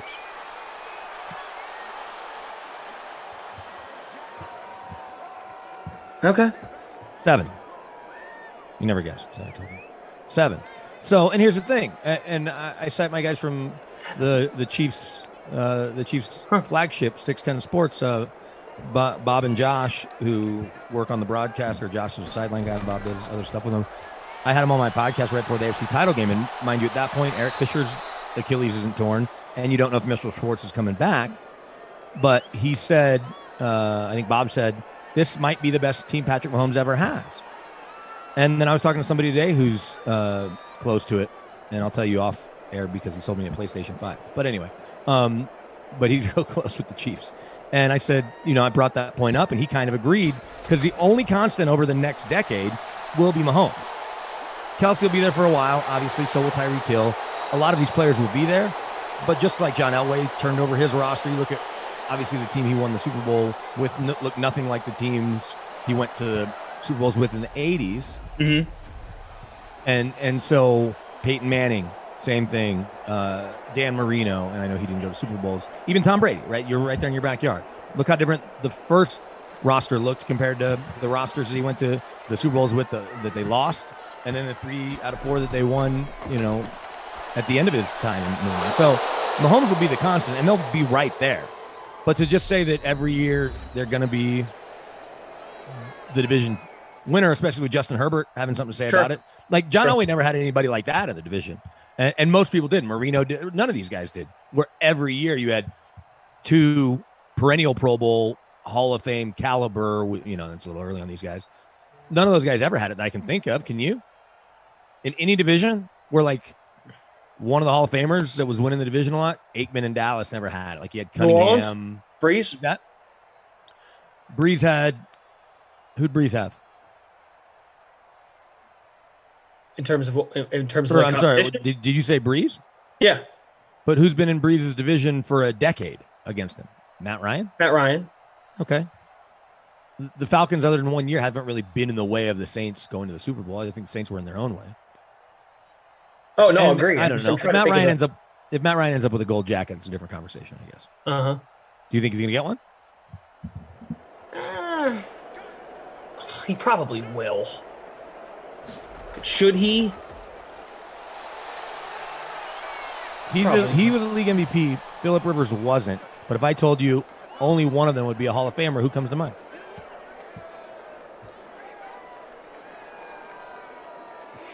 How long did Flacco and Big Ben go head-to-head? Doesn't matter. Flacco's not coming anywhere near the Hall of Fame. But 10 years, at least. However long Flacco was in... Ben was in Pittsburgh longer than Flacco was in Baltimore. No, I know that. I'm just trying to think of another example of a quarterback, two quarterbacks head-to-head, same division for a long time. For a long, long time. Like, you had stretches. I mean, Cunningham and Aikman pops into my mind. Phil Simms and Cunningham, right? Same era, overlap, probably a little more. And I'm sure if we really hunkered down, we could think about it. But Elway certainly didn't have it. Aaron Rodgers hasn't had it. Favre didn't have it. And that's sort of the thing. Like, we can name all the Hall of Fame quarterbacks. Peyton Manning's rival was Tom Brady. They weren't I guess they were in the same division at the very beginning, right, when they were both in the AFC East, but that didn't last very long.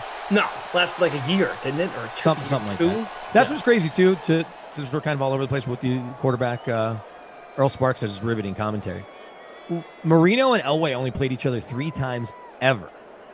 Twice in the regular season, once in the playoffs. And they were in the league together for 15 years. Can you imagine that if, I don't know, Mahomes and Rodgers may not be the best example, but who's a contemporary that, Mahomes and Josh Allen or Lamar only played each other 3 times in 15 years. Or Watson, or whatever. The schedule's set up to where it'll happen more than that. Yep. It's good. It's good news, and I'm sure it probably will get to 18 games in the near future. What do you think the over-under is? Because they said it's supposed to go through 2032.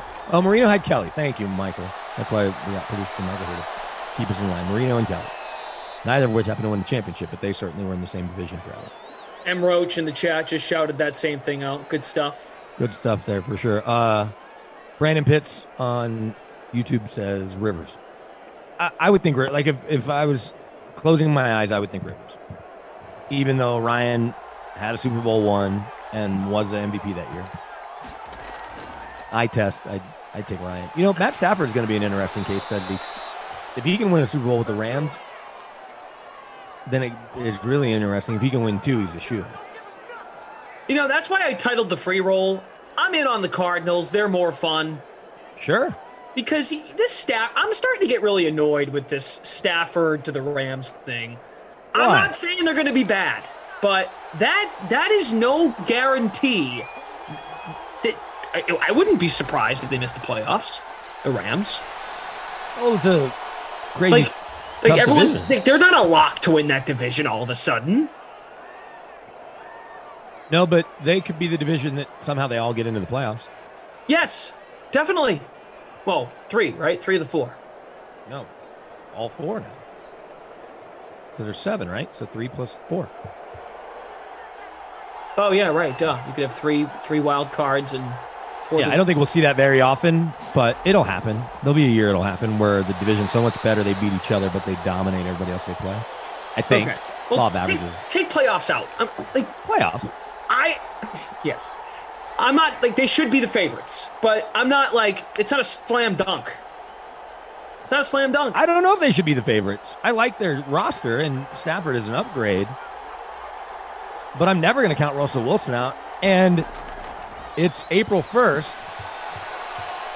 I don't know who the Niners quarterback is, but if it's one of those kids and they end up being good and the team around him is really good, I love what Kyle Shanahan's able to do. Now he's obviously without Robert Saleh, and we'll see what that means for their defense, but they get Bosa back. And then this Cardinals team, they would have been really good in 2014 with all the All-Pros from 2013 and 2014 they have. But I still think they've got a lot of juice and some really solid players on defense, but a lot of juice on offense. Yeah, no, I just think there's some pressure here on Matthew Stafford.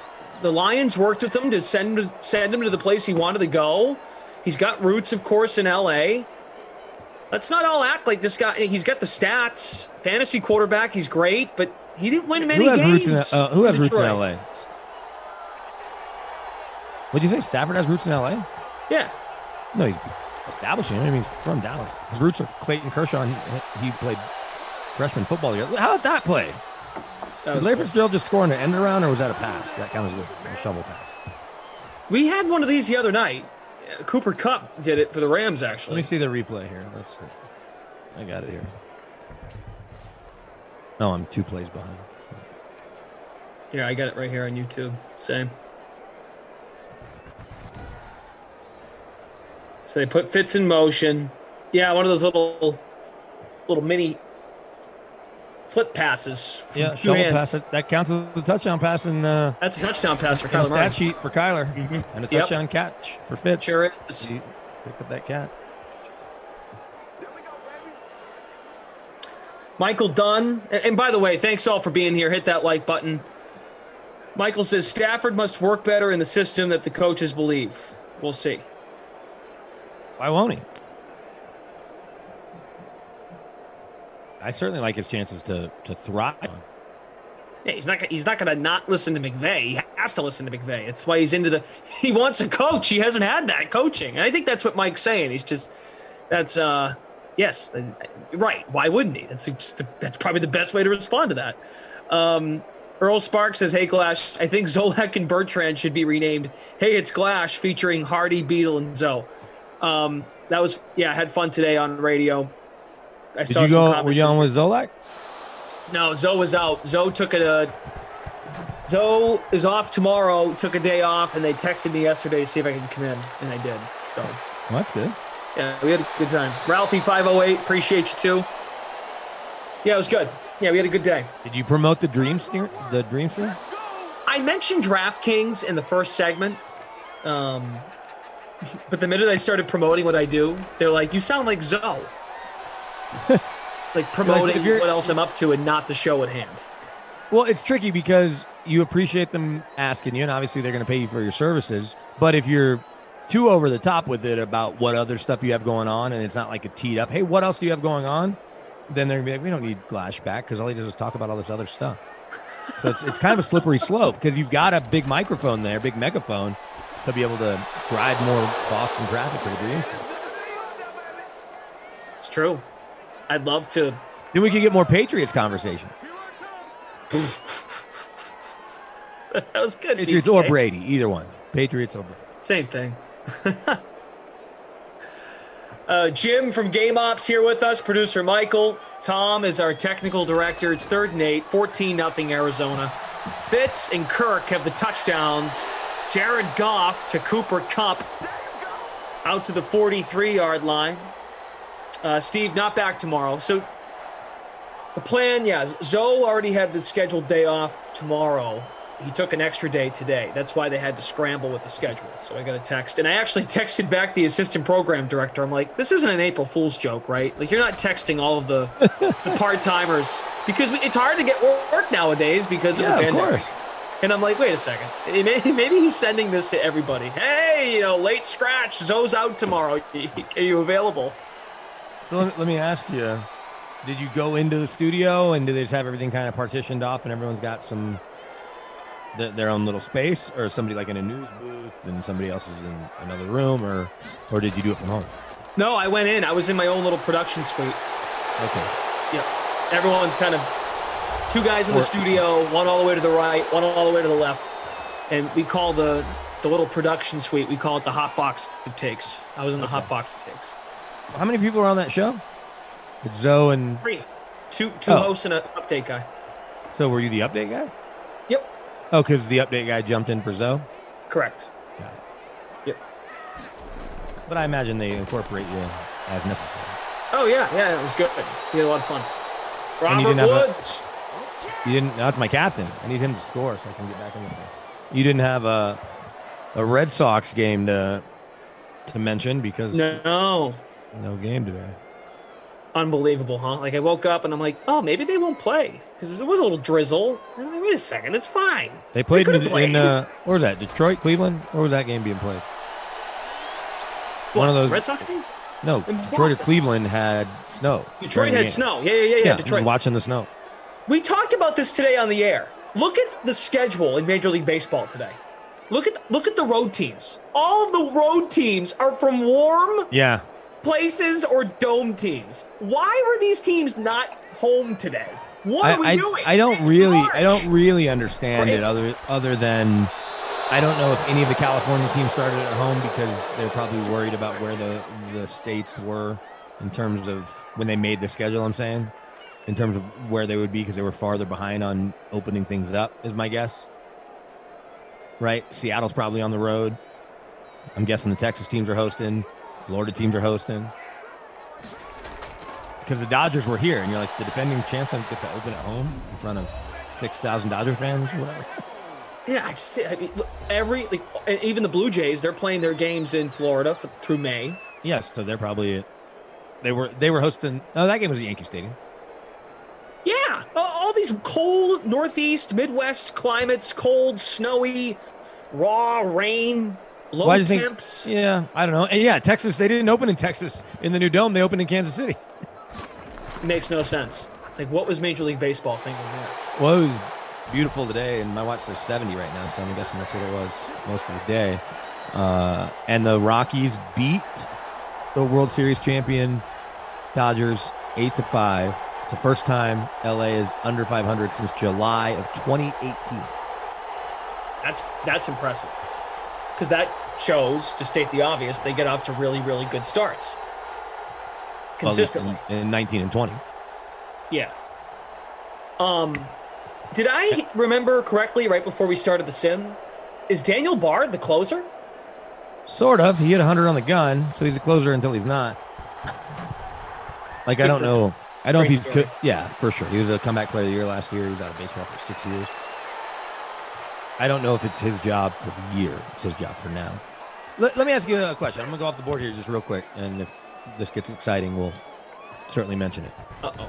A year ago, not that far off the board, but a year ago in February, Texas played a game in basketball and had nobody in the stands. It looked like a Miami Marlins game every day. And so I tweeted something about, well, when they fire Shaka, don't be surprised when Chris Beard takes the job. And Tech had just come off a national championship appearance. And somebody else will put up the picture. I commented, my producer, who's a big college basketball guy, he's also a KU guy, he mentioned something. And then some guy that doesn't follow me, I don't know who he follows, might have followed the original post, whatever. His screen name is something Red Raider or something. And he's like, you don't know what you're talking about. You cover the Broncos. And I'm like, look, I know people that know Chris Beard.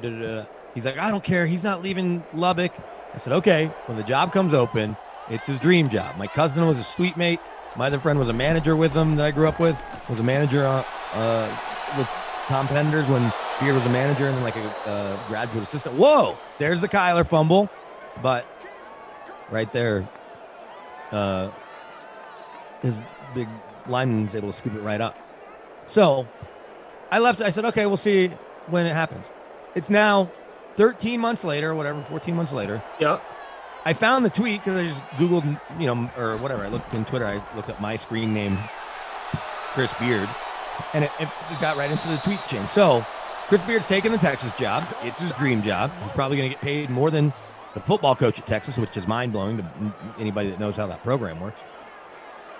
When do I text that guy back or tweet at that guy? I figured I'd let it go 24 hours so he could really let it sink in. Or like when Beard gets introduced, just screen grab the picture. And be like, what are you going to say? What I was talking about. Hey, like maybe I did know what I was talking about? Question mark. Something along those lines, because I can't just go. You're really looking forward to this. Well, the fact that I was able to find it, if I wouldn't have found it, no big deal. But yeah, but you were going to find it. Well, yeah. I mean, I don't spend a lot of time searching for old tweets on Twitter. So honestly, there's an app for that. There's like a. Oh, that would make sense, because when people pull stuff from like 2013 or 2014, I'm like, how the hell do they scroll back in their timeline for that? Time Hop is one where Time Hop Time Hop goes exactly a year back. Okay. Sure, but that's 1 year. But you know the trick to that? I mean, you taught me the trick about changing my Twitter name. You can just search your name and then a keyword, and then something might pop up. Yeah. So if you just searched Chris Beard's name after your handle. Yeah, that's exactly what I did. Found it, no problem. There you go, man. But it's weird. Sometimes I think if you tweet about, like, say if you went in Twitter and searched Brandon Cristall, Peyton Manning, they might not have everything, because I'm sure you have a lot of Peyton Manning tweets. Yeah. But Steven asks, how long will it take for Chris Beard to flame out in Texas? 4 years? Question mark. I don't know. He's been good everywhere he's been to this point, but maybe.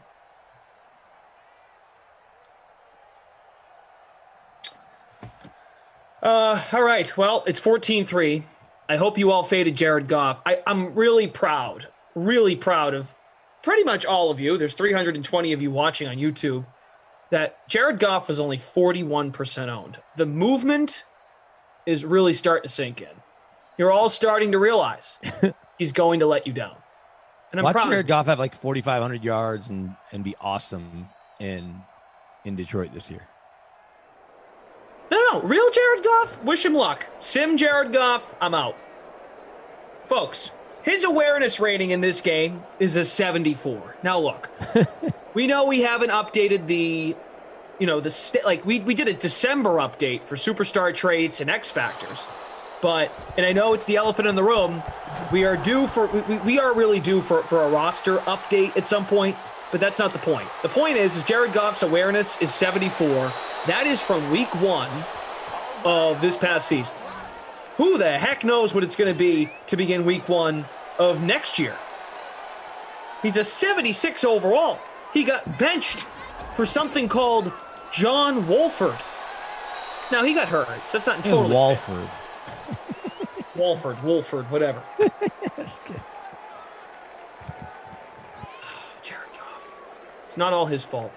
Sean McVay babied him anyway. It's a little bit of both. Did you read that story on ESPN about how the relationship got sideways? I didn't finish it, but...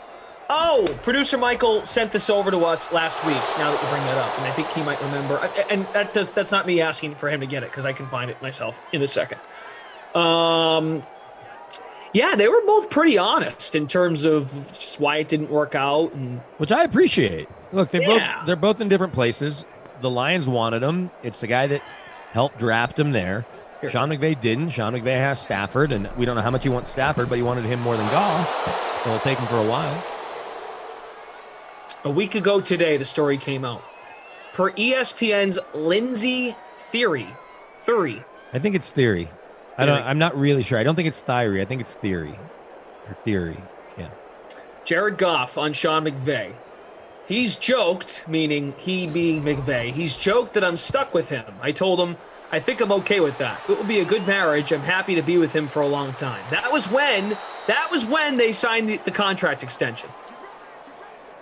Right, and it wasn't Sean McVay advocating for the contract extension. It's Les Snead going to the Kroenkes and saying, hey, I think we need to get this to Kevin Demoff, the team president. Week 12, McVay and the Rams lost to the Niners in the 2020 season. Goff turned the ball over 3 times in that game. McVay let him know about it in the locker room afterwards. Per ESPN, he, quote, glared in Goff's direction, shouting that he needed to play better and couldn't continue to turn the ball over. He told reporters, McVay told reporters, our quarterback has to take better care of the football. Yeah, and that's what surprises everybody. That it was such a, I don't want to say innocent, but straightforward way of saying 3 turnovers isn't good, right? Because I'm doing morning updates, even, and look, the Nuggets and Avs win a lot, but their coaches come in and be like, we were terrible in the third quarter. Now they're winning a lot of those games. But when they're like, our defense is whatever, like the Nuggets were up 44-22 and won by 9 the other night. And so you hear it from coaches all the time. So the fact that they made such a big deal about the quarterback being called out, I appreciate that honesty because it's very obvious. It's one thing, right, if a receiver slips and or he runs the wrong route and the quarterback's like, that's on me. I appreciate honesty like that, or if they try to protect the player because maybe they don't take criticism as well. But when you're one of the highest paid quarterbacks in football, the coach saying that shouldn't be front page news necessarily across the league, if you will. When you turn it over 3 times. Right. And that wasn't like he had 0 or 1 turnover in every other game. Well, I mean, he wasn't.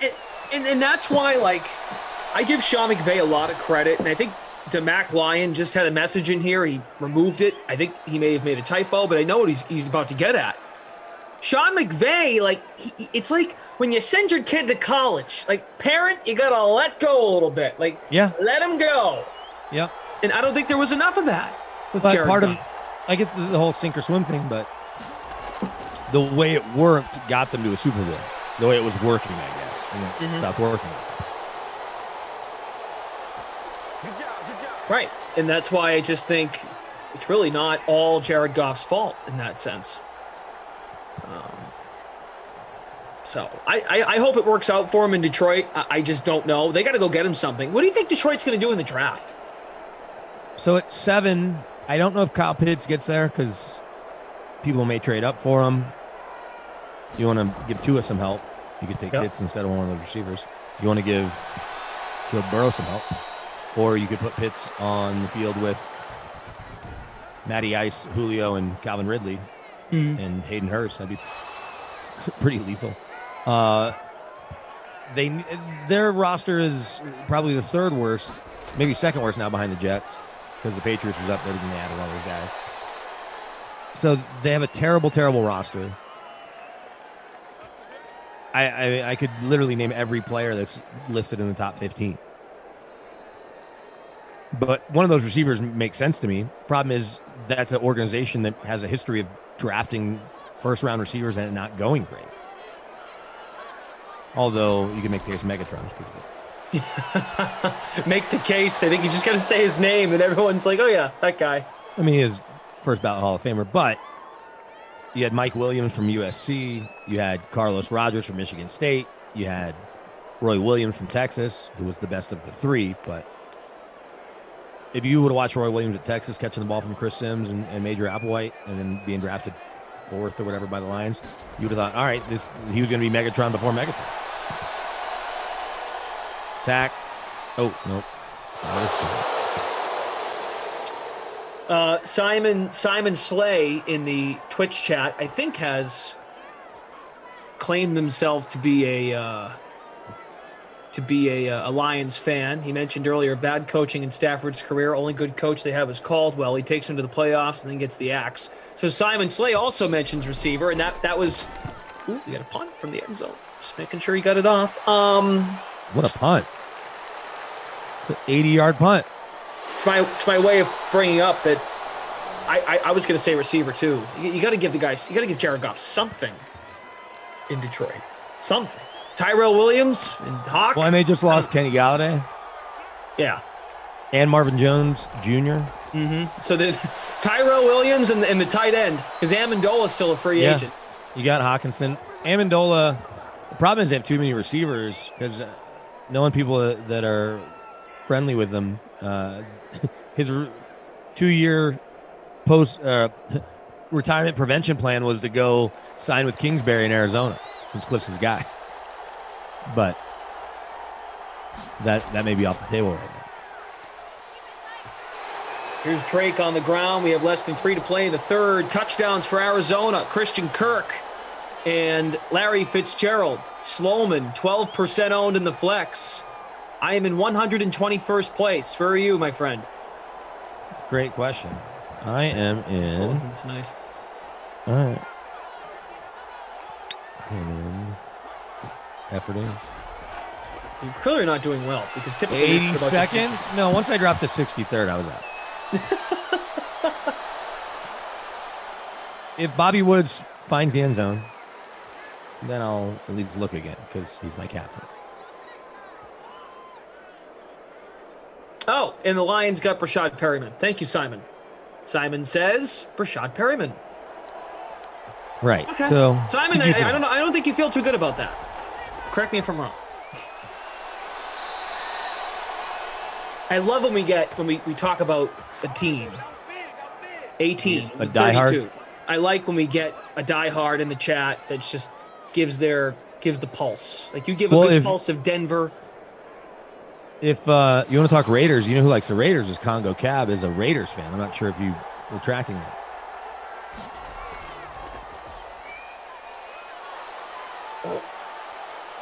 He lets you know what the Raiders are doing. He said they weren't trading Carr. He was right. In Congo Cab, I remember a week or two ago was getting on me about how they've tried to rebuild the offensive line. Cognito was out last year. They had some guys banged up. I was just wondering that they got to do something. And they signed another guy when they let go of Trent Brown. Of course, the Patriots got Brown. I'm trying to remember who. Oh, the Raiders? Yeah, who did they add? They added someone from, I think it was someone, I'm not even going to try and remember his name. No, they lost 4 starters. They traded Rodney Hudson, Gabe Jackson's in Seattle, Rodney Hudson's in Arizona, and they traded Trent Brown, and then they just cut Richie Incognito, who didn't really start that many games last year. They cut Cognito. Okay. Yeah, they cut him. So 4, but then they just made Colton Miller the highest paid left tackle in football per year. Congo Cab, you have 200 characters on YouTube. Tell us what the Raiders have done with the O-line. If you don't mind. I need to command you. Hit that like button, by the way, if you guys have not yet. Incognito's still on their roster? Really? I thought he was getting cut. This website's not very well. Weren't you the one who told me, it might have been somebody else, that the Patriots did not update their team website when they made additions? Yeah. When I was reading that, the analysis from their web guy, when we were looking at the coaching, because I knew that Belichick had 2 kids on the staff. Oh, right. Yep. Brian and Steve. Right. And I was like, Steve. Brian. Right. Yeah. Mm-hmm. And we should look now. Let's see if they have up there. I'll look real quick. See if this far in. You saw old BB hanging out with Josh and Kyle Shanahan and John Lynch and Sean Payton. Yep. Checking out the band, Nick Saban, checking out the Bama Pro Day. Yep. They got the band back together. Congo Cab is saying that the Raiders just re-signed Richie Incognito.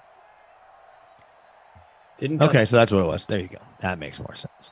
So, as I was looking at it, and I didn't put it on Twitter because I just didn't feel like getting into trivia, but I'll ask you. If you want to go through all the stats, we have about 4 seconds to get. Okay. Max Williams is 1 for 32. Hopkins 1 for 15. He's probably on pace to be the Krusty Coffin player of the game, or pardon me, the Babysitter Billy Not My Kid award. This game would have been good to have Super Bowl squares for, because the score hasn't changed. Yeah. Somebody would have been making a bunch of money. So little random football trivia for you, and anybody can jump in. Yeah, Jed Fish, the head coach at Arizona, is still the QB coach in New England, and nobody else that's been added or changed is still there. So what are we waiting for here? Patriots website. They're too busy giving A pluses to all of their moves. But they're all talking, right? So Belichick, Peyton, and Kyle Shanahan. We'll use them specifically. Obviously, Kyle is from his dad's coaching tree. Can you figure out how Sean Payton is connected to both coaching trees? Because obviously Mike coached for a long time. Belichick's coached forever. I don't know. I don't even know where to start. Okay, so Sean Payton, another fumble. Oh boy, Rams D. They get it? No. Drake. Hey, the Drake. Yeah, didn't roster him this time. Sean Payton, do you know his job before he was the head coach of the Saints?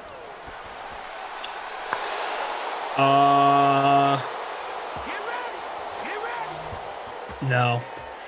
You want me to give you a hint? Sure. He was the coordinator for the Cowboys.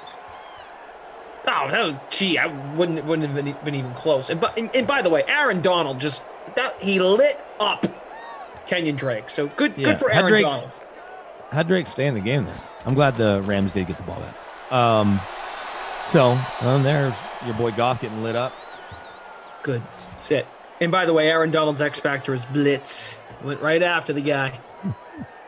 So Sean Payton in Dallas, his boss, Bill Parcells, and Bill Parcells worked with Bill Belichick.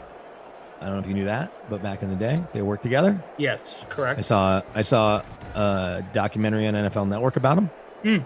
Or maybe that was at ESPN, the two Bills. The two Bills, yes. ESPN. Yeah, I saw that one, and that's where I learned that they worked together. And Sean Payton's connection to the Shanahans.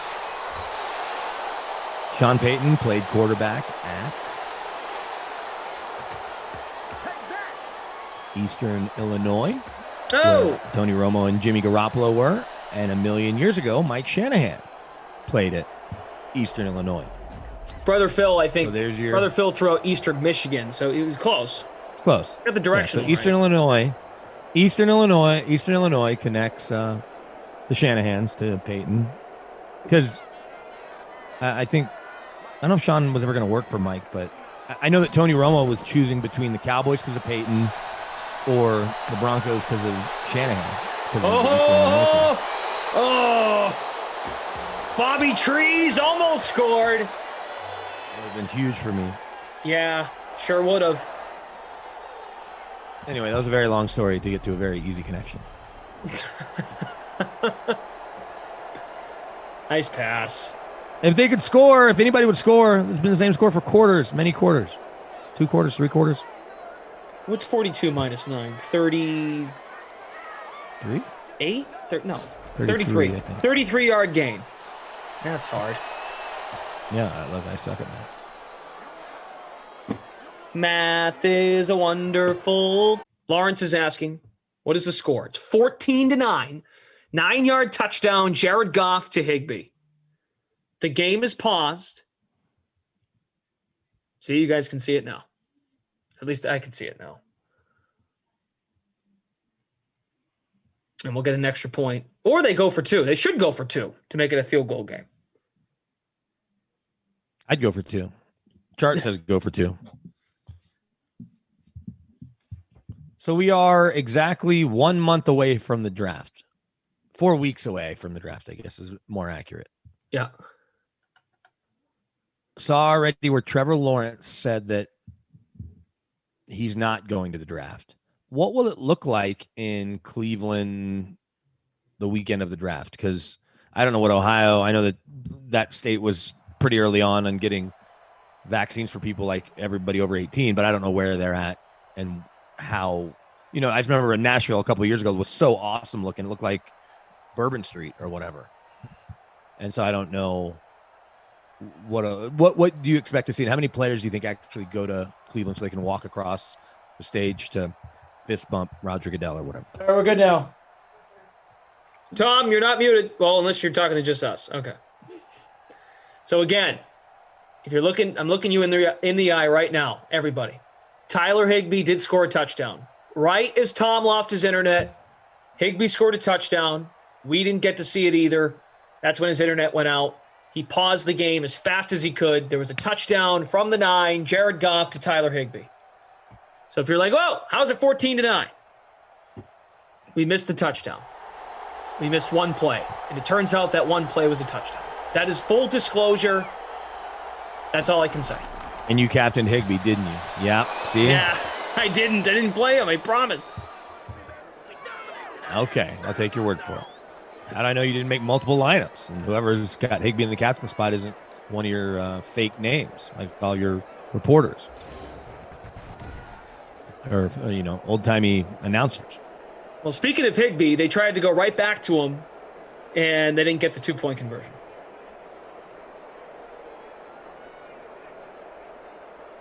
At least they went for it. They tried to go for 2, back to Higbee, and it didn't work. Jordan Lindenbaum says, turn it off again, Glash. Maybe we'll actually get more scoring. Okay, so back to my question about the draft 4 weeks from today. Sorry, I'm just trying to confirm with the people. No, you're good. I get it. Of course, the internet goes out and a touchdown was scored, so folks are like, "What the hell's going on?" So, I just wanted to be transparent and also genuine with the DK Zim fam. I think you were. I know. Just I want them to know that I get why they might be like, "What's happening?" So, yeah, man. I feel like we're in this. That trade news that broke last Friday. Yeah. Oh, like I said, this division, they just keep making it so fun. Yeah, I was asking more just a bigger picture, or not even bigger picture, but like what will the draft look like? We saw people at home, right? Belichick's dog out in Nantucket or whatever it was. And so teams have the option to be together. And I think the memo said something weird like, you can have 20 people in the room that aren't vaccinated with masks, or 10 people that have been vaccinated without masks. But what if you have a few that have been vaccinated? Like, wouldn't you want more, depending on how your draft room is set up? But if you go beyond just your brain trust, if you've got your scouts in there, and some of these drafts get really big, they'll use the whole team room sometimes, or one of their bigger conference rooms, depending on the team. So I don't think we'll see anybody zoom in from home. Maybe on Saturday a little bit, but I doubt it. These guys only know how to be in the office. Last year was an exception. But then I meant more, what do we see from players in Cleveland? Like, how many players will be there? We know Trevor Lawrence isn't. Yeah, he kind of said I'm good, right? Didn't he tweet that or something? Yeah, I think he's just gonna be around friends and family, either in Georgia or Clemson or something. What'd be cool if I'm Trevor Lawrence is just go to Jacksonville, like buy a house. Assuming they let him know they're going to take here. him. I think I might end up here. Assuming.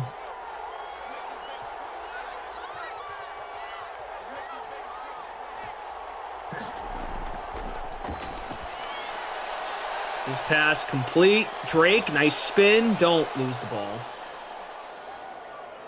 Did we lose BK? No, I'm here. Okay. You were just staring into your phone and you weren't blinking. I'm like, wow, he looks like he might have froze. What's happening? Oh, jeez. Again, folks, Rams scored a touchdown right when the stream went down for a moment. Tom, our technical director, lost his internet. Higbee, 9-yard touchdown. They went for 2. Goff targeted Higbee. Pass was batted down, incomplete. Mr. Hawk, I appreciate you. Meager66, Glash, Ducey was doing an impression of you as Skip Perkins today. And Emerson said he apparently had never heard of Skip Perkins. He had no idea why Ducey was talking that way. R.I.P. Skip Perkins lives, at least in our hearts and minds. Well, so, okay, we got stuck on Lawrence. What's the draft going to look like? They invite 20-ish prospects. Okay. How many will actually go to Cleveland?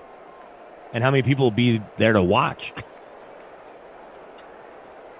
I'm starting to think, though, like you said, we had the cool moments with Belichick and the dog, and even Bill O'Brien and Vrabel. Those are fun guys to watch. Yeah, Vrabel especially with all that stuff. But, like, if you can't be with your family and other close, like, wouldn't you just want to stay home? I think, they're like, you can bring 3 people, right? Yeah. Most of these people want to bring more than 3 people. It's an amazing day. It's all part of this journey. Why wouldn't you want to celebrate with them? And so if you can bring 3 when you can have a party with 40 at a bowling alley or a restaurant or a house. Sure. But I just think it'd be funny if Trevor Lawrence just was in Jacksonville. Like, where are you? Like, I'm 10 minutes from the facility. I'll be there. I'm going to my press conference right now. You think he's had to have had at least one text exchange with someone from Jacksonville, right? At this point. Well, they can have, because I talked to somebody in the league about this. When I saw the other day, Mac Jones and because the way these pro days work, they also do Zoom media availabilities for a handful of top guys from each school. Yeah. And so I wasn't part of the Alabama one, but some folks that cover the Broncos like, oh, Mac Jones says he's talking to the Broncos next week. Well, I had a friend that works for a team that said they can talk to every prospect, anyone that's considered a prospect, 5 times on Zoom. So instead of having an in-person interview with 30 guys or the combine with 64 guys, 15 minutes apiece or whatever, plus they have this thing called the train station at the combine. That's a whole separate deal. They can do 5 separate Zooms. So something tells me Trevor Lawrence is going to have at least one Zoom or Microsoft Teams or whatever they're doing it on, if not all 5, because I would use the other 4 to start talking about how you're going to build a team around him and talk about the offense to some degree, even if it's not the playbook, right? But just philosophical stuff. Right. And go through stuff with him, but really get to know him. I mean, this guy is going to be the face of their franchise and maybe the face of the league.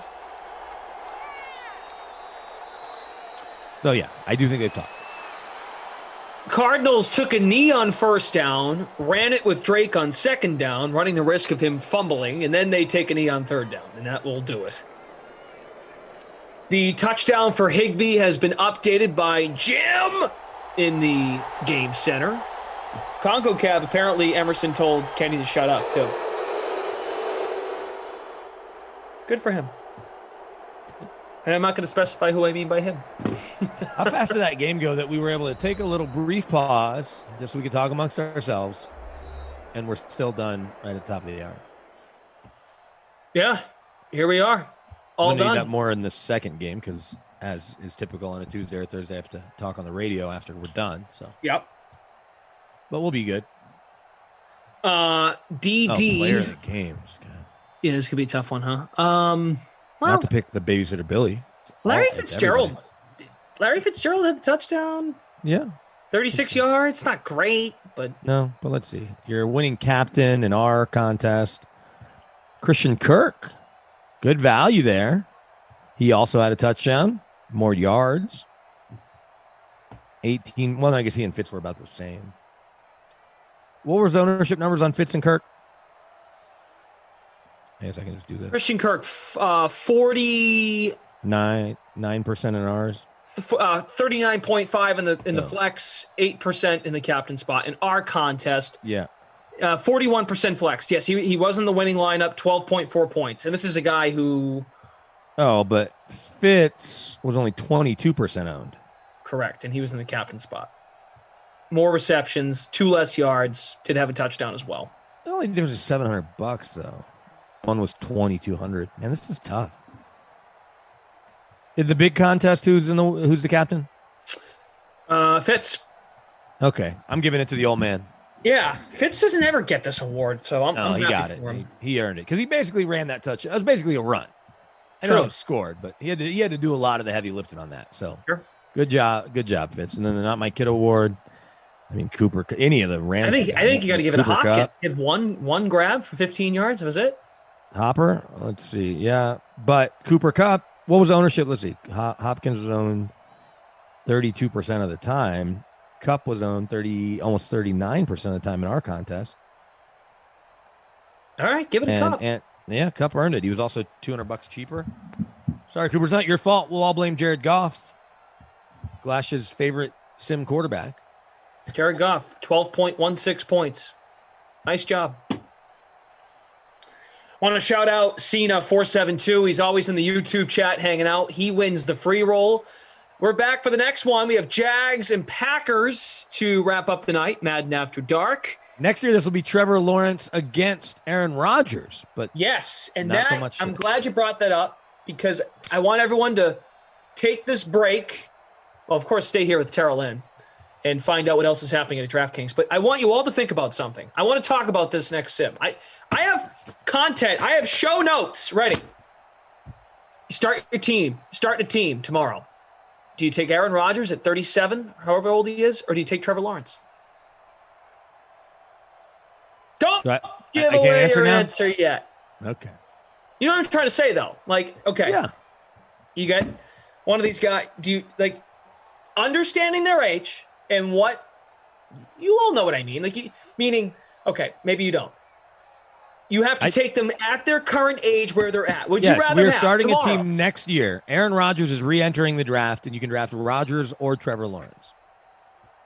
Bingo. Just be the Jags. If you're the Jags and you can have Trevor Lawrence or Rodgers. You can make it more specific. And I only bring it up because it seems now quarterbacks want to play forever. They don't want to retire. Well, at least one of them. One of them. But let's not talk about Although him. I thought he's going to the Expos now. That's right. That got 0 people to believe that. Okay. And it also, that now, depending on how you answer, shows your confidence level in the younger one, perhaps. Well, he's only won one less Super Bowl than Aaron Rodgers, and he's never even played an NFL game. Okay. All right. I think it's worth discussing. Okay. Anyway, we got to go. We got to get to some stuff. All right. Thanks to producer Michael, Tom on the ones and twos. Tom, way to hang in there. Jim from Ops is already out of the call. Scores should be updated. Check out the Game Center. Thank you, DK Sim fam. Here's Terrellin. Wow, thanks, Glash. Finally, you're awake. All right, so Glash and Brandon, they're going to come back at 10 p.m. to close out the night. Jaguars and Packers, baby. That game is featured in the Madden Stream 3K Flea Flicker contest. That's a $5 entry, first shot at a $1,000 top prize. Also, the free contest for that sim features a $250 prize pool with $25 going to the winner. Before we get there, though, I've got some more great stuff to bring you here on the Dream Stream, including part 2 of AJ Andrews' conversation with Tigers infielder Nico Goodrum. AJ, she's a good friend of DraftKings and pro softball, and Nico discussed what it's like when you're in the zone at the plate and his expectations for the 2021 Tigers. 2019, we talk about a game that I remember where you went 5 for 5 at the plate against the Atlanta Braves. When you're in the zone, what does that look like? When you just are just smashing, you can't get out. What do you feel in those moments? Oh, everything is in sync. You're on time with every pitch. You're not off balance. They don't have a pitch that can get you out. You're taking those tough pitches. You're not swinging at balls. You're swinging at strikes every at bat. If you do come out the zone a little bit, you squaring that up somehow. And so it's a mix of just tough at bats and hard hits. And when you're in the zone, every pitch is the same speed to me. Like everything, it doesn't matter. Like you could throw a curveball up here, I'm on time for it. Throw your fastball 95, I'm on time for that too. What else you got? Change up? That ain't working. Boom, I'm on that. You know, and it turns into that. And then when you're on the bases, I got that too for you. You know, everything is in sync, like your whole game. And then that's when you started to see that it's not a lot of people that can take over a game. You talk about baseball, it's like, how can one person take over a game? And you started thinking like, oh, that's tough. Like you impact the game how many ways? And so then you try to find players that can do that. And, you know, when that player like that can have everything aligned, then you know, the team's in trouble. It don't matter who you're throwing. You know, if you walk me, I can steal second and then I can steal third. And now when you're in scoring position, fly ball, now it's 1-0. So I don't have to hit. You know, it's that type of deal. You try to, you know, I think you know, the guys, the big leagues, they're trying to find, you know, players like that can really impact a game in different ways. Yeah, I think the athletes that you don't want to ever face are the ones that you just know are going to compete. And then everything is in sync. I feel like when I hate the word slump, when people say someone's in a slump, the way you call it in sync, I feel like it's just a rhythm. Right. You know how like in baseball, softball, they say it just takes that one hit to get back. And it just that's how you find your rhythm again. You get back in sync just to kind of feel it. And that's that confidence. Like if anyone tells you they don't lose confidence, they're lying. Because everyone has everyone has a thing where it's like I don't want to say self-doubt, but like you have something you're going through is like, whoo, you know, man, it's rough. Like, dang, I can't even get a blooper, or I can't even get a swing and bunt right now. And, you know, it just takes that one to be that confidence back, and then you back on track. And then you got that swag where it's like, all right, cool. I don't care what you're doing. And then you start to build on that. And then once that's going, you could not have a good swing and still get a knock because you're just confident in what you're doing. You're not thinking up here. And most of the stuff we get in our way by just thinking. And this, you can't do that at the plate. You can't block yourself up here. You just gotta go, boom, I'm gonna let it go. And we're gonna see what these abilities can do rather than me thinking about what I need to do. Yeah, one of my favorite coaches. He's always tells us you can't think and hit at the same time. So pick one. Oh yeah, you in I always trouble. do that. If I think and try to hit, it's gonna be in the glove. Yeah. I'm gonna be hitting some. I ain't gonna be able to swing the bat if I'm thinking so. Exactly. But I freeze if I'm thinking too much. So I was like, well, it could be just a meat pitch, and I'm just gonna. So I'm yep. thinking, so you go throw inside, you throw right down the middle, and I won't even swing. Yeah, if I'm thinking, I'll swing anything. I'll swing about I just hand. Oh, that's strike, and then I'm like this. I'm just out in front and like, what is going on? Okay, cool. Now I'm gonna let it travel now, and then you just sit there and I let it travel. It's in the glove now, and then you go up the R&B a little bit early, and you just you doing stuff that you're just not who never you are. do. Yeah, so when you get in your own mind, you're gonna do some stuff that's not even right. Hey, when you do hit though, when you feel like you're in sync, I think the term we always say it looks like a beach ball or a watermelon. I feel like when I hit, it gets like blurry or whatever. I feel like I'm in sync or in the zone. Like everything around is blurry and I just see the ball. And like, as you said, it doesn't matter what speed, it all looks the same. And it's just floating in there. Are we on the same vibe? Yeah, for me, a little bit. For me, it just slows down. Like everything kind of just slows down, and everything's like the same speed to me. And then when I'm really feeling good, like my takes are just like, oh, you came with a cutter in. All right, I seen that one. I saw that one out here, dude. Like I saw that out here. Like when I'm going good, it's that boom. I'm locking on my one zone where I want you put that ball there, that's what I'm going to. And for me, it ends up just being a slow, and then my text just like I'm just spitting on stuff or change it. I don't care how nasty it is. It wasn't where I wanted it to be. So then I control the strike zone. So then at that point, you really don't have, it's in my hands. You're not really doing anything. So that's when I'm in the zone. Just every pitch is just slowed down. So, but when I'm not, every pitch is 110. I don't care what you're throwing. You could throw a curveball. I'm like, oh, you know what I mean? Like I couldn't even get to that, even if I wanted to. So, I just try to keep the ball as slow as possible for as long as possible. So it's pause for as long as possible. Is there any tactics you use to get in the zone? Like when you feel like you're overthinking, right? Or you're just not seeing the ball that well, what do you do to get yourself in sync? You got to find a way to build that confidence back up. That's the biggest thing. And so when you're out of sync, like for me, it's just me thinking. So you may be thinking something wrong with your swing when you really just swinging at bad pitches. So no one can hit it. But now you going into that, oh no, my swing is this. I'm like, man, you were so worried about this cutter that he throws that how did he get you out? On two seams, changes the way, right? So that's why you swinging stuff in the dirt, because you're so focused on that, cutter.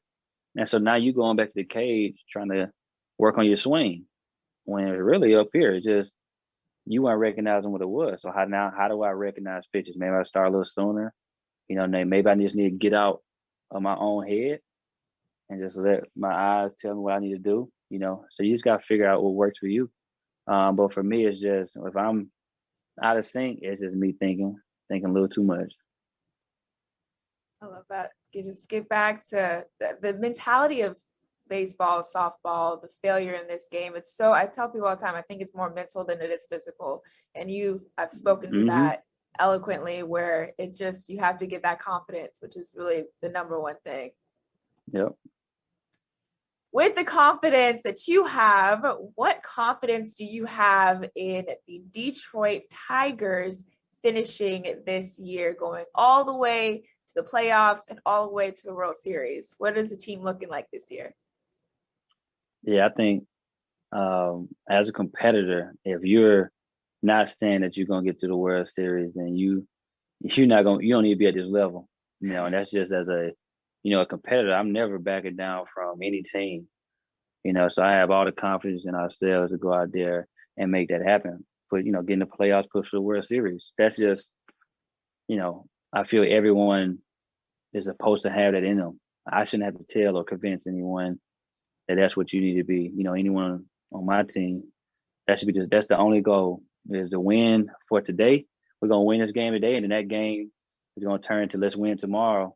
Once you get to that day, though, don't get too far out in front, type deal. So if we continue just to win each day, you're going to turn around, you're going to have a winning month. And then you move on and you keep having those. And then it's like, oh, wow, okay, we in this. But I think a lot of people mess up. They get too out, far out front, talk about winning a series. It's like, no, let's just win today. We got 4 games. Let's win the next one. We're going to win the next one. Now, boom, we won a series. And that series started to turn to, okay, we keep on winning this series. We win this month. I think we take it, that mindset, and we'll be just fine. I love that mentality. I agree with you. It's so easy to look so far into the future, to think about how we have to win. All right, this is what we have to do. This is who we have to face, instead of remaining present and focusing each day at a time. Yep. Other than, of course, the Tigers making it to the World Series, as you've said so confidently, what other team do you feel like we can expect to see in the World Series? Who will you be competing against? That's what's it's so tough. It's literally so tough, especially with baseball, because you can have a team on paper that's like, on paper, oh yeah, this is supposed to be, who's there, like, but you gotta go out there and perform day in, day out. So that's why it's so tough to even say, like, okay, these for sure guys gonna be there, because if you don't show up, then we got you. That's kind of how sports are. But on paper, I guess you gotta say the Dodgers. I guess because they won it last year, right? So there's your NL team, and then your AL team. Detroit Tigers.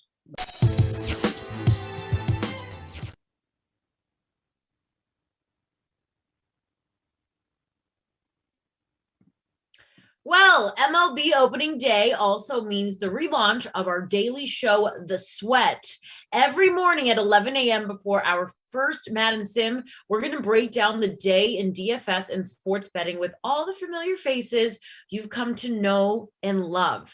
Our analysts give out their favorite picks and strategies for the upcoming slates, and you guys can get your questions answered in the chat. So be sure to tune in before the first Sim. It starts every weekday at 11 a.m. Eastern. Write it down in your calendar for The Sweat right here on the Dream Stream. So we are also going to be featuring some guests on The Sweat from time to time, including our podcast partner and former NFL lineman Ross Tucker. Ross wasn't a part of the show today with the focus on opening day, of course, but he did release his Fantasy Feast podcast for all of you to enjoy. Ross and guest John Hansen, he talked about the impact of some of the bigger free agents signing so far this offseason, including Kenny Golladay to the Giants. I did some digging on Golladay just because I had heard some people talking about him. So I talked to some people about Golladay. I thought it was a little weird that there wasn't more of a market for him. Yeah. So it was weird that these teams all wanted him to visit first, and that he got injury stuff. Yeah, I think was a problem. Well, so there's a few things. One is on the purely football side, there's question about his ability to separate, and there's some concern he's mainly just a bigger bodied contested catch guy and not a guy that gets a lot of natural separation. Yep. Then, there were a few things that happened in Detroit last year off the field, even when maybe his injuries were behind him, but he still wasn't out there on the field. Yeah. And look, maybe he did the right thing. Maybe he's like, I'm not feeling healthy enough. I'm not going out there and re-injuring something for this terrible team when I'm going to be a free agent. But there were just people that were concerned about him. So I'll be very curious to see how that works out for him with the Giants. Yeah, no doubt about it. It's like a chicken or the egg thing too with he's a great contested catch guy. He's great. Why? Well, he has a lot of practice because all the catches are contested because he doesn't get separation. But, on the other hand, the guy's never been under 15.2 yards per reception, and a career number of 16.8 in 4 years is pretty hard to argue against. He can make plays at all three levels of the defense. He can stretch the field from that X receiver spot there on the outside, and then he knocks everybody else down a peg in terms of his Danny Dimes' guy, Shepard, who I've always loved, and then Darius Slayton. You can kind of move him to Z. and Evan Ingram, of course, as well. Now, all these guys are injury risks. This could all blow up, but certainly on paper, Ross, it really does look great. I thought that Jason Garrett kind of found his way working with Evan Ingram as the season progressed. You noticed different routes that he was running, and he was a little bit more productive. I know he was not wonderful. You bring in Kyle Rudolph, who's a good blocking tight end. Obviously, you get Saquon back. That's huge. The offense should really go through him. You get Nate Solder back as well. I give him a lot of credit, too, for at least trying to upgrade the offensive line. We'll see about Thomas and Hernandez and Solder. It's not a great line, but maybe it won't be terrible. But at the end of the day, I'm a Daniel Jones believer. I know people like to make fun of him and all that, but Ross, the man is 23 years old. 23 years old as we sit here, and a lot of people are already writing him off, which I think is absurd. I believe he's got the talent to be a star. It does have to all come together. We need some fine tuning, and we need a lot of things going well, but show me where he's deficient. He's athletic. He's got a good arm. It's a live arm. It's not a cannon, but it's good. He makes all the throws. Ball location's good. Accuracy is very good, very athletic. Obviously, the deficiencies are ball security, of course, but at least he did improve in that regard, improving the interception rate, and he fumbled fewer times. So he's shaky, man, but there's a reason you can get him 200 picks into a draft too. I'll take him 1,000 times out of 1,000. Like right now at like 190 overall in best ball, which is like where he's going off the board. Nothing but upside there. Speaking of quarterbacks, let's talk about the guys that moved or at least re-signed this offseason. Fitz to Washington, Jameis, New Orleans, Andy Dalton, Chicago, Cam Newton back in New England. Even maybe you should mention Tyrod Taylor in Houston with all the Deshaun Watson stuff. Jacoby Brissett with the Dolphins. Is there a guy in that group, John, that you are higher on or lower on significantly than the consensus from a fantasy perspective? It's all Fitzmagic. Everything's coming up Fitzmagic. And the guy's peaking at 38, basically. He's been a borderline fantasy starter more often than not when he's played the last 3 seasons. 7 starts this year. He was a new team, by the way, during a pandemic. 7 starts. He was a top 12 quarterback 5 times. Back in Tampa, led the NFL in YPA back in 2018 with 9.7. McLaurin's going to love him, obviously, and vice versa. He'll love McLaurin. Fitz is much more aggressive than Alex Smith, obviously. Almost double the average depth of target from Alex Smith. He was really underhanded throwing footballs. You add in Curtis Samuel. I was kind of hoping for that big X receiver. They may still do that in the draft, but certainly Curtis Samuel knows the offense, of course, with Ron Turner and Rivera. So he'll get the most out of everybody. And that's what you love about him. I also think it's solid news for Logan Thomas.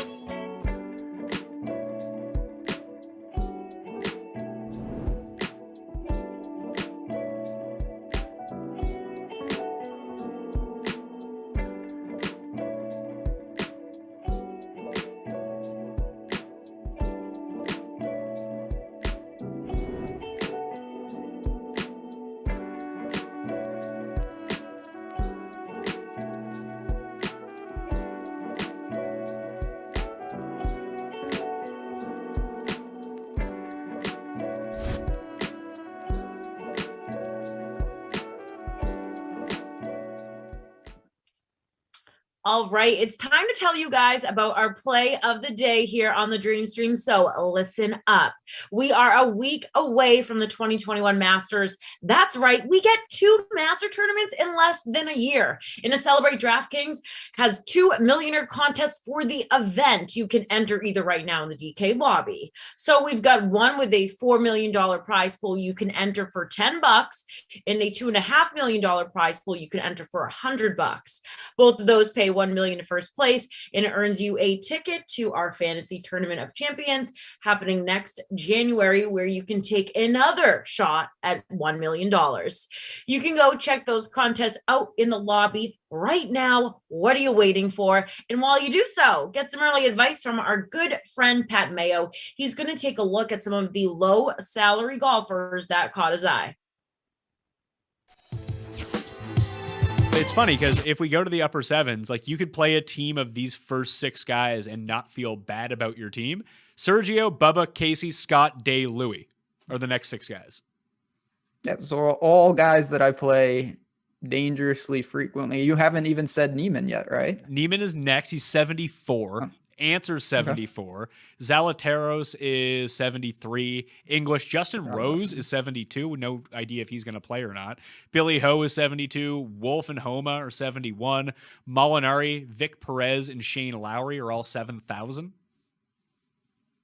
I mean, this is why conceivably, I mean, I want to look at the pricing, of course, and see what's what, but it seems like you could certainly start with a couple of guys up top and find very playable guys even down here, no problem.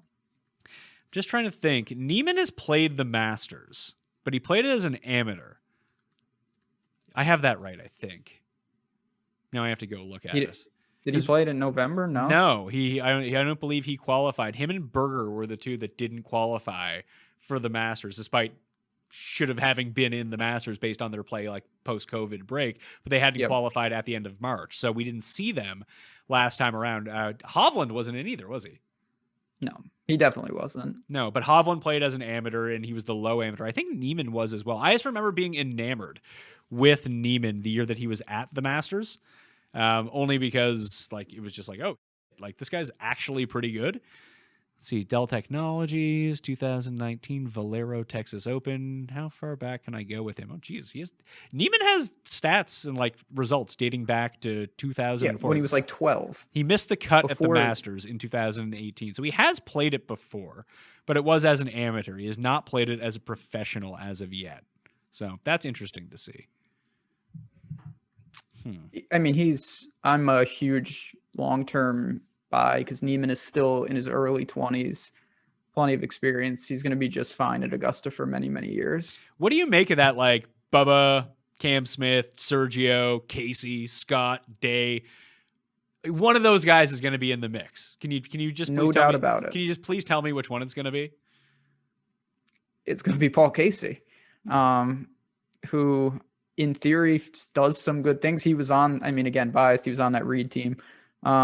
I loved him at the Players. I was absolutely convinced he was going to win. And almost did. I thought he got a raw deal, to be honest. It was his own doing. It was just, he's playing very well. And if he's sub 8K, I will be going there for sure. You want to know the most hilarious price on the board? I think this is it. Let's see. Ian Woosnam. No. It is not Ian Woosnam. Ian Woosnam is, he's not playing. Okay, well, sorry, guy. At $6,200, we have, let's see here, Brendan Todd, someone named, I think this is an amateur, Tyler Strafassi. Brian Gay is $6,200. So is Henrik Stenson. He's $100 more than Langer and Couples. Maybe he'll win at Valero, and then he'll be like 50. So if hypothetically, this would never happen, but say Stenson won at Valero, how popular do you think he would be? Oh my God. 50% owned? I would pay so much money for that to happen. That would make the Masters maybe the most profitable tournament ever. Oh man. Yeah, it's just amazing how locking in pricing early can really dictate if something outlier like that happened. So straight up, I think Spieth probably generates the most ownership based on his price point and just overall popularity. I think Connors might be second, unless he completely bombs at Valero. He's $6,900. He's playing great. He has a great Masters track record, and he's cheap. That is the perfect formula. Absolutely. And yeah, he was great in the November version. Everything, there's really no red flags in the price. He's going to fit every type of build. So no doubt that ownership will amass with Corey Connors. I think I can get behind Leishman at the same price. He's 69. Fratelli also played well at that November Masters too. He's 67. Yeah, I mean, Fratelli he can get crazy hot. Where's Phil? Is he down with the creative player, whoever you said, Tyler? He's slightly more than him. Phil is $6,600. Are you digging? Like you could dig Phil at 66, but like Stuart Sink is 6,100. Like Stuart Sink's not bad.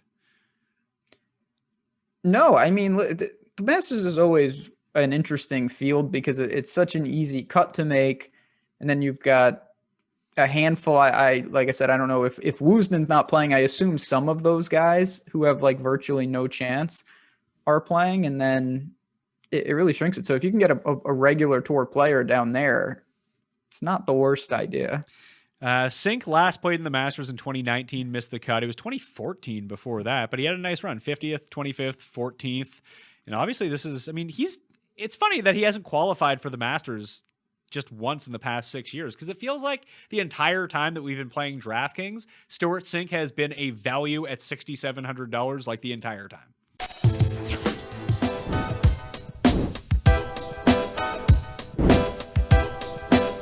Hey there, welcome to the Value Pick Preview presented by Dark Horse Wines, meticulously crafted portfolio of wines that outperform their price tag. He's Julian Edlow. I'm Adam Kaufman. We are here from DraftKings taking a look at a number 1 seed tournament semifinal, Baylor against a number 2 seed, Houston. So, Jules, tell me, what do you like about this matchup? Yeah, well, we got some chalk on this side of the bracket, a 1 seed against a 2 seed. It should be a very good game. Baylor led by their 3 guards. Getting into the paint, shooting threes, that's what has got them to this point. That's what wins them games. And then they have some size on the interior. Good rebounding, good shot blockers, good finishers around the rim for those guards to get the ball to when they have so much attention on them. So Baylor should set the tone in this game, but Houston's a very scrappy team. They did not shoot well in their Elite 8 win, but they got here based on defense and pulling down 19 offensive rebounds in that Elite 8 game. So they're going to make it tough on Baylor for sure in this matchup. Will the top seed prevail, or does Houston have the edge in this matchup? I give the edge to Baylor. Outside of that COVID pause all season, they've been beating the teams put in front of them. They have the edge in the backcourt. They have the size edge, which isn't going to allow Houston to get 19 offensive rebounds. Houston's defense is good, not going to be good enough to shut down Baylor like they did in the last round. I like Baylor in this game. All right, Julian, thank you very much. And thank you for watching the Value Pick Preview presented by Dark Horse Wines.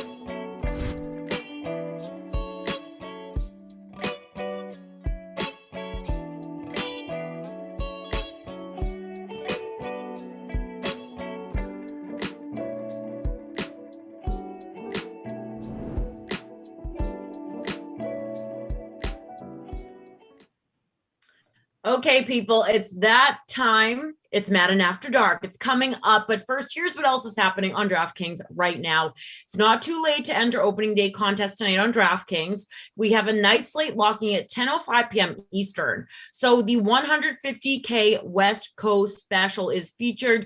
Contest for that one. A $15 entry. It's going to get you a shot at the 50K first prize. NBA and NHL Showdowns are still available tonight in the lobby. The Nuggets and Clippers, they're going to tip off at 10 p.m. And the feature contest for that showdown is the 100K fadeaway. It pays $25K going to first place. Check that out. Also, we got odds and lines for MLB opening day games, the NBA, the NCAA tournament, UFC, NASCAR, and tons more over on the DK Sportsbook. All right, well, that is going to do it for me tonight. But I'm going to leave you in semi-capable hands. We got two bozos on deck. They're coming back from Madden After Dark. We got Glash and Brandon Cristal. Glash decided to go on a run this past break, so chat in the comments about that. He was sleeping earlier. Don't understand what's going on over there, but it's Madden After Dark, baby. Enjoy. You're better off just never trying to figure out what is going on in my brain, Carolyn. Just better off just to accept. I've given up. Me for me, and I'll accept you for you. That's why we're here. How long was your run? Hopped on the stair step for a half hour. Some kid who was on the freaking treadmill taking my spot. Go to bed. You look like he was 15. Go to bed. Get off the treadmill. So I went to the stair step. Go to bed. Well, the kid's probably doing homework all night and finally has some time to get his workout in. Good for him. He wasn't even working out. He was like walking at a fast pace, and he had some stupid show on his phone. I was really bitter. What was the show? I don't know. I couldn't tell. I wasn't going to get near him, COVID and whatnot. So. Sure. Anyway, lineups lock in less than a minute. We got the Jags and the Packers. This could go really well. I have faith in the Jaguars. I do. Well, that makes one of us. Although they like the Jets are a better sim team than you would expect. I think I did a game where they went to Seattle and beat up on the Seahawks pretty good. Was that you and I, maybe? I don't know, a long time ago. If you were day one DK Sim fan members, remember way back in Madden 20 when Gardner Minshew on Mother's Day? It was a Mother's Day Minshew mustache miracle. And he led the Jags to a come-from-behind win in Seattle. One of my fondest memories in Simland. Hey, so right as we ended the last sim, I mentioned Tom Brady's very uncreative expose tweet. Yeah. Was it creative? Or was it a social team doing it? But it feels like something that he definitely spearheaded. Oh, yeah. Yeah. For April Fool's Day. Well, George Kittle put the one out saying next chapter, thanks to the faithful for all the support. Hashtag Duval for the Jaguars. And then John Lynch a half hour ago tweeted, he retweeted it and said, quote tweeted it, said, just came out of draft meetings for the day. Not funny at GKittle46. So if you can aggravate your boss a little, that'll make you laugh. Made me laugh. The first play from scrimmage is a jet sweep with MVS. Wow. Gain of 7 yards. Here's my lineup. The winning lineup. Wait, you're reading my lineup and calling it your own? Okay. Yeah. 2nd and 3 Rodgers all the time in the world. These throwback uniforms. That's caught MVS. Do you have MVS? In my lineup, enthusiasm. No, yeah, he's not in my. He's never in my. I've only used him once ever, and he didn't do a darn thing. So I put Adams in the captain spot. Okay. I miss playing Adams. Rodgers, Chris Thompson, Devin Funchess, Chris Conley. Chris Conley, I felt like was a must play. $3,600. I saw that, but he had such a good game last sim, and I know that it shouldn't affect this sim, but I always feel like guys that are marginal aren't going to have back-to-back outstanding sims. He had 4 for 117 and a score. Where normally he's like 1, 3, 4, and it had been like 6 games since he scored. So I just don't think you're going to get back-to-back touchdowns from Conley. I could be wrong. That's fair. No, it's a fair approach. So I was looking at it because the price was too good, but I ended up I liked the roster I constructed. But keep going. And then O'Shaughnessy. It's the punt play. Luck of the Irish. Yeah, I thought about it. So when I play the Packers, my rule is I captain Devin Funchess, and it usually keeps me in the mix. Then instead of going Adams, which I'll usually stack Adams with Rodgers, I went Aaron Jones because I feel like I always neglect Aaron Jones, and he finds the end zone. I'm like, man, If it had Aaron Jones in there. Lambeau, we know, scores for the Jags because he's the most consistent thing they have. Then I went with Gardner Minshew the second and Lazard as my second Packers pass catcher. So I we'll considered the Lazard king. Yeah, clearly MVS was the better call to this point, but Lazard is so cheap that we'll see if a couple catches and maybe a sneaking into the end zone makes it worth my while.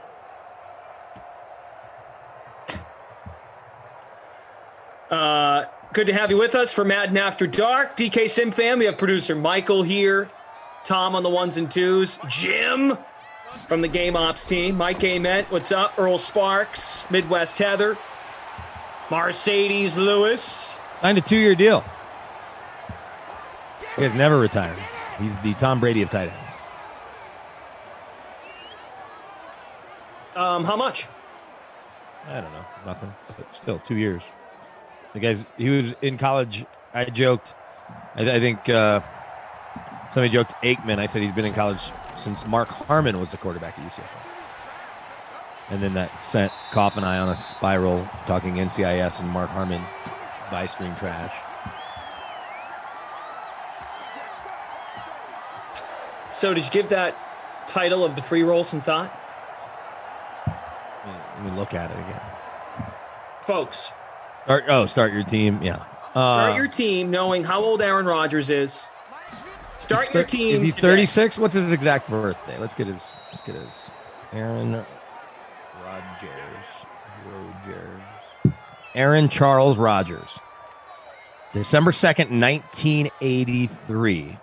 So he is 36, right? Yeah. No, he's 37.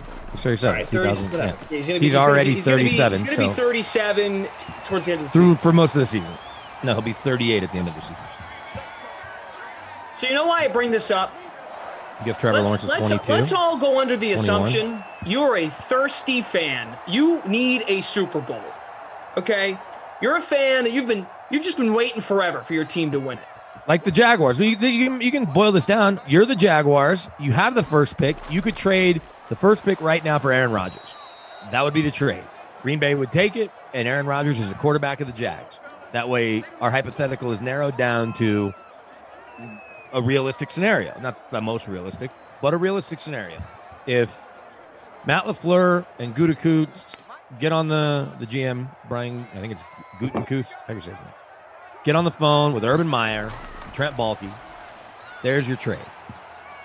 So it's your question. I'm going to let you answer it. I'm taking Trevor Lawrence, man. I mean, I'm taking Trevor Lawrence, and it's because I don't think I like my chances more with, say, 10 to 15 years of Trevor Lawrence, and I don't believe Aaron Rodgers is going to win another one. I like the chances more of Lawrence winning it than Aaron Rodgers winning it again. Trevor Lawrence will be 22 on October 6th. Here's why you're right. And you know I don't like saying that unless you've actually earned it. But here's why you're right. Because the Rodgers skepticism is fair, although the guy did just win the MVP last year. Of course, if he would have run it in, this wouldn't have mattered. We wouldn't even be talking about Tom Brady's Super Bowl. Maybe we're talking about Aaron Rodgers' Super Bowl. But he's 37, going on 38. Even if he plays, we'll call it 5 more years at this level. You're getting a 21-year-old kid that's going to be 22 that you can literally build around. But also the economics are such that for the next 5 years, they've got him on a rookie deal. Or even if it ends up being 4 years and then they do a Patrick Mahomes kind of deal, all of that. So the only answer, I think, is Trevor Lawrence. But here's why I understand the other side. If you are longing as a fan, say it's your team, say you're a Lions fan, and you could draft one or the other. Why can't it just be the Jags? They've never had a Super Bowl. They've never even been to the Super Bowl. But you're right, the Lions have never been to the Super Bowl. You might be the mindset of, I want a damn title. I want 5 years of Aaron Rodgers. I don't know what I'm going to get from Trevor Lawrence. As great as he is, great of a talent he's going to be, you might want to take Aaron Rodgers for 5 years. All right. I wouldn't. I guess what I'm trying, the whole, here's the elephant in the room. I wouldn't really hate either answer. Yeah, the rookie contract thing, Rob Rand brings it up too. You are so right. You can build around him. He better be able to play. And can Urban Meyer coach? I mean, the coaching thing, take the coach out of it. We're going player v. player here. But the coach does matter. And by coach, I mean, you know this, like organizational philosophy, just organized, ownership good on spot. down. Yeah. Okay, well, I think that Lawrence still feels like the right answer because Aaron Rodgers has won 3 MVPs. He has been in the league since 2000. So he and Alex Smith, what was that, the 2004 draft? Is that math right? Feels right. Maybe I'm off by 2 years. 2006 draft, whatever it was, 2005. He's been in the league that long. He's won 1 Super Bowl, which is more than most quarterbacks have ever played. But it's not as many as a guy with 3 MVPs should have. Now, Peyton Manning has 5 MVPs and won 2 Super Bowls. So, in 18 years. They aren't easy to come by. That's what makes what Tom Brady does so ridiculous. Or has done, I should say. I mean, there's probably not a lot of legs to this conversation. I'm fascinated by, because I did a sim the other day with the Packers, and that's a first down pickup. Eifert with the catch. We did a sim the other day, Packers against the Seahawks. You think either one of those quarterbacks is winning another Super Bowl? It's not ridiculous to ask the question. No, but we're also hype about what the NFC West is up to. Brady's still Brady, whether you like it or not. He's here for another year, so that takes away a year. But I was of the belief at the end of the postseason, even if the Packers don't win it as the 1 seed, there's still a 3-year window for Aaron Rodgers to win it when Tom Brady's out of the league. Like when Brady's done in Tampa, and you might hate the Bucs, and you might think the Bucs fall on their face next year. Who's the second favorite in the NFC next year? Green Bay, right? Probably. They were in the NFC title game. They've got Aaron Rodgers still. They've got a good roster on both sides of the ball still. So based on that, you'd be thinking, oh, well, Aaron Rodgers has a great chance to win another Super Bowl. Yeah. Right? Definitely has a better chance, I think, than Russell Wilson, but then you factor in the age, maybe you think it's Wilson. Well, and Wilson does have DK Metcalf and Kevin Lockett and Chris Carson back. Tyler Lockett. Did I say Kevin? Yeah, I don't know. That's his dad. That's his dad. Oh. His dad was at K-State when I was at KU, and I just turned 43. And Tyler Lockett's been in the league for a minute, so it gives you an idea of, 1, how old I am, and 2, I think he was 16 when Tyler was born. Anyway, do you want to do the stats real quick? It'll take about 6 seconds. Quarterbacks. Can we go back to quarterbacks quick, Tom? They did nothing. Rodgers 7 for 8, though. 7 of 8, 60 yards. Minshew 4 for 4, 40 yards. More efficient. Aaron Jones 3 for 7. Thompson 2 for 16. Lewis 2 for 12. Funchess 2 for 11. MVS 1 for 21. Conley 1 for 9. Jones 1 for 1. Adams had 1 for 15. Not a lot of offense. No. Slow first quarter. They're easing into the game. So the chat, when I brought up that question about Wilson and Rodgers, will one of these guys win another one? Folks were saying they think one will. So like he'd said it at 1.5. They think one of them will, and then a lot of people said they'll do it, but they won't be doing it in their current teams. Adam Kaufman in the chat says Brady retiring. I'll believe it when I see it. In all caps. He's coming with the all caps. Aggressive all caps. Chat type. We were talking last game about the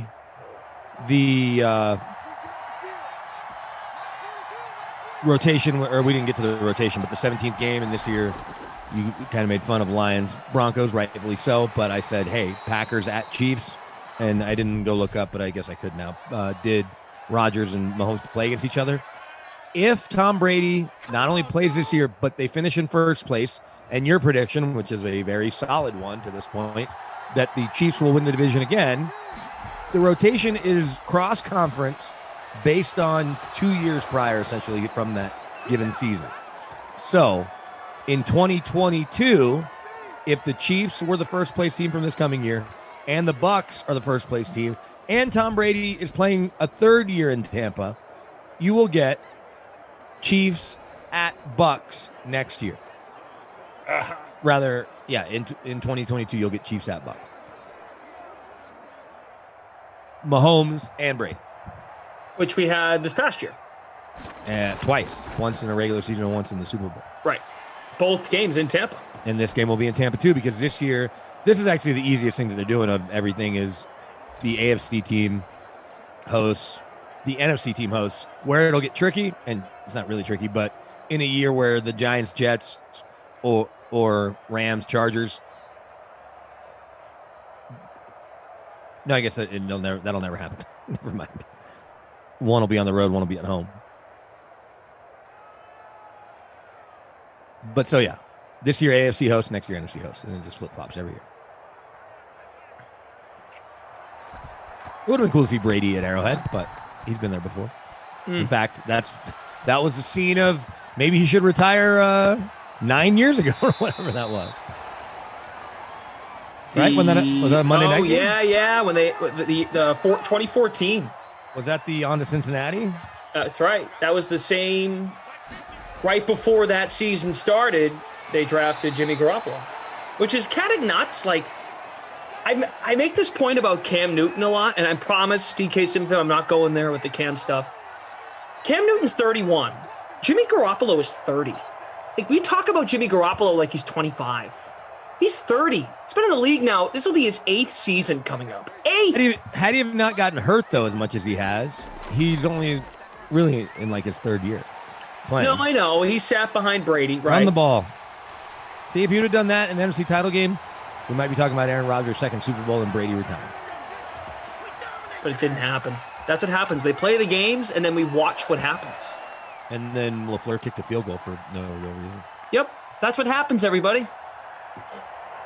And that's what leads to, well, Tom, any other quarterback with all that talent could have won the Super Bowl. Oh, well, but if Aaron Rodgers had just done what he was supposed to do, home field advantage, number 1 seed, we probably wouldn't have had the conversation. So do better. Do better, NFC. Do better. DeMac Lyon says, Glash, it's difficult to watch the Packers waste Rodgers the same way they wasted Favre. They never tried to put top-notch free agents to help on offense. We're going there again, aren't we? Aaron Rodgers doesn't have enough help. I mean, look, hey, I get it. Recency bias. How many didn't we do this the other day? How many Pro Bowlers he's had? A lot.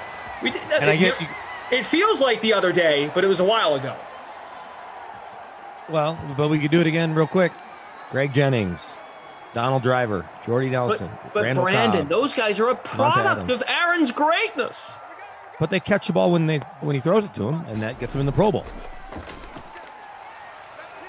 Everyone's ready to pounce on the Packers, and that ball is deflected. Oh, that was almost a beautiful pass, but really good defense. You know the problem with the Packers? They need an owner. They need an owner to kind of step, not Jerry Jones level, but an owner to like put some pressure on the GM. Like, what are you doing drafting Jordan Love and A.J. Dillon? Well, I'm going to let you in on a little secret. They're not getting one.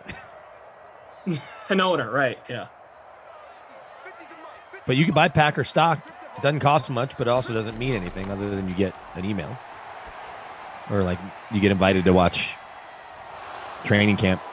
And you get board of director. Like that's the reason everyone knows what the NFL makes is because of the way the Packers are set up. Because they have to report their financials as a publicly traded company. Or a public, whatever, with shareholders. Otherwise, we'd have no idea what the NFL makes. Other than the TV deals. Earl Sparks, that's why Felger owns Packers stock. Just to know the financials?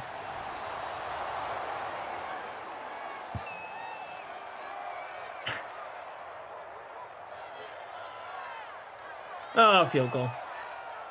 Wow. Scotty Too Hottie with a hot take. Packers need a quarterback that can win a playoff game. That's a little strong. Who'd they beat? They beat the Rams, right? With a banged up Jared Goff. Ready for this one from K Sizzle.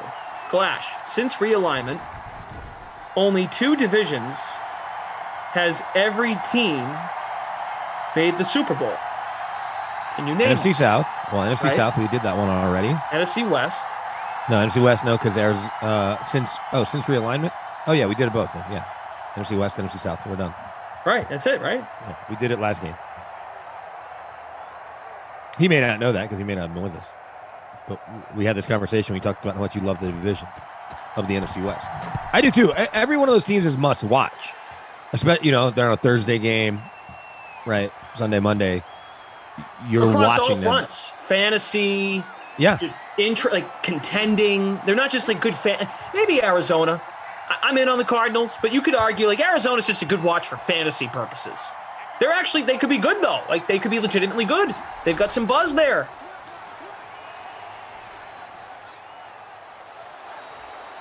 You know what I mean? Like the Atlanta Falcons. You might watch a Falcons game if they pop on your TV because It's you have just for fantasy. Ridley and Julio. Yeah. You're not watching like, ooh, the Falcons are on. Let's watch the Falcons game. No, and I think a lot of it is Kyler Murray because let's just flip Matt Stafford to Arizona, right? And Kyler Murray plays in LA. If Matt Stafford's in Arizona with Hopkins and Christian Kirk and the rest of that roster and now JJ Watt, I'll watch it, but it's not going to feel like appointment television. I think Kyler is one of the most fascinating players to watch every week, and his highlights certainly make it that. Make him that. Right. I know what you're saying. Because Mahomes is at the top of that list.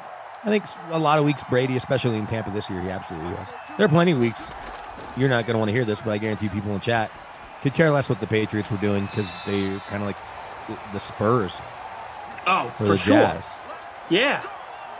Once Aaron Hernandez went to jail and the offense just had no juice except Gronk, they weren't fun to watch.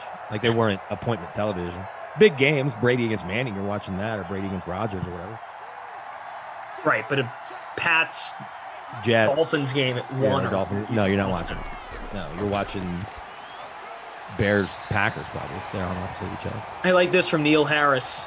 I watch Falcons games solely for Koo. Well, there you go. Younghoe Koo went from being a pariah with the Chargers to the best kicker in football. We got 3 minutes left in the second quarter. I feel bad I'm late to doing this, but I just wanted to read off some ownership numbers in the free showdown. Rodgers, 75% owned. I guess with the Packers being involved, I'm a little surprised. Chris Thompson, just 43% in the flex. He has the lone touchdown. So good on you if you rostered Chris Thompson. Hit that like button if you haven't already. It's good to have you with us on Madden After Dark. Glash, Brandon, Cristal, producer Michael, Tom on the ones and twos, Jim from the Game Ops team.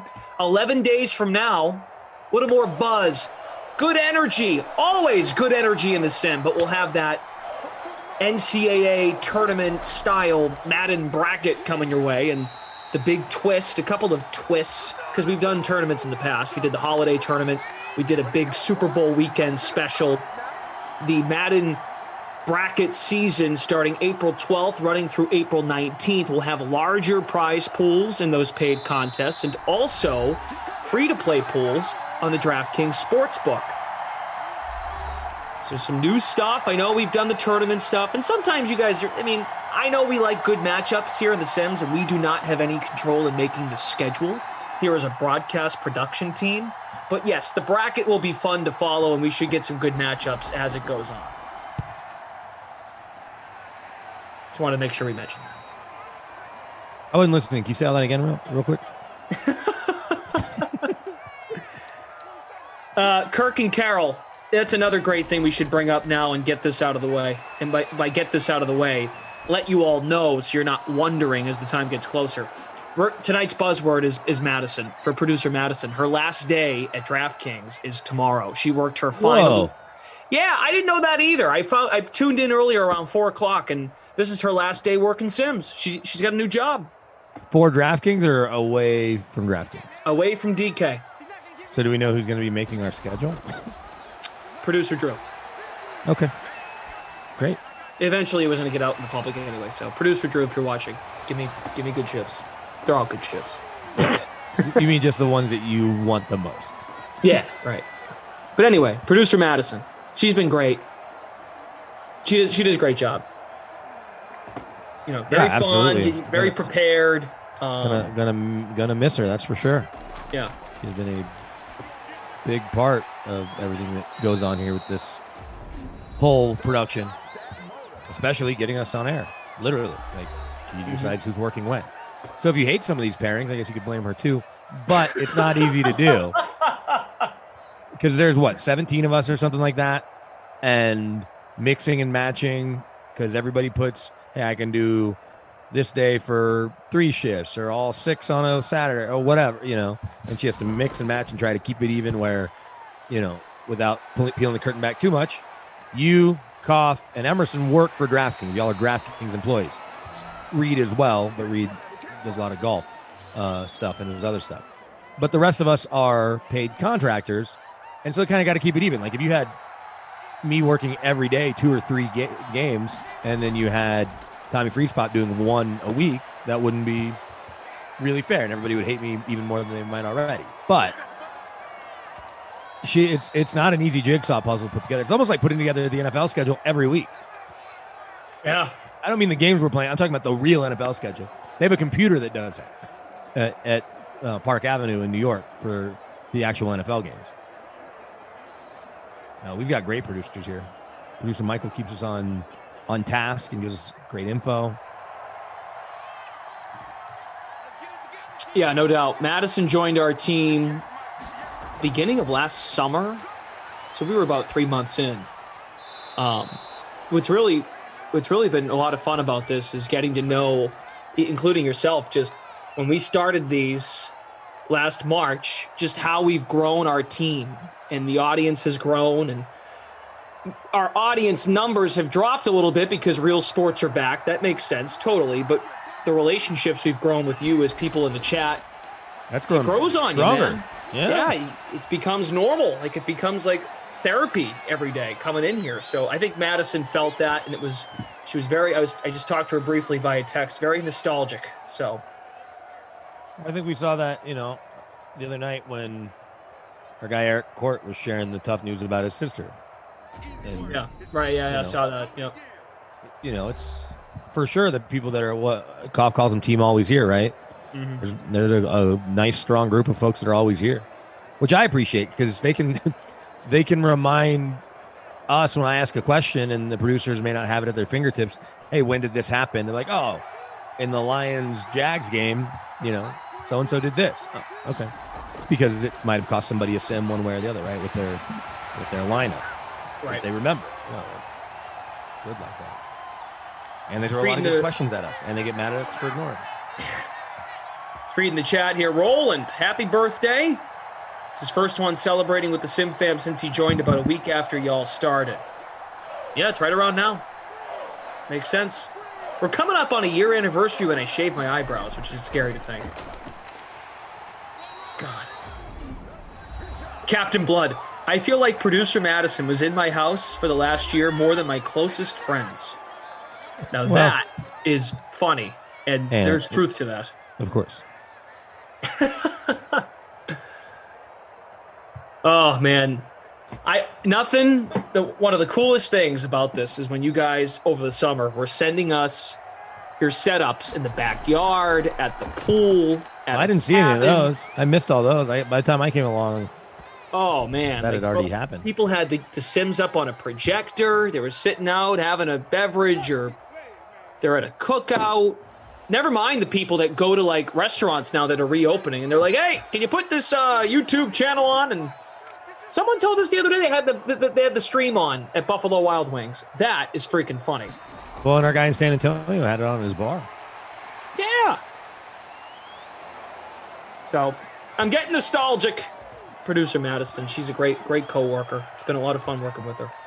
Do you know what her job is? Is it a cool job? You can tell me off air. I don't know where, but I know what. So I'll tell you after. Okay, cool. Bruiser B. Madison's really nice. I met her at the Christmas office party. Okay. Old man dog fan. Love you. And love the chat saying happy birthday to Roland. Roland's a good member of the Sim fam. Also, Brad Wallace, who's a pal of the, got to be careful, pal Don't want to call you buddy. Brad Wallace. What's the issue with buddy? Because I heard you reference when I called you buddy.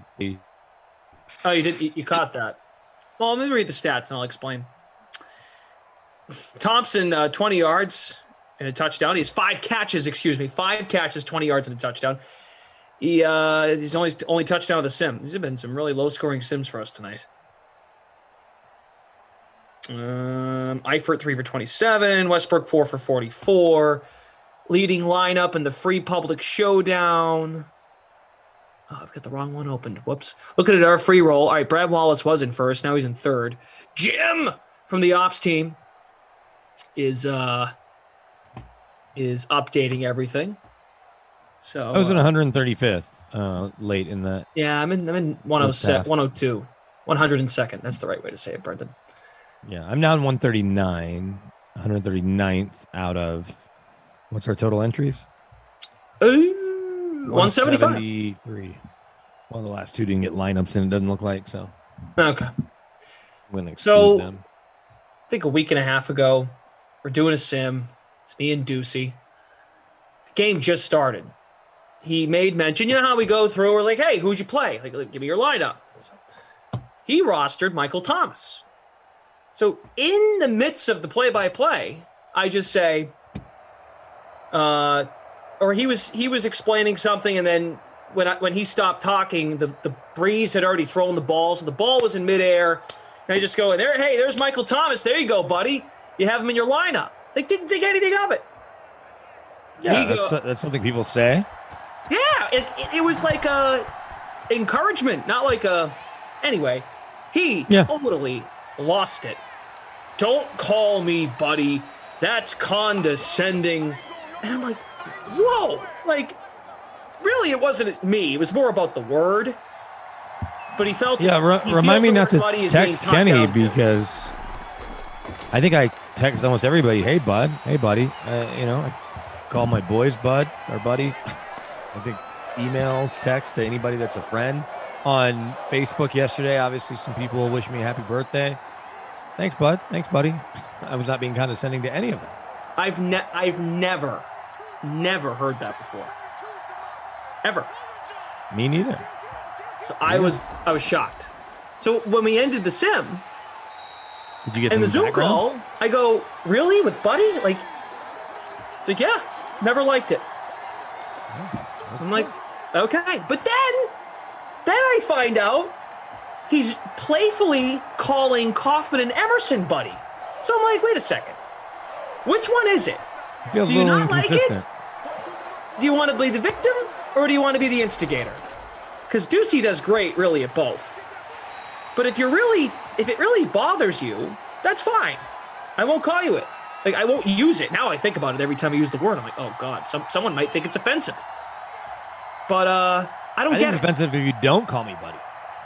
Maybe Jeff your Ulrich. next buzzword will be buddy. Jeff Ulrich, every time I'm with Jeff, okay, and I use Jeff as an example because I've probably done the most sims ever with Jeff. We'll start the sim on camera. Hey, Jeff, what's going on? How are you? I'm good, buddy. How's it going? They never thought of it. Yeah. Sure. I don't know, man.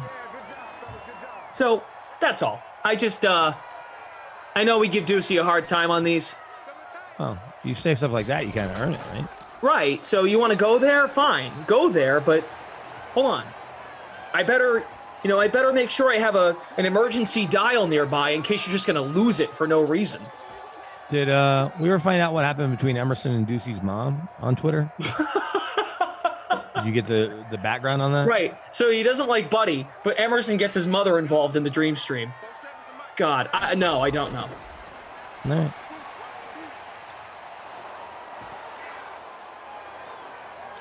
If this game ends 7-6, it'll be amazing.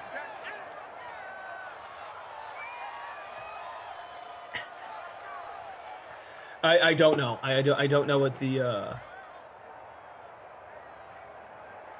I don't know. I don't know what the latest is. I already forget her name. Mark, what's up, Mark? Good to have you here. Demetrius says, I remember I used to watch The Sims on DraftKings. So now you're in the chat as opposed to the Game Center. That's cool. Chris Boyd. Congo Cab, what was? to Mac Lion Glash. Emerson called Ducey buddy today a couple of times and nothing. No reaction from Ducey.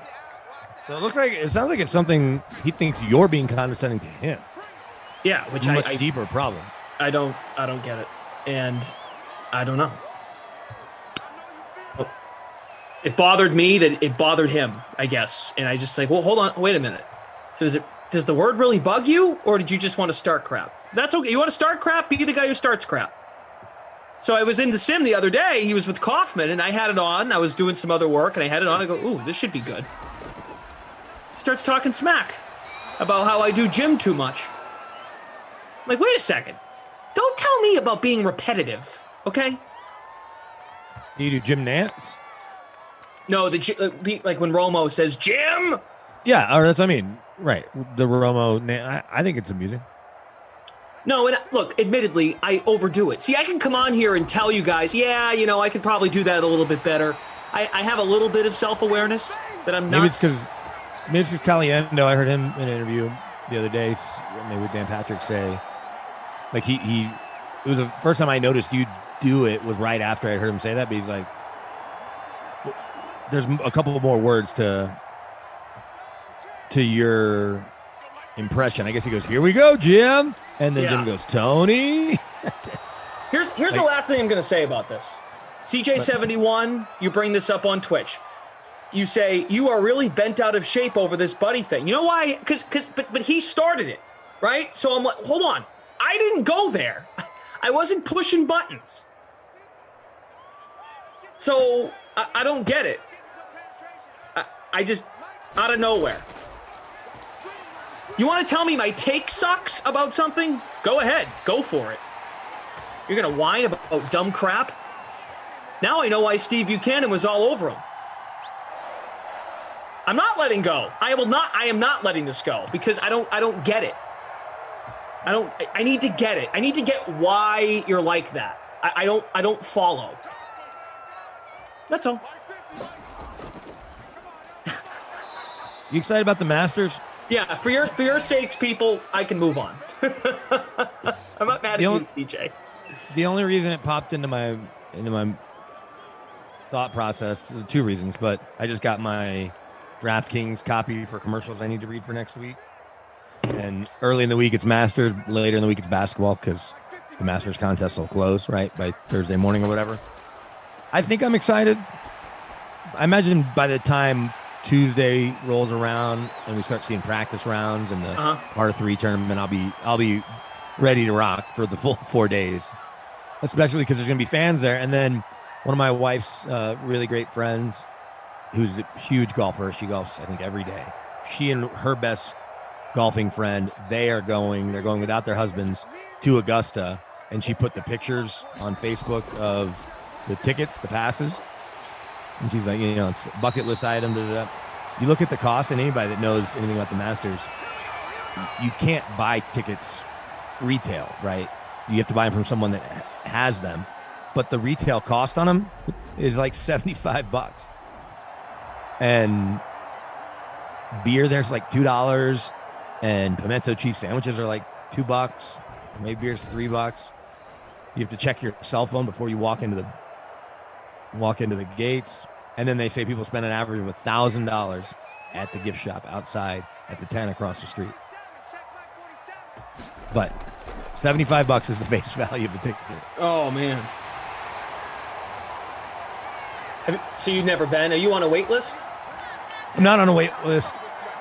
I would think that my best shot would be if I could figure out a way to do something for Westwood One, just because I've worked with them for so long and then they do it every year. So I don't know. And I don't know what that is. Or as I'm starting to play more golf, and I think I'm actually getting to play tomorrow. A friend's taking me as a late birthday present.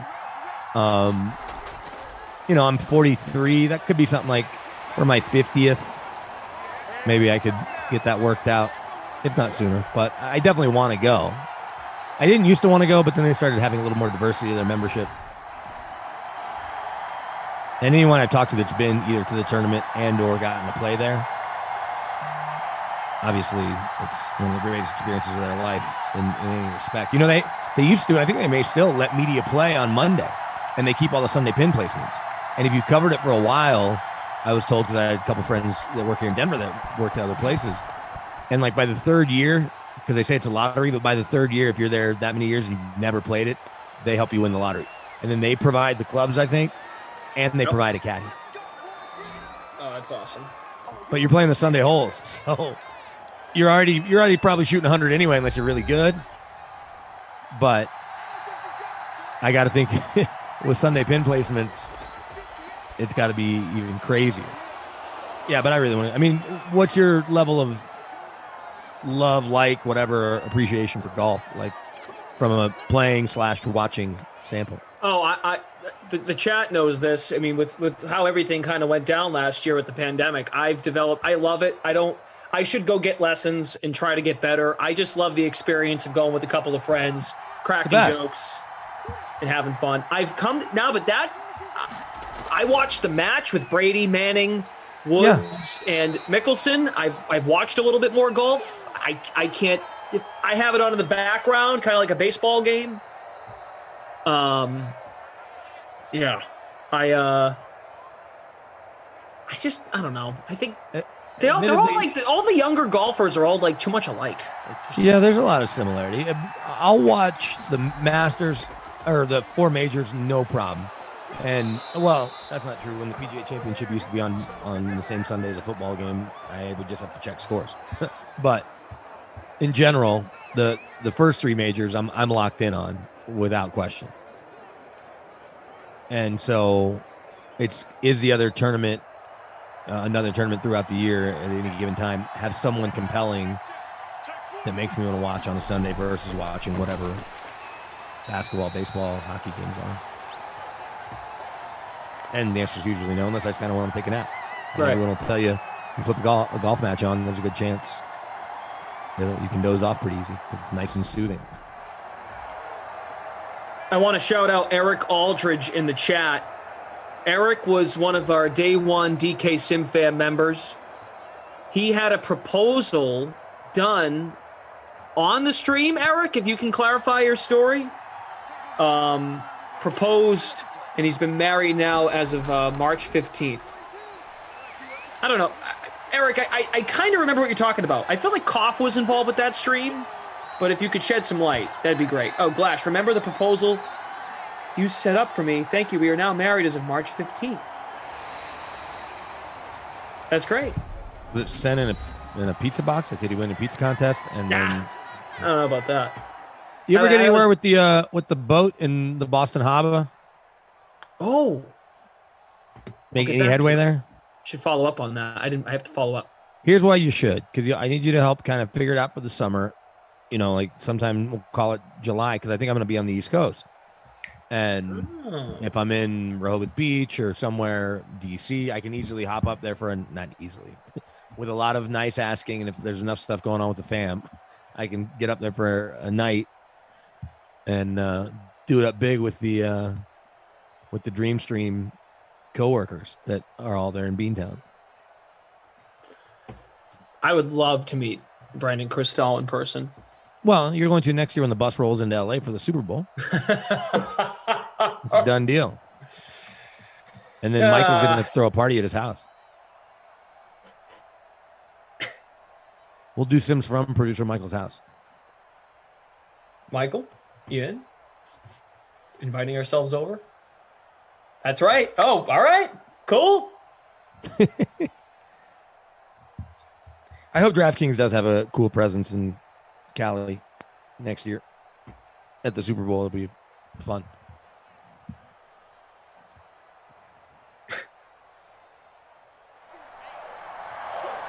This has been a really boring sim. I got to think Tommy Freeze Pops will be there because Morton will come to do his podcast for a couple of days. You got to think. Where is he based? Tommy or Mort? Mort.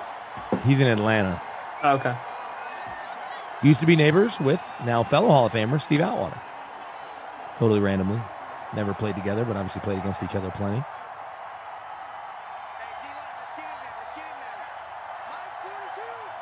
Brad Wallace says BK is great.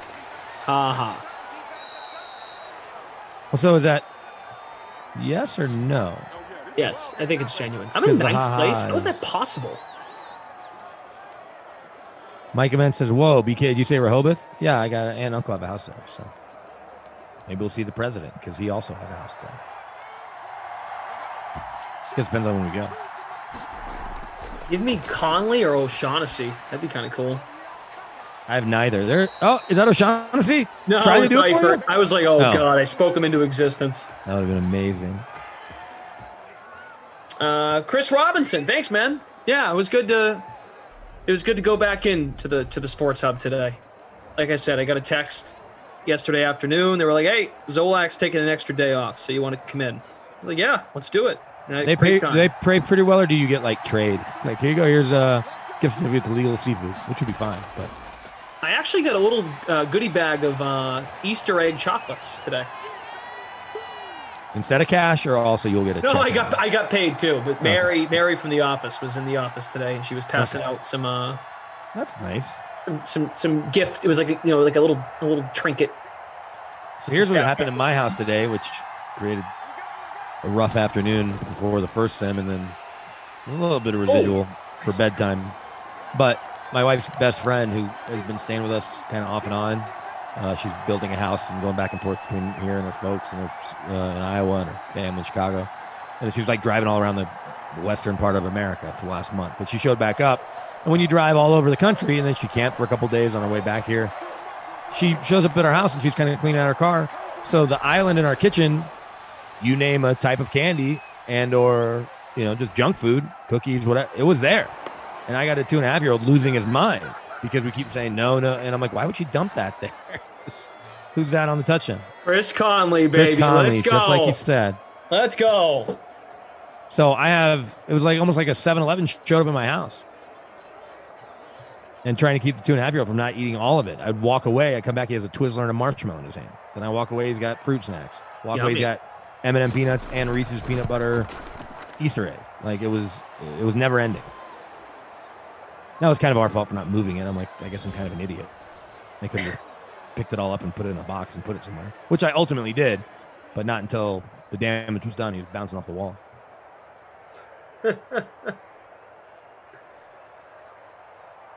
You got big Easter plans? You going to go on Easter egg hunt? I think I'm going to do brunch with my parents, my brother, and his lady friend. That's nice. Yeah, and I'm working the Sims Sunday night. LaMarca and Freeze Pops for a couple Sims on Sunday. That's it. Nothing crazy. The tricky part about being Jewish and having a wife who's not is Easter's a much bigger deal to her. Yeah. So I had signed up for a bunch of Sims, not even realizing it was Easter Sunday, and then offering to do a third one because we were a little short on people's availability because it is Easter Sunday. So I didn't give up anything for Lent. I always said that if I ever gave up anything for Lent, I would give up quitting. I might give up working with Ducey. But it's too late. I missed my window. After Lent. Well, no. When Drew comes in, he's making the schedule. You'd be like, hey, Drew. No, I'm just kidding. Email him, hey, buddy. Hey, start the email. CC Kenny on it. Oh, I knew if I said that I'm gonna get the chat all riled up. Oh, Clash, will you move on? Second and 9. I couldn't help myself. It was there for the taking. All right. Suddenly we're tied here at 14. Hi, Kyle. How are you, Kyle? Kyle, not here tomorrow, Kyle. Hope you're enjoying this sim tonight, Kyle. Kyle, live on April 1st. Live today. We'll worry about tomorrow when we get there. Enjoy tonight. Okay, Kyle? Kyle says hi to Brandon, too. Thank you, Kyle. What up, Kyle?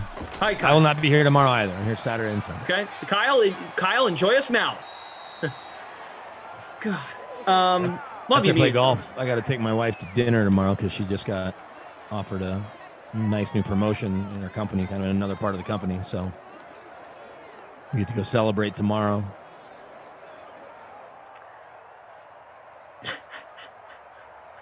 Captain Blood says, Glash, I went into the office today, had 100 tax files waiting. Screw the office. Yeah, there's plenty of people not in a hurry to go to the office. Like I went to the radio station because we had this meeting that our big boss called. I don't know, I didn't want to get into what the meeting was. And I hadn't been in the office in 3 months. I don't know, it was March, since like January 6th or whatever that last January day was before the weekend where I was filling in. So January 4th until a week from yesterday, a week from today, a week ago today. 3 months. I love it. If I never have to go to the office, I'm fine. So I go to the Broncos facility if I have to go somewhere. Or I'm gonna start covering Nuggets and Avs playoff games. Yeah, right. Now that Boston's opened up the Fenway, and so 12% for Fenway is 4,500 people. Yeah, we got 21,000 here. Yeah, we're 42% at Coors Field today. That's good. Yeah, I haven't seen. Well, the Rangers are in Kansas City, but the Rangers are going 100% capacity. Sage Steele on ESPN interviewed the president and asked him about it. He goes, "Yeah, they're ignoring the science." Something that, I'm paraphrasing, but he understands fans being at games, and he's all for it, but he doesn't think full capacity is the way to go. And then Goodell, why would you say anything but we want to be at full capacity, or we plan to be at full? Because you can say that now and you adjust later. True. That way people are excited. Your season ticket base stays right there. Not that they really went anywhere last year anyway. And you know what, on that, and I know we've all heard this a lot. If you're comfortable with going, go. If you're not, don't. And I think and I'm not saying I agree with it, but I think that's what the Rangers are thinking. Like, do the Rangers normally sell out their games? No. No. Well, but to be fair, it can get really hot there at the old stadium, which isn't that old. It was built right when I was finishing up high school. And it's beautiful. It was beautiful, but it wasn't covered the way it is in Houston. So they built next to it a newer version of the same stadium almost that is covered. So maybe the crowds will be a little better. Also, it's in a stupid location. It's like the Cowboys games. Now that's where the Rangers have always played, but if they played in downtown Dallas or even downtown Fort Worth, but especially downtown Dallas or the edge of North Dallas where the Cowboys practice facility is and the soccer team plays. Yeah. It'd be like how the Braves attendance went up when they've moved. Eric Court, who you mentioned earlier in the chat, saying hello to both of us. What's up, Eric? What's up, Eric? Hope everything's going okay today, bud. Yeah, man. BK passed along how what your situation is, so keep going strong. Thanks for being here. Thanks for choosing us. And I want to shout out Eric again. He says, want to thank you guys because in December, me and my wife had COVID. Thanks to listening to you guys and the DraftKings fan, we appreciated it, making us officially married. Powerful stuff. I'm trying to understand Bad Boys of Pop's message to me. He said, sure, whatever, BK. Why do you get specific about numbers when the numbers don't matter, yet you're so good at relevant stuff? Are you giving the DK Sim fam your leftover brain squirts? I can assure you, I'm not withholding very much. If I am, it's unintentional.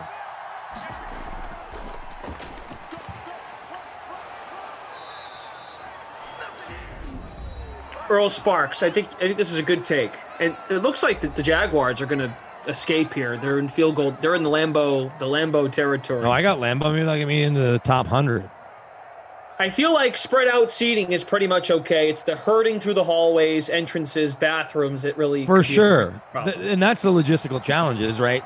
You can get people to their seats, and they all arrive at different times, but they all leave at the same time, especially a football game, and they all go to the bathroom and get food at the same time.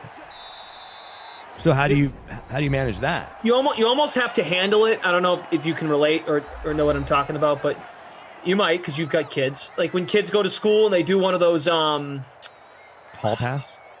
No, but like they'll go on a field trip and they'll go. At least they do this here in New England. They'll go to a local basketball game. They'll do Kids Day. Like an 11 a.m. tip-off. And they do it. All the baseball stadiums do like summer camp days where you'll see kids matching T-shirts and from all the summer camps on a Wednesday. So like each grade would be wearing a color, or as we know at stadiums, they're all marked off by a section, a number, and then you do dismissal almost. Or like when you're at a wedding and you eat by table. But here's the problem: they don't regulate how much beer you buy, and everyone's bladders are different. Yeah, that's true. Or whatever. So I think in general, if we go back to the way things were when the pandemic started, we all talked about being nicer to people, right? If now that things are opening up and we're out in the public, we're at games, and hopefully we're at concerts soon and all that, and especially as the crowds get bigger and back to normal, you don't know who's vaccinated, who isn't, and who all this stuff. So just try to be respectful, right? Maybe understand that if you're going to the bathroom in the middle of the game, you're going to try to go at halftime, but you know what? You can also go midway through the second quarter. Like, you can just try to be a little more aware of everybody else. See Roland's comment at you? Yeah. Well, I appreciate that, Roland. It's more energy drinks than I'd like to drink and not thinking about it very much. Oh, the buzzword is typically at 10:59. We're not going to get there. We may not. Not the way this is headed. Lambo banging that through got me up to 111. Should have captained him. I'll tell you what. Instead of shouting it, how about we all take a second in the chat?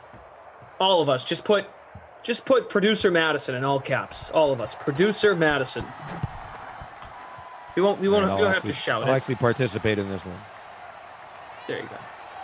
And just put that way when we go back and watch this stream, because some of the streams stay up on YouTube for a while, we'll go back and remember what was the buzzword that night. We'll go back and we'll see the live chat, and there's producer Madison. Oh yeah. And I'm gonna screen grab it. If Aaron Rodgers pulls this off, incomplete. Just drop a producer Madison in all caps. As a nice farewell. And in case you guys missed it, producer Madison worked her final dream stream today. She works tomorrow. Tomorrow's her last day with us at DK on the content side, but she worked her final Sims as a producer earlier today. So she's not dying or anything, but the way I say it is like, oh, it was nice knowing you. No, she'll be around. Which is good. Maybe she'll pop in the chat. Yeah. Every once in a while. Hi, guys. She won't have the wrench anymore. But. And Madison, if you're watching, I can't imagine you are, unless you're taking Miller out for a walk. Maybe you'll be here. Maybe not. All right, I got some screen grabs that we'll send her. Oh, cool. Good idea. And no, it's not an April Fool's joke. This is her final day. You guys are good. Thank you so much. Well, that's good, though, to know so I can Venmo him some money so I can get the shifts I want. Oh, and Chris Robinson takes it a step further. If you want to put a kind message in there, go ahead. I'm going to pass this on. Or like Terrence, say, who's producer Madison? Terrence is one of our newest viewers. Hi, Terrence. Mad Sim Madison, as David Gorgie says.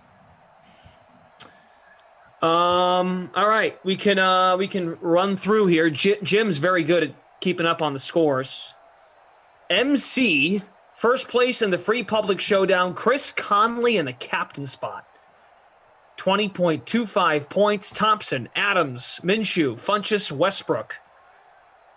Westbrook had 6 catches, 70 yards. The crusty crystal player of the game. It's not even close. It's Chris Conley all day. For that value? Come on. Yeah. Yep. I don't have to wait for the end of the game for that. And then, I don't know. Not my kid award. Lazard doesn't cost much, so him being bad doesn't really. Let's see. Your guy Adams, you captained him. Mm-hmm. Scored a touchdown. Final numbers? Okay. He had 4 for 51. Not bad. How about Funchess? Aaron Jones. I think Aaron Jones might have to be the way we go, right? They lose 8.5 points. Jones, 8.5. Yeah, good call. 18 rushing yards. He had 5 catches, 17 yards, but not enough. Not enough there. He's 53% on the It's 5 catches for 80 yards. Then he gets home. He escapes. But there you go. Babysitter Billy, not my kid award. You earned it, Aaron Jones. You might have $15 million a year, but you also have the Babysitter Billy Not My Kid Award. Very good. We've been told that the scores have been updated. Tom, our technical director, has let us know that the scores are updated. So check out your classic lineups, the free showdown, the paid contests you entered, and check them out for that final leaderboard update. So here we go. As I mentioned, we'll continue to plug the Madden bracket we'll be doing in honor of March Madness. We're into April now. The bracket stuff starts April 12th. Don't forget, 12 hours from now on the dot, we will have the Sweat, our show that begins at 11 a.m., leads into the Noon Sim. And here's that schedule for tomorrow, Friday, April 2nd.